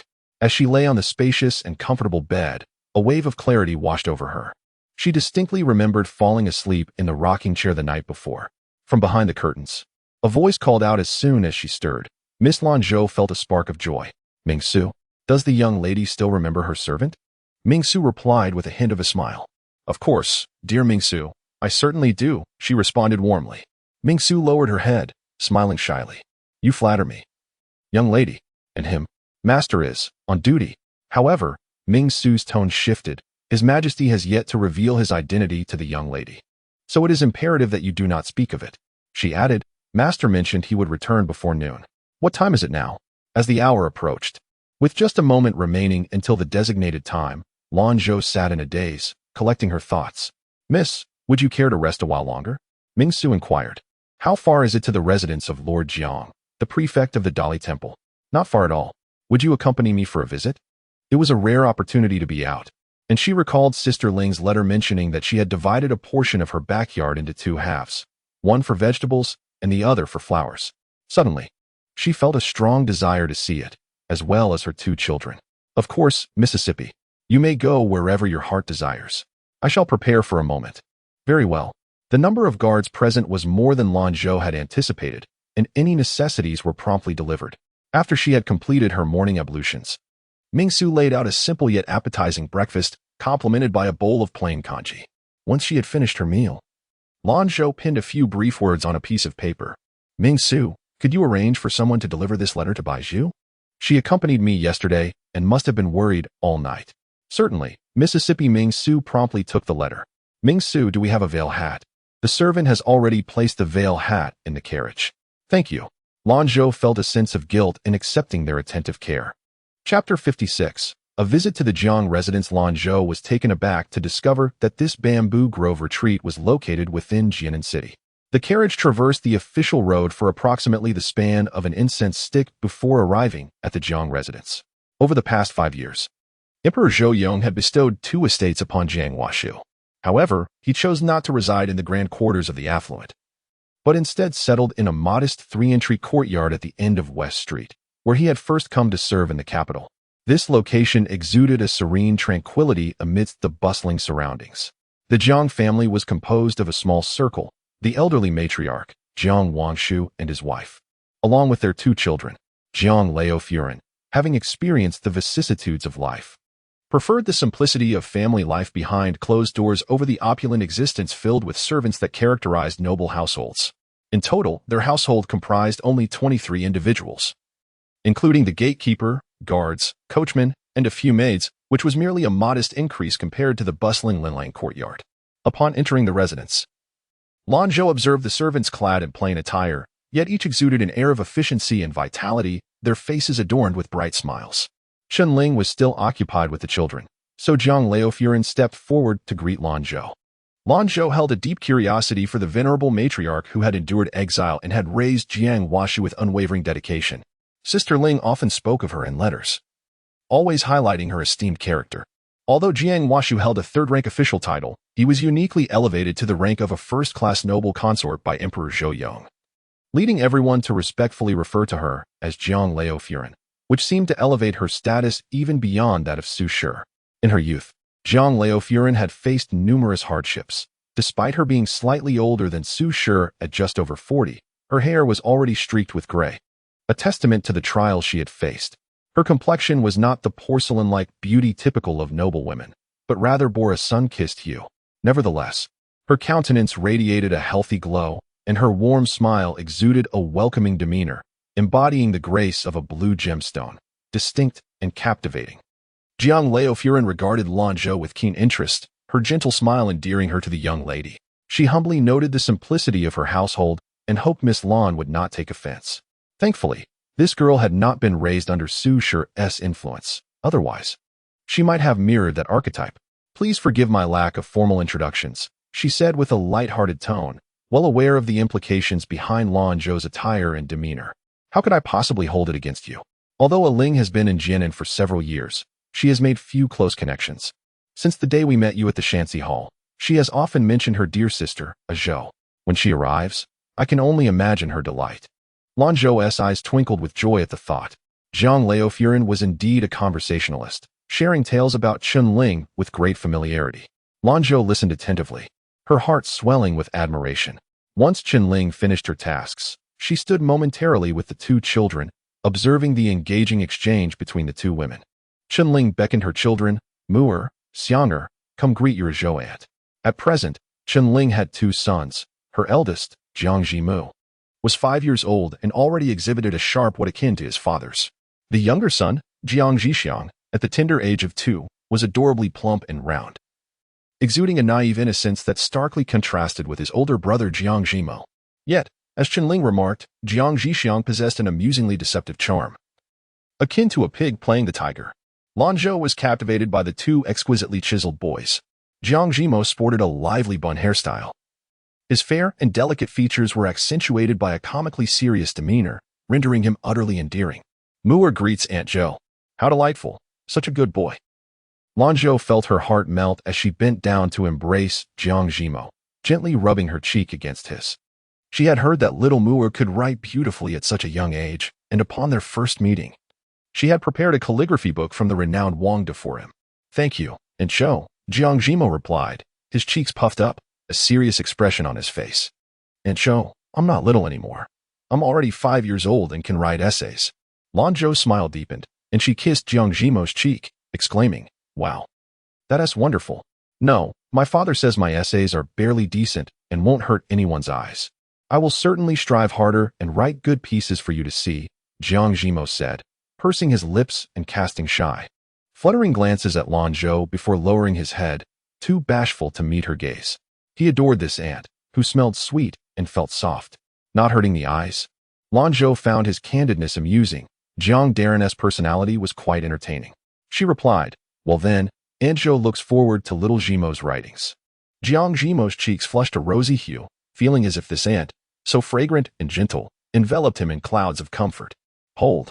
Jiang Jixiang, eager to join, waved his hands.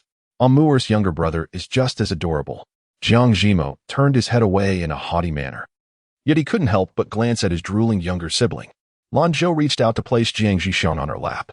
Though plump, he was surprisingly quick, planting 2 wet kisses on her cheek before she could react, leaving her with a glistening smear of saliva. Jiang Jimu scrutinized his younger brother, gently wiping the drool off Lanzhou's face with his sleeve. Aunt Zhou, I'm sorry. My brother is young and doesn't understand. He wasn't careful. Lanzhou, charmed by the earnestness of the little jade figurine, felt her heart soften as she embraced him tightly, showering him with affectionate kisses. After a while, Lanzhou found herself somewhat fatigued. Although these two children were not particularly rowdy, their solid forms were undeniably weighty, a fact she dared not voice. Previously, she had overheard some elderly women gossiping in Yuyang City, stating that one should not speak carelessly about children, lest they grow too handsome. Chunling noticed her struggle and called out, you two, hurry and get off your aunt. Do you have any idea of your own weight? Chunling mused to herself. These two little rascals, they've never smiled so sweetly at me. Jiang Jimu and Jiang Jixiang, feeling the pressure of their mother's authority, reluctantly vacated Lanzhou's embrace, their expressions conveying a sense of grievance, as if pleading for their aunt's affection once more.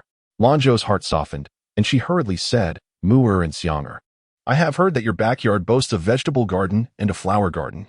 They must be quite beautiful. May I accompany you to see them? Upon hearing this, the two children eagerly took hold of Lanzhou, their little legs wobbling with excitement, as if the gardens were their own creations. Old Madame Jiang, witnessing this scene, burst into hearty laughter. Over the past 2 years, due to the pressing responsibilities of Emperor Zhou Yong, many had attempted to win favor with these two children. Yet, children, being the most perceptive, displayed a blend of maturity and playful innocence, rendering them difficult to approach. They proudly showcased their respective achievements. Mugo enthusiastically highlighted the vibrant green vegetables cultivated by old Madame Jiang, even presenting a basket of them to Lanzhou. Xinling's flowers were equally resplendent, and Xiang Guk recited a line of poetry before plucking a flower to gift to Lanzhou. In a miraculous fusion, these two distinct styles brought joy to Lanzhou's heart, and she embraced the fragrant blooms as they all frolicked together for quite some time. Noticing the two children drenched in sweat from their play, Old Madame Jiang and the wet nurse decided it was time for a change of clothes to prevent them from catching a chill, also providing a moment of private conversation for the adults. How come you are here? Qin Ling inquired. Sister Ling, your question strikes a disheartening chord. Isn't it known that your mother despises me? Haha. I naturally came without informing the Ho residents. I did not come to see you.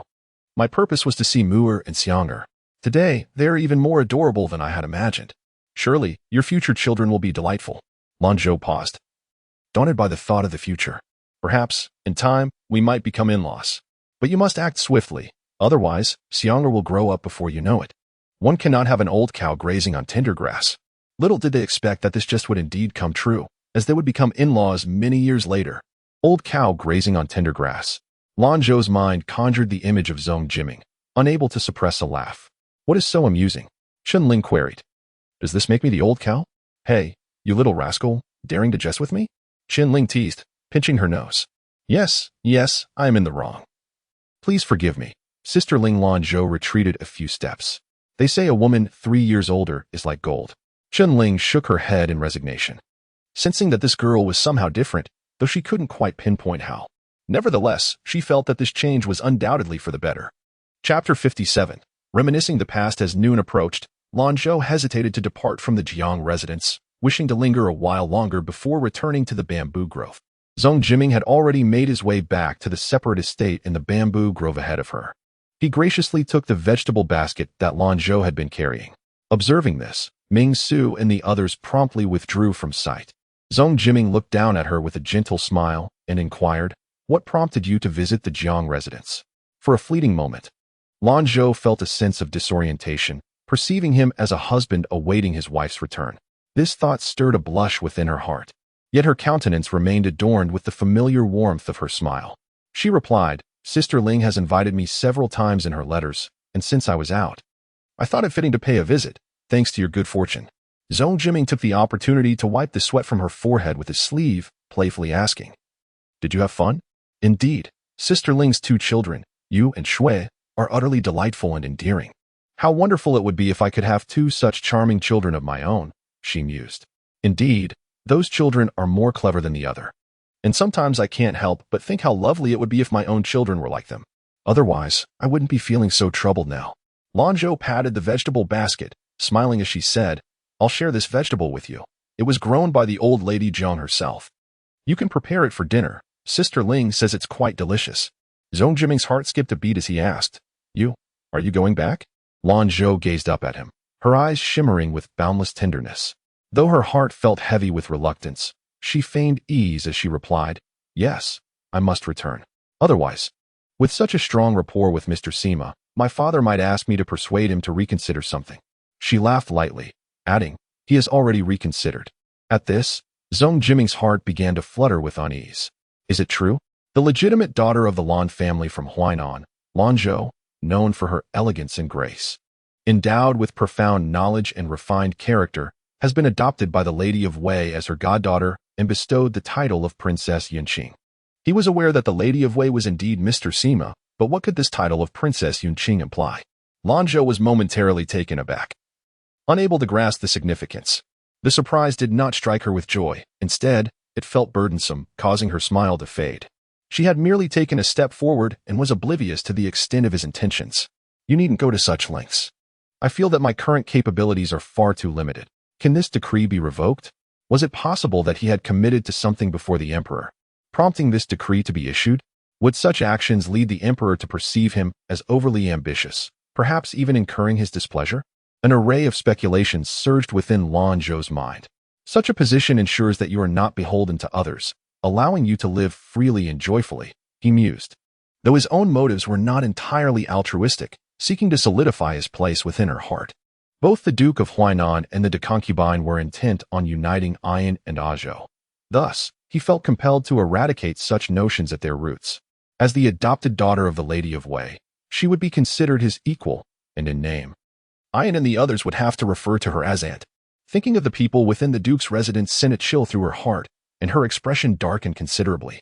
With a bitter smile, she questioned, Sir, do you truly understand me? Do you know the Duke's household?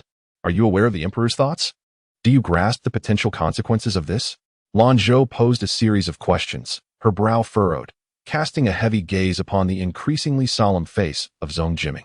Aware that her and Lanzhou's identities were a persistent risk, Lanzhou recalled the time when the Marquis of Huainan was stripped of his title and dismissed from office, leaving the Marquisate in turmoil. To distance herself, Lanzhou revealed her identity and accused the Marquis of patricide and usurpation, thrusting the Marquisate into the eye of the storm, thus placing Lanzhou in a rather awkward position. Should the day come when their secrets were laid bare, both he and Madame Sima would inevitably be dragged down with her.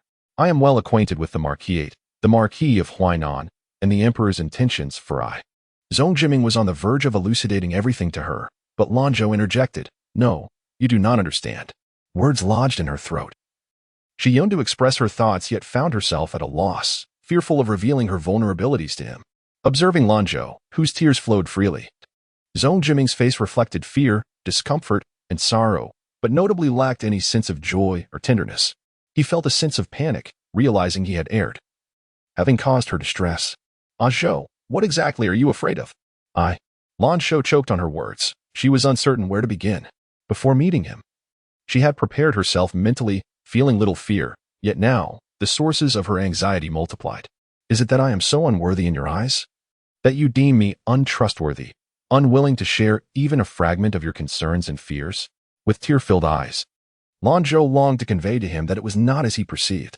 Zhong Jiming reached out, intending to wipe away her tears, but she turned her head defiantly. A bittersweet expression crossed his face as he slowly articulated, I had thought your lingering presence last night signified a willingness to give me a chance. His hand fell empty, and his heart sank. I apologize. I never intended to cause you such anguish. I shall retract the decree at once. Lanzhou's thoughts were in disarray, failing to ponder the implications of Zhong Jiming's intention to withdraw the decree.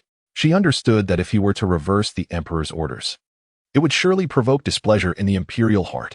Sir, Zhong Jiming, she called out several times, but he continued on. And in a moment of panic, she rushed forward and embraced him from behind. Zhong Jiming froze, yearning to turn around and hold her. Yet sensing her trembling form behind him, she clutched his waist with all her might, while he could only feel helpless compassion, allowing her to vent her emotions in silence. The quiet sobs were faint, yet he heard them distinctly. After a prolonged silence, Lanzhou softly murmured his name. Zhong Jiming wished to turn around. Sir, this is enough. I fear that if you turn back, I shall be unable to speak, she whispered, her cheek pressed against his broad back. Sir, I was not originally named Lanzhou. My name is Luchizhou. Zhong Jiming was taken aback, yet he remained silent, lips pressed together. Lanzhou's gaze grew increasingly vacant as she slipped back into that cherished memory. She slowly revealed the intertwined fates of herself and Lanzhou, recounting the years spent at the Lu family, where Lu Yaozu, captivated by her extraordinary beauty, arranged for her upbringing by the slender horse from Yangzhou. These revelations, if known, would only invite endless ridicule. Though she herself could withstand such scorn, she feared implicating him, terrified of becoming a source of shame in his eyes. Sir, perhaps one day everyone will know the truth. What does it matter to be the legitimate eldest daughter of the Lan family? Raised under the servile tutelage of the slender horse from Yangzhou, her greatest skill lies in beguiling men. A self-deprecating smile graced Lanzhou's lips. I cannot offer you support. I might even become a reason for many to attack you. Thus, it is not that I distrust you, rather, I hold immense faith in you. I know you are wonderful, truly wonderful, but it is I who am at fault. Zhong Jiming remained silent, his heart aching with compassion. He understood that what she needed most was not pity. If it were an ordinary woman who had endured such trials, her heart would have long twisted with resentment.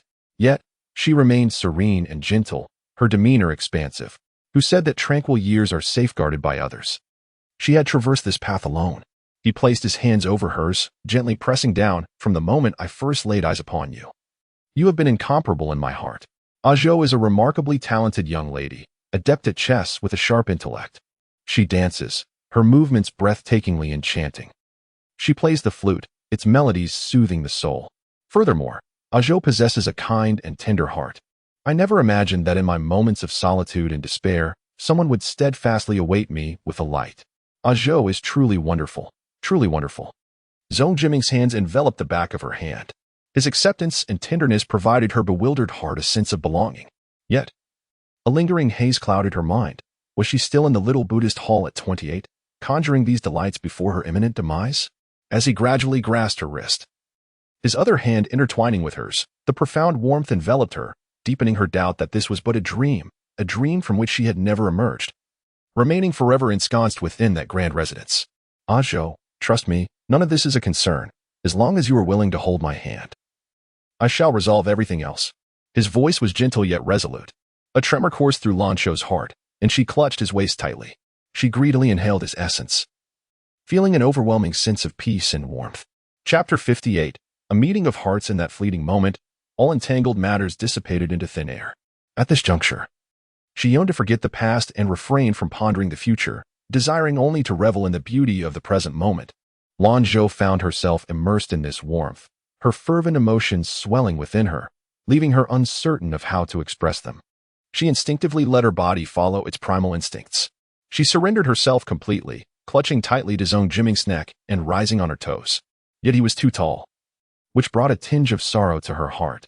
Still, being this close was a blessing in itself. The momentary sadness was swept away. Zhong Jiming encircled her waist, lifting her up until their foreheads touched. The proximity between them was so intimate that their breaths intertwined, making it impossible to discern whose heartbeat resonated in the air. Zhong Jiming felt her unprecedented boldness and passion, yet she remained so clumsy and cautious, yearning to draw nearer but unsure of how to do so.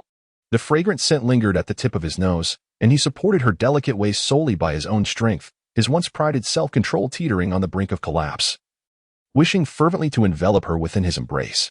When Lanzhou inadvertently brushed against his rolling Adam's apple, he could no longer contain himself. With a hoarse voice, Zhong Jiming murmured an apology. Confused, Lanzhou responded. I am Zhong Jiming, he stated. I know, she replied, her expression dazed. I am the Emperor Zhou Yong. What? What had he just said? The last vestiges of her rationality crumbled, and she struggled to recall the seemingly significant words he had uttered. She felt like a small boat adrift in a vast sea, swept along by the relentless waves. Though she felt as if she were drowning, she willingly surrendered to the depths, knowing only that she remained within these waters. Lanzhou was unaware of how long she had slept, but a glimpse of a silver figure nearby jolted her muddled consciousness awake. A flurry of chaotic memories surged through her mind, the formidable silhouette, the broad palm, the warm lips. A wave of embarrassment washed over her, and she endeavored to steady her disordered breathing, though her trembling brows betrayed her inner turmoil. Her outer garment lay crumpled on a nearby rack, while her inner clothing hung precariously from her shoulder, revealing her fair skin and the delicate blush of her bodice.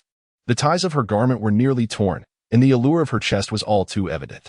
Hastily, Lanzhou gathered her clothing, only to discover the mottled dark red marks that spread across her collarbone, stark against her pale skin. Lanzhou's eyes widened in disbelief. How could he have been so gentle yet leave such marks? No, was that truly the crux of the matter?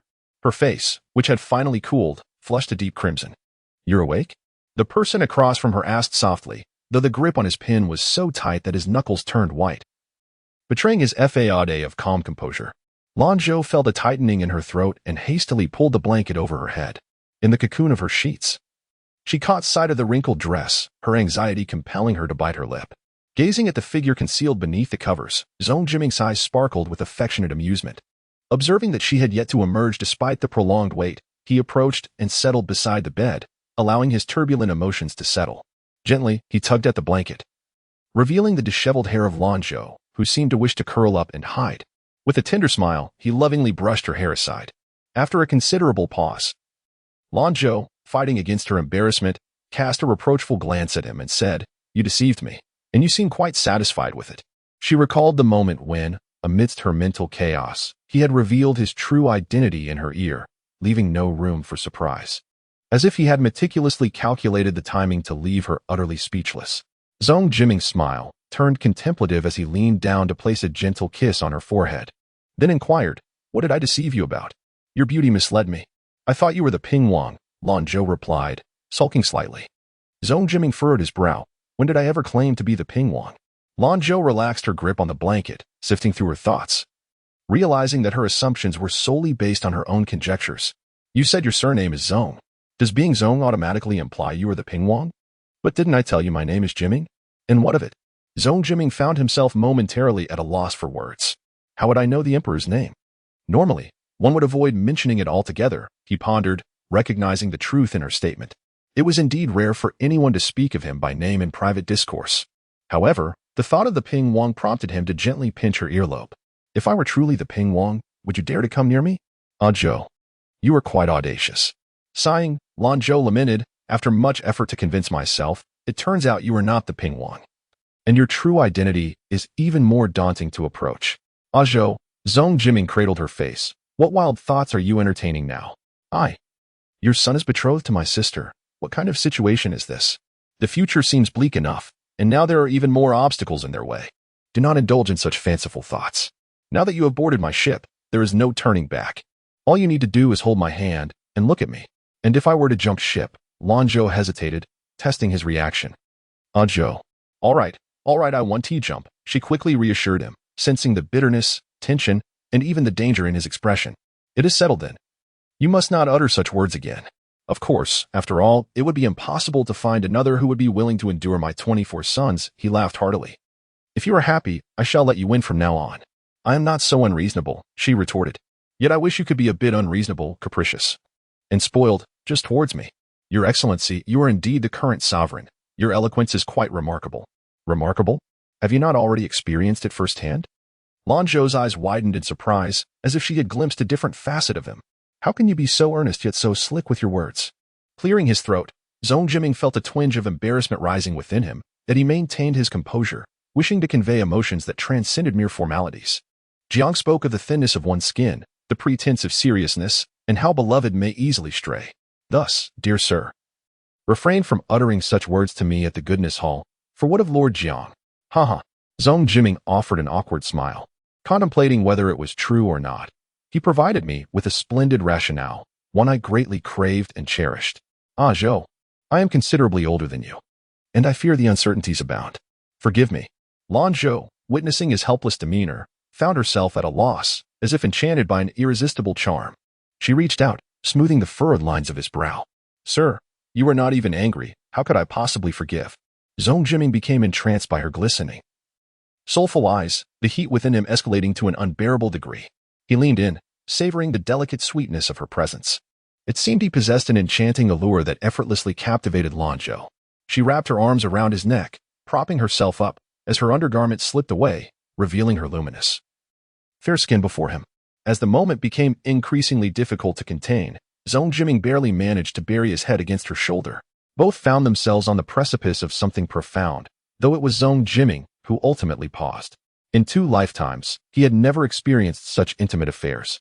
While Lanzhou remained in a state of gentle recovery, they had crossed boundaries that ought not to have been crossed, indulging in touches that were once deemed inappropriate. Though she felt a deep embarrassment, confusion lingered within her.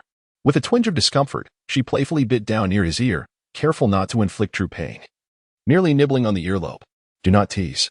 Zhong Jiming's fingertips glided down her spine, tracing the scars etched upon her back. It felt as though all strength drained from her, rendering her languid in his embrace. Why? She pondered, gazing at his jawline. As her fingers traced the occasionally shifting Adam's apple, smoother than a jade piece. Just a moment longer. A wave of sensation washed over Lanzhou. A blend of ache and itch. We are well as we are. It is fine. Yes? Surely. You do not wish to take advantage of me and then abandon your responsibilities? She trailed her fingers down his throat, murmuring, Indeed. I long to seize you. What does it mean to add fuel to the fire? Zhong Jiming, in the end, remained the master of seduction, coaxing her to enjoy the moment fully. In her dazed state, Lanzhou realized how wondrous it is to share a mutual affection. Chapter 59.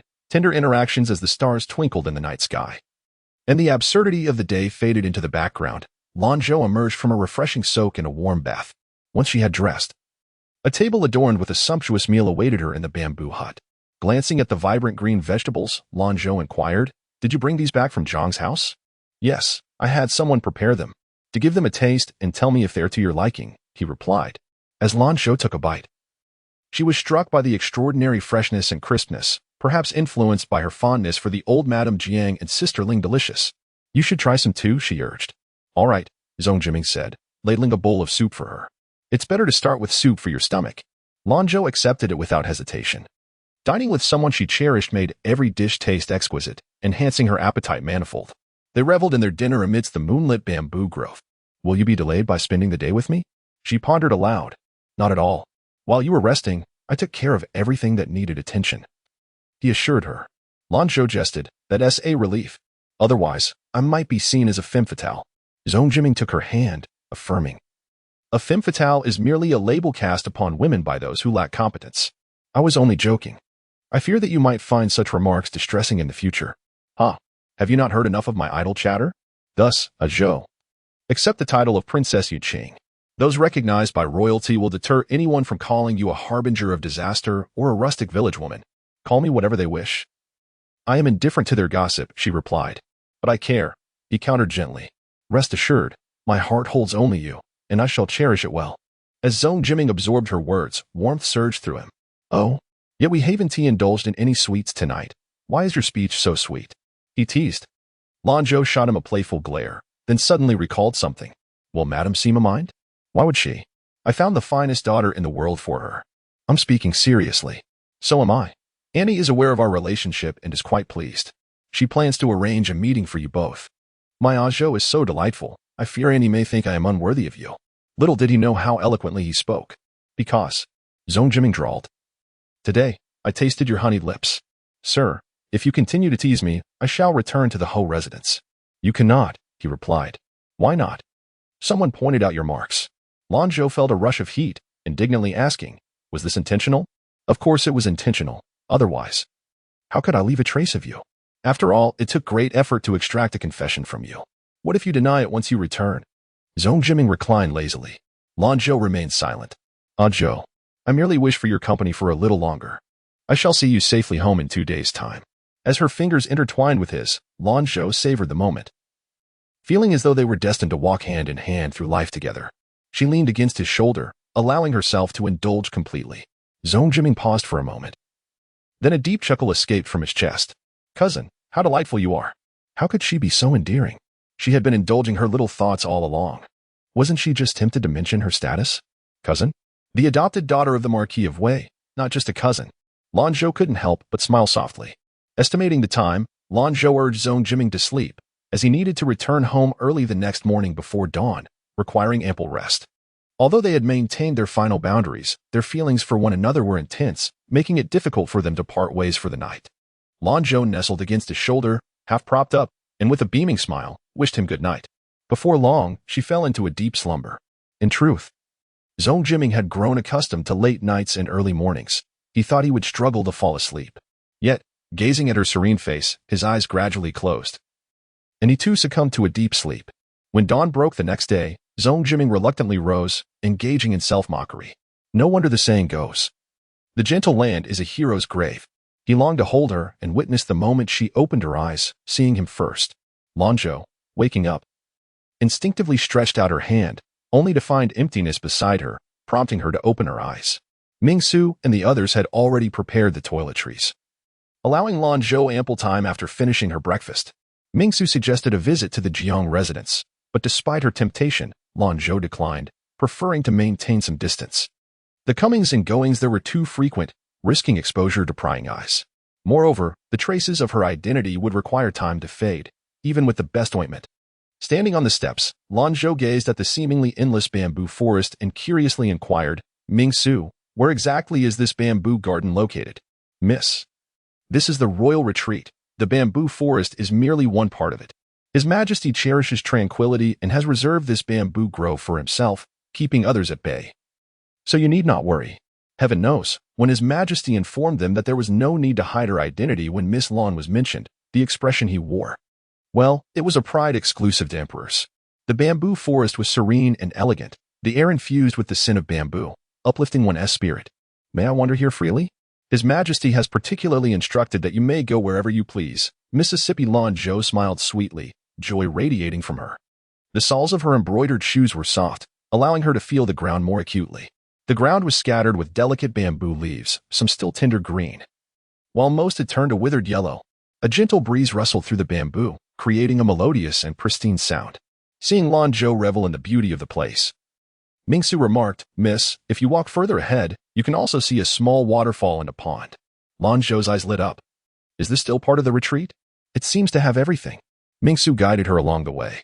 Without her direction, Lanzhou would likely still be wandering aimlessly in the bamboo grove, unable to distinguish one path from another. Indeed, the winding paths led to hidden treasures, revealing unexpected vistas. However, it was indeed a small waterfall, no taller than 3 zhang, yet standing near the pond made one feel diminutive. The air was filled with mist, and the pond was crystal clear, allowing one to see its depths. Lanzhou found a clean, large stone to sit upon, tilting her head slightly as she gazed at the waterfall.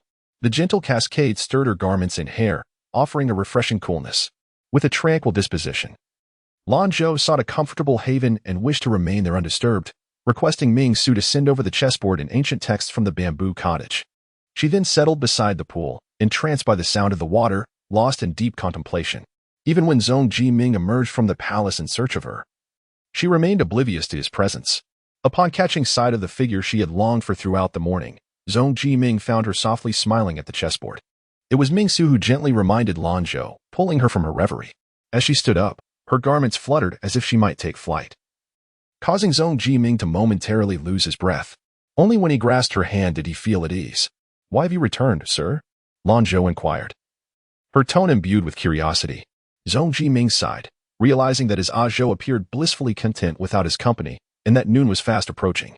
Lanzhou raised an eyebrow, skeptical. "So soon?" Zhong Jiming remained silent. In a swift motion, she turned to embrace him, resting her head on his shoulder, pondering how she would endure the remainder of the day without him.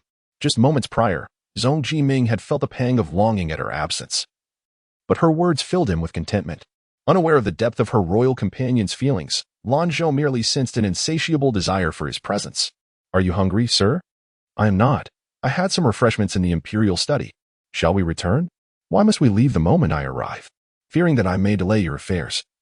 he replied, shifting slightly to rest his head on her lap.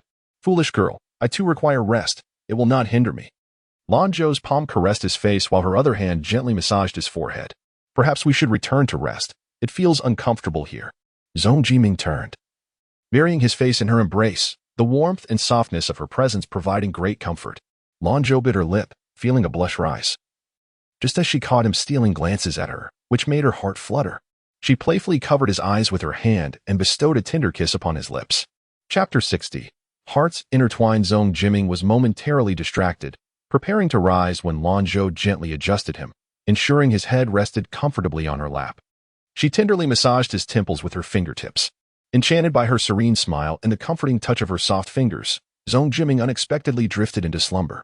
Lanzhou, full of vitality, meticulously traced the contours of his face with her gaze, his deep-set features and striking eyes captivating her. She delicately untied his hair crown, skillfully combing and kneading from the sides to the center. This was a sensation reminiscent of the time Ming Su had tended to her injuries, a comfort beyond compare. Though Zhong Jiming was not accustomed to napping, he found himself asleep for over an hour, only awakening when Lanzhou shifted, her legs having grown numb. "Is your leg very numb?" he inquired, offering to massage her. Lanzhou suppressed a laugh at the sight of his tousled hair. When she remained silent, he assumed something was amiss. Upon lifting his gaze, he was met with her amused expression, and he realized his disheveled appearance. "Why are you laughing?" "It's your fault. Zhou, you must help me fix this." Reluctantly, Lanzhou tidied his hair once more, then leaned against his back, wrapping her arms around his neck. Whispering softly, she said, "Sir, my legs are numb. Please carry me back." Although her tone was calm, Zhong Jiming discerned her underlying dependence. His broad and steady back offered no sense of instability. "Zhou, would it be all right for you to bring Ming Su back to the Marquis' residence tomorrow?" "Sure," she replied with unexpected ease. "Having Ming Su nearby will certainly ease your mind."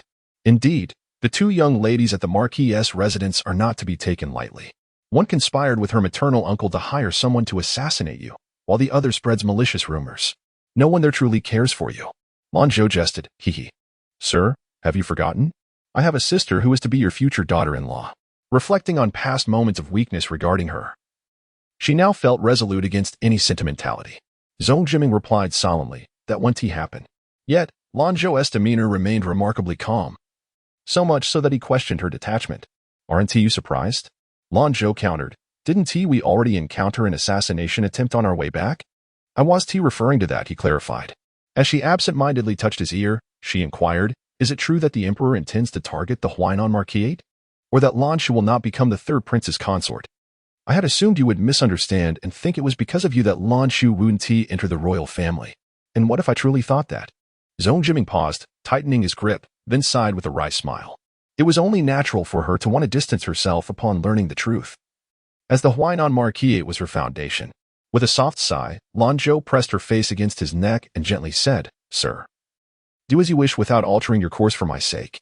The man I admire is intelligent and wise, calm and composed, and does not let personal emotions cloud his judgment.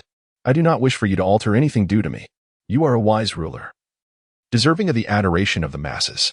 Even if the Marquis of Huainan treats her well, should she truly engage in acts that undermine the dynasty or engage in corruption, she would never demand that you spare the Marquisate.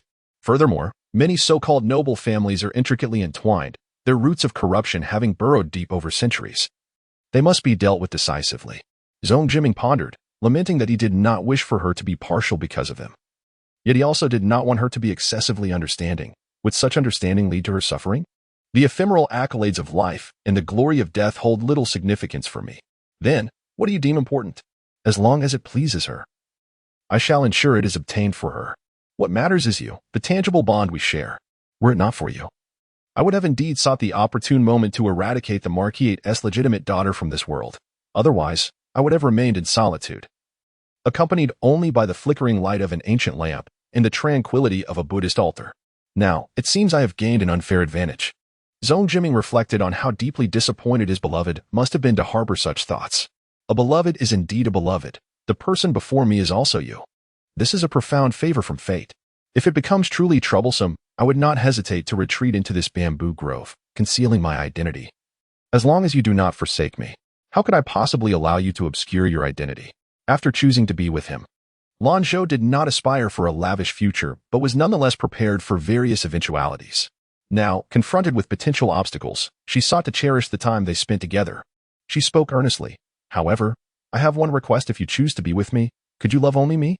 If one day you grow weary of me, please tell me, so I may leave.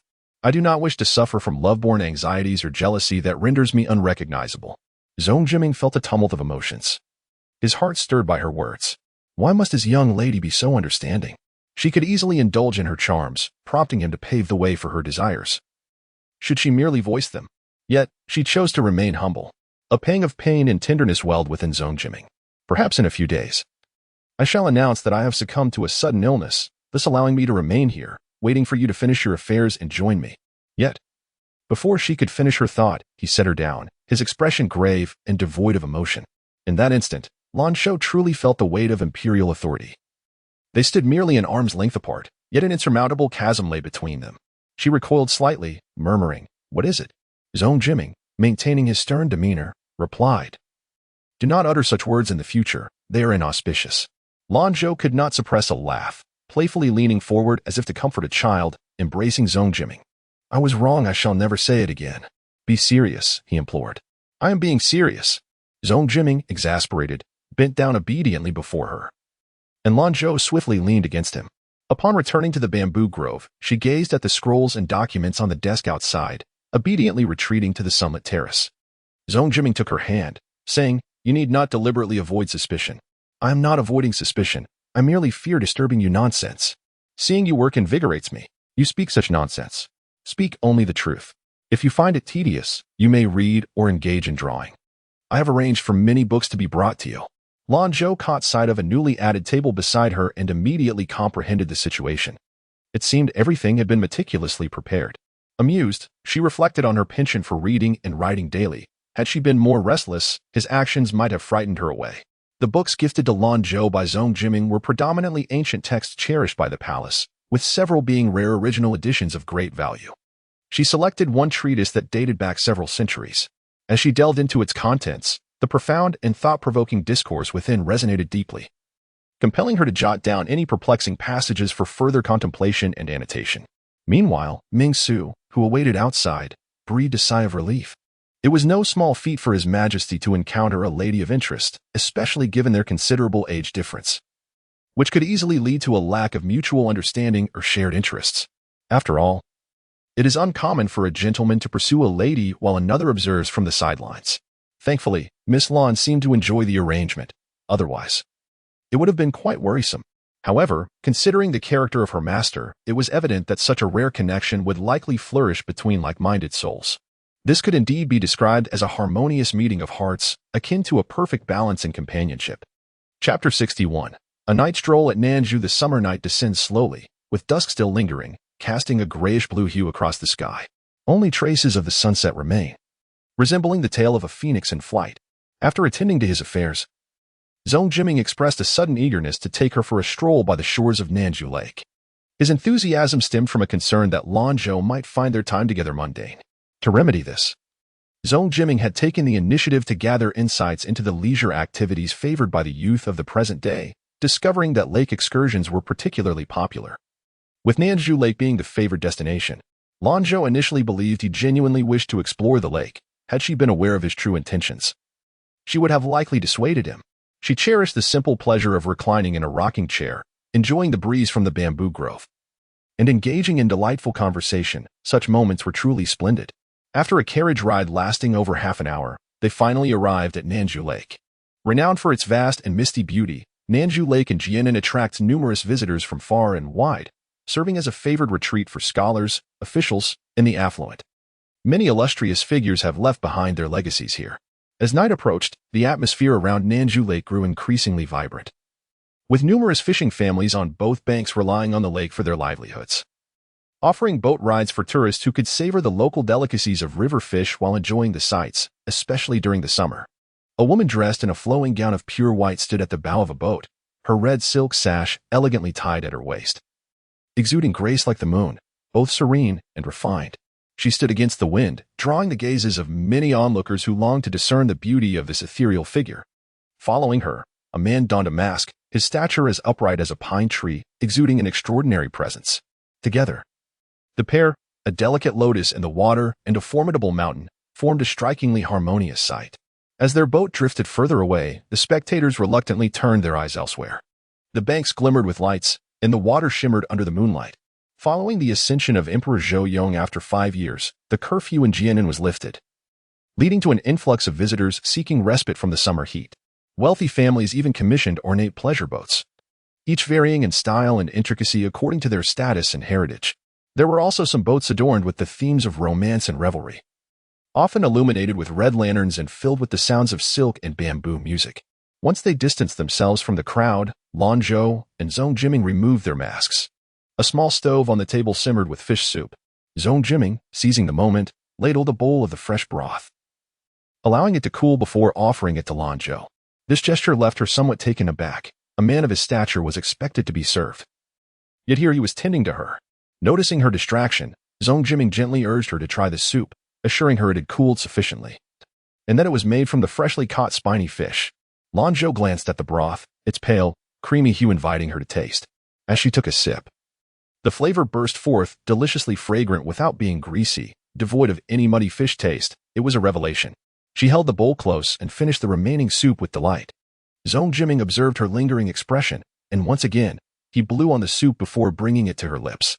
Lanzhou watched him with an earnest focus, as if her taking a sip would bring him delight. A blush crept up her cheeks, and she snatched the bowl from his hands, declaring, "I can do it myself." Zhong Jiming gazed at Lanzhou, who obediently drank the soup, feeling a deep sense of satisfaction, and prepared another bowl, letting it cool slightly. Lanzhou instinctively licked her lips and asked with a smile, "Aren't you hungry, sir?" Her lips, now more delicate and plump from the soup, resembled blooming peonies awaiting harvest. Zhong Jiming's gaze was fixed upon her, his throat tightening with hunger. Lanzhou felt a sweetness in her heart, oblivious to his unusual demeanor, and merely cautioned, "Sir, you should drink too. It's not good if it gets too cold." Zhong Jiming chuckled inwardly, realizing that his self-control, which he took pride in, seemed rather flimsy, easily stirred by her presence. The irony was that she remained blissfully unaware of the effect she had on him, prompting him to silently regulate his increasingly erratic breathing. He abruptly took the fish soup and gulped it down, attempting to quell the inner turmoil. Lanzhou looked on in confusion as Zhong Jiming sighed after drinking the soup. "What's wrong? Is it not to your taste?" "Quite the opposite. It's just that I cannot indulge." Zhong Jiming couldn't help but chuckle at her occasional flashes of insight. She possessed a maturity and openness beyond her years, yet at times, she was naively innocent, especially regarding matters of the heart. He sensed her initial hesitance and overthinking, her reluctance to take the first step, but once clarity dawned, her emotions were vividly passionate and accepting. If he were to express his desire to savor her, she would likely feel bashful and frightened yet would trust him implicitly, prioritizing his happiness over her own. Such a sight of her made him feel both affection and a deep sense of protectiveness, compelling him to cherish her even more. Zhong Jiming remarked meaningfully, "When the time is right, I shall reveal to you what I cherish most." Lanzhou chuckled, bemused. "Must one wait for the right moment to discuss food? Come, eat more. I am unsure of your preferences, so I've had a few signature dishes prepared." As for her taste, Lanzhou had no particular likes or dislikes. She simply enjoyed good food. Nowadays, many home cooks possessed remarkable culinary skills, skillfully incorporating local specialties. After a while, both found themselves unwittingly overindulging. When Zhong Jiming noticed that Lanzhou could eat no more, he finally had the dishes cleared away. He mused that they had been overstuffed for the past few days, nearly becoming round as melons. "Absurd. You are as thin as a blade of grass," he retorted. "Grass?" Lanzhou recalled Qin Ling's words and laughed playfully. "Then does that make you an old ox eating tender grass? You are quite a bit older than me." She extended 2 fingers. Zhong Jiming grasped her fingers, his expression darkening. This was indeed a sensitive topic. "Haha." Lanzhou propped her chin on her hand, her laughter ringing clear as a bell. "Originally, it seems that Sir truly cares, haha. Zhong Jiming has become upset. The kind that is difficult to soothe. Allow me to share a secret with you, sir.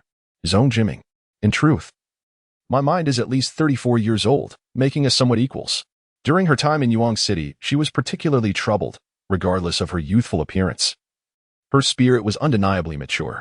Madame Ma consistently treated her like a child, subtly encouraging her to socialize with young gentlemen and ladies of similar ages to the old residents. Heaven knows, whenever they clasped hands and called her sister or little sister, Lanzhou always felt an unsettling sense of disconnection. One reason she cherished practicing calligraphy was to find an excuse to avoid playing with those young companions.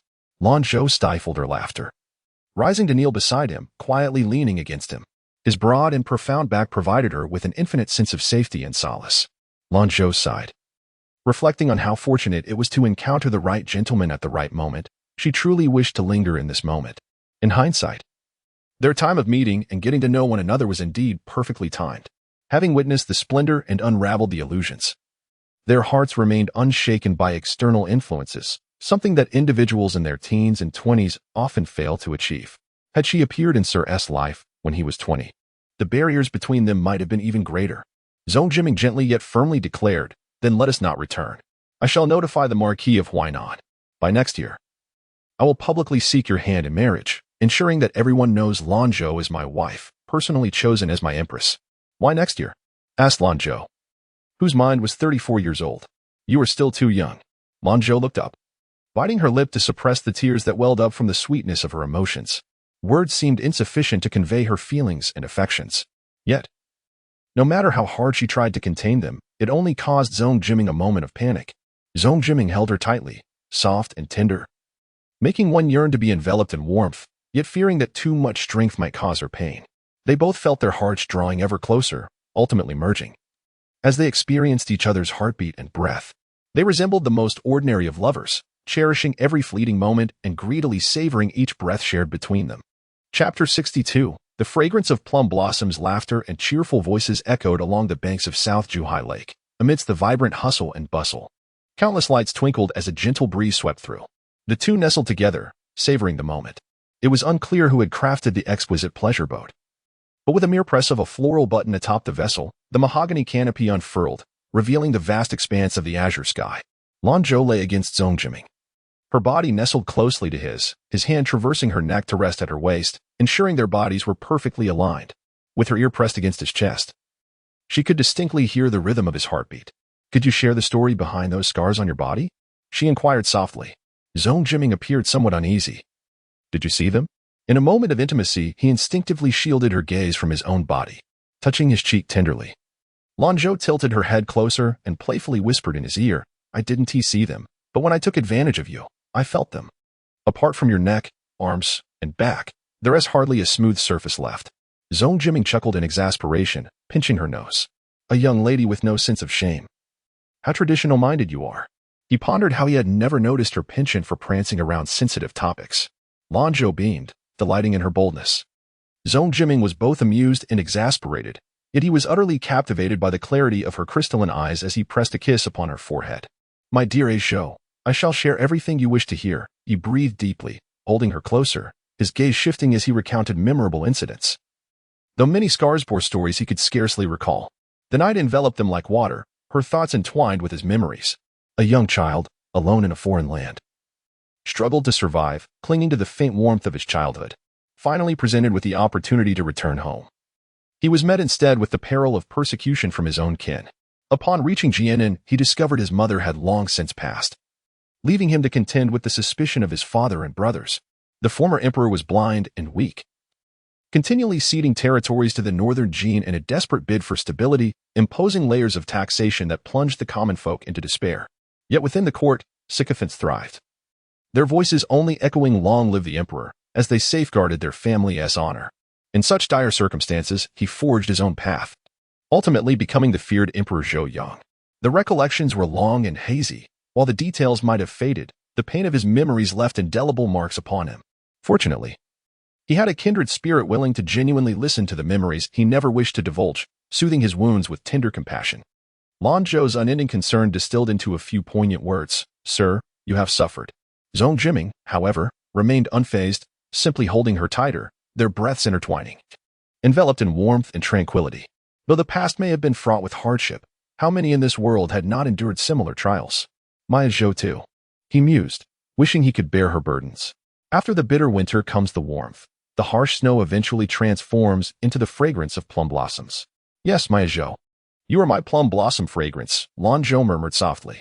The moonlight shimmered, and the scent of plum blossoms wafted gently, cascading like a soft rain upon the verdant mountains. Caressing the verdant mountains with tenderness, she seeks to soothe their sweet essence. Ah, solely for the gentleman, she blossoms. She propped herself up slightly, cradling his face in her hands, bestowing gentle kisses upon his forehead, brows, nose, and ears, finally lingering with great affection upon his lips. She expressed her cherished feelings in the most clumsy of manners. He allowed her to rest upon him, embracing her waist. At that moment, he yearned to follow her rhythm, as if they were drifting in a small boat amidst the enchanting landscape. Under the moonlight at Lanzhou, spring's colors flourish. The water flows gently, and the boat sways lightly. Their love entwined, they became lost in each other's embrace in the soft rain of dawn. In Donglan Garden, as Su was about to take a rest, sounds from the front courtyard brought her joy. Could it be the arrival of the Marquis? Indeed, the Marquis of Huainan strode in. A man over 40, he eschewed the scholarly beard, yet his demeanor exuded maturity and composure, particularly when his face bore a serious expression. "What brings you here, my lord?" Su pondered in confusion. "Have you been sleeping?" The Marquis did not respond, observing her in a delicate yellow silk nightgown, indicating she had donned a robe upon hearing the commotion. "I was just preparing. I wonder what brings you here at such a late hour?" "Nothing of great importance," he replied. "I merely wish to inquire about your daughter, Zhou, and why she is yet to return." Su felt troubled. "Well, you are aware she was taken by Lady Sima. After all, she is the Emperor's aunt and a teacher at Bailu Academy. I could hardly refuse her request." The Sima household also sent someone, stating that the Lady of Wei was unwell, and Zhou is attentive enough to care for her. At this thought, a sense of discomfort washed over Su. Her own daughter was attending to others. "You did the right thing. After today's South Morning Court, the Emperor kept me back for a private audience. I could sense the calm demeanor of Emperor Zhou Yang, yet I felt the weight of his scrutiny, laden with complexities I could not decipher. Various speculations flooded Su's mind. Why had the Emperor summoned the Marquis alone? It may be fortuitous. The Lady of Wei is quite fond of Zhou and wishes to adopt her as a goddaughter. What? Su gasped, covering her mouth, incredulous. How could a few days away lead to the Lady of Wei recognizing her as a goddaughter? The Marquis himself found it hard to believe. Knowing the Lady of Wei's notorious aloofness and cold temperament, yet each individual has their peculiar connections. Soon, someone from the palace will arrive. The Emperor intends to bestow upon Zhou the title of Yuqing Princess. What? Su stood in astonishment. Though her reaction was somewhat exaggerated, it was understandable, after all. He had been equally shocked to learn of it. Initially, he believed it was already remarkable for the Lady of Wei to adopt Lanzhou, much less to receive a personal decree from the Emperor, granting her the title of Yuqing. Not only would she be ennobled as a princess, but the significance of the title was extraordinary. It seemed this girl was destined for great fortune ahead. How could the Emperor do such a thing? His intentions are inscrutable.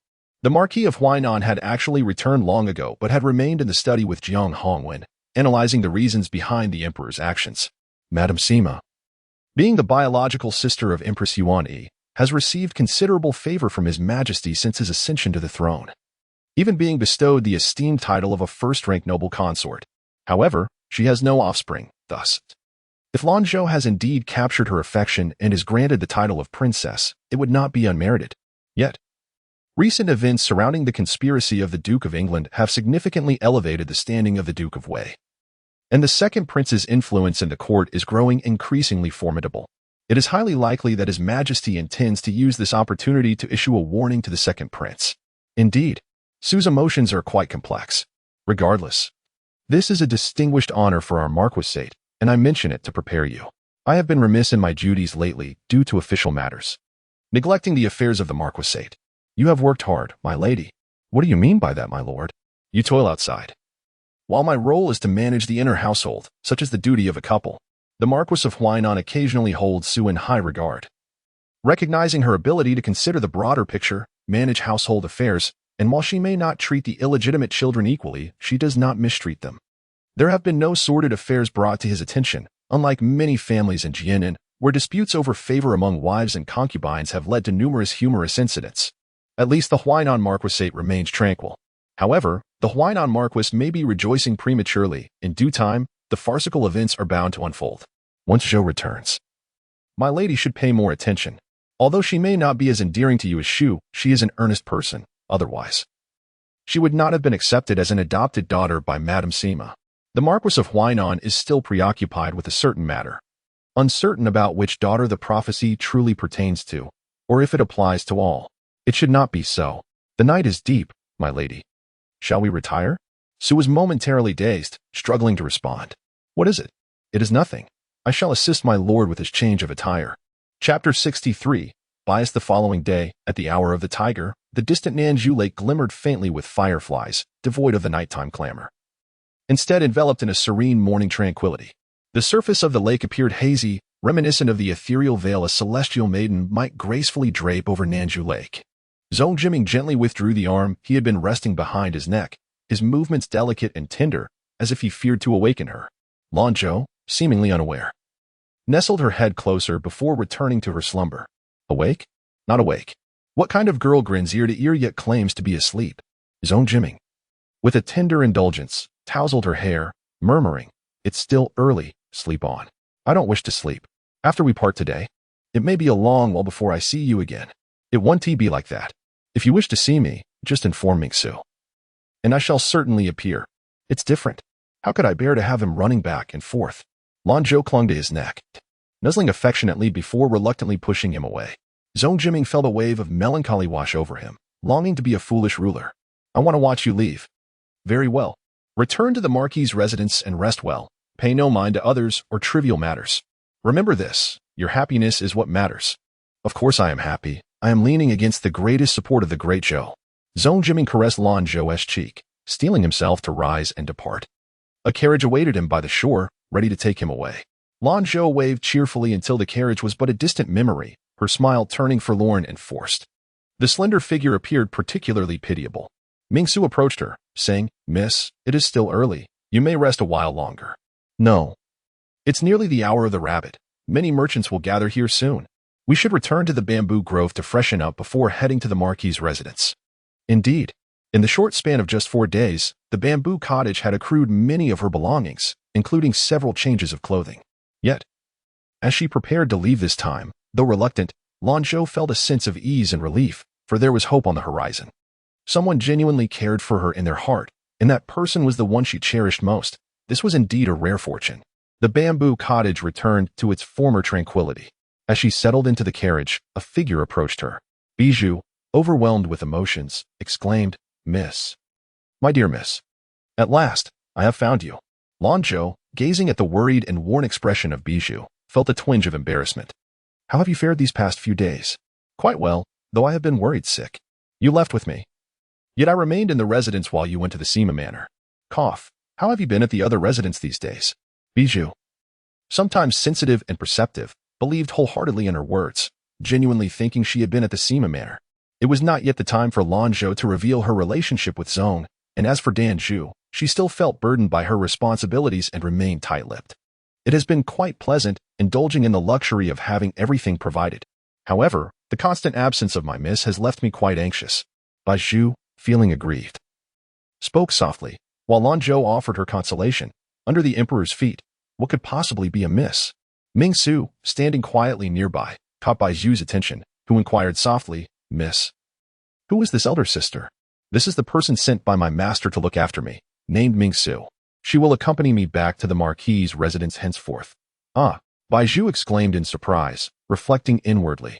I have heard of attendants being sent to dignitaries, but never to a young lady. However, despite her astonishment, Bai Zhu quickly regained her composure and performed a courtesy to Ming Su, silently admiring the distinction that came with being from a prominent family in the capital. Ming Su, recognizing the purity of Bai Zhu's intentions, regarded her with quiet admiration. While many might harbor fears of newcomers usurping their standing in their master's esteem, this young woman before her possessed an unwavering gaze that radiated sincerity. Bai Zhu, my dear sister, you need not be so formal. Though I have been assigned to care for you, I am 3 years your senior and would be honored to accept the title of elder sister. I hope you will guide me in the future. Such eloquence is easily spoken. Yet Ming Su's words, coupled with her demeanor, fostered a sense of intimacy. Unbeknownst to her, Bai Zhu's trust in her master assured her of Ming Su's character. A fleeting smile crossed Lanzhou's face as she recalled her master's words. The Dragon Scale Division had always answered solely to the emperor. Under the former sovereign, the division had become somewhat superfluous, yet now it was being revitalized under his command. For he required a blade, one that could instill fear in the aristocracy. A weapon meant solely for his use. According to tradition, each Dragon Scale Guard, both light and shadow, was named after a character from the emperor's name. Thus all were surnamed Ming. They were groomed from a young age according to their talents, and Ming Su exhibited a remarkable aptitude for pharmacology. Upon her brief absence, Lanzhou returned to find a throng awaiting her in the main hall. Su Yin, not wishing to wait for Lanzhou to approach, rushed to greet her in the corridor. Zhou Shou, cousin, you have finally returned. I have missed you dearly. Yin, Lanzhou replied, stepping forward to pay her respects to the Su family. At long last, our eldest sister has returned. These past few days, not only have we missed you, but even mother has been mentioning you often. Now that you are back, you must spend quality time with her. Her words were gentle, yet carried an underlying sharpness. Lanzhou feigned modesty, lowering her head with a smile. Thinking to herself, what good would it do to utter sweet words to placate her if I cannot shake off my deep-rooted biases? Su's complex gaze fell upon Lanzhou, who appeared rejuvenated after a few days' absence, leaving her own feelings in a state of confusion. It's good that you are back. I have heard that the Madam of Wei is unwell. You should stay by her side for the next few days. Yes, mother. There are no younger ones around the master. And though I am of little use, I can at least read for him to alleviate his boredom. Lanzhou replied in a calm and gentle tone. Su Shi, seated at the head of the table, felt a tumult of emotions within her. To be fair, one could find no fault in Lanzhou's every word and action. She carried herself with grace and dignity. Logically, one should rejoice at the favor bestowed upon her daughter by such a distinguished individual. Yet, there remained a lingering resentment in Su Shi's heart. Lanzhou was, after all, flesh of her flesh, a child who had emerged from her womb. For her sake, Su Shi's body bore many marks, and she had lost the affection of the Marquis, enduring hardship within the estate. But what of Lanzhou? Upon her return, she seemed to forget the sacrifices made for her birth, instead growing close to that widow and being adopted as her goddaughter. It was all well and good to be called the goddaughter of Madame Sima, but what of being the esteemed Princess Yunqing? Ultimately, it was merely a pleasant title, and the prospect of her marrying the heir of the Duke of Gong seemed exceedingly slim. After all, in terms of lineage, she was still of the older generation. Now that Lanzhou had grown wings, her return was merely a matter of formality. Su Shi thought of her daughter, who, after a few days apart, returned with an intense longing, showing affection that seemed directed solely at her. The more Su Shi pondered, the more discomfort she felt. Meanwhile, Zhang Shi, who was conversing with her, appeared distracted, her thoughts clearly not focused on Su Shi, as she frequently cast glances at Lanzhou. Seizing the moment, Lanzhou brought up the matter of Ming Su accompanying her in the future, suggesting that it was necessary to establish a clear understanding. The standard bearer was a maidservant gifted to her by Madame Sima for her care. Su Shi felt indifferent about the addition of one more mouth to feed. Yet she was quite displeased with the actions of the Lady of Wei, wondering if the grand estate of the Marquis truly lacked servants to tend to its mistress. With an undertone of reproach, Su Shi questioned, what reason does she have to send you a maidservant? Have you perhaps spoken of something in front of the Lady of Wei? Lanzhou, seemingly oblivious to the underlying tension, smiled and replied, upon returning to the Marquis' estate. I am surrounded by the love of my parents and the care of my siblings. My needs are well met. Madam truly did not know what to send me. So it has turned out that Ming Su has been attending to me these past few days, and thus she has been bestowed upon me. Zhang Shi smiled warmly, acknowledging. Indeed, the Marquis' estate is splendid in every aspect, nothing is lacking. And it seems the Lady of Wei, considering Madam's connection to the Su family of Yuling, would not wish to send anything as mundane as gold and silver utensils. She aimed to draw closer to Lanzhou. Sensing that this young lady was not as meek and unassuming as she appeared, Su Shi's expression softened, and she ceased her scrutiny. Chapter 64. Guest from the palace, Su Yanyan took the opportunity to smooth things over with Lanzhou, discussing her recent interactions with Lanzhou, her words subtly flattering both of them. Had it not been for her awareness of Su Yanyan's true nature, Lanzhou might have found herself somewhat charmed by the lively and spirited young woman. Su Yanyan's eyes sparkled with admiration as she remarked, Cousin Zhou, Mr. Sima is indeed a great scholar of art. Zhou. I envy you for winning his favor. Surely, you've been well read since childhood. Otherwise, how could Mrs. Sima appreciate your readings to alleviate her boredom? Lanzhou smiled faintly, choosing not to respond, recognizing the tenuous nature of this connection. Please excuse my sister's jest, she said. These past few days, I have merely accompanied the gentleman, reading quietly, and have not dared to intrude further. Perhaps he has kept me around for my tranquility, never anticipating that I might inadvertently win his affection. The thought of Zhong Jiming crossed her mind, although she knew his name and status. She still preferred to refer to him as the gentleman. She wondered if he had visited the bamboo grove after court. With her eyelids half lowered and a gentle smile gracing her lips, she presented an enigmatic demeanor that left her companion somewhat unsettled. Su Yanyan inquired, What books does Cousin Zhou enjoy reading? The Heart Sutra of Maharaj Pyramid and the Lotus Sutra, Lanzhou replied. What? Su Yanyan's expression turned bewildered. Prompting her to ask again, Lanzhou reiterated, The Heart Sutra of Maharaj Pyramid and the Lotus Sutra. Su Yanyan chuckled awkwardly, her smile strained. The titles were difficult to remember, and it seemed rather unusual for a young lady to show interest in such scriptures. Lanzhou silently mocked the situation in her mind, recognizing that the esteemed families and prestigious academies held sway over rare and precious texts. As a young woman without connections in Yuyang City, what access could she have to such literature? Zhang Shi, sensing the awkwardness, intervened. Zhou has grown up in Yuyang City, her temperament being serene and gentle. Even at a young age, she possesses the ability to remain composed in the presence of the Buddha. Truly, the lady of the house is remarkable. Her elder daughter is gracious and uncontentious, while the younger daughter is delicate and endearing. Unlike our Yan, who resembles a mischievous monkey, causing much concern. Su Shi's chest swelled with pride, her lips curling into a self-satisfied smile, though she remained modest, replying, Sister-in-law is merely jesting. Yan is bright and vivacious, deserving of all affection. Su Yanyan pouted, feeling both proud and slightly aggrieved. Yet, my aunt dotes on me, unlike my mother, who constantly praises Cousin Zhou and Cousin Shushu, urging me to learn from them. Mother, do you hear this? Auntie has complimented me. Madam, please look. Zhang Shi feigned exasperation, holding her forehead. Such flattery is overwhelming. I beg your pardon for the laughter. Nonsense. It is my sister-in-law who is being modest, Su Yanyan replied, her vivacious spirit illuminating the room like the vibrant hues of spring. Su Shi naturally adored such spirited young relatives. Lanzhou listened quietly, feeling as if she had melded into a scene she had previously observed from the shadows in her past life, yet now she yearned to extricate herself from it. Being amidst it all, she longed to step back and observe from afar. Lanzhou covered her mouth and smiled, presenting a facade of kindness and gentleness. However, she felt a sense of distaste towards Su Yanyan's antics, questioning how her mother had become the matriarch of the Marquis' residence, oblivious to such trivial schemes. When the third prince visited the estate, he feigned innocence while secretly attempting to draw closer. Lanzhou cast a sidelong glance at Lan Yan, who sat like a puppet beside her, feeling more frustrated at her lack of ambition.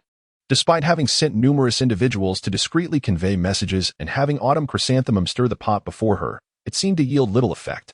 After receiving a punishment for copying of females, a form of chastity, Lan Yan had become notably quieter.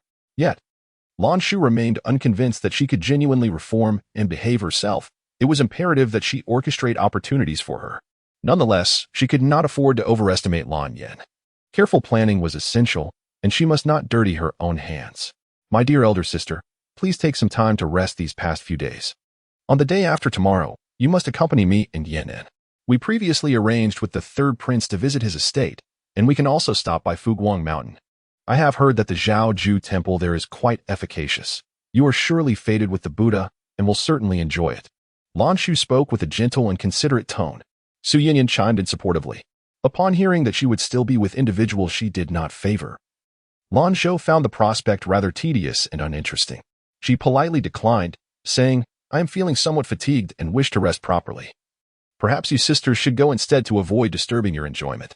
Su Shi frowned and scolded. What do you mean by that? You have just returned and already hide away in your courtyard. When your sisters invite you for the first time, you refuse. As the legitimate eldest daughter of the Marquis' residence, you ought to cherish your sisters. You can accompany others for several days, yet your sisters cannot have even a day? Lanzhou pressed her lips together in silence, letting out a long sigh inwardly. It was not the sting of Su Shi's reprimands that troubled her. Compared to her previous life, her words were considerably more moderate. She simply could not fathom why, in her past life, she had engaged in countless acts of humble supplication to gain maternal affection, only to elicit scorn and disdain. In this life, she did nothing and avoided them. Yet she still felt the brunt of their disdain, as they seized every opportunity to reprimand and belittle her. What could be the reason for this? Zhang Shi, sipping her tea, silently disapproved of Su Shi's cold demeanor towards Lanzhou. She found it difficult to understand how one could be so biased. However, she felt it inappropriate to voice her thoughts, considering her husband was not particularly close to Su Shi. To call her sister would seem rather out of place. With an air of superiority, Su Shi continued, On the day after tomorrow, you will accompany your sisters outside. Your demeanor must be graceful and composed. And you must not be overly competitive. What was once a harmonious atmosphere became awkward due to Su Shi's remarks. Su Yinyan, wishing to break the tension, caught a glance from her mother Zhang Shi and, opening her mouth, could only lift the nearby teacup. Lanzhou pursed her lips as she regarded Su Shi. Perhaps consistently hiding away was indeed not the best course of action. Having heard such cold words before, she was indifferent and thus unfazed. A subtle smile graced her lips. A fleeting thought from her daughter, always obedient to her mother's wishes. Lanyan lowered her head, her fingers momentarily loosening their grip on her garment. She had remained silent all along, much like when she had previously made promises before the Su family. Lanzhou feigned ignorance, reclining against the armrest. They all believed that Lanzhou was merely suppressing a torrent of grievances while forcing a smile. Regardless of the circumstances, the objective had been achieved. At that moment, a servant announced that someone had arrived from the palace. Could it be that the esteemed concubine had yet another delightful gift for her cousin, Shu? Yin felt compelled to accompany her cousin to witness the occasion. Despite Su Yinyan's penchant for idle chatter, even if Lanzhou harbored unkind feelings towards her, she was still inclined to grant her a modicum of respect. Su Shi, however, cast a glance at Lanzhou with the Marquis' hint. She had a fair inkling of the purpose behind the palace visitor's arrival. Yet, until matters were settled, she dared not disclose anything, even to Shu. With a gentle smile, Su Shi led the group forward to greet the arrivals. The foremost figure wore a dark ceremonial hat and a long robe with a round collar, adorned with wavy trim and a graceful waist sash, from which dangled a row of jade beads. The visitor was none other than Rong Deshan, whose broad smile might deceive the uninitiated into believing him amiable. Yet he was a man who had maneuvered through the intrigues of the previous emperor and maintained his position beside Emperor Zhou Yong, capable of ruthlessness that left many in his wake. At that moment, he held the imperial edict and cast a kindly glance at Lanzhou. Fortunately, at that time, Baizhu had only caught a distant glimpse of Rong Deshan, and, now retreating to the side, dared not raise her head to meet his gaze, lest her thoughts betray her. Su Shi, as the matriarch of the Marquis' household, greeted Rong Deshan with the appropriate courtesies and inquired, Might I ask what brings you here? Master Rong? I have come to convey an imperial decree. We are truly grateful for your efforts, Master Rong. Su Shi feigned surprise. The legitimate eldest daughter of the Huainan Marquis, Lanzhou, receives the decree with Su Shi leading. The group knelt in unison. Among them was the emperor's beloved. And Rong Deshan dared not fully accept their homage. He shifted slightly aside and cleared his throat, reading aloud, By the heavenly mandate, the emperor decrees, the legitimate eldest daughter of the Huainan Marquis, Lanzhou, is virtuous, gentle, and harmonious, possessing pure and noble qualities, excelling in domesticity and showcasing remarkable talent. She has been recognized as an adopted daughter by the Lady of Wei, deeply favored by the emperor. She is hereby granted the title of Princess Yunqing. Let all hear this decree. Thus it is ordained. Lanzhou exclaimed. What? Lan Yin echoed. How can this be possible? The youthful hearts of Lanzhou and her companions, unable to conceal their astonishment, initially believed they had misheard. Rong Deshun paid them no heed, instead extending the edict toward Lanzhou, gently supporting her and cheerfully declaring, Princess Yunqing, we offer our heartfelt congratulations. Feigning shyness, Lanzhou lowered her head, deliberately avoiding the scrutinizing gaze of Rong Deshun. She expressed her gratitude to the master of ceremonies. Reflecting on the fleeting days, they found themselves reunited in such a scenario once again.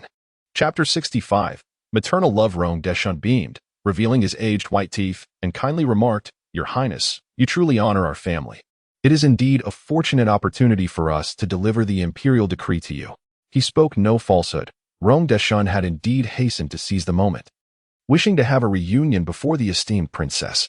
One could see why the emperor favored her. Despite the joyous occasion of her ennoblement, she remained composed and unruffled, far surpassing the exuberance of the other young ladies present. The emperor's prowess was evident, having swiftly captured the affection of such a lovely lady.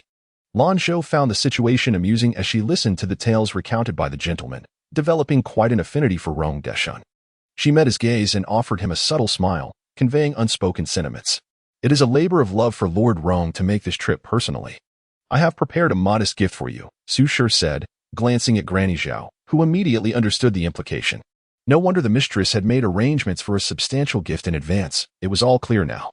Su Shi remained composed, and Rong Deshun willingly accepted with a beaming smile. Otherwise, one might think it a trivial matter. We ought to express our gratitude to the Lady of Huainan. For this unwritten custom must be upheld, lest we appear to slight the Huainan Duke's household. Su Shi, too, was courteous, saying, Lord Rong, you jest. This is a momentous occasion. We must invite you to share in our joy.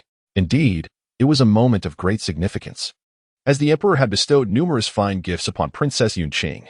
An attendant, having received a signal from Rong Deshun, promptly unfurled the list of gifts, reading aloud the treasures as they flowed like a river. The kneeling individuals felt a tumult of emotions. Lanzhou bit her lip in frustration. Su Yanyan and Lan Yin finally lifted their heads, staring intently. Once the attendant completed his recitation, Rong Deshun chuckled and said, Princess Yunqing, the emperor mentioned that you should enjoy these gifts, and should you desire anything in the future, do not hesitate to ask, for you are now the emperor's cousin. Lanzhou, why does the emperor grant her such favor? Lan Yin, an unseeing widow recognizes a country bumpkin as her goddaughter. Su Yanyan, why are the Lan ladies so fortunate? Lanzhou had reason to suspect these words were indeed relayed at Rong Deshun's behest, and she could only smile helplessly. Lanzhou expressed her gratitude for the emperor's generosity. Rong Deshun nodded with a grin. Madam, may I inquire where Princess Yunqing's residence is? I shall ensure the gifts are delivered. Su Shi politely declined.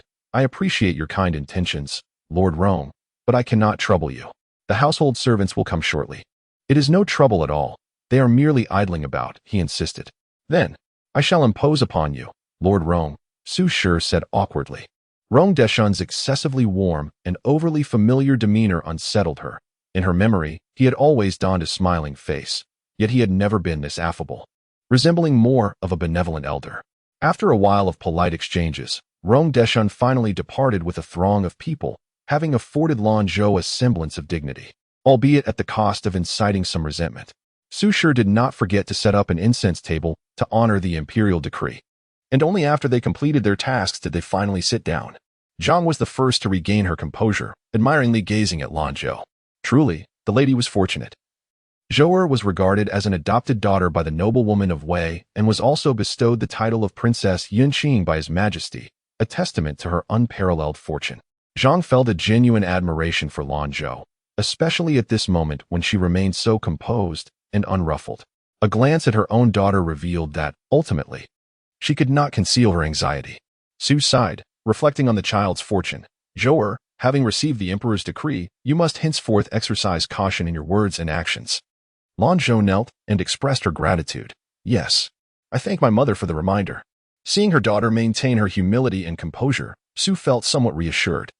After all, it was indeed a matter of pride that her eldest daughter was the Princess Yunqing. while her second daughter was to become the future consort of the third prince. Such esteemed titles were unprecedented for her. One could only imagine that the Linlang garden was in a bit of disarray. It would be best for you to return home first, and should you have any questions, feel free to seek me out again. The room was filled with gifts that left one astounded. Had it not been for Rong Deshan, she would have needed to first categorize them into her personal collection at Donglan Garden. Lanzhou, not one to be bashful, gracefully accepted Su's guidance. Yes. I shall first express my thanks to my mother and take my leave. Su nodded slightly. Lanzhou did not forget to bid farewell to Zhang with the respect due to an elder. Throughout this exchange, Lanzhou endeavored to maintain a facade of normalcy. Yet, who was Su? She had a genuine affection for her, and thus noticed her unease. However, mindful of Zhang's presence, she refrained from saying too much and found excuses to dismiss them one by one. Once they were gone, Su finally inquired. Lanzhou, unabashed, immediately collapsed into Su's embrace. Weeping, for a considerable time, her sobs shook her frame, and Su, holding her close, expressed her concern. "Oh dear Shuer, why do you cry so pitifully? Are you trying to break your mother's heart?" "Mother," Lanzhou cried delicately, her voice a haunting melody. "Shuer is saddened by the elevation of my elder sister to Princess Yunqing. Do not fret, for you shall one day be the consort of the third prince." With a status that surpasses hers, Su reassured her. Having once been a young lady herself, Su understood the significance of such matters and felt that Shuer's reaction was entirely natural, unlike Lanzhou, whose profound thoughts masked her joy with an air of indifference. "Mother, I am sorry." Hiding in Su's embrace, a flicker of cold determination crossed Lanzhou's eyes as she sobbed. "Yes, Shu knows this is inappropriate. But I am so afraid. Afraid that you will think me useless. Afraid that you will no longer cherish me." These half-truths resonated with Su, who was most susceptible to such sentiments. Indeed, in Su's heart, she merely wished for a daughter who sought her affection and attention. As for Lanzhou, she had already attained the status of the legitimate eldest daughter of the Marquis, enjoying a life of luxury and comfort. What more could she desire? As for Shuer, she could only endure the indignity of being the second daughter. It was through Shuer that Su felt needed and validated, significantly awakening her maternal instincts. "Silly girl, how could that be? You are indeed my precious darling." "Mother, I am still filled with trepidation. I fear that I may no longer be the most cherished daughter in your heart. After all, Su pondered, at last. Her affection had not been in vain. The child was simply too concerned about herself. "Oh, dear child, how could you think such thoughts? Regardless of the circumstances, you will always be the daughter most beloved by your mother." "Is that truly so?" Lanzhou asked, her head tilted back. Her eyes, brimming with tears, reflected a profound reliance and affection, which greatly pleased Su. She gently wiped away her tears and affirmed, "Of course. Such a little crybaby, soon to become someone's wife. Yet still so prone to jealousy. If your father were to find out, he would certainly scold you." Lanzhou sniffled, embracing Su around the waist.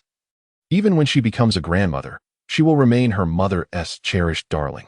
Moreover, she only behaves this way in front of her mother. In front of others, Lanzhou would never display such feelings in front of anyone else." "Ha. Mother, you mustn't tease me. Mother, for your sake, I shall conduct myself differently. I promise to take good care of my elder sister, always yielding to her.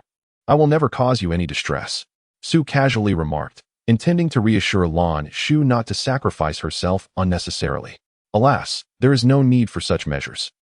Your elder sister is quite understanding and would not compete with you over anything." Lanzhou's expression stiffened momentarily before she resumed her innocent smile and nodded in agreement. Zhao Mama, who had been quietly observing, lowered her head respectfully, concealing the weariness in her eyes, and found their conversation to be quite exasperating. Chapter 66. A promising future. As Lanzhou returned to the courtyard, she was greeted by the sight of 15 individuals standing in a neat row, their faces beaming with joy. How could they not be joyous? Initially, they had anticipated serving beside a neglected young lady, under the stewardship of Granny Qian, with little hope of gaining any benefits. Idleness was not an option. However, they were pleasantly surprised to receive rewards on their very first day, and now their mistress had been conferred the title of Princess Yunqing. Even the second young lady bore no such honorific, leading them to believe that the future of their esteemed lady was indeed bright. Upon reflection, Lanzhou understood their elation. She empathized with their feelings and could easily appreciate their joy. "Granny Qian," she called softly, Granny Qian wore a smile as radiant as blooming flowers. This humble servant is here. Her conviction in her choice was only strengthened. With a gentle smile, Lanzhou remarked, "Today is indeed a momentous occasion. Shortly, everyone in the Linlang courtyard will receive a reward. I would appreciate it if Granny Qian could request the kitchen to prepare some delectable dishes for a lively dinner tonight. I will cover the expenses, but let us maintain a sense of modesty." "Yes, miss," they collectively replied, bowing deeply. Lanzhou continued, "I shall graciously accept this gift today. But in the future, there is no need for such formalities. This is the residence of the Marquis of Huainan. You may address me as you did before." "Understood, Mississippi." With a wave of her hand, she dismissed them. Upon noticing the items displayed in the main room, her eyes widened in astonishment. She had not anticipated such a bounty of garments, accessories, antiques, and books. Rubbing her temples, she sighed, "Granny Qian, please verify these against the list and store them in the warehouse." "Yes, Mississippi." "Oh, and Granny Qian, this is Ming Su. She will be attending to me closely, just like Bai Zhu and the others." "Certainly," Mississippi Ming Su quietly observed, surprised by Granny Qian's efficient demeanor despite her seemingly stern appearance. The others returned to their tasks, leaving only Mama, Bai Zhu, and Ming Su. Lanzhou introduced them to one another. When Lu Zhu learned of Ming Su's medical expertise, her eyes sparkled with excitement. It turned out that Ming Su was rather new to the field, possessing only a rudimentary understanding of many herbs. Yet Lu Zhu was eager to engage her in conversation. Ming Su, being the eldest among them, soon found herself affectionately addressed as Sister Ming Su. Lanzhou decided to let them converse freely. As Mama appeared to have a wealth of thoughts to share, she quietly sat and listened to Mama recount the various happenings of the past few days, such as the temperament of Mr. Sima, the quality of life at the Sima residence, and the events that transpired in the Marquis' household during her absence. The two rooms buzzed with lively conversation. In Dongping Courtyard, Mrs. Zhang directly escorted Su Yanyan to the study where Su Xingye was engrossed in his studies. Whenever Mrs. Zhang and Su Yanyan strolled about the Marquis' residence, he remained in the study, mindful of his position as an outsider living in someone else's home. Moreover, he was in the capital with the singular aim of preparing for the examinations. However, this time, Zhang deliberately sent everyone away and urged Su Xingye to quickly set aside his book. He merely glanced at them with a hint of indifference and inquired, "Mother, what is the matter?" A flicker of complexity flashed in Su Yanyan's eyes as she uncomfortably replied, "Brother, Cousin Zhozhou has been recognized as a goddaughter by the Madam of Wei State and has been conferred the title of Princess Yunqing by His Majesty." "What?" The book in Su Xingye's hands fell onto the table in an instant, overwhelmed by the suddenness of it all. Su Yanyan's tone betrayed a mix of envy and jealousy. "Indeed, suddenly taken away, and she has already been away for several days. I wonder what the Madam of Wei State sees in her to bestow such honors. To be acknowledged as a goddaughter and granted a title by the emperor." Cousin Zhozhou was noble and elegant, gentle and serene, poised and graceful. So it was no surprise that she garnered the madam's favor. Yet it was unexpected that she would be conferred the title of princess. Su Yanyan scoffed, "Humph. Brother, you must be delighted now." The unkindness in her tone made Su Xingye uncomfortable, prompting him to question, "What do you mean by that?" Su Yanyan retorted with a sneer, "What could I possibly mean?" "Well, Yanyan, look at yourself. Regardless, it is a good thing that Lanzhou has been made a princess. You should have congratulated her sincerely just now. However, you are still young, and it is natural that you cannot conceal your feelings, but this may not be the way moving forward." Su Yanyan nodded, feeling wronged. "I had indeed underestimated that girl Lanzhou. Yanyan, while it is understandable to feel jealousy, it is imperative to transform that jealousy into a driving force for progress. Today, you have seen her demeanor. With such glory, she remains dignified and unassuming. This composure is something you ought to learn." Su Yanyan opened her mouth to argue, but found herself at a loss for words. Although their mother sometimes favored one over the other, she genuinely cared for them and was always planning for their future. Zhang then praised Su Xingye. "You truly have an eye for talent, my son." "Mother, what do you mean? That girl Lanzhou possesses a commendable character, and it is no wonder she has captured the Madam of Wei State's admiration. Her talents are likely exceptional. She has not been idling in Jian in these past few days. She is somewhat acquainted with the circumstances of noble ladies in the capital.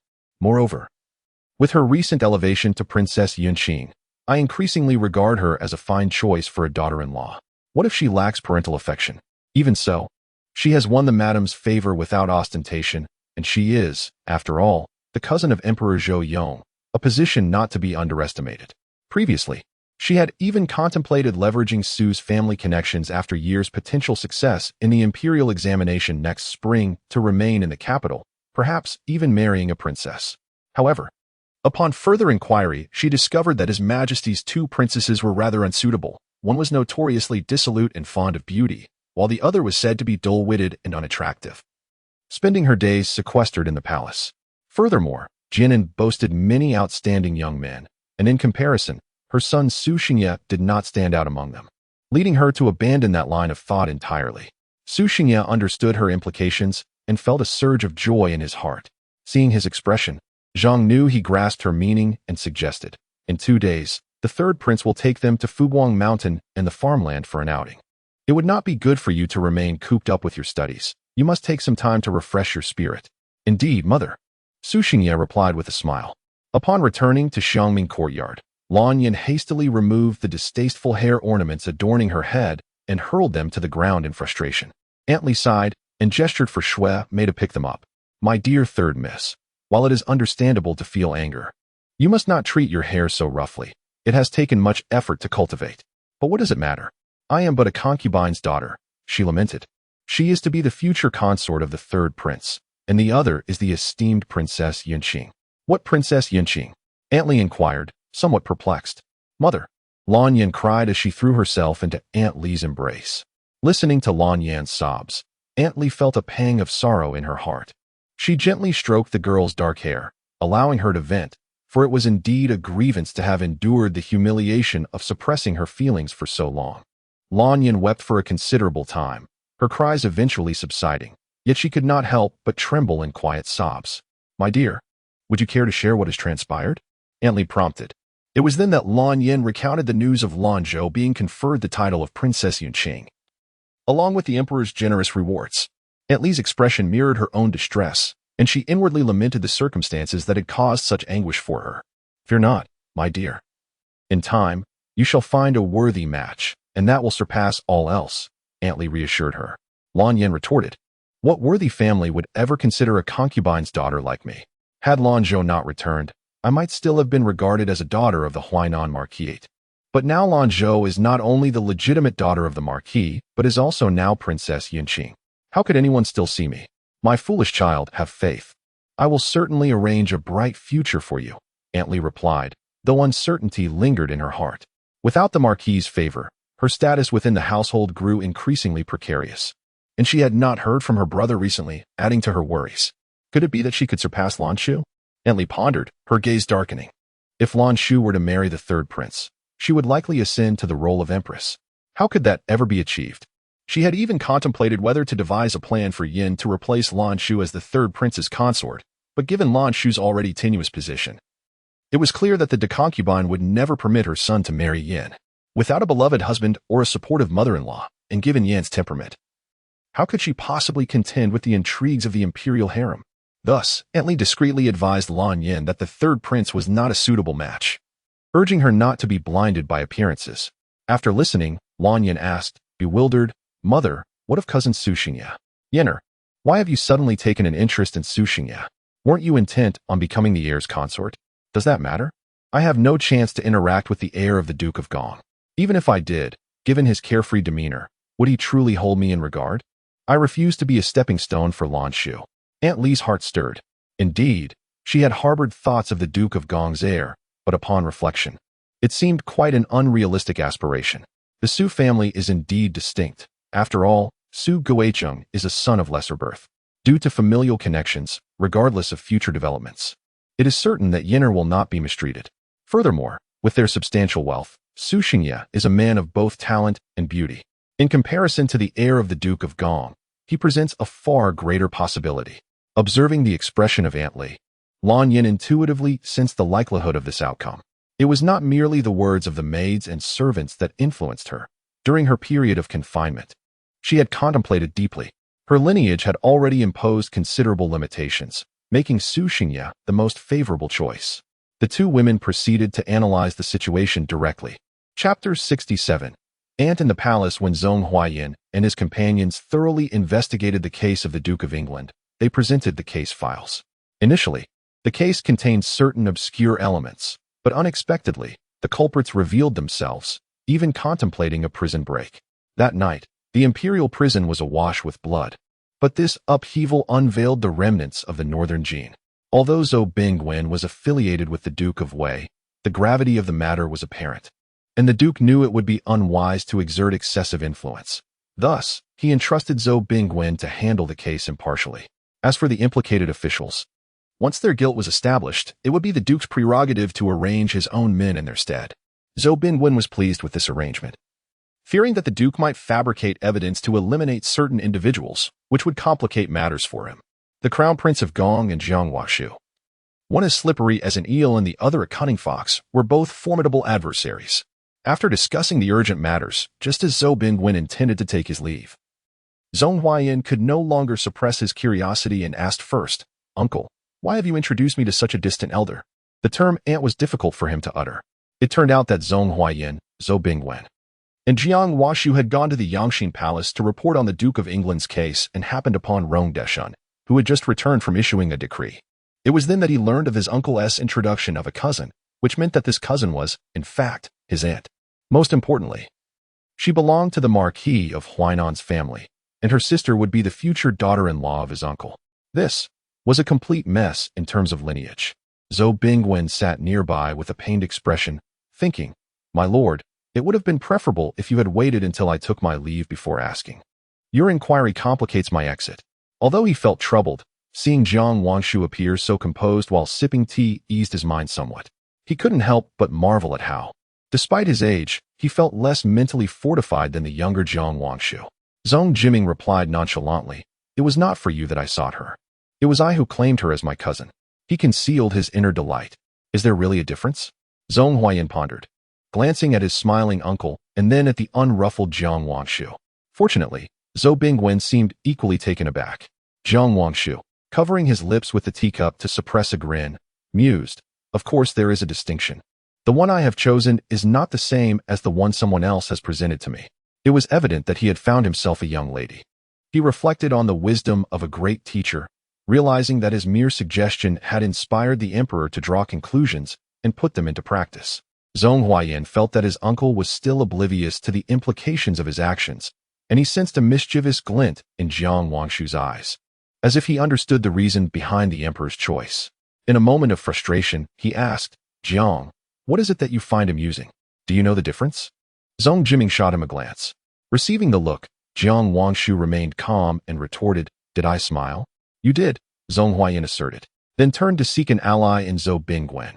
"Isn't that right, Lord Zhou?" Zhou Bingwen nodded in agreement, a playful smile on his face, as if pondering yet another scheme. Jiang Wangshu innocently chuckled, "Ha ha. Your humble servant is naturally blessed with a smiling visage. I hope it amuses the young master." Zhong Huaiyan remained silent. Zhou Bingwen remarked. Zhong Huaiyan shot a sidelong glance at Jiang Washu, then turned to Zhong Jiming, asking, "So, Your Highness, what should I refer to her as?" Jiang Wangshu, fully aware of the situation, boldly suggested, "Aunt, Aunt." "This title is quite fitting." Zhong Jiming laughed heartily. "Master Jiang, surely you jest? The emperor's cousin should be addressed as a cousin aunt," Zhou Bingwen commented, suspecting Jiang Wangshu intentionally misspoke, perhaps to lighten the emperor's heavy heart and elicit a smile. How clever, how astute. Why had he not considered it before? Jiang Wangshu feigned ignorance, laughing, "Ha ha ha. Your humble servant has few relatives and finds this roundabout addressing rather perplexing." Zhong Huaiyan, with a quizzical expression, shifted his gaze between Zhong Jiming and Jiang Washu, sensing something amiss. Zhong Jiming, unable to contain his amusement, waved them away, urging them to keep their distance. He then unfolded a scroll on the desk, revealing a vivid depiction of Lanzhou dancing amidst a bamboo grove, her grace and presence captured exquisitely. Yet, he felt it still lacked a certain essence. His fingers lingered on her captivating eyes, which were far too beautiful to be rendered in mere paint. After a moment of contemplation, he composed himself and resumed reviewing documents.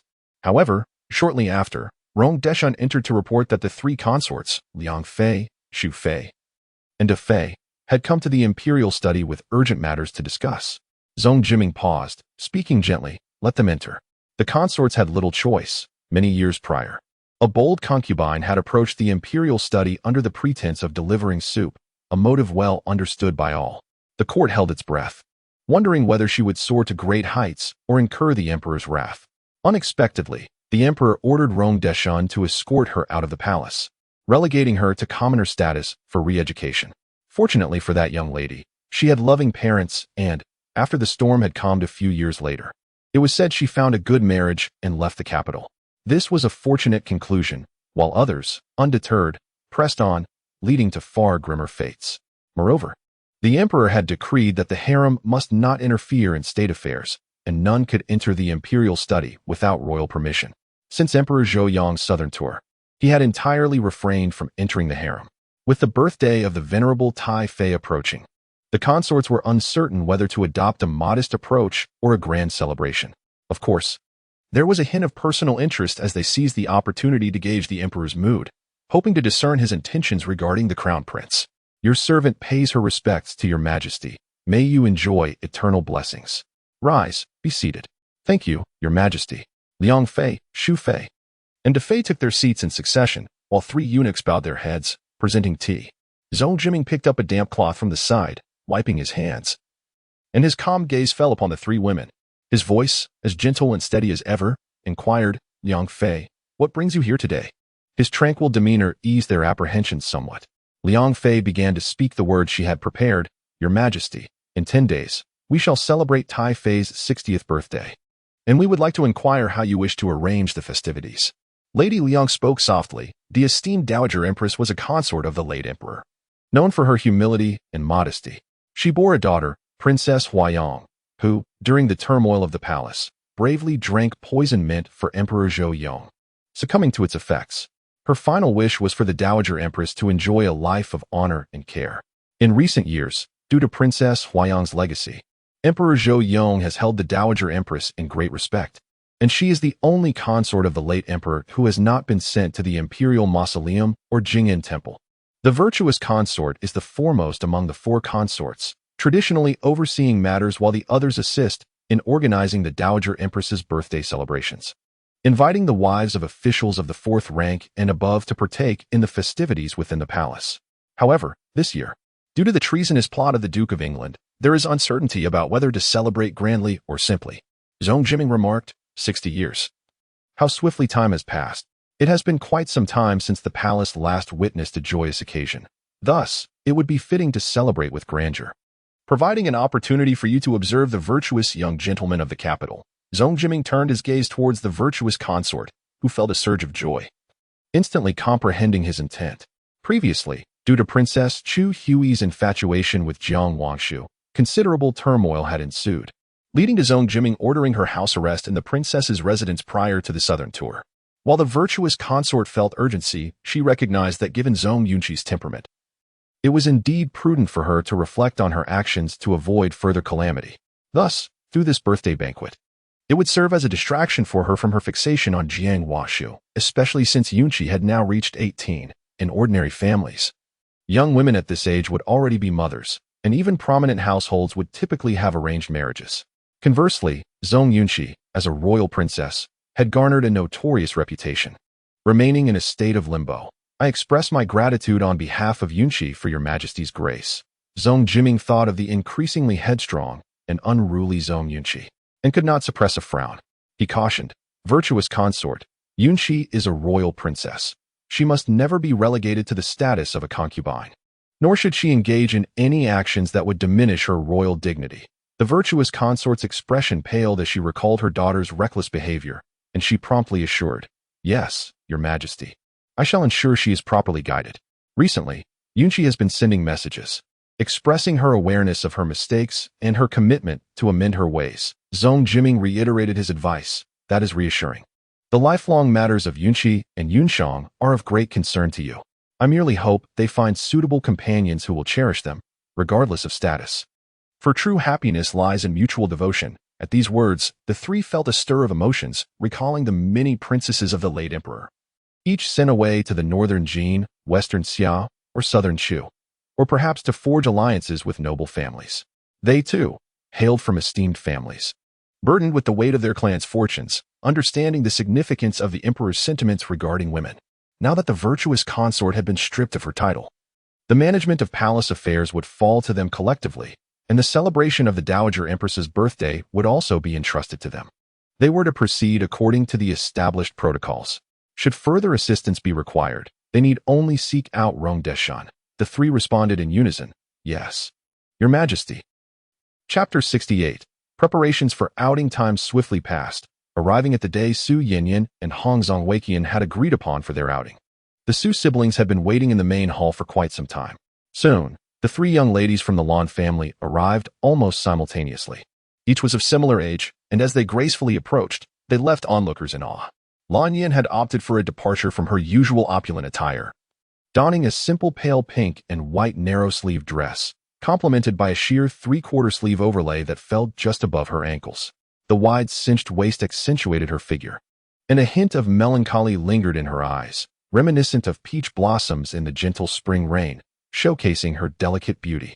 In recent days, she had put aside her own preferences to heed the words of Aunt Li, suppressing her inner pride and joy as she noticed the undeniable admiration in the gazes of Zhong Huaqian and Su Xingya. Lanzhou, adorned in a water-blue dress with a translucent white veil, sported a white shawl draped elegantly over her shoulders.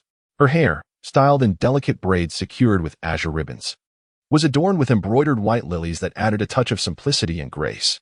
Though her figure was slender, it was harmoniously proportioned, embodying both the enchanting charm of a young lady and the gentle sway of willows in the breeze.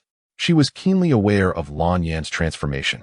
Yet with Aunt Li's strict oversight of Lan Yan lately, she refrained from excessive flattery or provocation. In contrast, Lan Zhou's attire today was slightly more striking, featuring a pale pink dress intricately embroidered with silver-white feathers, wide sleeves flowing gracefully, and a fiery red shawl embellished with dandelion fluff. Her waist-length hair cascaded behind her, adorned with fine tassels to keep her hair in place against the wind. With her already tall and slender frame, this ensemble made her resemble a solitary red plum blossom atop a snowy mountain, elegant and extraordinary, evoking a desire to draw near, yet leaving one only to gaze from afar.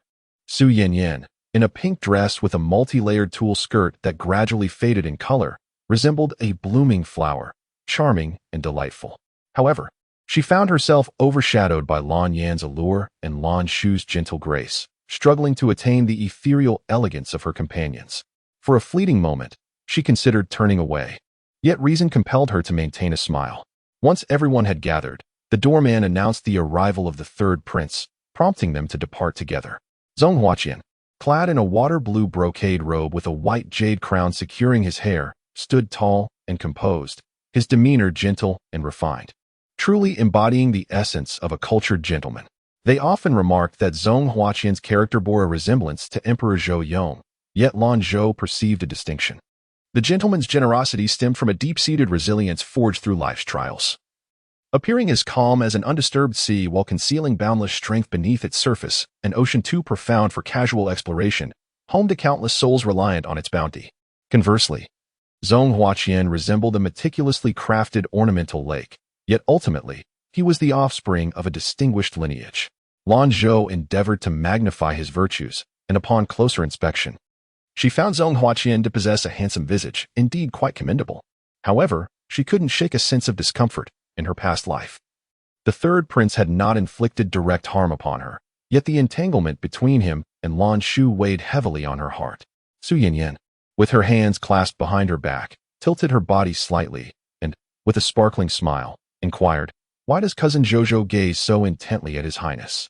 Lan Zhou shifted her gaze towards her, a subtle smile fading from her lips, remaining silent. Su Yanyan felt a twinge of embarrassment, but soon realized. "Your highness looks exceptionally beautiful today, standing alongside cousin Shuer, a perfect match of talent and beauty. It's no wonder that cousin Zhou can't help but stare." Zhong Huaqian, with a hint of pride, turned his head, clearly interested in her. Standing beside Zhong Huaqian, they indeed appeared well suited at first glance. Su Xingya, thinking Lan Zhou did not grasp Su Yanyan's implication and fearing misunderstandings, swiftly interjected, "A young lady should maintain her composure. Cousin Zhou is merely looking ahead." Su Yanyan's body stiffened momentarily, suppressing her anger. What a person who forgets loyalty for beauty. Zhong Huaixian had already prepared a carriage, and each of them had brought only one maidservant. The maidservants shared the carriage at the back, while the four young ladies sat at the front. Zhong Huaixian and Su Xingye rode on horseback together. Though Zhong Huaixian did not know Su Xingye personally, he had heard of him from Shu'er and recognized that he was the son of Su Guiqing, the salt transport official from Shaanxi, realizing the potential advantage this connection offered, which is why he readily acquiesced to Su Yinyan's request. As they rode side by side, Su Xingye, having grown up with Su Guiqing, was well acquainted with the world and understood this was a splendid opportunity to showcase himself in front of the third prince, effortlessly steering the conversation. The two engaged in lively discourse during their journey. While they chatted animatedly outside, inside the carriage, Su Yinan and Lanzhou were engrossed in their own conversation, while Lanzhou feigned sleep with her eyes half closed. Whether intentional or not, Lan Yin found herself struggling to interject. Yet the young lady displayed remarkable composure despite her inner turmoil. She opted to pull up the bamboo curtain and gazed out at the scenery. The landscape was filled with greenery, but she occasionally caught glimpses of Zhong Huaixian and Su Xingye, her eyes drifting between them, a flicker of calculation igniting within her. This outing presented an excellent opportunity. Perhaps due to the intensity of Lan Yan's gaze or Su Xingye's own underlying thoughts, they inadvertently locked eyes for a fleeting moment. Su Xingye, handsome and charming, was taken aback by the sudden connection, causing Lan Yan to flush crimson, shyly turning her head away, yet casting a playful glance in his direction. This stirred a ripple of excitement within Su Xingye, who couldn't help but admire the allure of this secondary daughter of the Lan family. A smirk danced on his lips as he leaned forward, only to find Lanzhou leaning against the carriage wall, feigning slumber. Her unyielding demeanor accentuated her ethereal grace, igniting a desire to conquer within him. Having encountered numerous women, he was intrigued by the prospect of this celestial beauty. Should she be moved, how exquisite would she appear? Each harbored their own thoughts as they arrived at Fuguang Mountain. Halting the carriage halfway up the slope, where the remainder of the path consisted of stairs, requiring them to ascend step by step. Though it was not the 1st or 15th of the month, it was still an auspicious day, and early visitors had already begun their pilgrimage up the mountain. A steady stream of devotees. Wisps of incense smoke curled above the temple, sunlight bathing the area, giving the impression that divine light truly enveloped the sacred space. Zhong Huaixian and Su Xingye dismounted simultaneously, with Lan Yin seated at the outermost edge of the carriage. Su Xingye stepped forward, extending his arm before her. As Lan Yin gazed upon the gentle Su Xingye, a shy smile graced her lips. She placed her hand upon his forearm and stood upon a small stool. "Thank you, cousin," she said. "No need for thanks, dear cousin," he replied. Su Yinyan then bent to exit the carriage, brushing aside her brother's hand. In a bid to distinguish herself from ordinary young ladies, she adeptly leaped from the carriage, her movements light and graceful. Internally, she criticized Su Xingye. Well aware of his true intentions, his offer of assistance was far from sincere. Inside the carriage, Lanzhou merely observed Lanzhou, her gaze subtly encouraging him to disembark first. Lanzhou, uninterested in a contest of courtesy, only moved to adjust his skirt once he spotted familiar faces.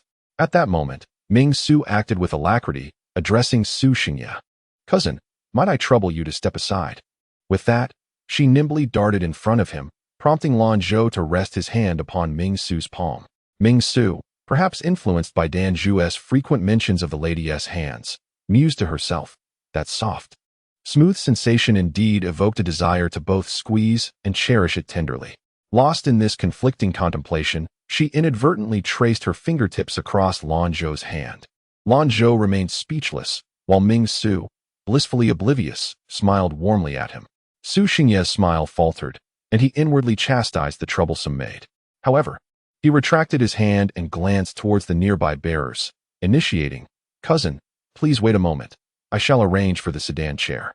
Su Yinyan swiftly waved her hand, insisting, "No need to arrange that for me, brother." As the saying goes, sincerity brings forth a response. Having grown up in a foreign land, I have long heard tales of the efficacy of the floating light mountain and the Zhaoju temple.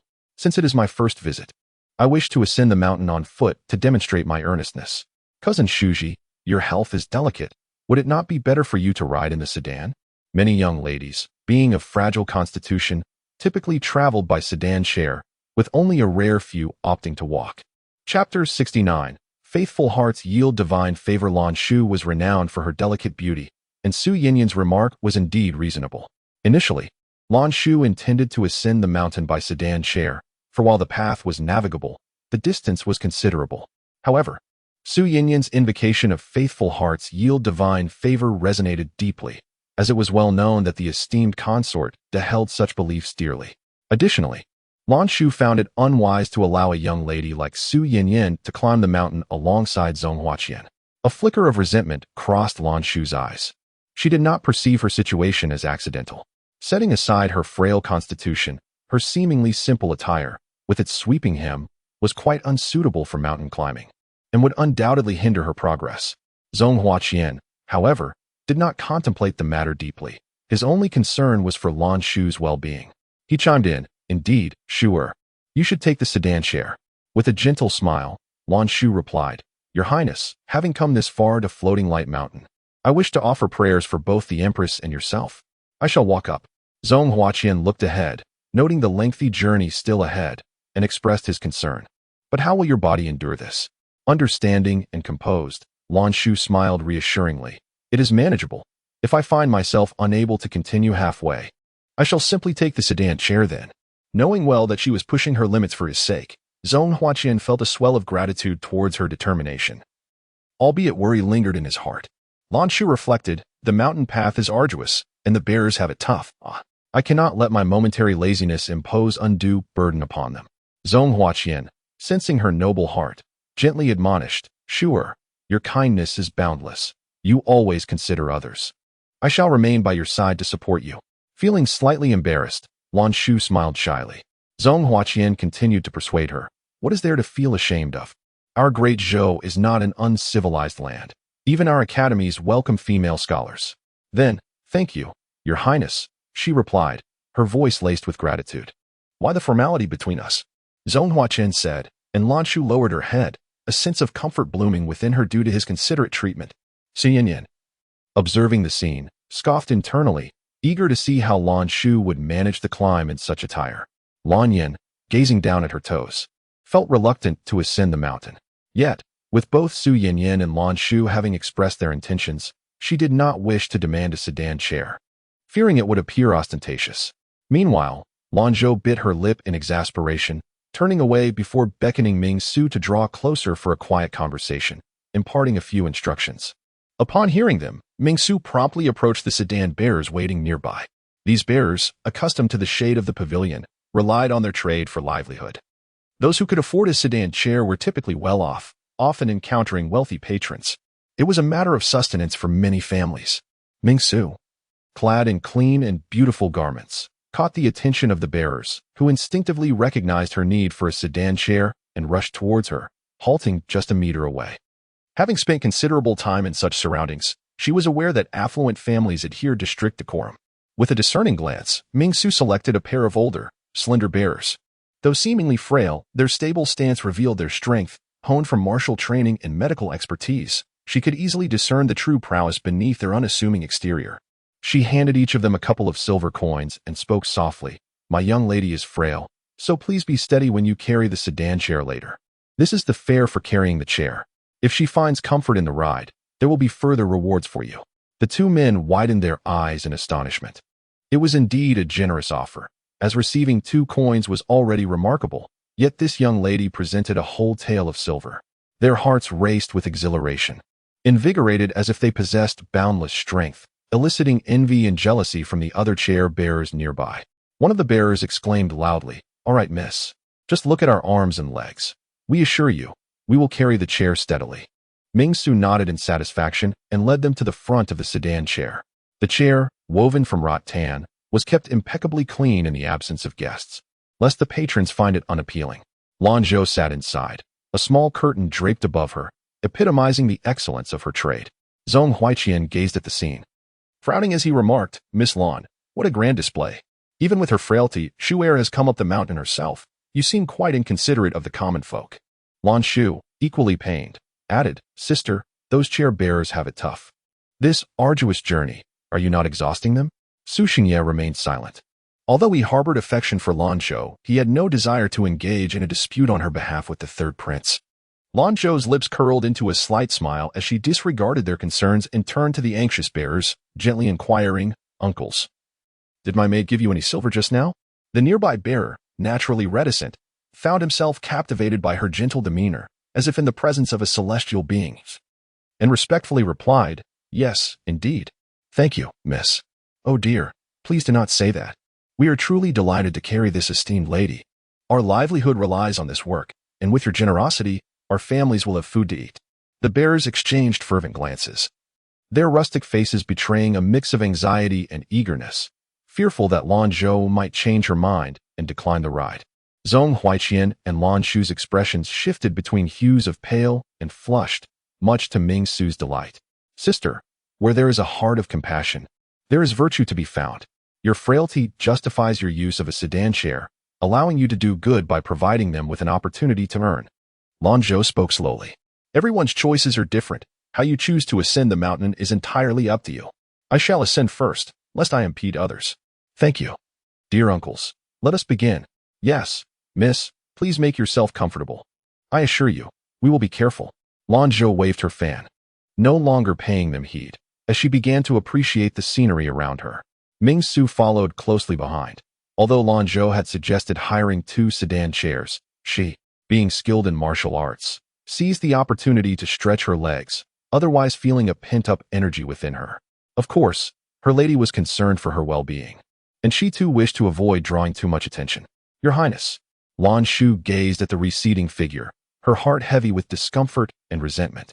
Yet, she steadied her thoughts and reflected, it was merely a fleeting lapse in judgment. Since childhood, Shu'er has been pampered and thus remains oblivious to such matters. I must thank my elder sister for her reminder. In that case, Cousin Yin Yin, since you are in good health and genuinely wish to help, you may ascend the mountain on foot. Listen, Chi, please select 2 bearers." "Yes, miss," Chi responded dutifully. Observing this, Lan Yin instructed her maid to summon help. Casting a sidelong glance at Su Yin Yin, contemplating whether she would sit or stand. Regardless of the outcome, the situation was undeniably awkward. The path up Floating Light Mountain had been meticulously paved, with a small pavilion at intervals along the way. Gritting her teeth, Su Yin Yin chose to walk, reasoning that she could rest at the pavilions. She had assumed that her brother and the 3rd prince would also be walking, providing an opportunity for conversation. However, she was taken aback to find Lanzhou comfortably seated, visibly fearful and gazing at the 3rd prince with tear-filled eyes.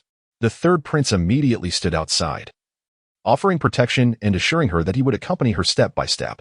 If only she could, she longed to seize the 3rd prince's attention to examine the constructed railing, which was so wide that one could perform a somersault without reaching the edge of the cliff. What was there to fear? Yet, the 3rd prince cast a sympathetic glance at Lanzhou, his heart aching for her, which left Su Yin feeling disheartened and unwilling to concede. She had initially hoped to find a way to draw near to the 3rd prince, but she remained oblivious to the enchantment Lanzhou had woven around him. As for her brother, he had initially waited for her, but gradually, as he distanced himself from the group, he allowed only 2 attendants and a maid to accompany him. He then lifted his robes, intending to hasten his pace to catch up, nearly causing Su Yin to grind her teeth in frustration. Chapter 70. Seeking inner peace, it could be said that Ming Su possessed discerning taste. Lanzhou sat firmly atop, experiencing minimal swaying, allowing her to leisurely appreciate the scenery along the way. Upon reaching the mountain, Ming Su generously bestowed upon them an additional silver or 2, instructing them to patiently await nearby, promising to return for their sedan chairs when the time came. The 2 men, upon hearing this, could hardly contain their delight. They would have gladly settled for a night's stay right there. "Miss, should we wait for them?" Ming Su glanced back, noting the absence of their companions, likely resting at a nearby pavilion. "No need. Let us pay our respects at the Gaoling Guanyin," she replied, having already caught sight of the magnificent white Guanyin statue that overlooked the Floating Light Mountain and the myriad lies below. "Are you weary? Would you like to rest for a moment?" "Miss, how could you possibly discern my fatigue?" Without any onlookers, Ming Su felt more at ease. She appeared even more spirited than Lanzhou, who had been carried up in a sedan chair. Ming Su leaned in and whispered, "Though my primary focus is on medicine, I am also quite capable. In my training, I once scaled several mountains in one breath, which is how I distinguished myself among the dragon scale guards. Would it be too much for you to stay by my side?" "Ha ha ha. How could it be?" It is precisely because of my prowess that I find myself in your presence. They all envy me. With bright eyes, Ming-Su added, Miss. You must not emulate the second Mississippi. I am far superior to the other dragon scale guards. Indeed, Lanzhou replied with a smile, gently ruffling her hair. Before long, they arrived at the base of Gao Lingguanin. One could not help but admire the grandeur of the statue, which stood majestically upon floating light mountain. The toil of those who had come before was evident. Even the lotus beneath her feet was larger than a person. A large circular platform had formed around this site, with an area on the left designated for incense offerings. To the right stood a robust old banyan tree adorned with numerous red silk ribbons. The mountain breeze stirred these ribbons, creating an enchanting scene that felt like wishes being scattered into the wind. Standing there, one felt an uplifted spirit. In her previous life, she had secluded herself in the Buddhist hall, partaking in vegetarianism and reciting sutras merely as an escape. In this life, she felt an inexplicable connection to a guiding thread. She believed in the Buddha, but not in fate. The divine cherishes all living beings, observing the endless changes of the world with equanimity, entrusting their destinies to the hands of all. In her past life, she had strayed from the path. In this life, she sought balance and impartiality, wishing only for her beloved and those dear to her to grasp their destinies and find a good home. Mississippi. Mississippi. Ming-Su called to Lanzhou, who had just finished her prayers to Guanyin. Lanzhou stepped forward, and Ming-Su found a suitable spot, offering her an ink-stained brush. Mississippi. Please inscribe your wishes. I will hang your prayer ribbon at the highest point. Very well. Writing this brings a sense of peace and joy. What they failed to notice was a group ascending, their flowing skirts and veils captivating the onlookers, with one exclaiming that they had spotted a celestial being. Lanzhou's figure is slender and graceful, exuding an air of delicate charm. Her entire demeanor is imbued with a serene and aloof elegance, and as she wields her brush, the fragrance of green bamboo adds a scholarly allure to her presence. From a distance, even her profile, untouched by cosmetics, evokes a sense of ethereal beauty, transcending the mundane. Unaware of the attention she has garnered, Lanzhou quietly completes her writing. The mountain moon is harmonious at dawn, and people wish for lasting peace in Chang'an. The bright boat sails unceasingly. Together we cherish the tranquil sea. The land remains unscathed, and the populace thrives in their endeavors. They too can enjoy a life of companionship. Unceasing bright boat. Upon reading these 4 words, Ming-Su's pupils dilated, recognizing the double entendre. A group approached, led by a young man who could not help but praise. What fine calligraphy and poetry! Miss, your literary talent and noble aspirations are truly admirable. I am in awe. Lanzhou turned to glance at the 4 men and 3 women, all elegantly attired and possessing an extraordinary demeanor, with attendants trailing behind them. She surmised they must be young scions of prominent families, out for enjoyment on this splendid day. Out of courtesy, Lanzhou offered a nod and a smile, then led Ming-Su to a nearby clearing. Miss, let me. No need. I wish to do it myself. Lanzhou, unconcerned, tossed the red silk toward a lofty branch, which was tied to a small stone for ease of hanging.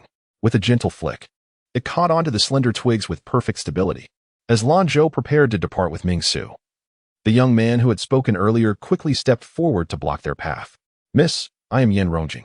I apologize for having interrupted you. Your talent is exceptional. If you do not mind, would you accompany us to admire the scenery of Fuguang Mountain? Yan? Lanzhou's brow furrowed slightly. Could he be from the Yan Grand Tutor's household? Observing his flushed face and earnest yet clear eyes, he did not appear to be a mere philanderer.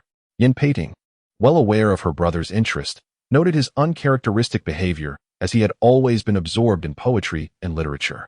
Today, however, after being coaxed into an outing, he had spotted a girl he fancied, causing his usual composure to falter. She hurriedly interjected, Miss, please forgive my brother's rudeness. I am Yan Peiting, and this is my brother. We are the grandchildren of the current Grand Tutor Yan. My brother has a passion for poetry and is captivated by your spontaneous literary expression, which possesses a rare depth of thought. I hope you will not take offense. Looking at the young woman, whose features were as picturesque as a painting and whose grace was undeniable, it was no surprise she was renowned in the capital as a talented lady. Lanzhou inclined her head slightly in acknowledgement, though her impressions of them were scant, primarily due to her previous life's limited interactions with their family. With a calm and measured tone, Lanzhou replied, It is nothing, merely a casual writing, hardly worthy of the title of poetry. I have matters to attend to, so I shall take my leave. Her demeanor was unassuming, yet her heart was filled with the aspirations of her beloved. His desires fulfilled brought her joy. This composed and unpretentious attitude intrigued Yin Peiting. Given her lineage as a granddaughter of the esteemed imperial tutor and the Yin family's long-standing literary heritage, her tranquil response seemed to convey that she was merely discussing something quite ordinary. Yin Rongjing attempted to pursue further, only to be halted by his younger sister. "Brother, truly, you are such a bookworm," Yin Peiting remarked helplessly. "If word of this spreads, won't it invite ridicule upon us?" Yin Rongjing's face flushed with embarrassment, and he stammered, "Sister, what are you saying?" "I merely," Yin Peiting whispered, "Enough, brother. There is plenty of time ahead. I have my ways of discovering which household that young lady hails from." "Really?" Yin Rongjing inquired, a hint of skepticism in his voice. Yin Peiting shrugged her shoulders. "If you do not believe me, feel free to chase after her. At that point, her impression of you may not be so favorable." Reluctantly, Yin Rongjing came to a halt. "Haraha, I never expected that Brother Jing would one day exhibit such a lack of composure. However, that young lady truly appeared ethereal, like a celestial being. No wonder." He trailed off, pondering silently why such a beauty had never been mentioned before. This young lady was none other than He Luobai, the heir of the Earl of Chongning. The two other gentlemen accompanying him were his biological brother, He Luoshu, and Zhou Ping, the son of Zhou Bingwen. They were all classmates and close friends of Yin Rongjing, studying together at Bailu Academy. Each brought their own beloved sister along for the outing. The group finally withdrew their gazes when they could no longer see her figure. Chapter 71. Brewing tea for reconciliation. Lanzhou descended along the narrow path, passing by a pavilion. The bamboo curtain obscured much of the view within, creating a tranquil atmosphere. Through the veil, a familiar figure emerged. The occupant lifted the curtain first, and their eyes met. One calm as water, the other radiant as a blooming flower. Lan Yin beckoned to Lanzhou, addressing her as elder sister. Observing the brilliance of her smile, it was difficult for Lanzhou to reconcile this joyful visage with the person who had earlier scolded her. She mused inwardly, when things appear unusual, there must be an underlying reason.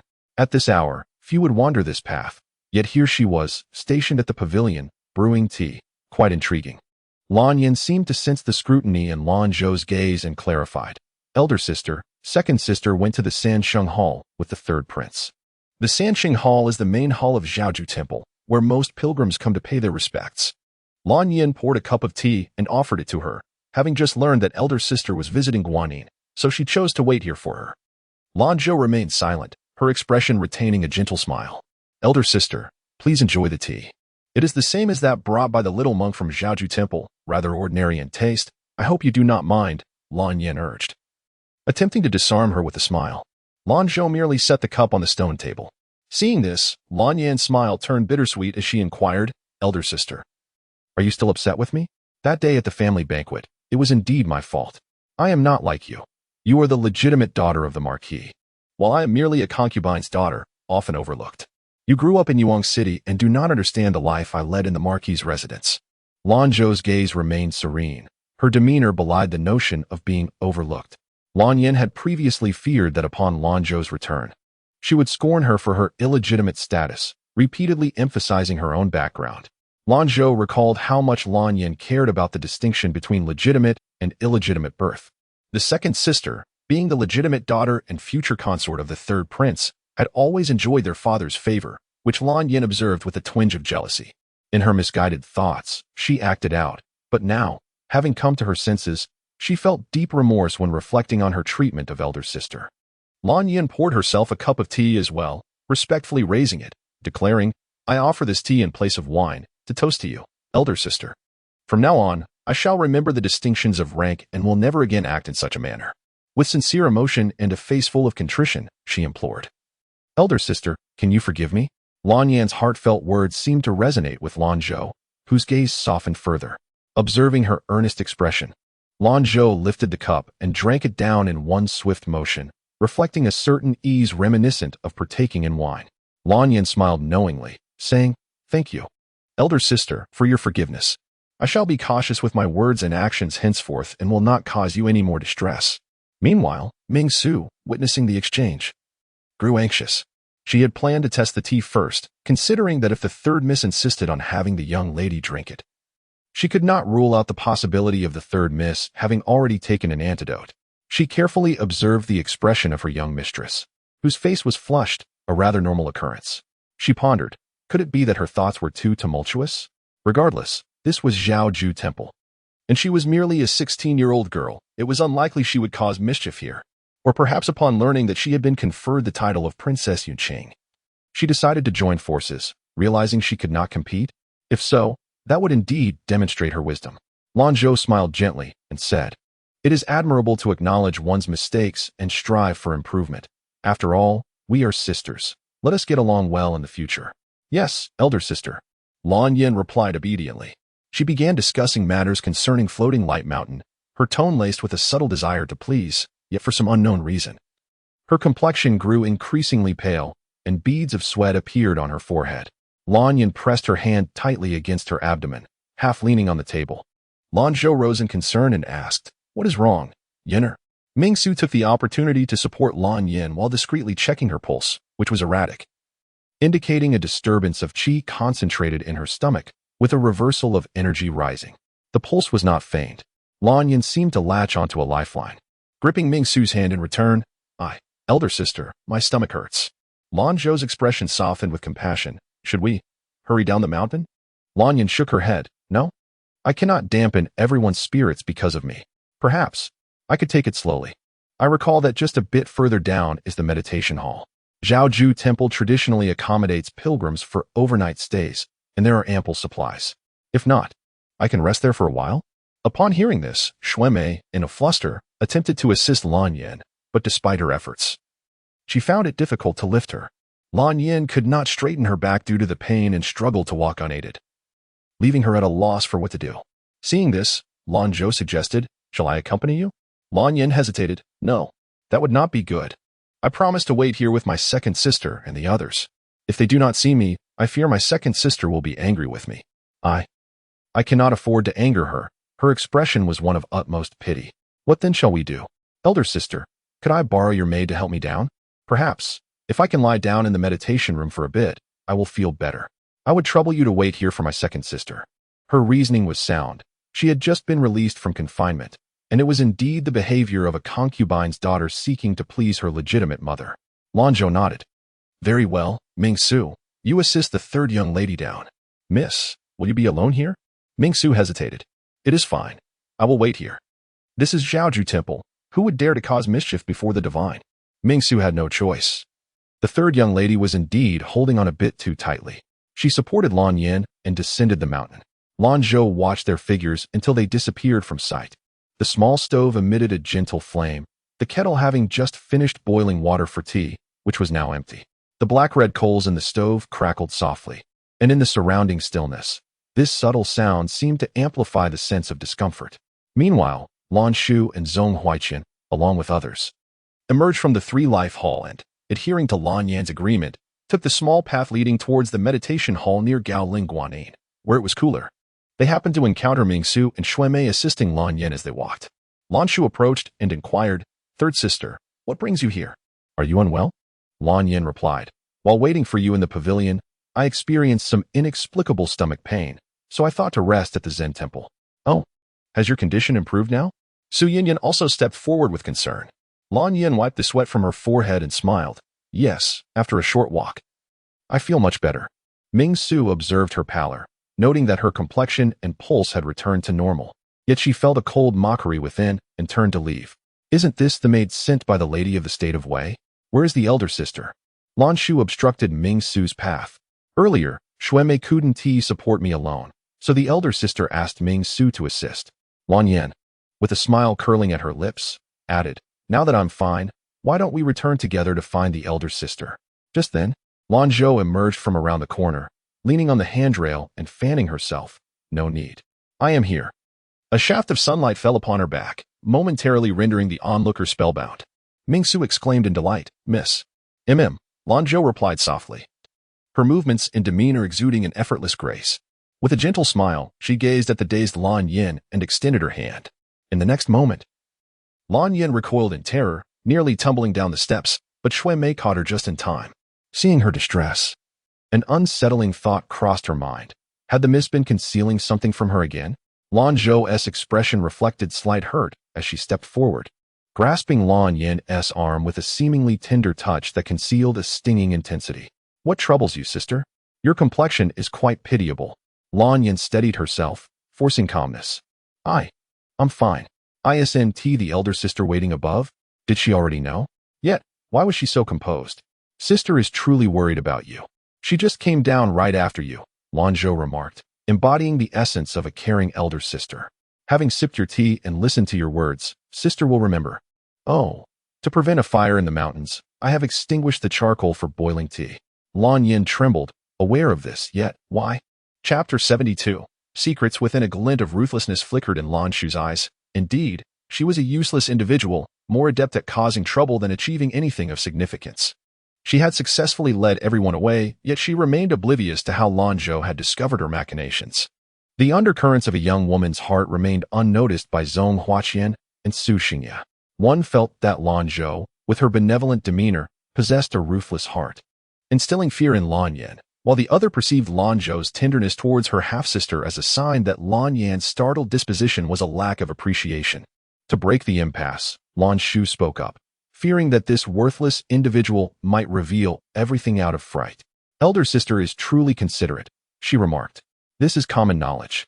Lanzhou replied with a faint smile, then continued, I have already visited the jailing Guanyin for prayers. Will you, your highnesses, be joining me? Although Zhong Huaqian harbored ill feelings towards Lanzhou, he refrained from showing it without cause, thus turning to Lanzhou instead. This palace only listens to Shuer. His heart belongs solely to her.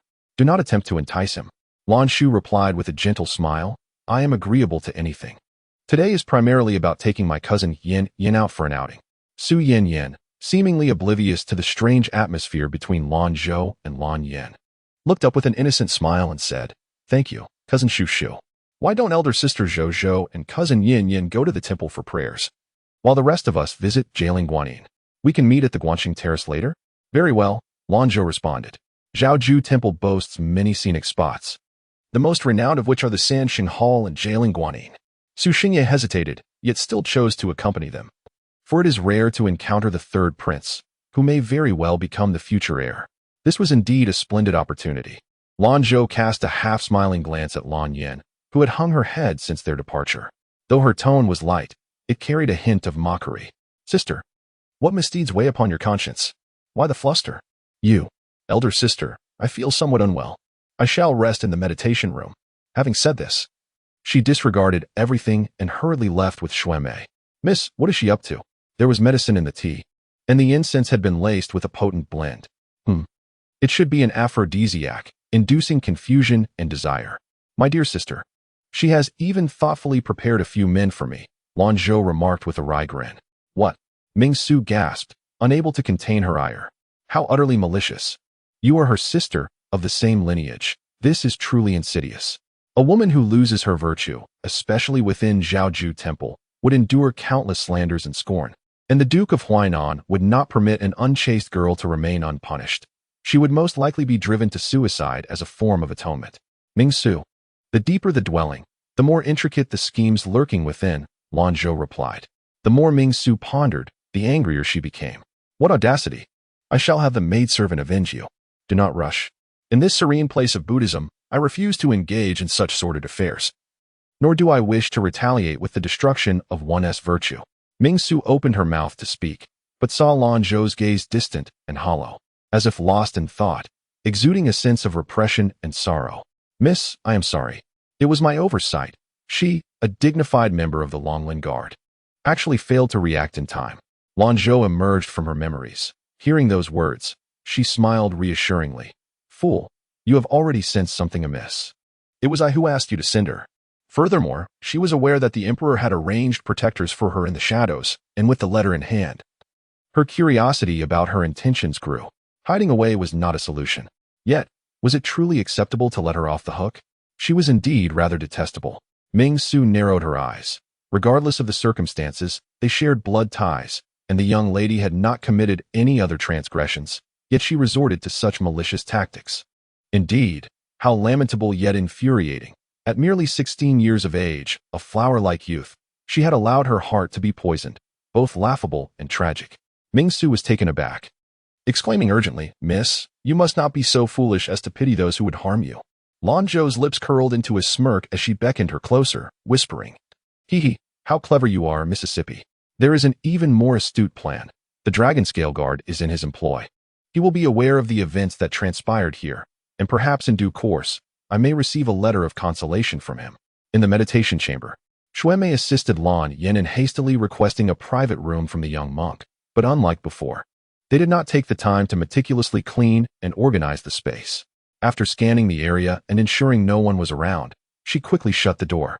Lowering her voice, she asked, "Miss, what have you done to the eldest young lady?" Lan Yin, clutching her handkerchief, revealed her unmasked expression. Her delicate features now twisted in a semblance of ferocity. Remembering her earlier humiliating display, she felt a mix of anger and resentment. Upon hearing Xuemei's question, she vented her ire by kicking her calf and scolded, "Impudence! How dare you, a mere servant, question me?" Xuemei, terrified, knelt on the ground. Realizing her words were ill-timed, "I beg your pardon, miss. I meant no offense." Her heart sank, recognizing the gravity of the situation. Lan Yin maintained her wide-eyed expression. Deep down, she understood that Xuemei's intentions were for her benefit. However, having orchestrated her own plans and even lowering herself to appease the servant, it was unacceptable to dismiss the matter so lightly, especially after being intimidated moments ago. "Miss, I meant no disrespect. I merely wish to know what you have done. It is evident that the eldest young lady is aware, and I worry that you may have left behind some evidence that could be used against you. I only wish to resolve this matter." Lan Yin waved her hand dismissively. "That is impossible. I divided the poison. One half was placed in the tea, and the other half was incinerated. As for the culprits, they were merely a few ruffians sent by my cousin, and they do not recognize me. Even if they were to identify me, it would not stir up any trouble. I could easily claim that it was Lanzhou who hired these individuals to slander me." Reflecting on this, she felt a pang of regret for having allowed her fear to take hold. Xuemei collapsed to the ground, suddenly grasping her mistress's intentions, her breath quickening.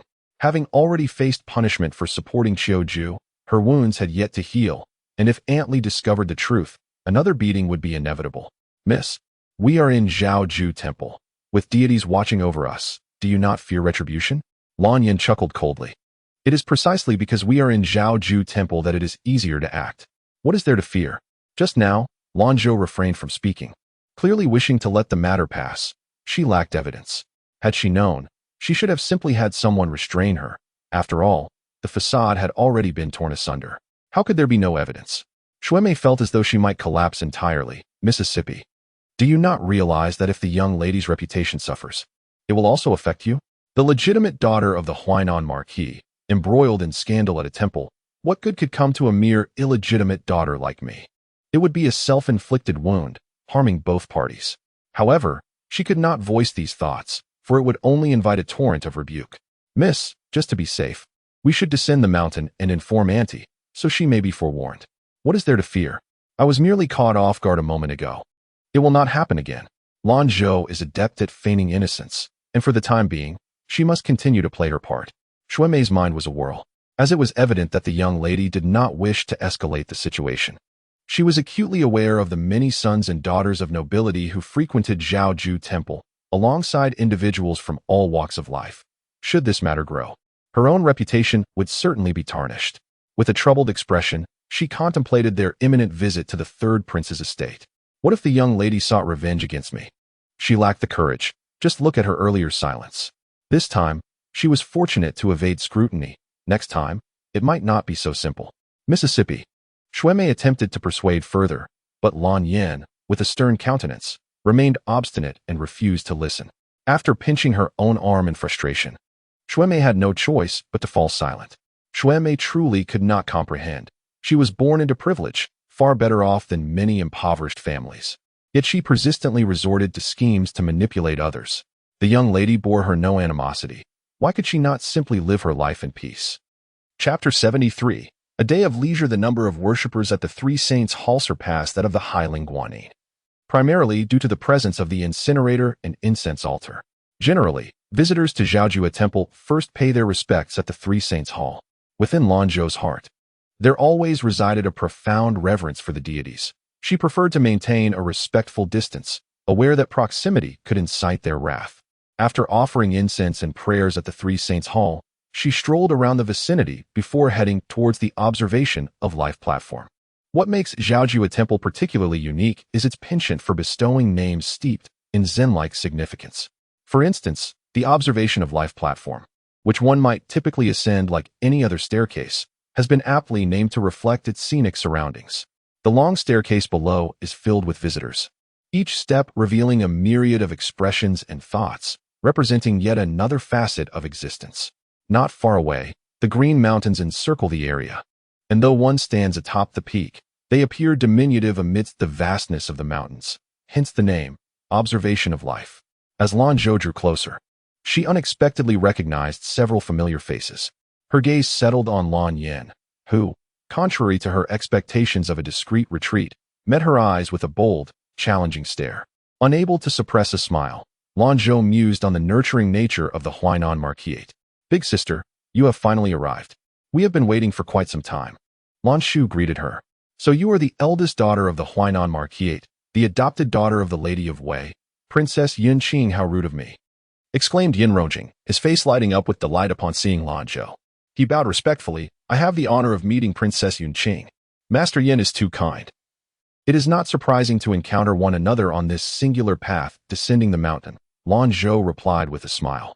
Lanzhou, sweetly grinning, inquired, "Big sister, are you acquainted with Master Yin-san?"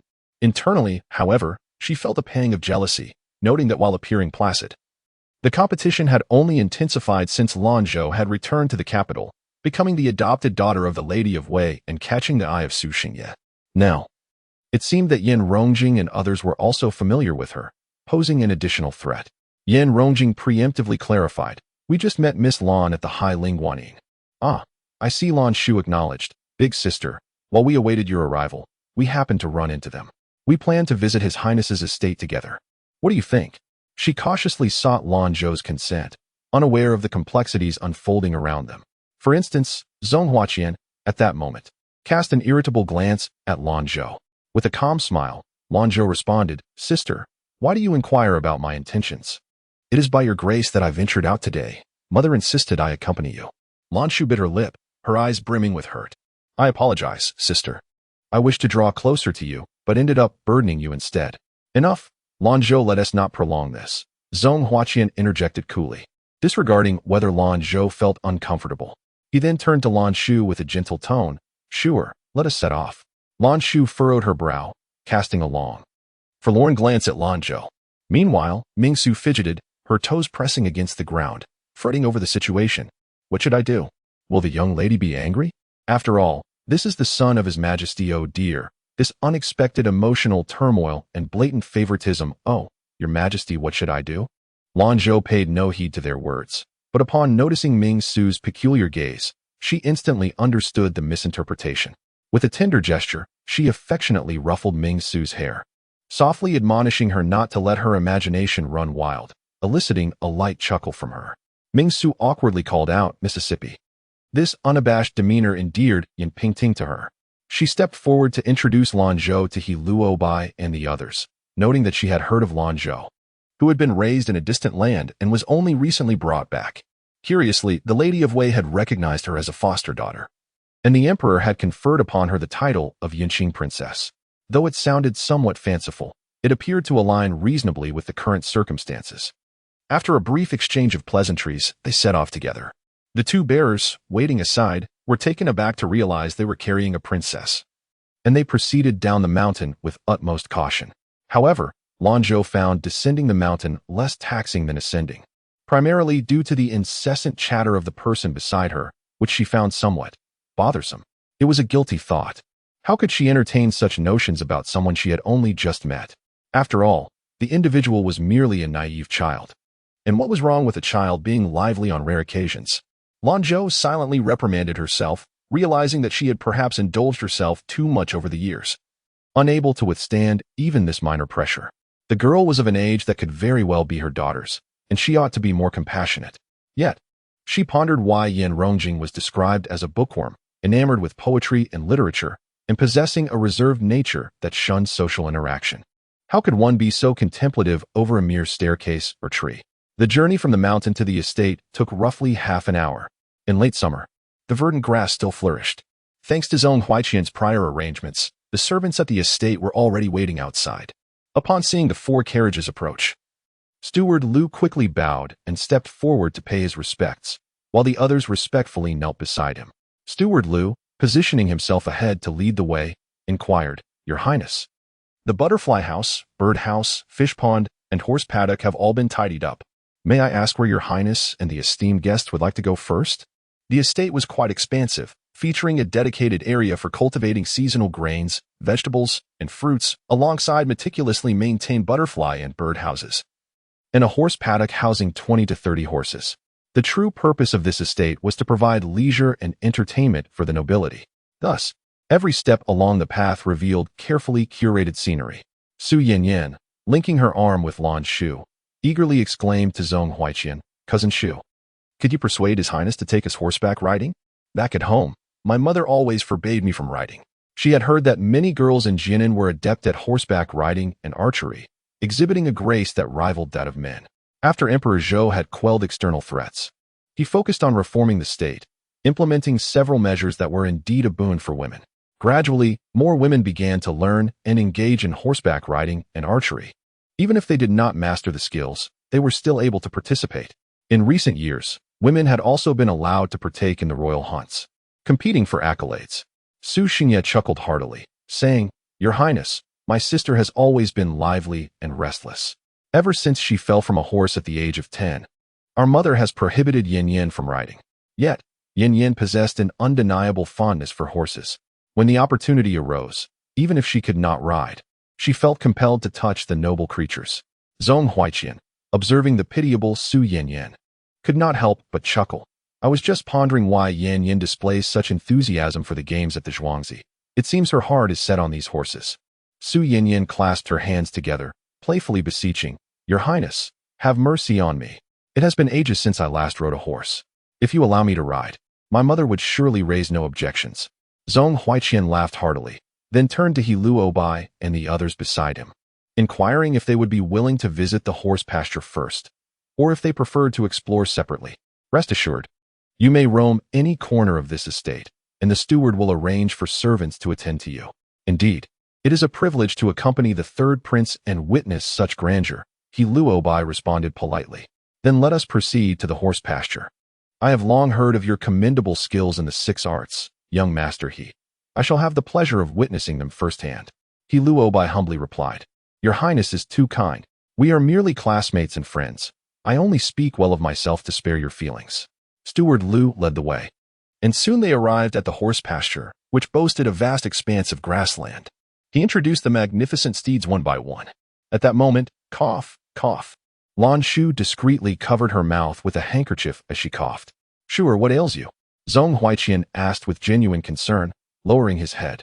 Lanzhou offered a faint smile. "I am merely a bit fatigued. You all go on and enjoy yourselves. I cannot ride." Her frail constitution had been meticulously nurtured by the Su family. Activities such as horseback riding and archery were strictly forbidden for her. The despondency reflected in Lanzhou's eyes tugged at his heart. She was weak and unable to partake in vigorous pursuits, and it was likely that her envy stemmed from this realization. Zhong Huaiqian reassured her, "Fear not, take your time to rest. I shall choose a gentle mare, and I will lead the horse by its reins. I would never allow Shu'er to be startled." Su Yanyan's smile faltered, while Lan Yan, witnessing this, stifled her laughter with her handkerchief, contemplating how she had strived to capture the 3rd prince's attention, while Su Yanyan remained oblivious to her efforts. Lan Yan had no intention of approaching the 3rd prince. Her status kept her distant, and Lanzhou indeed possessed the means to capture Zhong Huaiqian's heart securely. Seeing someone like her, who had once faced similar trials, find success brought Lan Yan a sense of satisfaction. Yin Peiting listened to their conversation, aware of the underlying tensions. Yet her mind wandered elsewhere, her gaze frequently drifting towards Lanzhou, whose demeanor was as serene as a chrysanthemum. She exuded warmth and approachability, yet retained an air of aloofness, creating a paradox that was both captivating and reasonable. Chapter 74. The Art of Horsemanship. Yin Rongjing's gaze was perpetually fixed upon Lanzhou. Yin Pinging, fearing that her 3rd brother's naive demeanor might startle others, hurried to shield his line of sight. Yet, unable to resist the allure of Lanzhou, She gradually stepped forward to inquire, "My lady, do you enjoy horseback riding?" Lanzhou held a favorable impression of Yin Pingting. Thus, as she approached, she felt a sense of kinship and smiled, replying, "It's quite agreeable." The courtesan invited by Lu Yaozu indeed possessed considerable skill. Her enchanting techniques on horseback were abundant. After all, Lu Yaozu intended to present her to the nobility, so her training was tailored to please them. Upon returning to the Huainan Marquis, I exerted considerable effort in archery and equestrianism to capture their attention, ensuring that my skills were not merely superficial but genuinely proficient. In Yuyang City, I occasionally ride in the outskirts, relishing the unrestrained tranquility. Upon hearing this, Yin Pingting's eyes flickered with disappointment. If she were unskilled, it would have presented an opportunity for her brother to lead the horse. Nevertheless, she pressed on. "Then, how would you assess your riding skills, my lady? Even if leading a horse is not feasible, we could still engage in conversation." Lanzhou pondered. "I can manage to be presentable, though I am uncertain of the standards esteemed by the young gentlemen and ladies of Jianan. Much of my practice has been for my own amusement, and I truly do not know how I measure up." Yin Rongjing interjected, "Then, my lady, shall we engage in a friendly competition?" Lanzhou hesitated, having heard that he was adept with poetry and music, but seemingly lacking in equestrian skills. Could it be that he sought to regain face amongst his peers through her? Furthermore, it appeared that his horse was not particularly strong in its hindquarters. Would this not overexert the animal? How could she ensure it was not too apparent? This was indeed a delicate matter, especially considering his youth. It must be said, Lanzhou was rather misinterpreting the situation. Yet, to the eyes of others, her demeanor suggested a reluctance to compete. Yin Pingting remarked, "Ha!" He Luo mused inwardly. Indeed, a bookish fellow. The foolish grin on Yin Rongjing's face, coupled with Yin Pingting's exasperated expression towards her brother, caused He Luo to chuckle aloud. Yin Rongjing, perplexed, turned to He Luo, "Brother Luo, what is so amusing?" With a smile playing at the corners of his mouth, He Luo replied, "The weather is splendid today, and with so many like-minded individuals present, it is truly delightful, hence my laughter. Pingting, do you not agree?" "Humph." Yin Pingting was well aware that he was mocking them and chose to ignore him, mainly because her brother was indeed disappointing. Moreover, she noted that the young lady was not attired suitably for riding. Additionally, she had already stated that her skills were merely presentable, and to propose a race with young ladies, would they win gracefully or lose with dignity? "My lady, let us select a horse, something more relaxed, rather than competing with them." Lanzhou raised an eyebrow, recognizing that each group possesses its own undercurrents. Without further contemplation, she readily agreed, "Very well," and promptly followed Yin Pingting in the wake of Zhong Huaiqian and the others. However, Mingsu discerned the truth. It was apparent that Yin San Gongzi had taken a liking to the young lady, which was utterly unacceptable. Zhou Ping gently patted Yin Rongjing's shoulder, concealing a smile as he meaningfully remarked, "Brother Rongjing, the road is long and winding. Perhaps you should peruse the tales circulating in the streets." As He Luoshu passed by, his gaze was a medley of emotions. Yin Rongjing was perplexed, feeling as though he were enmeshed in a riddle. The meticulously cared-for steeds of the horse farm were merely marginally superior to ordinary horses. The true champions were sourced from the imperial court, and even the trade of common horses was subject to stringent regulations. Su Guoqing owned a horse farm in Shaanxi, and as the salt transportation commissioner, he had many sycophants. His son, Su Xingya, enjoyed a wide circle of friends and frequently invited them for horseback riding and archery, possessing considerable expertise in equestrian matters, which animated him as he spoke with enthusiasm. Zhong Huaiqian owned a prized Arabian horse at the Royal Retreat stable, and he regarded the horses here with some disdain. However, upon hearing Manager Lu's suggestions and observing Lanzhou's expressions, he ultimately chose a pure white mare. Under the sunlight, her silvery coat seemed to radiate brilliance. It was well known that Zhong Huaiqian harbored genuine affection for Lanzhou, while Lanzhou remained unperturbed. Yet, others were more or less taken aback. "Cousin Zhou, you should ride this horse," Su Xingye said, leading a brown, short-legged mare known for her docile temperament, as Manager Lu had just noted. Mingsu frowned slightly, a flicker of disdain in her eyes. The mare was old and lacked spirit, resembling a diminutive donkey, while the young lady was tall and graceful, making the thought of her riding such a horse rather unthinkable. However, Lanzhou was captivated by a chestnut horse in the far corner, voraciously munching on grass. It towered over the other horses, its round, dark eyes exuding a hint of haughty pride. "Cousin, I believe that one is splendid," she exclaimed, striding confidently towards it. Cautiously, she reached out to stroke its forehead, the warmth of her fingertips prompting her to withdraw her hand. The horse paid her no mind, engrossed in its grazing, though it snorted through its large nostrils, as if issuing a warning. Unfazed, Lanzhou gently caressed the mane along the horse's neck down to its back, her movements rhythmic and soothing, much to the horse's contentment. Yet at that moment, she paused, and the horse seemed somewhat displeased, gazing at her. Lanzhou smiled softly, then untied the lead from the post, holding the rope in one hand while continuing to stroke the mane with the other. The horse complied with her gentle pull, displaying a carefree yet obedient demeanor that left onlookers astonished. "Thank you, cousin, but I wish to ride this one," she declared. Su Xingye regarded Lanzhou with newfound admiration. The animal was notoriously sensitive, and he had not anticipated that the temperamental horse, as described by manager Liu, would behave so submissively in her hands. "I had no idea my cousin possessed such prowess," he remarked. "Cousin is jesting. It was merely happenstance," she replied. "My lady, allow me to assist you." Mingsu offered, extending her hand as she observed certain individuals' movements. Su Xingye muttered, "This maid is rather obstructive," while Yin Rongjing quipped. She was almost able to help her up. With a graceful wave of her hand, Lanzhou lifted her skirt with one hand, placed a foot on the stirrup, and, securing the reins with her other hand, elegantly swung herself onto the horse's back. Even Iluobai and the others could not conceal their admiration. Her attire was not a hindrance, but rather lent her an air of distinct elegance. The horse grew a bit restless, prompting Lanzhou to turn to Yin Pingting. "Miss Pingting, I shall take a leisurely ride around for a few laps." "Miss, do take your time." "Very well, Mingsu, please wait for me in the shade." As her words fell, Lanzhou tightened the reins, and the horse reluctantly moved forward. Lan Yin, watching, nearly lost her composure. Had they not agreed to avoid forced encounters? It was infuriating to see her feigning innocence while cleverly outshining them. Su Yan's gaze drifted far as Zhong Huai Qian led the horse with Lan Shu seated atop. The sight was undeniably striking. Yet the fluttering figure of Lanzhou only deepened her discontent. Lan Yin chose a taller horse, feeling that riding a shorter steed would diminish her stature. Intentionally seeking to impress Su Shengyi, she mounted with a flourish, only to nearly trip over her long skirt and fall. Saved just in time by the quick reflexes of Yin Pingting. "Miss Lan, do be careful."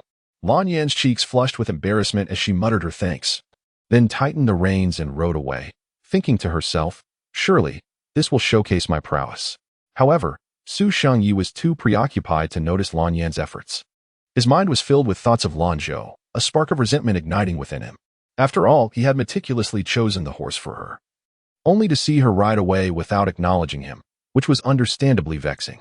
Yet, Su Shengyi quickly regained his composure and turned to Su Yan, saying, "Yan, you should ride this horse." Su Yan regarded the horse that the Lan sisters had overlooked with disdain, yet refrained from embarrassing him in front of the crowd. Chapter 75. The frightened horse Su Yan took a deep breath and cautiously mounted the horse. What she had just said was indeed true.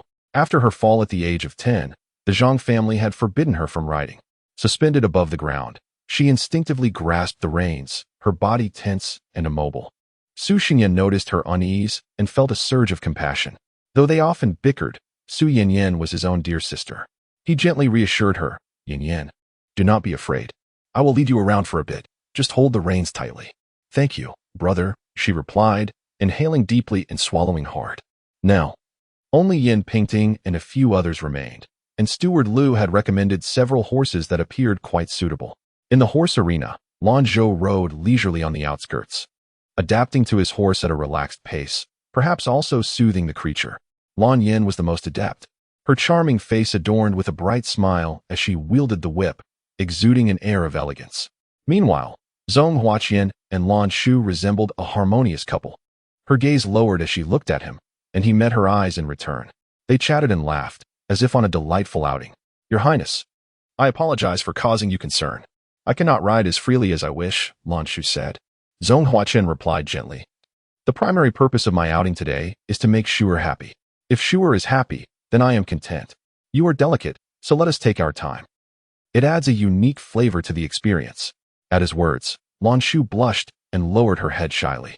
On the other hand, Su Xingye strolled leisurely, swinging the reins without haste, The mare beneath him was indeed docile, and he maintained a steady pace. In no time, Su Yinyan had managed to stabilize her position. Her stiff spine gradually relaxing, and a smile began to blossom on her face as she found joy in the experience.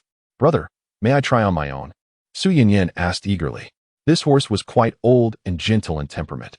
Even if something were to happen, there would be no concern.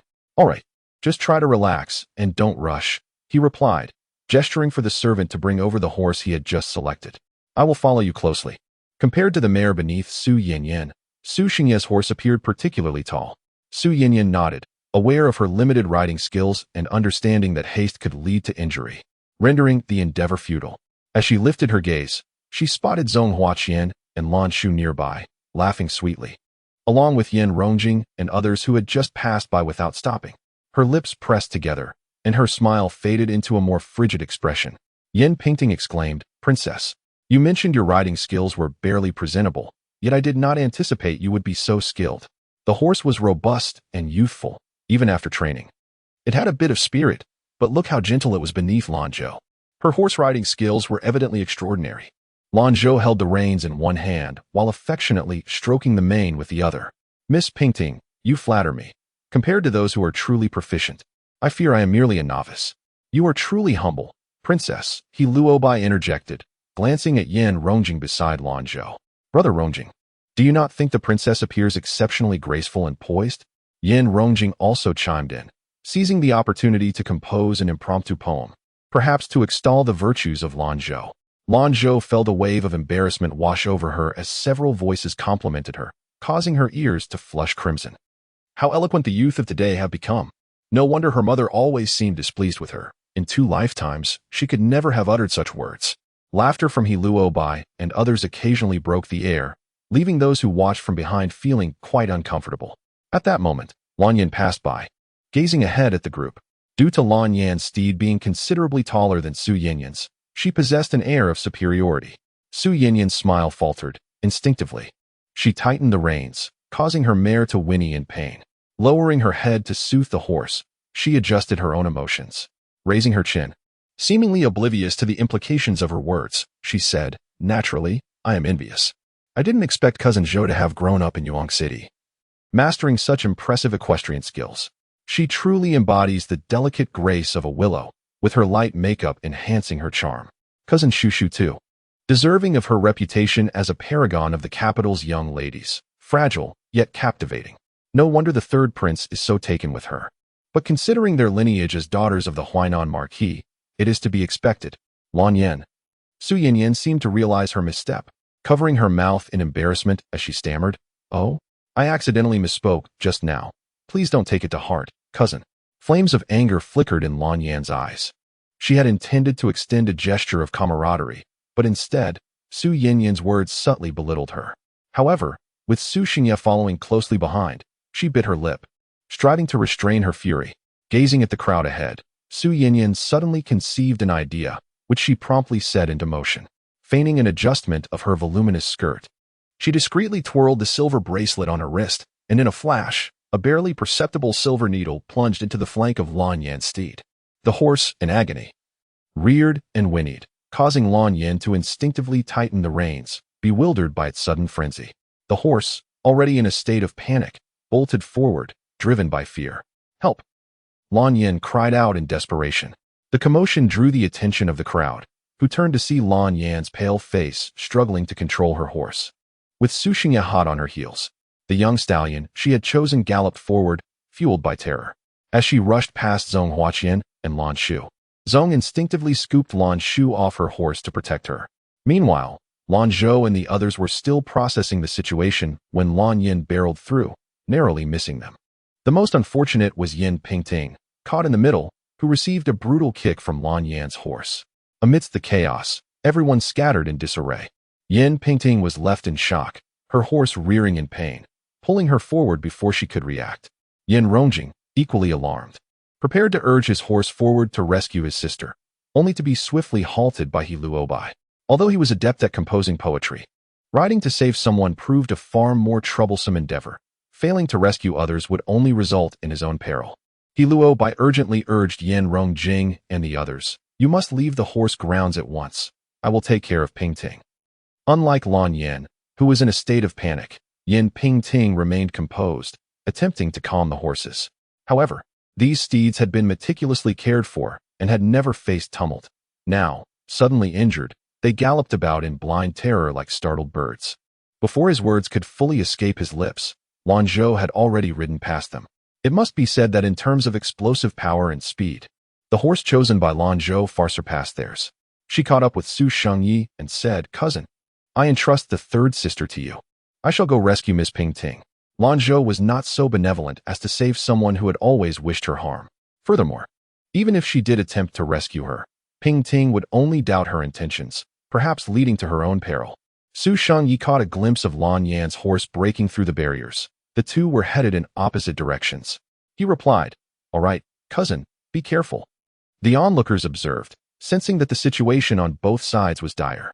Su Shengyi, disregarding his own concerns, endeavored to keep their horses running side by side. He then leaped, using the horse's back to propel himself behind Lan Yan. "Give me the reins." At that moment, Lan Yan's mind was a blank slate. The figure behind her loomed large, and she instinctively curled into his embrace, feeling a sense of safety and warmth. Su Shengyi took the reins, regaining control. The chaotic sound of hooves grew orderly, and in the end, all Lan Yin could hear was the rhythm of his heartbeat. Chapter 76. The urgency of rescue. Su Shengyi halted his horse and swiftly dismounted. Observing Lan Yan's lingering state of shock, he cast a glance at the unfolding situation before gently soothing her with tender reassurances. "Cousin, do not be afraid. It is over now." Lan Yin gazed at his outstretched hand, a soft smile gracing her features, her expression dazed, her heart fluttering. Ripples of tremors coursed through her entire being. Su Shengyi, upon witnessing her tear-filled eyes, was overwhelmed with a sense of affection. A flicker of fervor flashed in his gaze. Yet it was soon replaced by an air of propriety and humility. As tears streamed down Lan Yan's cheeks, she instinctively leapt into Su Shengyi's embrace. He stiffened momentarily, quickly glancing around to ensure no one was watching before tenderly encircling her waist, offering solace. The warmth and sweetness of her presence stirred memories of carefree moments in Shaanxi. Yet he reminded himself that they were in Jianan, and thus, he must exercise caution and restraint. Gradually, he released Lan Yin from his embrace. The sudden warmth dissipated, leaving Lan Yin to look at him with a sense of grievance. "Cousin, do not be upset, my dear cousin. There are others present." Su Shengyi's enchanting peach blossom eyes, when focused on someone, seemed to convey boundless affection. This technique had proven effective time and again, especially after he had just saved her. Lan Yin, being inexperienced in matters of the heart, found herself irresistibly drawn to him. Given the urgency of the situation, "I hope you can overlook any impropriety on my part." Lan Yin, biting her lip, shook her head in silent acknowledgement of her emotions. Meanwhile, as Su Shengyi was rescuing Lan Yin, Lanzhou was also endeavoring to maintain a balanced distance with Yin Pingting. Catching sight of the vivid red draped over her, and noticing Yin Pingting about to collide with a tree, she urgently called out, "Miss Pingting, hold tight to the cloak and sit behind me." In a flash, Yin Pingting had no time for hesitation. She grasped the cloak that Lanzhou had tossed. Timing it perfectly, Lanzhou extended her right hand, and Yin Pingting leapt gracefully, securely positioning herself behind Lanzhou, her arms encircling her waist. In that fleeting moment, a sharp pain shot through Yin Pingting's right shoulder. However, she dared not relent. Channeling her strength into her left hand to grip the reins tightly and maintain control, the sound of bones cracking echoed ominously behind them. And the brief whinny of the horse signified dire consequences, which Lanzhou understood all too well without turning back to witness the gruesome scene. The instigator of this chaos observed it all with eyes gleaming coldly, a sense of bitterness swelling within her. It felt unjust that they had managed to evade such peril. Why did others, born into noble families, possess everything, while she found herself a mere guest in the capital, among the countless aristocrats in the city? Her identity felt like a drop in the ocean, insignificant and overlooked. Fate had dealt her a cruel hand. Once Lanzhou confirmed their safety, she finally brought the horse to a stop, just as he luo by and others caught up. Yin Pingting appeared pale, her body weakly leaning against Lanzhou's back. Despite her slender frame, an unspoken resilience emanated from her. Leaning against Lanzhou, she gradually found solace. He luo by assisted Yin Pingting down from the horse and inquired with utmost care, relieved to learn that she had only experienced a fright and was otherwise unharmed. At that moment, Lanzhou had dismounted with the support of Ming-Su, her complexion no better than Yin Pingting's. Primarily due to a possible strain in her right arm, waves of pain surging through her. Ming-Su supported Lanzhou with one hand while gently probing her shoulder. Miss. There is no dislocation. It seems to be a strain from overexertion. It was only then that Luobai and the others realized their oversight. Having been preoccupied with Yin Pingting and neglecting Lanzhou, a wave of guilt washed over them as they hurriedly inquired after her well-being. Lanzhou shook her head. I'm fine. Just a bit of medicine when we return will suffice. Pingting, are you all right? Yin Pingting replied with a quiver in her voice. I'm okay. I truly appreciate the help, Your Highness. Lanzhou forced a smile. It was a mere gesture. If she were to live again, it would be fate's gift to her. I do what I can. Assisting even one person is worthwhile. Yet, she felt she had overestimated herself. Such a small girl proved difficult to lift, and she suddenly found herself envying Dan Zhu's immense strength. Ming-Su's face shifted through shades of green and white. Reaching her current rank in the Dragon Scale Guard was no easy feat, and today, the mistress had endangered herself twice. She felt a pang of discomfort. With so many capable men around, why did the mistress have to put herself at risk? At that moment, Lanzhou approached them.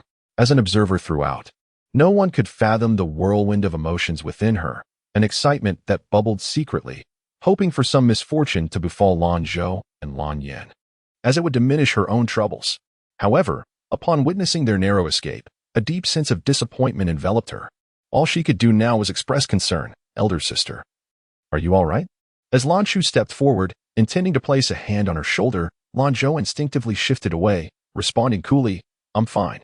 The sight of her outstretched hand falling empty struck Lanzhou profoundly, her expression teetering on the brink of tears. This incited the ire of Zhong Huaiqian, who felt his admiration for Lanzhou dissipate instantly, voicing his displeasure. What is this attitude? Shu'er is trying to speak with you kindly. Lanzhou furrowed her brow slightly, perplexed, and retorted, What attitude does your highness desire from me? Zhong Huaiqian tightened his brow, reprimanding, You. Shu'er was worried sick for you. As a woman, why must you seek to prove something? If you had been unable to rescue Miss Yan, would you not have delayed the chance to save her? Can you bear such responsibility? At that moment, Luobai stepped in front of Lanzhou. Bowing slightly in explanation, Your Highness, you may not have fully grasped the situation. The horse ridden by the princess was swift and steady, remaining unperturbed, while our mounts were somewhat influenced by the chaos. Moreover, the princess is quite skilled in horsemanship and possesses a kind heart. Her eagerness to assist was only natural.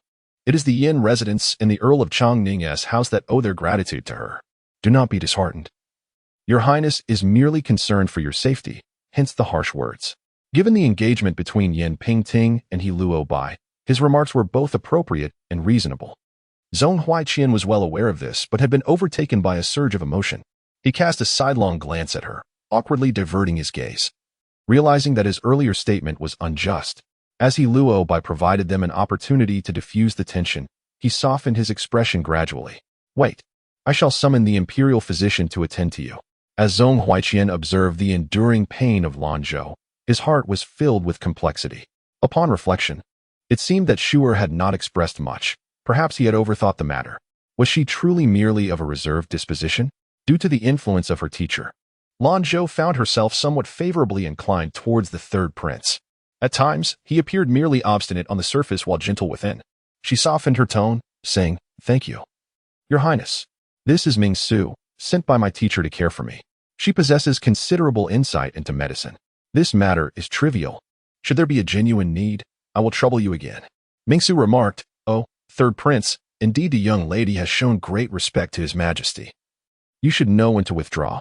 At that moment, Steward Lu finally stumbled forward, kneeling before Zhong Huaiqian to plead for forgiveness. Zhong Huaiqian, in a low voice, questioned, How could a perfectly fine horse become frightened? Upon hearing this, Su Xingye quickly glanced at Su Yinyan, noting her calm demeanor, and inwardly lamented his overthinking.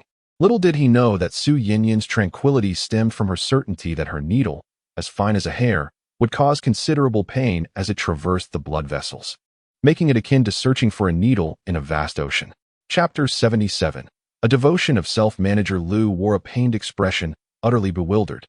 Despite having dealt with the temperamental horses promptly, how could such calamity arise?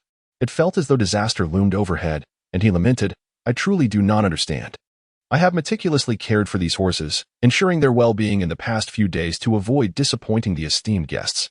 At that moment, Lanzhou caught a glimpse of the restless horse tethered in place, reflecting on the positions of those present moments ago.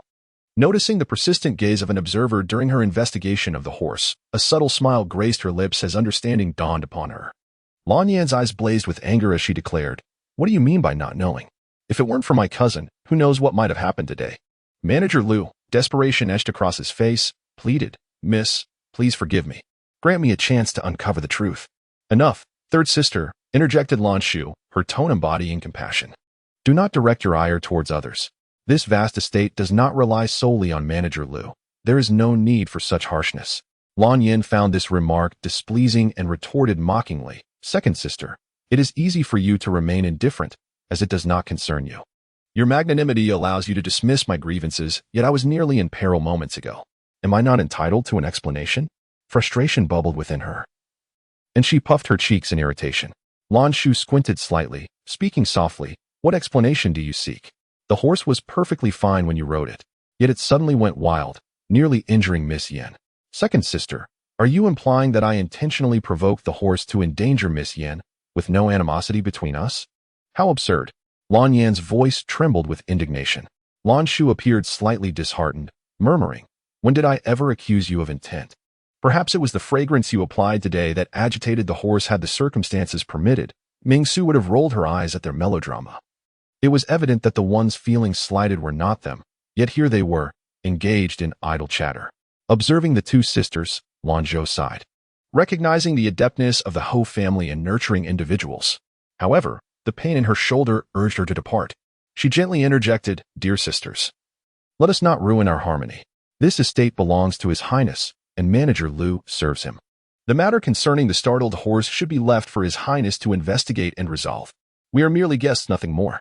Lanzhou remained silent, acknowledging the truth in Lanzhou's words, but feeling the weight of her own position as a prospective princess consort. With Yan Pinging present, further discussion could prove detrimental. Lan Yan scoffed inwardly, "How laughable it is that a mere servant cannot be managed, yet I find myself powerless to speak." Lanzhou continued, "His Highness is wise and discerning, and would not hastily cast blame on anyone. I trust that both of you are considerate and understand the need to allow His Highness some time to deliberate." Zhong Huaiqian interjected, "Your Highness, I am feeling unwell and wish to return to the residence." With this, Lanzhou realized that Zhong Huaiqian could not dismiss Manager Liu too lightly. Those who managed the estate required time to rectify their missteps. In a moment of complex emotions, Zhong Huaiqian nodded thoughtfully. Meanwhile, two young ladies, who had quietly remained in the shade, silently supported Yan Pingting after the incident. Observing the quarrel between the Lan sisters, they dared not interject, but felt a deep admiration as Lanzhou calmly managed the situation with her younger siblings. Yan Pingting offered a courteous bow, stating, "Your Highness, I am feeling unwell and shall take my leave." He Luobai, in response, also requested to depart. The group hastily followed Lanzhou. "We shall escort you home." "My lady," Yan Pingting proposed. "That would be most kind of you," Lanzhou replied, contemplating that it was preferable to ride in their carriage than in Zhong Huaiqian's. The thought of an awkward atmosphere in a shared carriage with the three women was suffocating. Yan Pingting jested, "What trouble could this be? You are now my savior. My lady, I could personally escort you every day. Moreover, if you were a gentleman, I would surely offer myself in gratitude." "That cannot be. If it were so, Hishitsi would wield an 8-meter sword and have me chopped to pieces," Lanzhou responded with a gentle laugh. Yan Pingting widened her eyes and playfully glared. "I wonder if you would dare." "Of course not. Miss Pingting is formidable. How could I harm Miss Lan?" He Luobai quickly surrendered, casting a glance at Yan Rongjing and adding, "If the lady cannot offer herself, then a brother will suffice." The group erupted in laughter, dispelling the previously heavy atmosphere. As Lanzhou observed the subtle affection exchanged between the two, her own feelings of longing were stirred. It had been 3 days since she last saw her teacher, and she yearned to see him again. The young ladies shared a carriage, with Mingsu seated beside them, gently massaging Lanzhou's shoulders. Meanwhile, on the estate, Zhong Huaiqian insisted on clarifying the situation, as it was his responsibility as the estate manager. Given his insistence, Lan Yan could only suppress her grievances. Lanzhou felt she had missed a golden opportunity, now seeing Lanzhou departing with He Luobai, forcing her plans to be shelved. He Luobai and the others first escorted the ladies back to the Marquis' residence, prioritizing their rest before addressing other matters.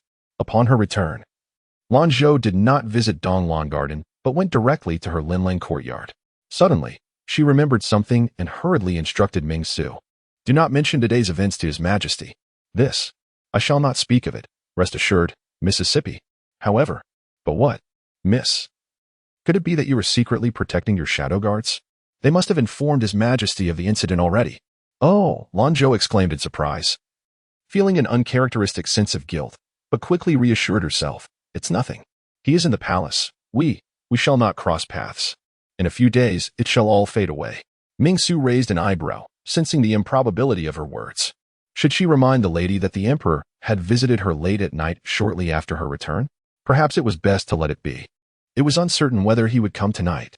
Upon returning to Linlang courtyard, Lanzhou instructed Mama Qian to take Ming Su to Donglong Garden to recount the events that transpired at the estate today. Mama Qian, an astute elder, was well aware of Su's temperament, and since Ming Su was ostensibly sent by the Lady of Wei Guo, it was unlikely that any ire would be directed towards her. When Ming Su returned, Lanzhou had already refreshed herself and changed into a simple outfit. Mama and Lu Zhu were holding a medicinal ointment, while Lanzhou's garment hung loosely, revealing her fair and smooth shoulders. Upon noticing the crimson mark on Lanzhou's shoulder, Mama Qian's eyes glistened with tears. She implored, Miss, you must not engage in such perilous activities any longer. Lanzhou offered a sheepish smile. It was difficult to turn a blind eye to those in distress. I understand, but one cannot always be so fortunate as to avoid such incidents, she replied. Mama Qian insisted, your well-being is paramount. You must think carefully before acting. A young lady's body is delicate, and with such a significant scar already, what will happen if more remain? She lamented, choking back her emotions. All right, Mama. I acknowledge my mistake and shall refrain from such behavior in the future. Surely, such incidents cannot occur perpetually, Lanzhou reassured her. Lu Zhu quickly interjected, offering comfort, and suggested that Mama Qian take a seat while she applied the ointment. Chapter 78.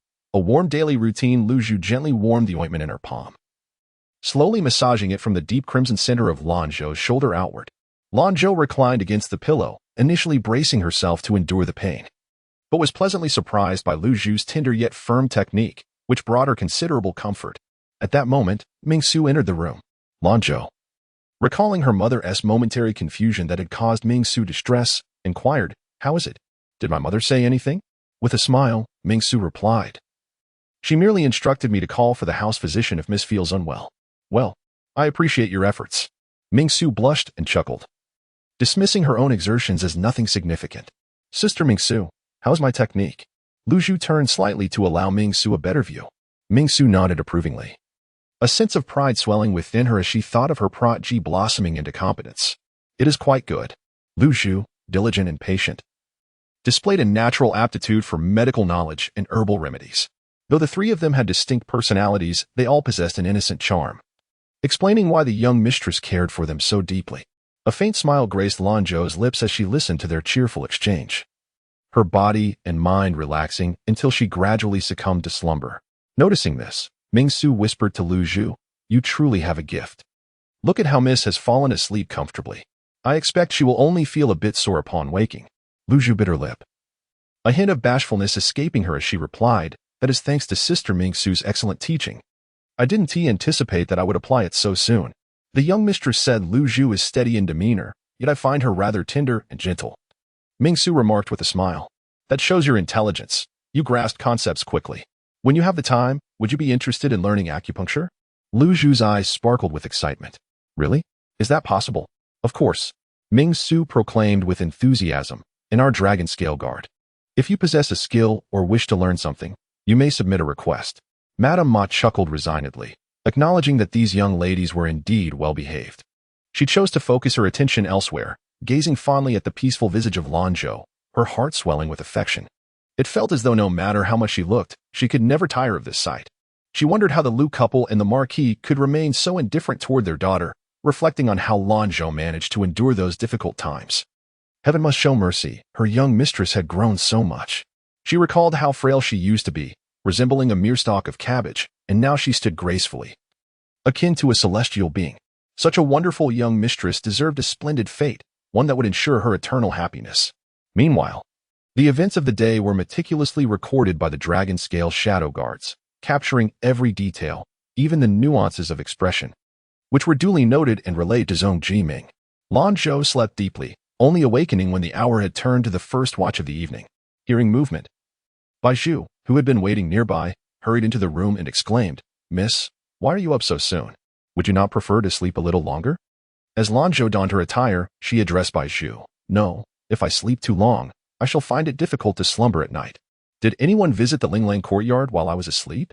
Bai Zhu replied, "The young master and young miss have arrived. The maid informed me that you were fatigued and had already retired. They brought some nourishing medicinal herbs. And Mingsu and Lu Zhu are currently selecting them in the large kitchen, claiming they will prepare a medicinal meal for your health this evening." Lanzhou paused momentarily, then remarked, "From now on, ensure that everything sent by the Su family is thoroughly examined first." A sense of unease gripped Bai Zhu. "Miss, do you imply that they have harmed you?" Lanzhou shook her head. "Did Mingsu inform you of today's incident involving the startled horse?" "Yes, she mentioned it." Bai Zhu responded, her expression turning serious. "Miss, please refrain from such behavior in the future. There are others around. It is better for them to suffer than for you, who has already been harmed." Lanzhou let out a soft laugh. "These girls speak quite similarly. The horse's fright was most likely instigated by Su Yan. "Really? She appears so innocent," Bai Zhu exclaimed. "A horse does not become frightened without reason. Even when controlled, it remains restless. I noticed the silver bracelet on Su Yan's wrist resembles the one given to me by Chu Xiao, containing a hidden mechanism that could easily release a silver needle. Moreover, when I glanced at her wrist, she instinctively concealed it, indicative of a guilty conscience." Bai Zhu, trusting her mistress's judgment, was surprised to learn of Su Yan's duplicitous nature. The series of coincidences could no longer be dismissed as mere chance. "Make sure to warn Danju and the others to be cautious around them," she advised. Bai Zhu felt a surge of indignation, unwilling to let them continue their carefree existence. Why doesn't the miss reveal the true nature of Su Yan to everyone, regardless of the third miss's character? They currently dwell under the same roof, without enmity. Not only do they lack gratitude, but they also resort to treachery. If word of sisterly strife were to spread, the reputation of the Huainan Marquis would surely suffer, especially if I were the one to expose it. In the past, I was indifferent, but now I wish to approach him and pave a path toward him gradually. I hope our efforts are mutual." Thus, her decision to save Yin Pingting was motivated not only by compassion but also by a modicum of self-interest. Her grandfather, Yin Taifu, held considerable influence within the scholarly community, and while she did not expect substantial assistance, she hoped to avoid becoming a burden. Furthermore, since Lan Yin had plotted against her, she had no desire to aid her. Bai Zhu concurred with this reasoning. "Very well, I shall remind them. Indeed, one must always guard against others." Lanzhou agreed with a nod. After a while, Mingsu and Lu Zhu had prepared the medicinal meal in the outer chamber. Lanzhou had not anticipated their culinary skills would yield such an exquisite feast, the aroma of the herbs mingling harmoniously with that of the rice, igniting her appetite.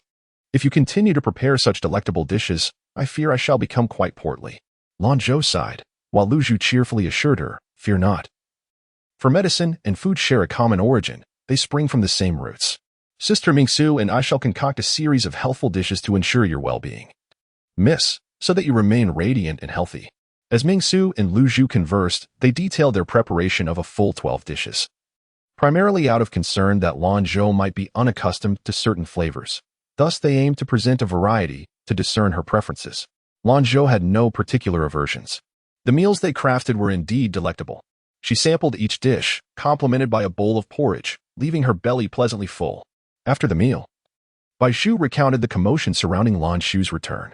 Although the two had encountered no significant issues, the Imperial Medical Office had mobilized their resources to the Xiangming Courtyard and the Jinxiu Courtyard. The physicians merely prescribed soothing remedies, uniformly attributing the incident to a fright. As night fell, Lanzhou dismissed Lu Zhu and the other 3 attendants to their quarters, for she had no pressing matters and wished to afford them some time to rest.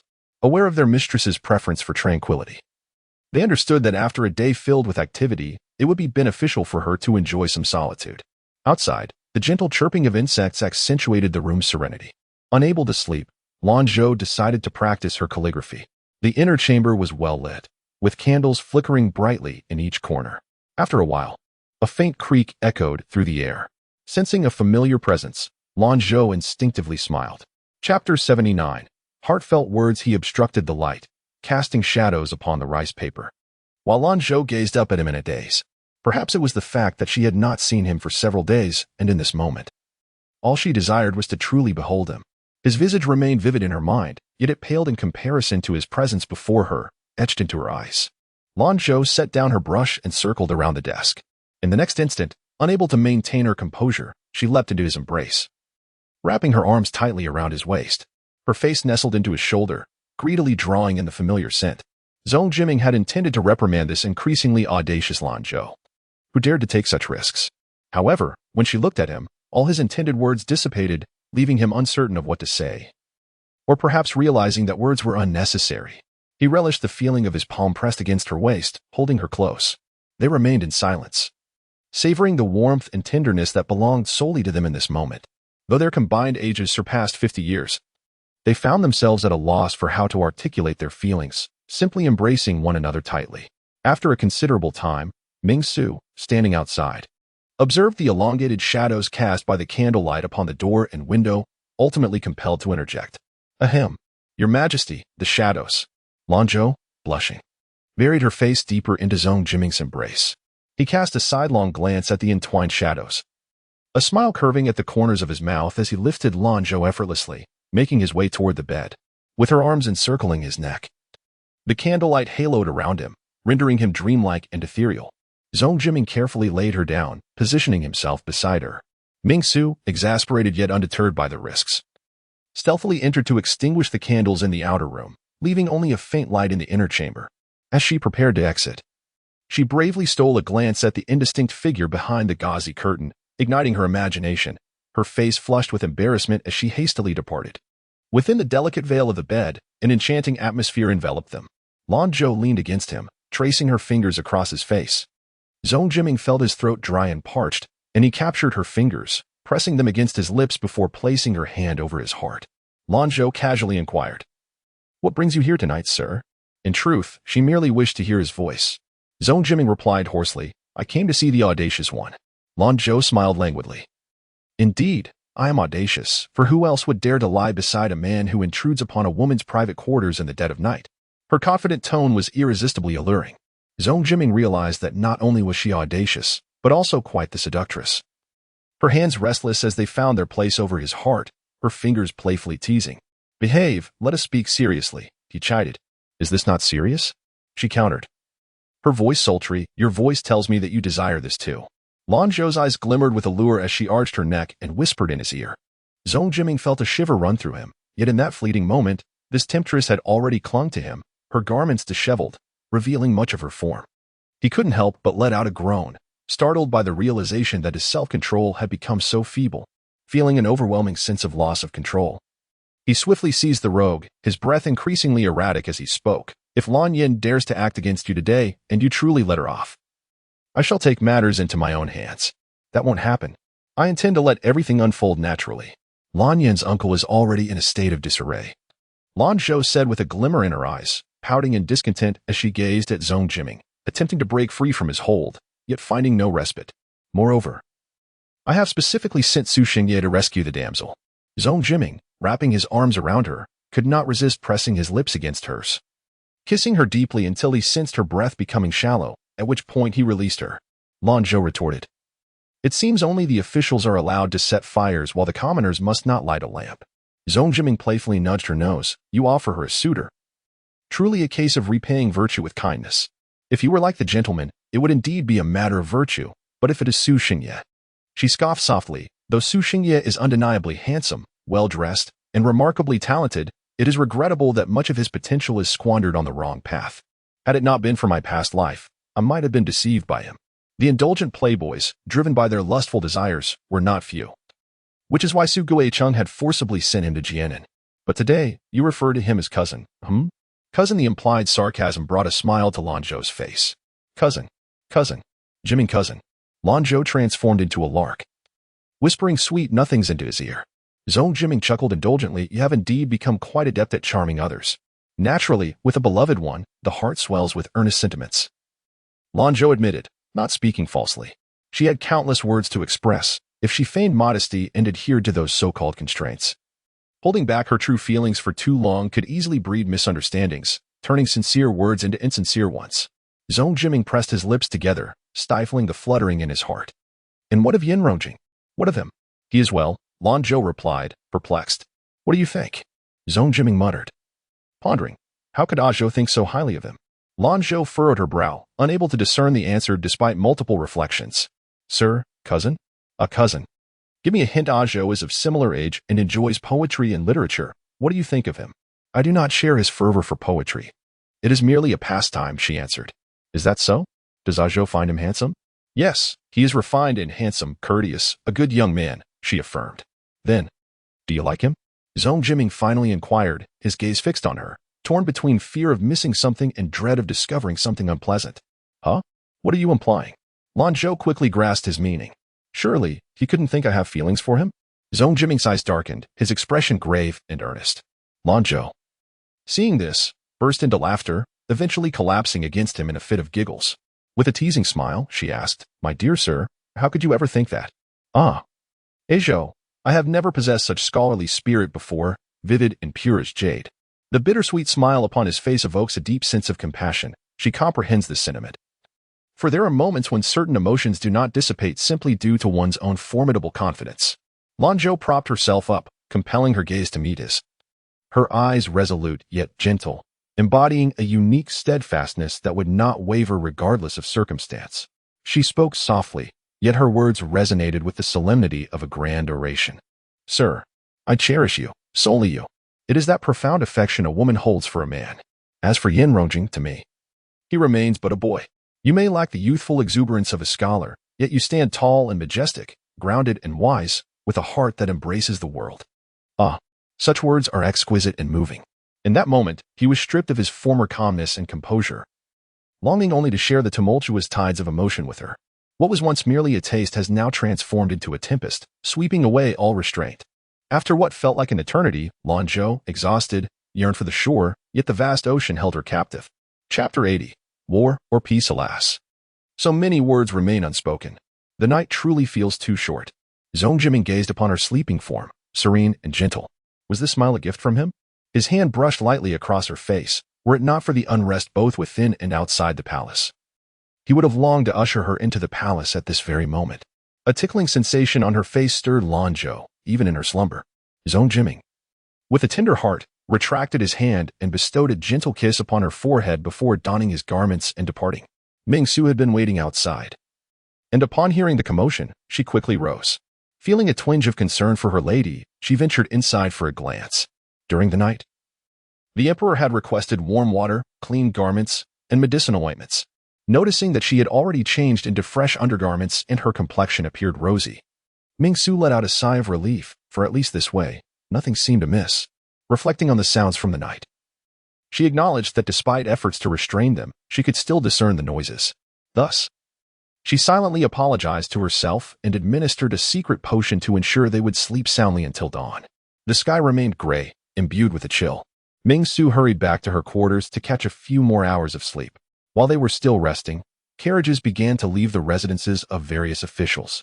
As the appointed hour arrived, the sound of the whip cracked sharply in the air, and everyone stood in place. A high-pitched command from the inner chamber caused the officials to clasp their tablets and bow in unison as a figure clad in bright yellow emerged from the corridor. Zhong Jiming sat at the head of the assembly, the familiar scene below him unchanged, yet his heart felt warm and content. He observed the ministers as they resumed their discussions regarding the situation with Xixia. At this moment, the usually peace-promoting Minister of Rights, Deng Zirong, stepped forward. Raising his voice, Your Majesty, I believe that since Xixia has already sent a peace proposal and chosen to send their most favored princess to marry into the Great Zhou, their intentions are sincere. To prevent further strife and to ensure peace between our nations, I propose that we order Prince Gong to return home and cease hostilities. However, Baron Chongqing countered vehemently, Minister Deng, your notion of sincerity is merely a matter of gold and silver treasures, along with the so-called favored princess of Xixia. But what worth do these hold? Have you calculated the countless provocations and plundering that Xixia has committed over the years? They have seized our wealth and captured our people to sell into slavery, causing immeasurable suffering and devastation among the citizens of the Great Zhou. Each time, it is Xixia that instigates conflict, Yet they are the first to seek peace, time and again. Your Majesty, I contend that the long-term strategy should be to render Xixia a vassal of the Great Zhou. This is the only path to sustained prosperity for our nation. Who among them did not recognize the truth in Baron Chongning's words? Yet, to conquer Xixia, one must traverse the treacherous sands, which seem to threaten to swallow them whole. Thus, several pro-peace ministers voiced their objections, lamenting the toll that war takes on the common people. Without needing to speak, Zhong Jiming listened as Zhong Huaiyan articulated the persistent aggressions of Xixia over the years, raiding and pillaging at the borders. Xixia had merely used the vast, swirling sands as a cover to test the limits of the Great Zhou's patience, resulting in countless lives shattered and families torn apart. The accumulated losses were beyond reckoning, and no mere gifts could ever suffice to mend the wounds inflicted. The sentiments of the ministers of war resonated profoundly among them, as they collectively agreed that this time, not only must they instill fear into the Xixia, but they must also decisively dismantle it, rendering it a mere chapter in history. This, they believed, was essential for the enduring peace and prosperity of the Great Zhou. Some even suggested that those who advocated for peace with Xixia, believing that it would never again threaten the territories of the Great Zhou, should be dispatched to the frontier cities as ambassadors of defense. For a moment, the discussion seemed to reach an impasse. Zhong Jiming observed the recently subdued demeanor of the two princes, Huaiting and Huaiqian, and inquired, "What are your thoughts?" Both princes felt apprehensive. During their father's illness, they had united in a stance for peace, hoping to compel Prince Gong to return home and instill caution in the Duke of Britain. Yet, even though they were aware that their father secretly yearned for war, they found themselves reluctant to voice their opinions, fearing accusations of contradiction. With a sense of resignation, Zhong Huaiting cautiously articulated, "Father, I believe that Xixia's repeated provocations against our Great Zhou, if met with a peace agreement, would merely provide them with an opportunity to recuperate. However, the Huasha crossing is certainly a formidable challenge. I fear our forces might suffer significant losses before even crossing it, making a counterattack against Xixia an exceedingly difficult endeavor." Zhong Huaiqian echoed, "Father, I concur with my elder brother." The ministers, feeling a sense of disappointment, realized that their ongoing debates revolved around these two concerns, only to have the princes reiterate the very points that had caused their distress. In truth, Zhong Jiming had already formed a resolution prior to Prince Gong's expedition. The two princes had conferred and devised a strategy. Xixia must be conquered. From a distance, the Duke of Wei noticed the subtle smile gracing the emperor's lips and felt a sudden jolt of apprehension. What was the emperor smiling about? Was it a derisive smile? Did it mock the second prince for not addressing the matter directly? At that moment, the emperor's smile struck him as excessively benign, sending a shiver down his spine. The Duke of Wei tightened his expression and gestured to a subordinate to redirect the attention of the assembly. The individual aimed the spotlight at the usually reticent Jiang Washu, inquiring, "Lord Jiang, why are you so quiet today? Are you not inclined to share your thoughts? You were once unafraid to defy authority and insist upon a thorough investigation into the Duke of Britain's private iron mining operations. This matter directly pertained to the peace between the two nations. Do you not have anything to say?" Zhong Jiming also turned his gaze toward Jiang Washu, who lifted his eyes to meet the speakers, offering a smile as gentle as the breeze and moonlight. However, that smile soon darkened with concern, and he replied, "I am merely pondering a matter that troubles me." "What is it that occupies your thoughts, my minister?" Zhong Jiming inquired with keen interest. "Your Majesty," Jiang Washu began, "Xixia has publicly declared its intention to forge a friendship with our Great Zhou, yet secretly, it colludes with the Duke of Britain to assassinate your Majesty, aiming to usurp the throne of the Great Zhou. I fear, your Majesty, that Xixia may have other. I have spoken too much, truly too much." The implication of other caused an immediate hush among the assembly, as they grasped the potential ramifications of continuing to discuss peace. Could they not be accused of treason? Nonetheless, this revelation awakened many. Often, they had suggested steering clear of the Duke of Britain, fearful of being implicated, yet the clandestine maneuvers had never ceased. Should their plan succeed, the Great Zhou might once again face the humiliation reminiscent of the previous emperor's reign. Thus, matters became more manageable. Emperor Zhou issued a decree commanding Duke Gong to lead his troops directly against the Western Xia, thereby sealing the fate of the situation. The case concerning the Duke of England also reached a conclusion. The sovereign, mindful of his ancestors' merits, chose to preserve the lineage while punishing the direct descendants. The three clans were exiled, relegated to the status of commoners for 3 generations, and all their assets were confiscated. The resources would be utilized as necessary to compensate the miners who had been unjustly conscripted for the Duke of England's private iron mining endeavors, with any surplus directed into the national treasury. The names of other implicated officials would be assessed for punishment by the three departments. To be candid, all the ministers recognized that His Majesty was exercising leniency. The crimes committed were severe enough to warrant the annihilation of 9 clans. Even with such measures, the common people would not utter a word of dissent.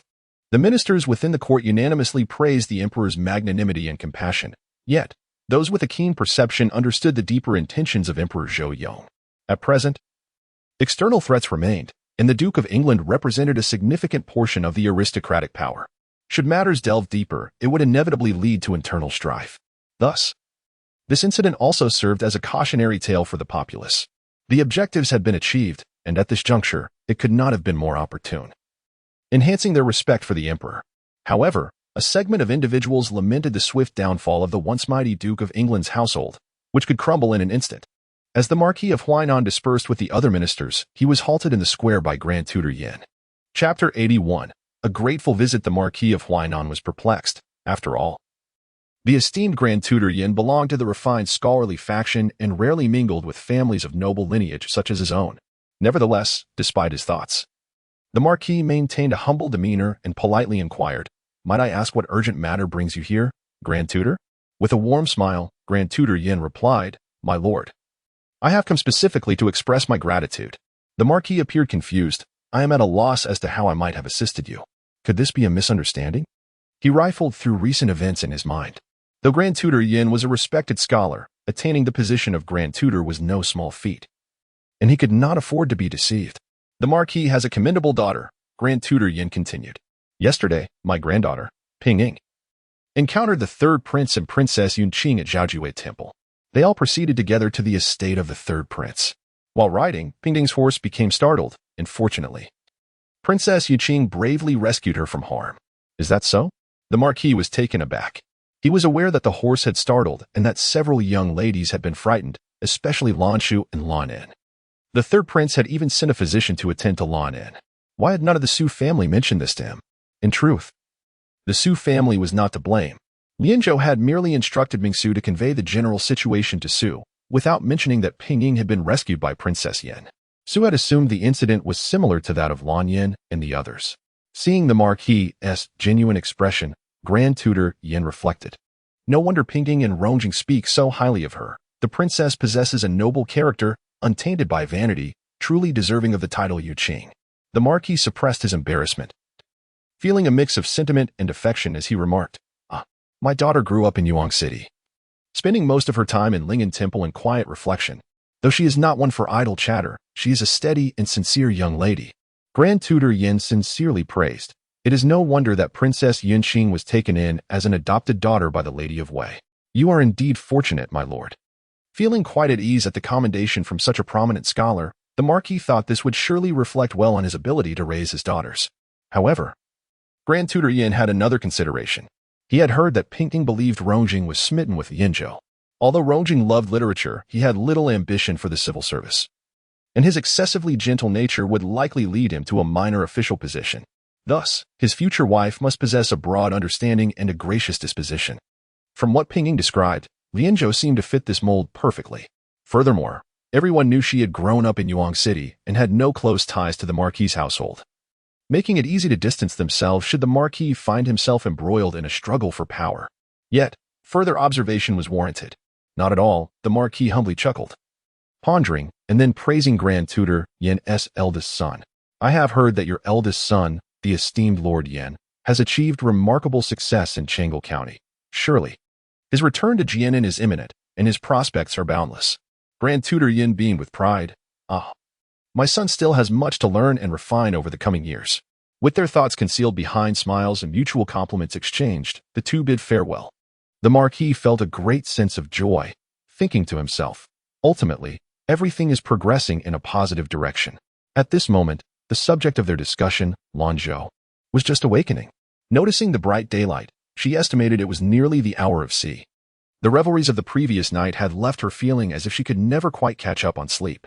Upon seeing Lanzhou awake, Baizhu called for Danzhu to fetch some hot water. "Where's Mingsu?" Lanzhou inquired. Baizhu explained, "Last night, we were all so exhausted that we fell into a deep slumber. Sister Mingsu, not wanting to disturb us, kept watch all night and has now returned to her room to rest. Recalling the absurdity of their antics from the night before and Ming Su's diligent vigil outside, Lanzhou's face flushed a shade of crimson as she began to understand why they had slept so soundly. Splashing cool water on her face, she attempted to quell the tumult of her emotions. "Miss, why is your face so red?" Danju remarked. Lanzhou took a damp cloth to cover her face, replying, "It must be that the water is a touch too warm." Danju thought to herself, "It isn't hot. I've tried it myself." However, she recognized that Lanzhou's sensitivity might differ from her own. Fortunately, as Lanzhou dressed, she could somewhat alleviate her embarrassment. Otherwise, the innocent gazes of the two young ladies would make her feel rather guilty. By the time she had finished her morning routine and breakfast, it was already a quarter past the hour of C. A maidservant from Madame Su approached the Lingling courtyard, announcing the arrival of visitors from the Yin residence. Lanzhou quickly tidied herself before allowing the maid to guide her to the main hall. The eldest son of the Grand Tutor Yin Pingting, whose father was the governor of Changla County, had come to pay their respects. His mother, accompanying her husband in distant lands, had sent their Aunt Chun with the younger generation to express their gratitude for Lanzhou's timely aid the previous day.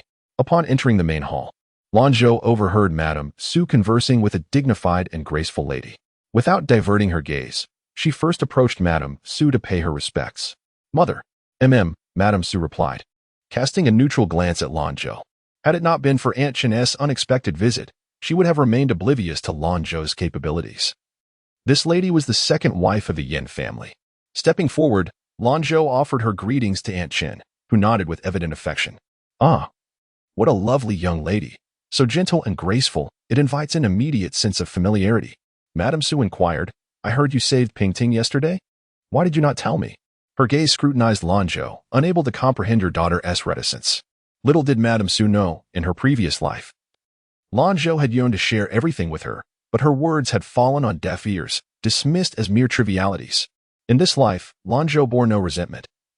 She occasionally sensed Madame Su's thoughts, yet the bond between them had grown distant and lacked warmth. With polite sincerity, Lanzhou explained, "I feared you might reproach me, mother, and thus refrained from mentioning it. I hope for your forgiveness." Aunt Chen, sensing the palpable distance between them, interjected with a warm smile, "Madam, please do not hold it against the princess. She acted out of kindness, and now that both young ladies are flourishing by your side, that is truly the best outcome." Madame suggested, "You must be joking, my dear. This girl is rather taciturn and reluctant to express herself, which is quite exasperating. How could one dare to be angry with her?"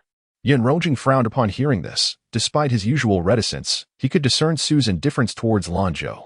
Yet, her serene and gentle demeanor only deepened his sympathy. Madame Chen interjected, "Is it necessary to be so uncooperative, dragging us into an awkward situation?" After a brief pause, she continued, "Thanks to the princess's timely intervention yesterday, I have prepared a small token of gratitude for her today." Lanzhou smiled faintly, replying, "It was merely a trifling effort. Ah Zhou, has your injury improved since yesterday?" "It's nothing serious. I have already applied the ointment." Upon saying this, Lanzhou's peripheral vision caught Su merely sipping her tea. At that moment, Yin Pinging stepped forward, requesting, "Madam, may we accompany Ah Zhou for a stroll around the—" "Very well," Su replied with a smile, then turned to Lanzhou, saying, "Zhouer, please take young Master Yin and Miss Yin for a leisurely walk around the—" "Yes, mother." Madame Chen's gaze remained fixed on Lanzhou, her smile graceful as she took her leave, moving with an elegance that endeared her to those who watched. Chapter 82. Unresembling Yin Pingting felt an uncontrollable urge to draw closer to Lanzhou, and with a blend of boldness and caution, she entwined her arm around hers. Lanzhou, taken aback, regarded the sweet smile gracing her face, and a pang of guilt surged within her. Her intentions in rescuing her were far from pure, yet she acquiesced. Meanwhile, Yin Rongjing stood to her left, observing the silhouette of Yin Pingting overlapping with his own as he leisurely trailed behind the two young women. Yin Pingting tilted her head and inquired, "Third brother, today you are benefiting from my good fortune to stroll through the Marquis' garden alongside Ah Zhou." "You speak truly," Yin Rongjing replied with a bashful smile. Clad in a sky-blue scholar's robe adorned with embroidered bamboo leaves at the edges, exuding an air of a well-protected and refined intellectual, pure and gentle, he occasionally stole glances at Lanzhou, whose inky black tresses were meticulously arranged, cascading down to her waist. The red jade tassels hanging from her head rested delicately against her fair and slender neck. A faint smile perpetually adorned her face. harmonizing with her enchanting eyes that resembled the soft glimmer of autumn waters. Every glance sent tremors through his heart, as if his very essence melted into liquid within his being. Or perhaps she was attentive. Lanzhou always seemed to perceive Yin Rongjing's gaze upon her. As she caught sight of his actions, her smile momentarily faltered. Could it be that the gentleman had truly discerned her feelings? This realization unsettled her, prompting her to deliberately reposition herself, using the opportunity of introducing the scenery to place Yin Pingting between them. The Marquis' estate bore similarities to many noble families, with each view meticulously arranged and adorned. The only distinguishing factor lay in the company one kept. The weather today was somewhat overcast, with the sun obscured by gray clouds. Yet such a leisurely stroll proved quite pleasant. After some time, Lanzhou led them to a pavilion to rest. At that moment, Lanzhou, Lan Yin, as well as Su Yinying and Su Xingye approached them. "Zhou Shou, cousin, we've been searching for you," Su Yinying began, her lips slightly pouting as if bearing some grievance.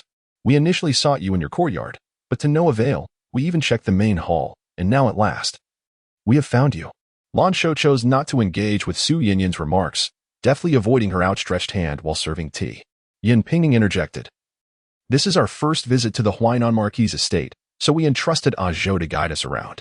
However, Su Xingye regarded Lanzhou with concern, asking, "Cousin, has your injury improved?" Lan Yin immediately noted the distinct tenderness Su Xingye exhibited towards Lanzhou, and a wave of displeasure washed over her. Lanzhou responded, "It is nothing serious, just a bit of ointment and some pressing, and it feels better." With a soft chuckle, Lan Yin covered her mouth. The others turned to her, bemused. "How is it amusing?" Lan Yin, sensing their curiosity, explained, "I envy my elder sister. Her physique is so robust, unlike me and second sister, who are rather frail." The physician from the medical bureau prescribed several medicines for us, advising a period of quiet recuperation. Yin Pingting. Lanzhou. Lanzhou gazed at her gently, a deeper smile gracing his lips. It is said that those whom we loathe often possess qualities that elicit pity or laughter. The Su family is reputed for their grace and generosity, treating their illegitimate daughters as if they were legitimate, providing them with the finest in sustenance and attire. Yet, how few recognize this as a form of insidious flattery. Lan Yin has grown accustomed to being the center of attention, to holding herself in high regard. And while the Su family reveals to her the splendor of wealth, they fail to furnish her with the education and upbringing to sustain it. Even concubine Li perceives this as the best life she can procure for her daughter. Take the current moment, for instance. Any discerning individual would surely detect the barbs within her words, a veiled mockery. Who would laud a young lady with the term sturdy?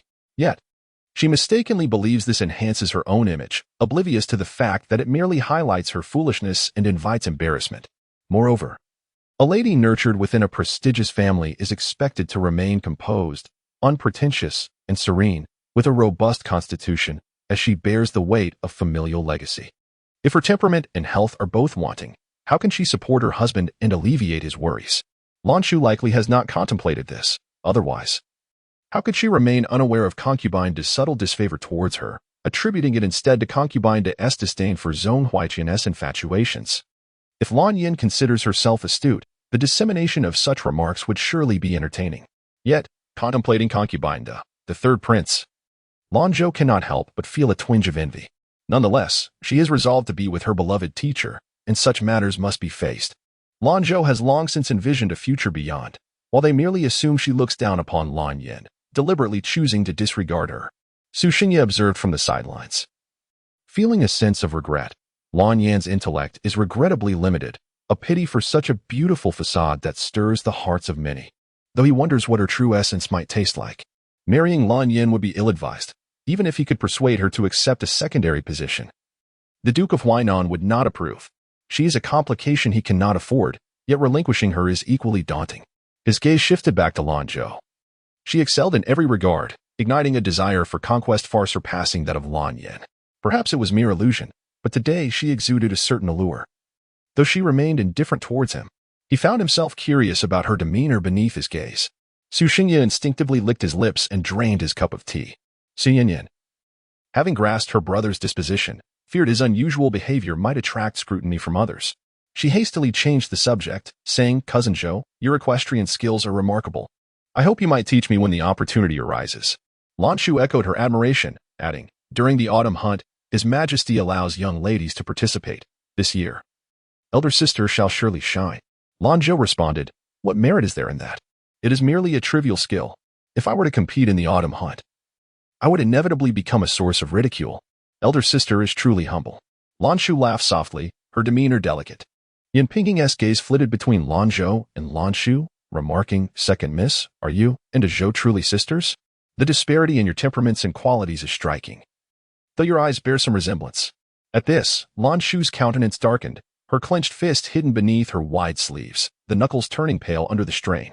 She barely maintained a facade of composure and calmly remarked, is there truly a pair of twins that are indistinguishable? We are already 16, at most. We resembled each other a bit in our childhood. However, if we refrain from speaking, there is indeed a semblance of similarity. Wouldn't you agree, elder sister?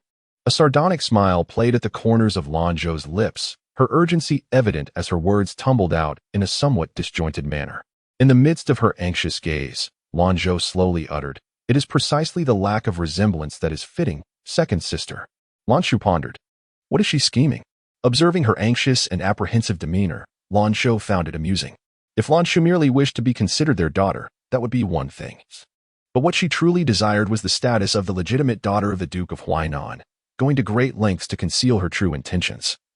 Much like a rat scurrying in the shadows, Lanzhou raised her eyes with a gentle smile. Even two leaves on the same branch cannot be perfectly alike. How could humans be? Indeed. Yan Pingting nodded, her inquiry merely a casual one, not born out of genuine curiosity. As she continued to pester Lanzhou about the delights of Yuan City, Lanzhou chuckled, at that time, I too was recuperating in Yuan City. Most days, I either stayed at the ancestral home or at Lingguang Temple, and honestly, I was unaware of any amusements there. Time is scarce, and I have an abundance of preparations to attend to. Lanzhou let out a sigh of relief, only to be quickly engulfed by frustration. She was certain that Lanzhou had deliberately attempted to provoke her, leaving her in a state of unease. Chapter 83. Kneeling to ancestors in the pavilion. Several individuals engaged in conversation for a while longer.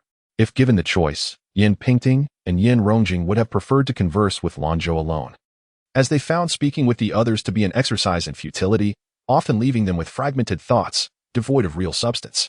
Whenever they joined the discussion, it was rare for even one of Lanzhou's words to emerge amidst the 10 spoken. With a sense of resignation, Yan Pingting noted that it was nearly time to seek out their second aunt and prepare for their return home. The group accompanied the siblings back to the main hall. As they departed, Yan Pingting cast a lingering glance at Lanzhou, which nearly caused Qinshi to lose her composure, feeling as though she had become a celestial queen, unwittingly severing the bond between the star-crossed lovers. It was particularly perplexing that the usually composed Pingting could appear so pitiful, while the cowherd seemed less enthusiastic than the weaver girl, visibly uncomfortable with her fervor. What could Qinshi do but awkwardly grasp her hand and lead her away, all the while casting a disapproving glare at the person whose gaze was perpetually fixed on Lanzhou? Qinshi guided them towards the inner courtyard, passing through a floral gate. Upon entering, she exchanged a few words with Lanzhou, prompting the others to discreetly withdraw. As for Lanzhou, seeing she had not left, Qinshi had no intention of dismissing her. Once they arrived at the eastern lawn garden and entered the small outer hall, Zhao Momo noticed Qinshi's displeasure. After serving some fine tea, she promptly dismissed the attendants, primarily concerned that Qinshi might speak without thinking in her anger. Qinshi coldly commanded, kneel before me. Lanzhou, feeling anxious, urged Lanzhou, elder sister, why do you just stand there? Why would she think our mother was addressing me? She isn't even using my name, yet she rushes to acknowledge it? Lanzhou responded, there are only 3 of us. Could it possibly be me? Qinshi reiterated sternly, I am indeed speaking of you. Lanzhou, kneel. Lanzhou, filled with concern, implored, Mother, please do not be angry. Let us speak calmly. Do not harm your health. Mother, I do not understand what wrong I have committed, Lanzhou inquired, feigning confusion. Humph. Are you disregarding my words? Do you dare to retort? Mother, I merely wish to understand my mistake. If I have erred, I am willing to accept punishment. How is that a retort? Your temper has truly grown fierce. Just yesterday, I asked you to accompany your sisters in peace, yet you, in your competitive spirit, disregarded the consequences and rushed to rescue Yan Pingting. Do you even comprehend your own worth? Now that you have pleased them, the Yan family has come to express their gratitude. Is that what you desired? What if your efforts to save her fail? The reputation of our Marquis would be tarnished. Those who did not grow up within the Marquis clearly do not consider its honor. Su Shi recalled Qin Shi's recent praise, fueling her frustration further. The more she reflected, the more unsettled she felt. Lanzhou chuckled softly, yet her smile grew increasingly numb and cold. Mother, do you truly believe your anger stems solely from my competitive nature? Have you ever paused to worry for my safety? Internally, Lanzhou berated herself fiercely, questioning why she still felt pain. What more did she wish to see reflected on her mother's face? Yet her gaze remained fixed, unblinking, upon her. Su was momentarily taken aback by the question. Her mind blank in that instant. Lanzhou suddenly knelt on the ground, fearing that Su might relent. Mother, please do not be angry. I will kneel on behalf of my elder sister. It is all my fault. Elder sister, I implore you, apologize to Mother. No matter what. You should not question her. Su quickly regained her composure, infuriated, her eyes glaring fiercely at Lanzhou, yet her tone softened as she addressed Lanzhou. Shush. What are you doing? Get up this instant. This has nothing to do with you. Frowning, Su hastily pulled her up and embraced her. Look at you. Why are you crying over something that does not concern you? A mist of tears clouded Lanzhou's vision as she half lifted her gaze and exhaled a deep sigh. Feeling much better now. After a brief moment, she steadied her emotions, calmly observing the deep bond between mother and daughter. This sight only fueled Su's anger further as she chastised. Do you see yourself as the elder sister at this moment? Lanzhou retorted with a mocking smile. Elder sister? When it truly comes down to it, the distinction of age is not so clear-cut. Lanzhou paused, wiping her tears as she lamented. So, sister, you are still angry with me, aren't you? That is why you deliberately said we do not resemble each other in front of them at the pavilion? Su furrowed her brows. What? Sure. What did she say? Never mind, mother. If my presence causes elder sister discomfort, I shall take my leave. It is just. I truly do not wish to part from you, but for your and elder sister's well-being. I am willing to go. Upon saying this, Lanzhou rose and performed a graceful bow to Su, seemingly bidding a final farewell. Su could not bear it and quickly stopped Lanzhou, pulling her back to sit beside her, showering her with endearments. My dear heart, my good daughter. Lanzhou merely clutched her chest, weeping inconsolably, frail and delicate against Su's side. Lanzhou sighed, realizing why Lanzhou enjoyed such theatrics. The root cause lay with Su, who had always treated her in this manner, believing that everyone would appreciate such manipulations. Su's brows knitted tightly, her heart filled with anguish as she exclaimed, Lanzhou, you have already been granted the status of the legitimate daughter of the Marquis. What more do you want? Do you wish to disturb the peace of the household? Mother, I have never caused a ruckus. It is you who brought me here, blaming me. Lanzhou's brows twitched in exasperation. You dare say I blame you? Are you implying that I am being unreasonable? Lanzhou fell silent. You realize you are in the wrong? Lanzhou remained quiet. Do you dare claim that your rescue of Yin Painting was without ulterior motives? Lanzhou forced a bitter smile. Su took her silence as an admission of guilt and continued to lecture with righteous indignation. Have you ever considered what would happen to the Marquis household if something were to happen to Yin Painting? People would only say the legitimate daughter of the Huainan Marquis is being overbearing, enjoying the benefits of the household while failing to consider its welfare. Su felt as though Lanzhou was a debt collector. Ever since her existence came to light, she had harbored a lingering resentment, questioning why Lanzhou was not her biological daughter, while her own flesh and blood was raised by that wretched woman. This thought pricked at her heart like a thorn, a constant reminder of her anguish. That wretched woman must have been speaking ill of herself before her since the inception of Lanzhou's chronicles, instilling self-hatred within her. Otherwise, how could she be so different from Shuer, remaining distant from herself? Su Shi said coldly, You go to the ancestral hall and kneel. You are not permitted to rise without my command. Zhao Mama entered, parting the curtain. The old servant is here. Glancing at the frail young lady, she sighed inwardly, thinking that the young lady should yield and let this matter pass. Assign 2 sturdy women to watch over her. Let the young lady kneel properly. Should she dare to fish in troubled waters, a whip shall be administered without hesitation. Zhao Mama attempted to mediate. Old servant implores the madam to reconsider. The young lady did not intend to provoke your anger. Young lady, you should plead for the madam's forgiveness. Lanzhou's eyes were devoid of spirit, unwilling to bow down, determined to learn her lesson. If she submitted, it would merely validate her wrongdoing. Lanzhou, empathizing, added, Indeed. Mother, elder sister did not act with malice. Please forgive her this once. After all, she is now the emperor's personally conferred Princess Yunqing. This statement only further displeased Su Shi, who thought that her being bestowed as a princess would grant her the audacity to disregard her. Su Shi coldly replied, "Zhao Mama. Do not let me repeat myself." Zhao Mama, feeling helpless, said, "Young lady, Mama, you needn't trouble yourself. I shall go myself," Lanzhou replied. The place holding a vivid impression for her, as this was the first time in this lifetime. Lanzhou exited the main room and saw Baizhu, who had been waiting for her. Sensing the awkward atmosphere, Baizhu quietly inquired about the matter. "My mother has commanded me to kneel in the ancestral hall." Mississippi. Lanzhou placed her hand on Baizhu's shoulder, offering a reassuring smile. "It's nothing," then whispered in her ear, "Later. You must tell Mingsu that this matter must not reach the master." "What do you mean? How could the lady of Weigu know?" Lanzhou caressed her cheek. "Be good. It's nothing to worry about." Baizhu's eyes reddened. Her mistress was overthinking, for she was not concerned at all. The young lady had knelt for a long time during the morning lessons at Ling'an Temple, kneeling before their ancestors. There was nothing to it. She was certainly not worried. Chapter 84. The belief in survival. What is referred to as the ancestral hall is not truly the old ancestral hall of the Lan family, but rather the lineage's revered forebears. Rows of meticulously aligned spirit tablets stand solemnly, accompanied by the fragrant incense that wafts through the air. Although daylight prevails, ominous clouds foretell impending rain, casting a dim pallor over the surroundings. Granny Zhao has stationed 2 matrons, one plump and the other slender, at the entrance to keep watch. They had previously overseen Miss Lan Yin during her punishment of kneeling in the ancestral hall.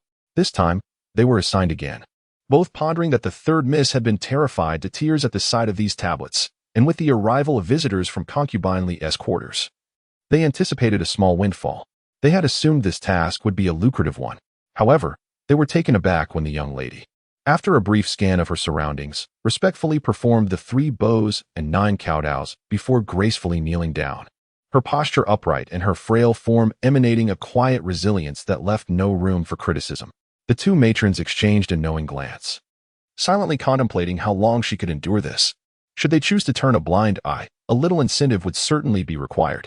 Yet, unbeknownst to them, rather than witnessing any sign of relaxation from Lanzhou, they were instead met with a tempest. The sky was intermittently illuminated by flashes of lightning, as if a multitude of tendrils sought to rend the heavens asunder. The eaves offered some shelter, yet even with the wind driving the rain at an angle, only a few droplets managed to intrude. Nevertheless, the cacophony of thunder and lightning proved to be quite harrowing. The slender matron gestured towards the door, wishing to seek refuge inside, and the plump one nodded in agreement. Just as they unlatched the door, a fierce gust surged in, flinging the door wide open. In that moment, a flash of lightning illuminated the space, casting an eerie green glow upon the spirit tablets. The door rattled ominously. The 2 matrons were instantly overcome with terror, shrieking in panic, "Help! There's a ghost!" They huddled together in fright. Lanzhou, feeling quite exasperated, rose to her feet, picked up a fire stick, and methodically lit the candles, placing shades over them to shield against the wind. "Do not fear, my dear matrons," she reassured them. "Please step inside and take a seat on those cushions over there."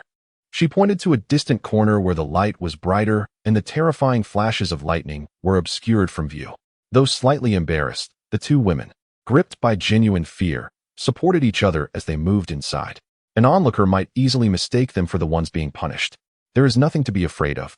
Dear matrons," Lanzhou continued kindly. "The rain has come abruptly. I believe it shall subside or cease within half an hour." Hearing their shrieks, Lanzhou felt a tremor in her heart. She herself was unafraid, yet their piercing cries unnerved her, akin to fingernails scraping against metal, producing an unsettling sound. With her gaze gentle and her tones soothing, the 2 matrons felt their cheeks flush with embarrassment, contemplating how a young girl maintained her composure better than they did at their age. Once they were seated comfortably, Lanzhou resumed her kneeling position. After a considerable interval, the 2 matrons, feeling somewhat guilty, spoke up. The slender matron ventured, "Miss, considering the heavy rain outside, no one is likely to come by. Perhaps you might rest for a moment?" "Rest assured, we shall not utter a word," though they sought to gain some advantage.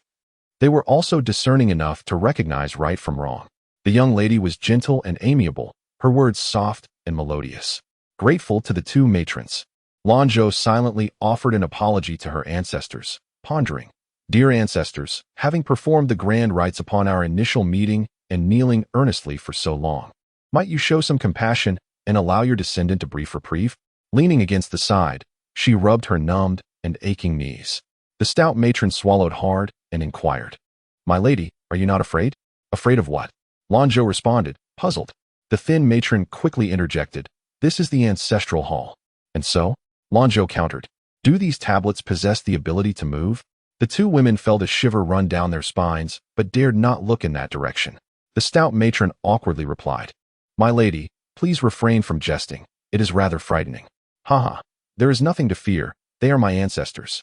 Even if they possess spirits, they would surely protect me. Besides, what is there to fear in this world? It is the human heart that is truly formidable." The two matrons exchanged glances, realizing that those were not their ancestors, and the atmosphere was indeed unnerving. Oh, if only the young lady were so clever as to appeal to the madam's softer side, she would not need to endure this suffering, the thin matron mused. Imagining if the young lady were her own daughter, how could she ever harbor anger at such innocent charm? Lanzhou sighed deeply, recalling that long-ago time of coaxing, of pleading, of praying. Ultimately, even tantrums proved futile. The matrons fell silent, sensing the sorrow and helplessness in her unspoken words.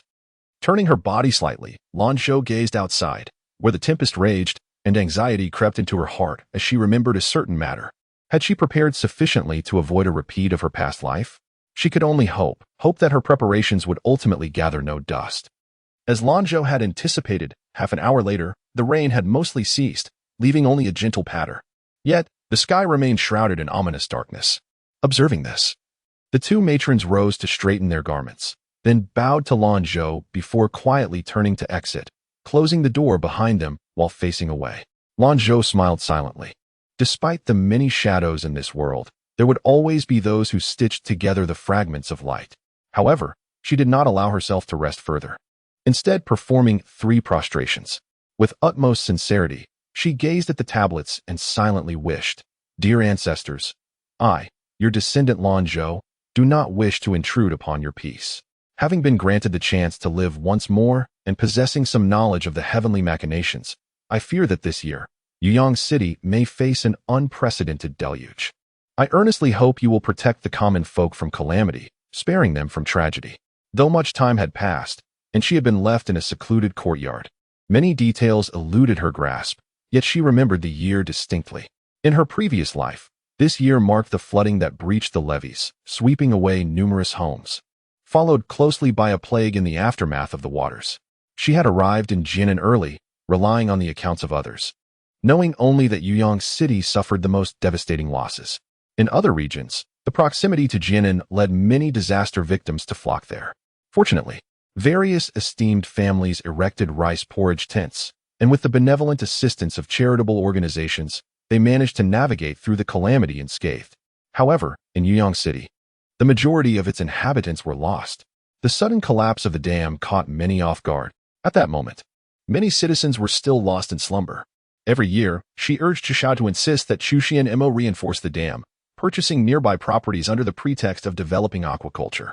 She hoped that this time, the flood would not devastate the dam of Yueyang City. She wished for a peaceful outcome for all. This journey was not in vain. It became Chu Shao's conviction. If she could no longer persevere, she would dedicate her life to creating hope for those who wish to live well. Perhaps it was with this belief that Lanzhou's deep-seated obsession began to wane. She removed the veil that obscured her vision and realized she could attain and possess much more.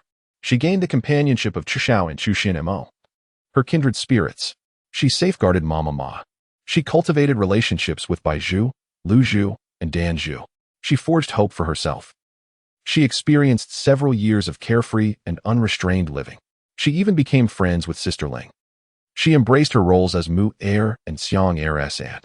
She encountered her beloved. No longer did she need to humbly plead for their affection. It turned out that without their love, she could still thrive magnificently. Chapter 85. The depth of love and the severity of responsibility. Today, the night fell rather swiftly. Upon returning to the Marquis' residence, the Marquis of Huainan made his way to Donglan Garden, much to the surprise and delight of Madame Su, who noted that his visits to the garden had seemingly increased in frequency of late. As soon as he entered the small hall, he heard his daughter, Lanzhou, sweetly calling out for her father. "Why is my dear daughter here?" he inquired. Lanzhou replied, Am I so bothersome to be here? Madame Su, with a face full of affection, explained, it rained heavily just now, and my dear daughter was worried about me, so she came over to keep me company. The Marquis nodded, pleased that his daughter was so filial and understanding, aligning herself with the Marquis. After Lanzhou was punished by Madame Su and sent to kneel in the ancestral hall, Lanzhou lingered for a while before returning to Jinxiu courtyard. Watching the wind and rain from outside, she felt a sense of satisfaction knowing Lanzhou was kneeling in the small ancestral hall. Hence, she waited for the rain to cease, concocting a beautiful excuse to visit Donglan Garden once more, intending to plead with Madame Su after dinner, hoping to have Lanzhou kneel for another night, anticipating that the rain would intensify by midnight. In the outer chamber, dishes were already set on the table. Madame Su gently remarked, I didn't know the Marquis would come today, so I had the kitchen prepare a few more dishes. No need, it's just an additional person, he replied. Lanzhou, feigning concern, asked, it suddenly rained so heavily today. Did you get wet, father? The Marquis replied, I remained sheltered indoors. By the way, did anyone from the Yin residence come today? How did you know, my lord? Madame Su asked. Today, after court, Master Yin spoke a few words with me, praising Lanzhou for being as capable as any man. The Marquis recalled, his smile growing warmer. Have her come to Donglan Garden as well. At this hour, she has likely not yet dined. It has been quite some time since we all shared a meal together. Madame Su's smile faltered momentarily, her expression shifting noticeably. The Marquis, sensing her change, inquired, what is the matter? Lanzhou quickly interjected, today, my elder sister spoke disrespectfully to mother, and is currently reflecting in the ancestral hall. After a brief, tense silence, the Marquis asked, what could have prompted such behavior from Lanzhou? What did she say? Lanzhou carefully selected her words to suit her and Madame Su's interests, twisting the matter slightly. A flicker of guilt crossed both Madame Su and Lanzhou's faces. The Marquis furrowed his brow, fully aware of their subtle machinations.